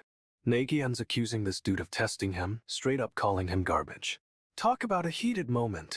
He's demanding answers, but the blonde guy's lost in thought, clearly remembering something painful. The blonde guy reveals Jiraun always believed in Nagyunn, even when everyone else thought he was arrogant. He's spilling all this, even though he's clearly heartbroken, and Nagyunn is reeling. No way. Nagyunn stunned, refusing to believe Jiraun held him in such high regard. This is a major twist. He's covering his ears, desperately trying to shut out the truth, and it's genuinely sad to watch. The blonde guy turns his head, and his expression, it's unsettlingly calm, almost menacing. He's smiling a creepy, unsettling smile, and it's clear something's about to go WN. He grips the hilt of his sword, and you can feel the tension building. This is not good. Nagyunn realizes something about Jiraun, and his face drops. Our boy is about to get a hoogie shock. Nagyunn's processing everything, deciding Jiraun would have faced a terrible fate if he'd lived. It's heavy. He realizes someone is confirming their suspicions, and it's a setup. This is getting wild. Someone's reacting with shock, and Nagyunn understands someone is about to reveal a huge secret. A red-haired dude appears, looking super gloomy, and it's clear he knows way more than he lets on. Nagyunn is furious, declaring he needs to stop whatever's escalating and save everyone involved. He vows to save everyone, and honestly, you can feel the intensity radiating off this panel. Then, a voice shouts tiger style, and blue blades come slashing out of nowhere. What is happening, nigga? A shadowy figure with a serious scowl is revealed, and he's clearly ready for a fight. Nagyunn's about to unleash everything he's got, and you just know this battle is going to be epic. Our boy is going ALO out, and this is where things really start to unravel. Nagyunn and the red-haired dude clash swords, and it's a whirlwind of steel. The impact sends sparks flying everywhere. The red-haired dude spits blood, but he's still standing, staring down Nagyunn with pure rage. This guy is intense. Nagyunn unleashes a massive wave of energy, blades erupting all around, and it's straight up terrifying. The red-haired dude is getting tossed around like a rag doll, slammed into the ground by the force of the attack. Nagyunn's landing a final blow, and it looks brutal. But then a hand shoots out to intercept. He stops the attack with his bare hand, and honestly, this dude is a tank. Nagyunn looks genuinely shocked. The hand is cracked and bleeding, but he doesn't even flinch, just stares at Nagyunn with cold eyes. Nagyunn's realizing the true extent of this power, and it's messing with his head. He's questioning everything. The dude's grip tightens, and Nagyunn's sword starts to shatter. No way, not the sword! The sword breaks completely, and Nagyunn is left defenseless, staring up at his opponent. This is BAD. Nagyunn's reeling, completely stunned by the sheer power of this dude. He's barely holding on. This guy is absolutely furious, teeth gritted and face contorted. You can see the rage boiling over. Someone explains this dude is incredibly righteous, feeling more pain from others' suffering than his own injuries. He's practically a saint, but honestly, that just makes him even more terrifying in a fight. Things are looking rough. Someone just blasts our boy Do with some serious energy. Kulin and another dude are straight up losing it, thinking Do is a goner, but he's still breathing. Do insists it's just temporary, but then immediately asks Do at your pitches. Talk about priorities. The blonde dude is giving Do the side eye, clearly not thrilled with the situation or Do's concern for pitch. And we get a quick shot of another guy, twitching like crazy. Something's definitely up with him. This dude is hiding, peeking around a corner, and honestly, he looks super shady. Do is realizing something, saying Kulin handled everything himself again, and it's clearly bothering him. He wonders if Kulin even cares about him, and doesn't get why Kulin always takes Pitch's side. Ouch, that's harsh. The blue-haired dude is looking all worried and confused, wondering what's going on with Kulin. Do is stuck in his thoughts, and you can tell he's questioning everything right now. Okay, so this dude with the silver hair is straight up Semarkianji, like he's got a plan. He's flexing on the blue-haired guy, showing off some kind of token, and honestly, it's a power move. But the blue-haired dude is now having it. He's demanding to know what's going on with Kulin. Kulin just brushes him off, saying it's his prerogative. Talk about shady and dismissive. Then, a bunch of other guys show up, and everyone starts getting brushed aside. It's getting chaotic. Everyone is looking tense, and it's clear something big is about to go down, bro. We get a close-up of another dude's eye, and it's Jilo Buanj. No way, this is getting weird. The group is walking along, and the blue-haired dude asks why everyone is so serious.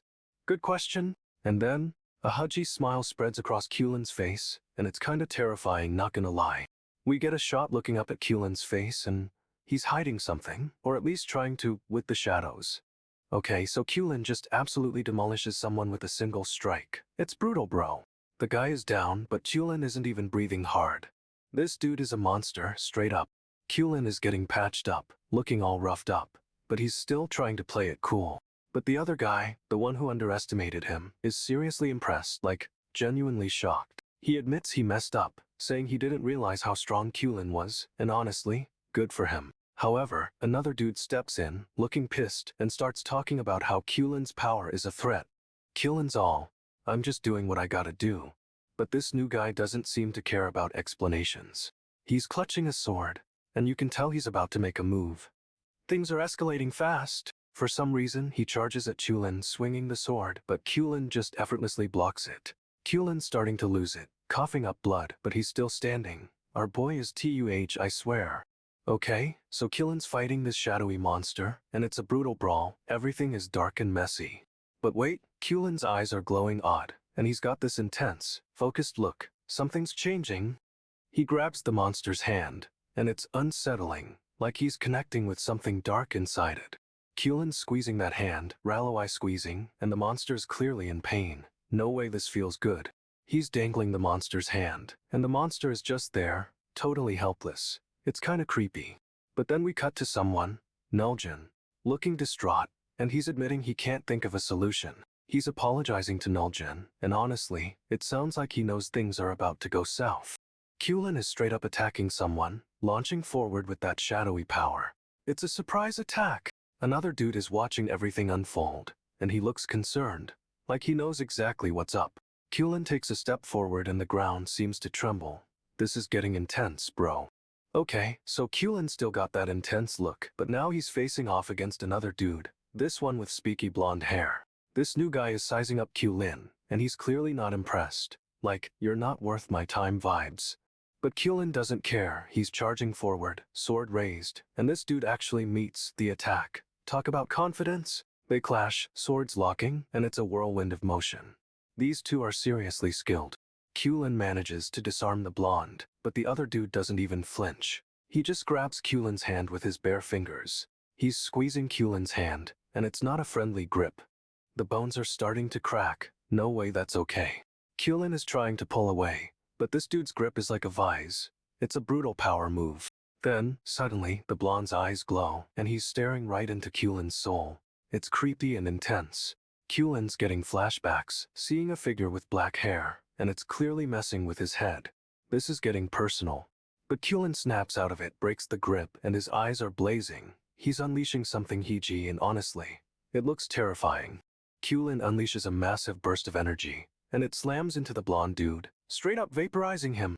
But the blast doesn't just stop there. It sends shockwaves rippling outwards, and Kyulin is like, wait, what's happening?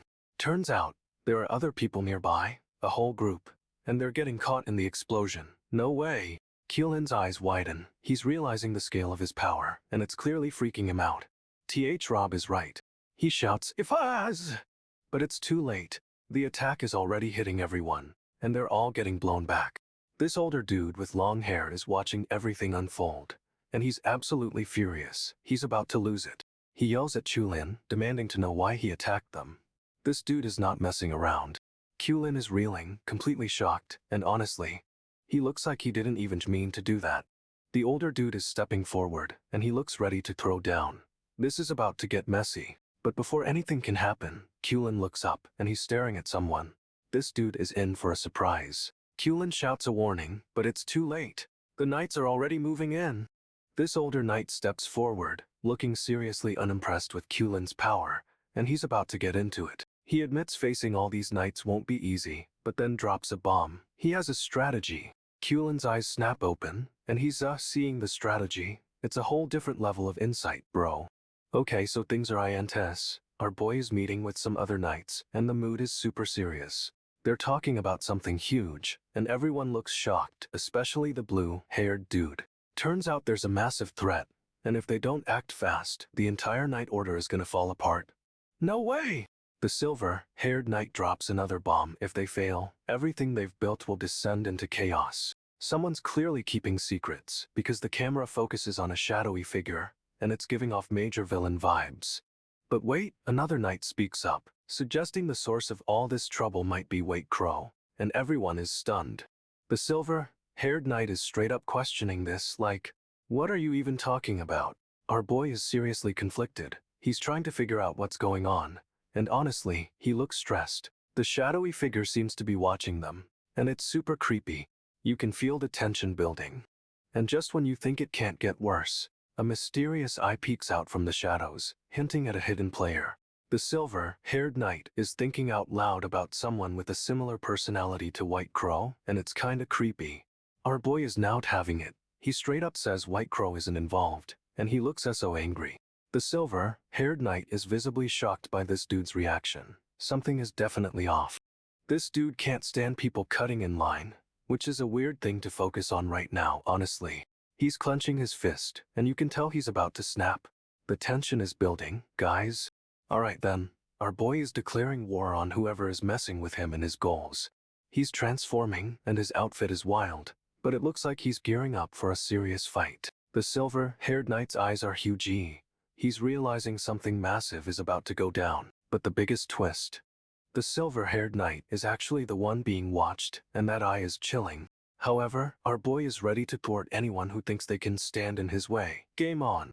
The leader gives orders, deciding Asadun is too unpredictable to be at the front. Smart move. Our boy is planning for a stalemate, ready to change tactics if they gain or lose ground. He's a strategist. He's confident he can read the battlefield, and honestly, we believe him at this point. The leader declares they're starting the fight, and you can feel the energy shift. It's Owen. They leap into action, a flurry of movement against the purple sky. This is gonna be epic. Do and Rabbit are tasked with evacuating the injured, while Ludica is clearly hurt, but trying to hide it. Someone's getting carried, and they're insisting on fighting even while injured. No way! The leader's boots hit the ground, and it's clear this fight is serious. He's not messing around. He promises they'll fight with everything they have, and you know he means it. This is a full commitment. But it looks like someone else is also ready to fight, and is grabbing onto someone else. What's happening? Someone just got smoke-keyed, and the knights are scrambling. It's total chaos out there. This dude is seriously injured, but he's trying to rally everyone to fall back. He's a leader. The silver-haired knight is down, but someone is desperately trying to reach her. No time to lose. But the blue-haired fighter is already on the attack, and this sword is moving fast. Oh no. They couldn't secure her, and the knight is clearly in trouble, but she's still trying to push through. A total badass? Our boy is giving orders to retreat, but he looks absolutely furious. He's not happy about this. Najin is the name on everyone's lips, and they're urging Ludian to hurry. This is urgent. He's moving forward despite everything, and looks straight up determined to save her. Go, go, go! The leader is still giving orders, and the team is falling back, but the situation is critical. It's tense. Our boy is glaring at something off-panel, and he's radiating pure intensity. Who is he looking at? Najin leaps forward, ordering them to focus on the bald guy, Do, and corner him at all costs. The enemy closes in, and Myrang yells at someone to take out the knight with the great sword. It's getting intense. Najin activates Tiger Style and straight up transforms, moving with incredible speed and ferocity. He's slicing through the enemy ranks, but they're relentless and keep coming. No let up in the pressure. The blonde fighter is injured, but desperately tries to warn everyone. This is a full-scale battle. But Najin's attacks are overwhelming, sending enemies flying. He's a whirlwind of destruction. However, the enemy numbers are still massive, and they're slowly surrounding Najin. It's a tight spot. Najin keeps pushing forward, cutting down anyone who gets close, and honestly, this dude is a monster. He's completely focused on clearing a path, but they're still swarming him. It's a desperate struggle. The enemy is closing in, and Myrang shouts for someone to finish off the knight with the great sword. This is it. Najin slides forward, sword extended, and completely splits the enemy formation. It's a clean sweep. Someone yells wild dog, but Najin brushes it off, confident he's got this under control. The other fighters realize splitting the formation makes it harder to surround Najin. Someone observes Najin's fighting style and thinks he's not even trying to win. What's his game? But then they realize he doesn't seem to be planning on losing either. This is getting weird. Wait a minute, they thought there were 6 knights, but how? Najin's getting seriously annoyed, and honestly, he's starting to scare everyone around him. The blonde fighter asks if there wasn't one more knight. Hanari? and points him out in the chaos. Then a blinding flash erupts, and everything goes white. What just happened? Najin and the blonde fighter are reeling, covered in something, and it looks like Hanari's been blasted away. Najin's launching forward with insane speed, leaving a massive wind trail. It's like a blur. Whoa, check out this dude. He's got glowing eyes and a face shrouded in darkness, straight up menacing. He's glaring at someone off panel, and it's intense, like he's about to unleash a whole lot of fury. Okay, this is new. A fighter with white hair and a scarred face appears, and he looks seriously unimpressed. Our boy Loron is straight up losing it as he witnesses this massive battle unfolding before him. A warning flashes on screen. This episode is intense with some serious violence, so buckle up. The fight is chaotic, with swords clashing and energy blasts flying everywhere. It's a total free-for-all. Loron looks away, seemingly composed, but he's actually analyzing the situation, and honestly, he's kinda smug. He thinks both sides are evenly matched thanks to his generals, but he's starting to get a bad feeling about all this. Loron's a bit concerned because his generals are following his orders too well, and he's questioning their motives. He wonders why they'd trust someone like him. And this dude is right to be suspicious. Things are getting weird. Loron's eyes land on one person who hasn't moved. It's his brother, and he's definitely up to something. He's the only one holding back, and Loron is starting to think he's waiting for the perfect moment to strike. Loron is feeling uneasy, like he's missing a crucial piece of the puzzle, and honestly, he probably is. Najin, the enemy commander, steps forward and immediately throws shade, saying they'll all lose. He says he had high hopes for Loron after the elephant attack, but now thinks he overestimated him. Ouch. Najin claims Loron failed to see what's beyond, but Loron's confused and asks what he means by you all? White Crow tells Mouse to go, and this dude is seriously sprinting toward Najin, no hesitation. Loron draws his sword, and the clash is instant. Sword meets sword in a burst of energy. Najin reveals he's been playing everyone, trying to hand Loron over to the knights. What? Loron's shocked, but quickly realizes Najin's plan and prepares for a counterattack. He unleashes a furious strike, and the panel is just a blur of motion and swordplay. It's intense. Loron cuts through Najin's attack, and the force sends Najin reeling backwards, but he's still standing. Loron stares down Najin, totally furious, and this is about to get real messy. Najin's eye is glowing red and he's straight up losing it, yelling no. What is happening with this dude? White Crow is begging Najin to stop, saying he doesn't want to push Hannarin into danger. 2 steps back, apparently. White Crow looks super concerned and honestly, he doesn't trust Najin's intentions one bit. He thinks Najin is impulsive, but Mouse is calling him out, refusing to take orders from that rude blondie. Mouse is declaring he's doing his own thing, and White Crow agrees they need to take matters into their own hands. This is getting messy. Mouse is yelling at Loron, asking what he's doing and saying they should focus on the enemy. White Crow is freaking out, demanding to know why Loron would listen to Najin instead of fighting. White Crow is losing it, insisting they're already struggling as a team. Can't these guys ever cooperate? Mouse is questioning whether they should just blindly follow orders, and White Crow is absolutely furious. Loron is getting bombarded with shouts, but he's focused on something else. What's going on with his expression? Okay, so apparently the knights and generals are totally different. The knights are stubborn and value justice above all else. Najin's realizing this whole thing was a setup, and he's seriously questioning everything right now. He's convinced it can't be true, but then he sees Mouse getting attacked. No way! Loron is losing his mind, yelling at the knights for being foolish and saying they can't win. He claims they don't understand what's truly important, and then, something's happening with his eye. White Crow is getting a really bad feeling, sensing something seriously off with Loron's behavior. He's saying the knights aren't acting right, and then it hits him.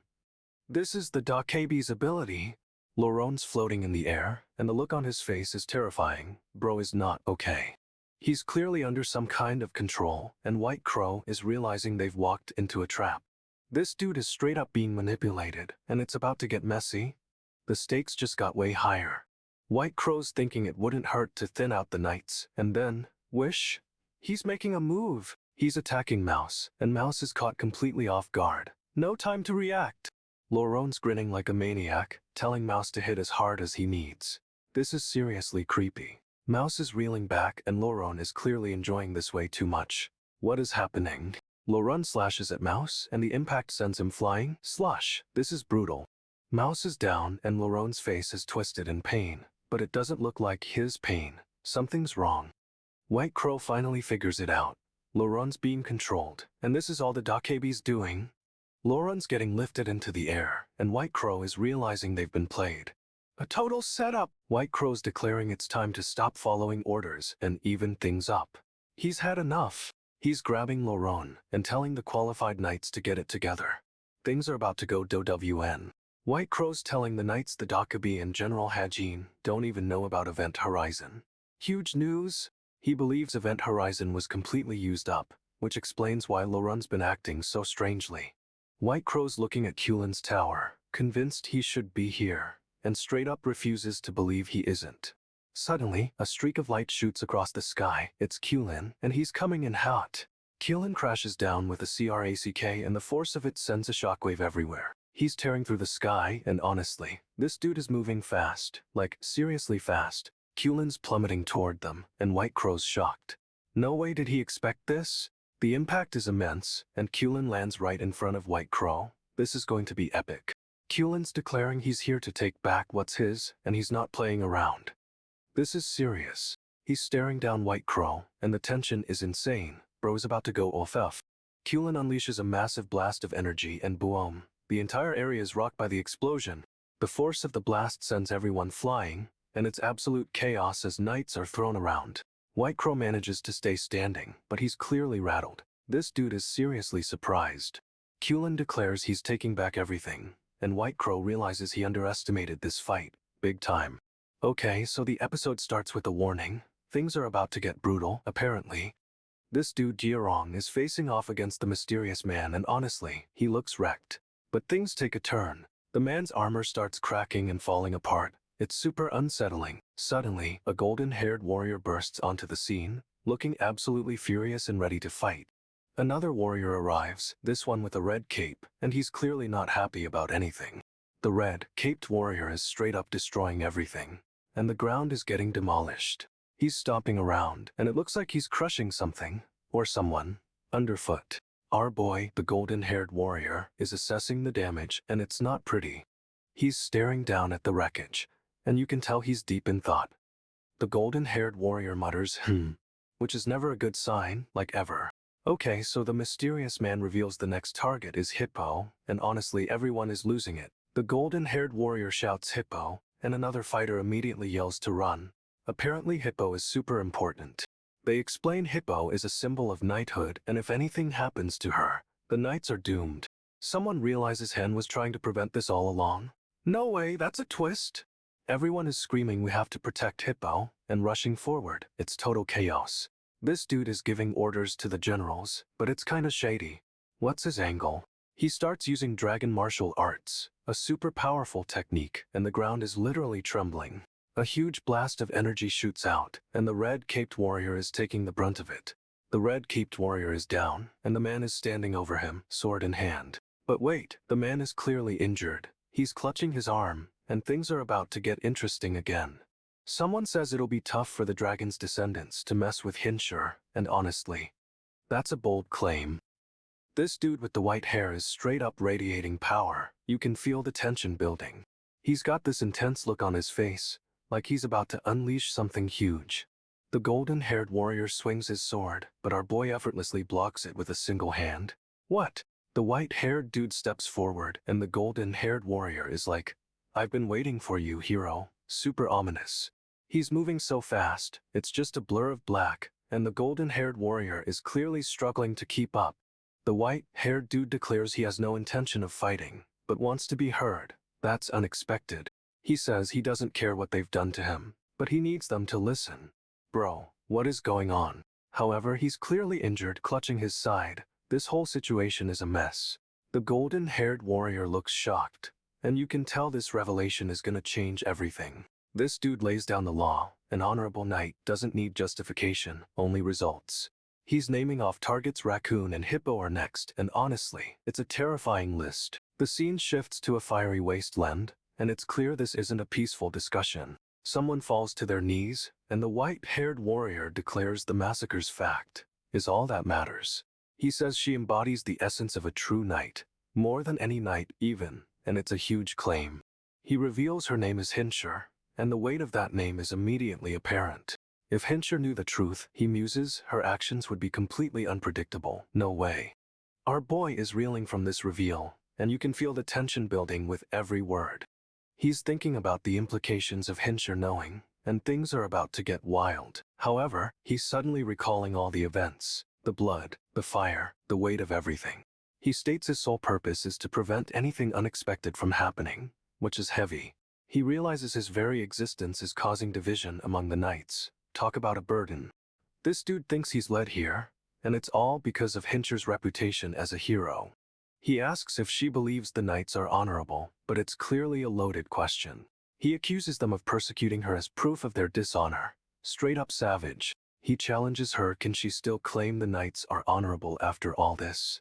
The scene cuts to a battlefield, and a group of warriors are squaring up. Things are about to pop off.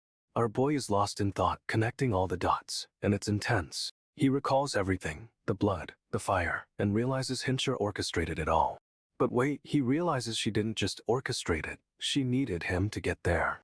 He's completely broken down, realizing Hinsher manipulated everything. No way. She insists he's not going to make it, but she's clearly holding something back.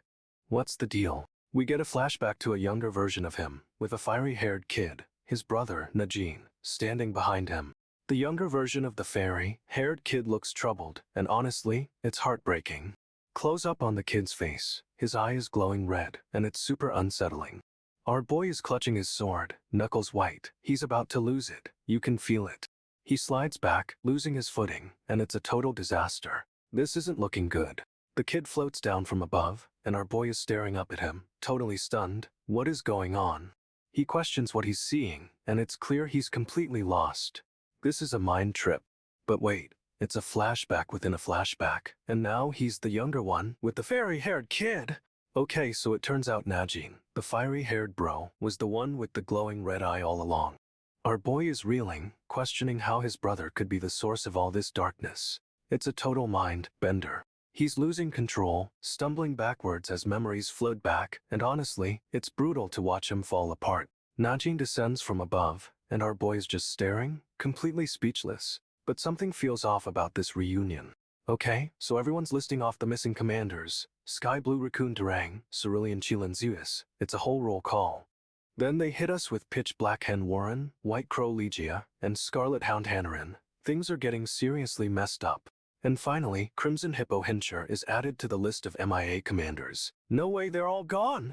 Suddenly, Lucian appears and our boy is straight up questioning how they could all vanish at once, and he looks pissed. He demands to know Lucian's name, giving him that intense glare, like he's ready to grill this dude for answers. Lucian confirms his name, but claims he doesn't know the specifics because he retreated. Total BS if you ask me. Our boy doesn't buy it for a second, pressing him about why he retreated, and Lucian admits he was too far away to help. He lets Lucian go, but honestly, the look on his face says I'm watching you, and it's chilling. We see Greenwater Davin standing behind him, and Copper Salmusa Kamena is mentioned. More names, more mystery. Then Salmusa starts rattling something, and our boy just stands there, radiating an unsettling aura. Something's about to go down. Salmusa starts tapping his fingers, and our boy asks what he hesitated to say. The tension is real. Salmusa clams up, saying he can't speak prematurely, because he doesn't know what might happen. Suspicious? Lucian is staring intensely, questioning what Salmusa was holding back. Is he scared, or hiding something? Lucian's face is unreadable, but he's clearly spooked, and then we cut to another dude. What's going on? This new guy, with the wild blue hair, is looking rough, and he wonders what happened to Hippo. Is he another missing knight? He warns Lucian not to ask, and Lucian presses him for answers, but this dude is playing it cool. Lucian asks what he was going to say, and honestly, this dude's face is giving major I regret everything vibes. He suddenly remembers the apprentices, like they're an afterthought. What do they have to do with all this? And then, bam, Lucian's face appears looking straight up terrified, and it's a total cliffhanger. But the look on Lucian's face says there's something seriously wrong, and this whole situation is getting way more intense. Lucian drops the bomb. Second special class is getting disbanded and everyone's being sent home. Another student blurts out they were promised apprenticeships, but someone else shoots that down immediately. This woman basically says it's better for them to quit now, and straight up declares the second special class has failed. She's delivering the news so coldly, and Lucian is visibly shaken. This is rough. Lucian's practically yelling that's impossible, and turns to another student, Luz, demanding answers. He's calling out for Najin, and Lucian is staring him down, like he knows something isn't adding up. Lucian demands to know if Najin is really gone, and this dude's face is a mess. The tension is insane. Lucian looks utterly devastated, and it's clear this news is hitting him hard. Lucian's just standing there, completely broken, and it's a brutal moment for our boy. But honestly, this whole situation is a disaster, and we need answers ASAP. Okay, so Lucian just blurts out he saw Najin's stomach, and it's a total bombshell, bro. He's piecing things together, realizing Najin's death was a calculated move, like a checkmate in chess. Najin's presence, even in death, is causing chaos, dividing the knights and muddying the waters of this conflict. After Hippo arrived, everything just collapsed, and Lucian didn't see it coming at all. Lucian's reeling, admitting he didn't anticipate Najin's death at that very moment. But Najin's death actually neutralized the situation somewhat. Talk about a power move, even from beyond. Lucian stretching, trying to regain composure, but you can tell he's still processing everything.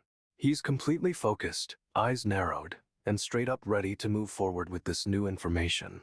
Lucian's already formulating a plan, and it looks like things are about to get seriously intense. He's moving fast, a swoosh of determination, and our boy is clearly in charge now.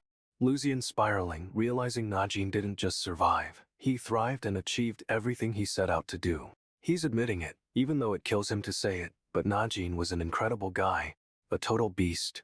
Lucian's thinking back to the betrayal, the pain Najin must have felt, and it's hitting him hard. He's remembering Najin's intense gaze, that unwavering focus, and honestly, it's sending chills. Lucian's still stuck on the fact that Najin accomplished everything. Even after everything that happened, he's acknowledging Najin's strength, admitting this dude was on another level. It's a huge moment. Lucian's completely consumed by the realization that Najin was a force of nature, pushing through impossible odds. He recalls facing do or die moments, thinking they were impossible, but Najin always pulled through. And then we get this insane shot of the dark monster, a terrifying reminder of what Najin battled. Lucian's back to the present, fully recognizing the scale of Najin's accomplishments. This is huge. Lucian's laying down some serious history, saying times are changing and history repeats itself. Heavy stuff. He's talking about the age of barbarism giving way to romance and then stability. But it feels like a setup. Lucian turns to face a blonde dude, and this is where things get real. He's laying out the current situation. He says they're poised between two outcomes: destruction or something else, and it's super ominous. We get a glimpse of the desolate landscape, and it's clear things are already falling apart. Lucian's asking what the knights deserve, a glorious era, but it's totally rhetorical, right? He's straight up calling out the fact that the problem hasn't been solved, just delayed, and that's a huge problem. Lucian takes a step forward, and it feels like a challenge, like he's ready to face whatever comes next. He's demanding to know if the knights deserve a glorious era, and honestly, it's a loaded question. Everything's covered in snow, and the scene feels so bleak, like the fate of everything hangs in the balance. Okay, so this mysterious figure is looking right at Lucian, and his eyes are glowing. No way! He's speaking, and his voice is like fading embers, super creepy and poetic all at once. This dude's clutching his coat, like he's freezing, but it feels more like he's barely holding on. But wait, Lucian's challenging him, demanding to know if they deserve a better fate. It's intense. The situation is totally a checkmate. Everyone's surrounded, and it's looking grim. Crimson Hippo Hincher arrives, and straight up announces he orchestrated the dragon's descendant massacre. He's got someone pinned, and it looks like he's about to deliver a fatal blow, no hesitation whatsoever. Total chaos erupts as the battle begins, debris flying everywhere and swords clashing like crazy. More fighters join the fray, and it's a full-blown war zone. Honestly, a total mess of blades and magic. Two of our heroes are back-to-back, looking determined, but also kinda overwhelmed by the onslaught. Hincher stands tall amidst the carnage, but what matters to him isn't the battle, it's his own perception of things. He's walking away from the fight, seemingly unbothered, while a group follows him, clearly intimidated. One of the fighters declares that if they can't take Hincher down fast, they're all doomed. Major pressure right now. And the dude isn't wrong, because Hincher is straight up a force of nature in this battle. Nagyunn's about to plunge his sword into Hincher, looking for a quick finish. It's intense. But Hincher isn't worried. He's totally relaxed, even casually leaning against a cliff edge. Hincher blocks the attack, and honestly, this dude has some serious strength. The impact sends shockwaves. Nagyunn's shocked Hincher isn't dying, and questions why he'd even consider it. What's up with that? Hincher claims he read Nagyunn's expression, knowing he wanted the situation resolved. Super creepy. He says he knew Nagyunn would try, and wants to know if there's anything else our boy is hiding. Nagyunn's face is unreadable, but he's clearly thinking hard. This is getting good. Hincher pushes forward, and Nagyunn, despite being battered, refuses to back down. Our boy is determined. Nagyunn's sword clashes with Hincher's, and honestly, it's a desperate fight for survival. However, Hincher anticipates every move, making it look like Nagyunn's fighting a phantom. It's brutal. So, Nagyunn asks what happened after the initial attack, wanting the full story from Hincher. Hincher reveals Hippo was attacked, and it's clear this is huge news. Nagyunn is totally caught off guard. Nagyunn jumps to conclusions, thinking Hippo was the attacker, but Hincher immediately shuts that down. Hincher clarifies the Ev1 who attacked Hippo was actually a member of the Order of Knights. No way! Hincher says things are about to get wild, and then the flashback hits us hard. The Knights are going on a rampage. After a brutal fight, the Knights overwhelm Black Hen. It's a total beatdown, and honestly, pretty brutal. Hincher explains the dragon descendants intentionally attacked to ruin the Knights' reputation with a massacre. But it gets worse. Hippo was the instrument of the Knights' downfall, and the Eastern continent helped destroy them. Hincher reveals they must be seeking revenge, and we see him clenching his fist. The tension is insane. Nagyunn's eyes glow red, and he's clearly realizing the truth. This is about to get personal, bro. They arrive at the location, and Nagyunn's immediately suspicious. Something feels off. Nagyunn asks what's going on, and Hincher drops a bomb. They're here to prevent a chain of events. Hincher reveals they're facing a weapon capable of matching a knight's caliber, which is intense. But wait, it gets crazier. The weapon is actually a specific knight, and this dude is a serious threat. Hincher explains that the weapon is designed to take out someone powerful, and our boy is starting to connect the dots. Turns out, this weapon was created to target someone with the same power as him. No way. Hincher is laying it all out. This weapon is meant to eliminate anyone who can threaten the current order. And honestly, the way Hincher is talking makes it sound like this is personal, like really personal. The other guy starts laughing, thinking this is all a joke, but Nagyunn is stone cold focused. However, Nagyunn's expression shifts. He's definitely figuring out who the target is, and it's a game changer. Half a year passes, and Nagyunn and Hincher are surveying the city. It's a serious time skip. Nagyunn is clearly brooding, lost in thought, and Hincher is giving him space. This dude is processing a lot. Nagyunn straight up tells Hincher to give up on becoming a knight, but Hincher doesn't take it well. Hincher insists he was just wondering why everyone was giving up, but Nagyunn isn't buying it for a second. Nagyunn admits he was right. They've realized the Woodian guys aren't as motivated as they thought.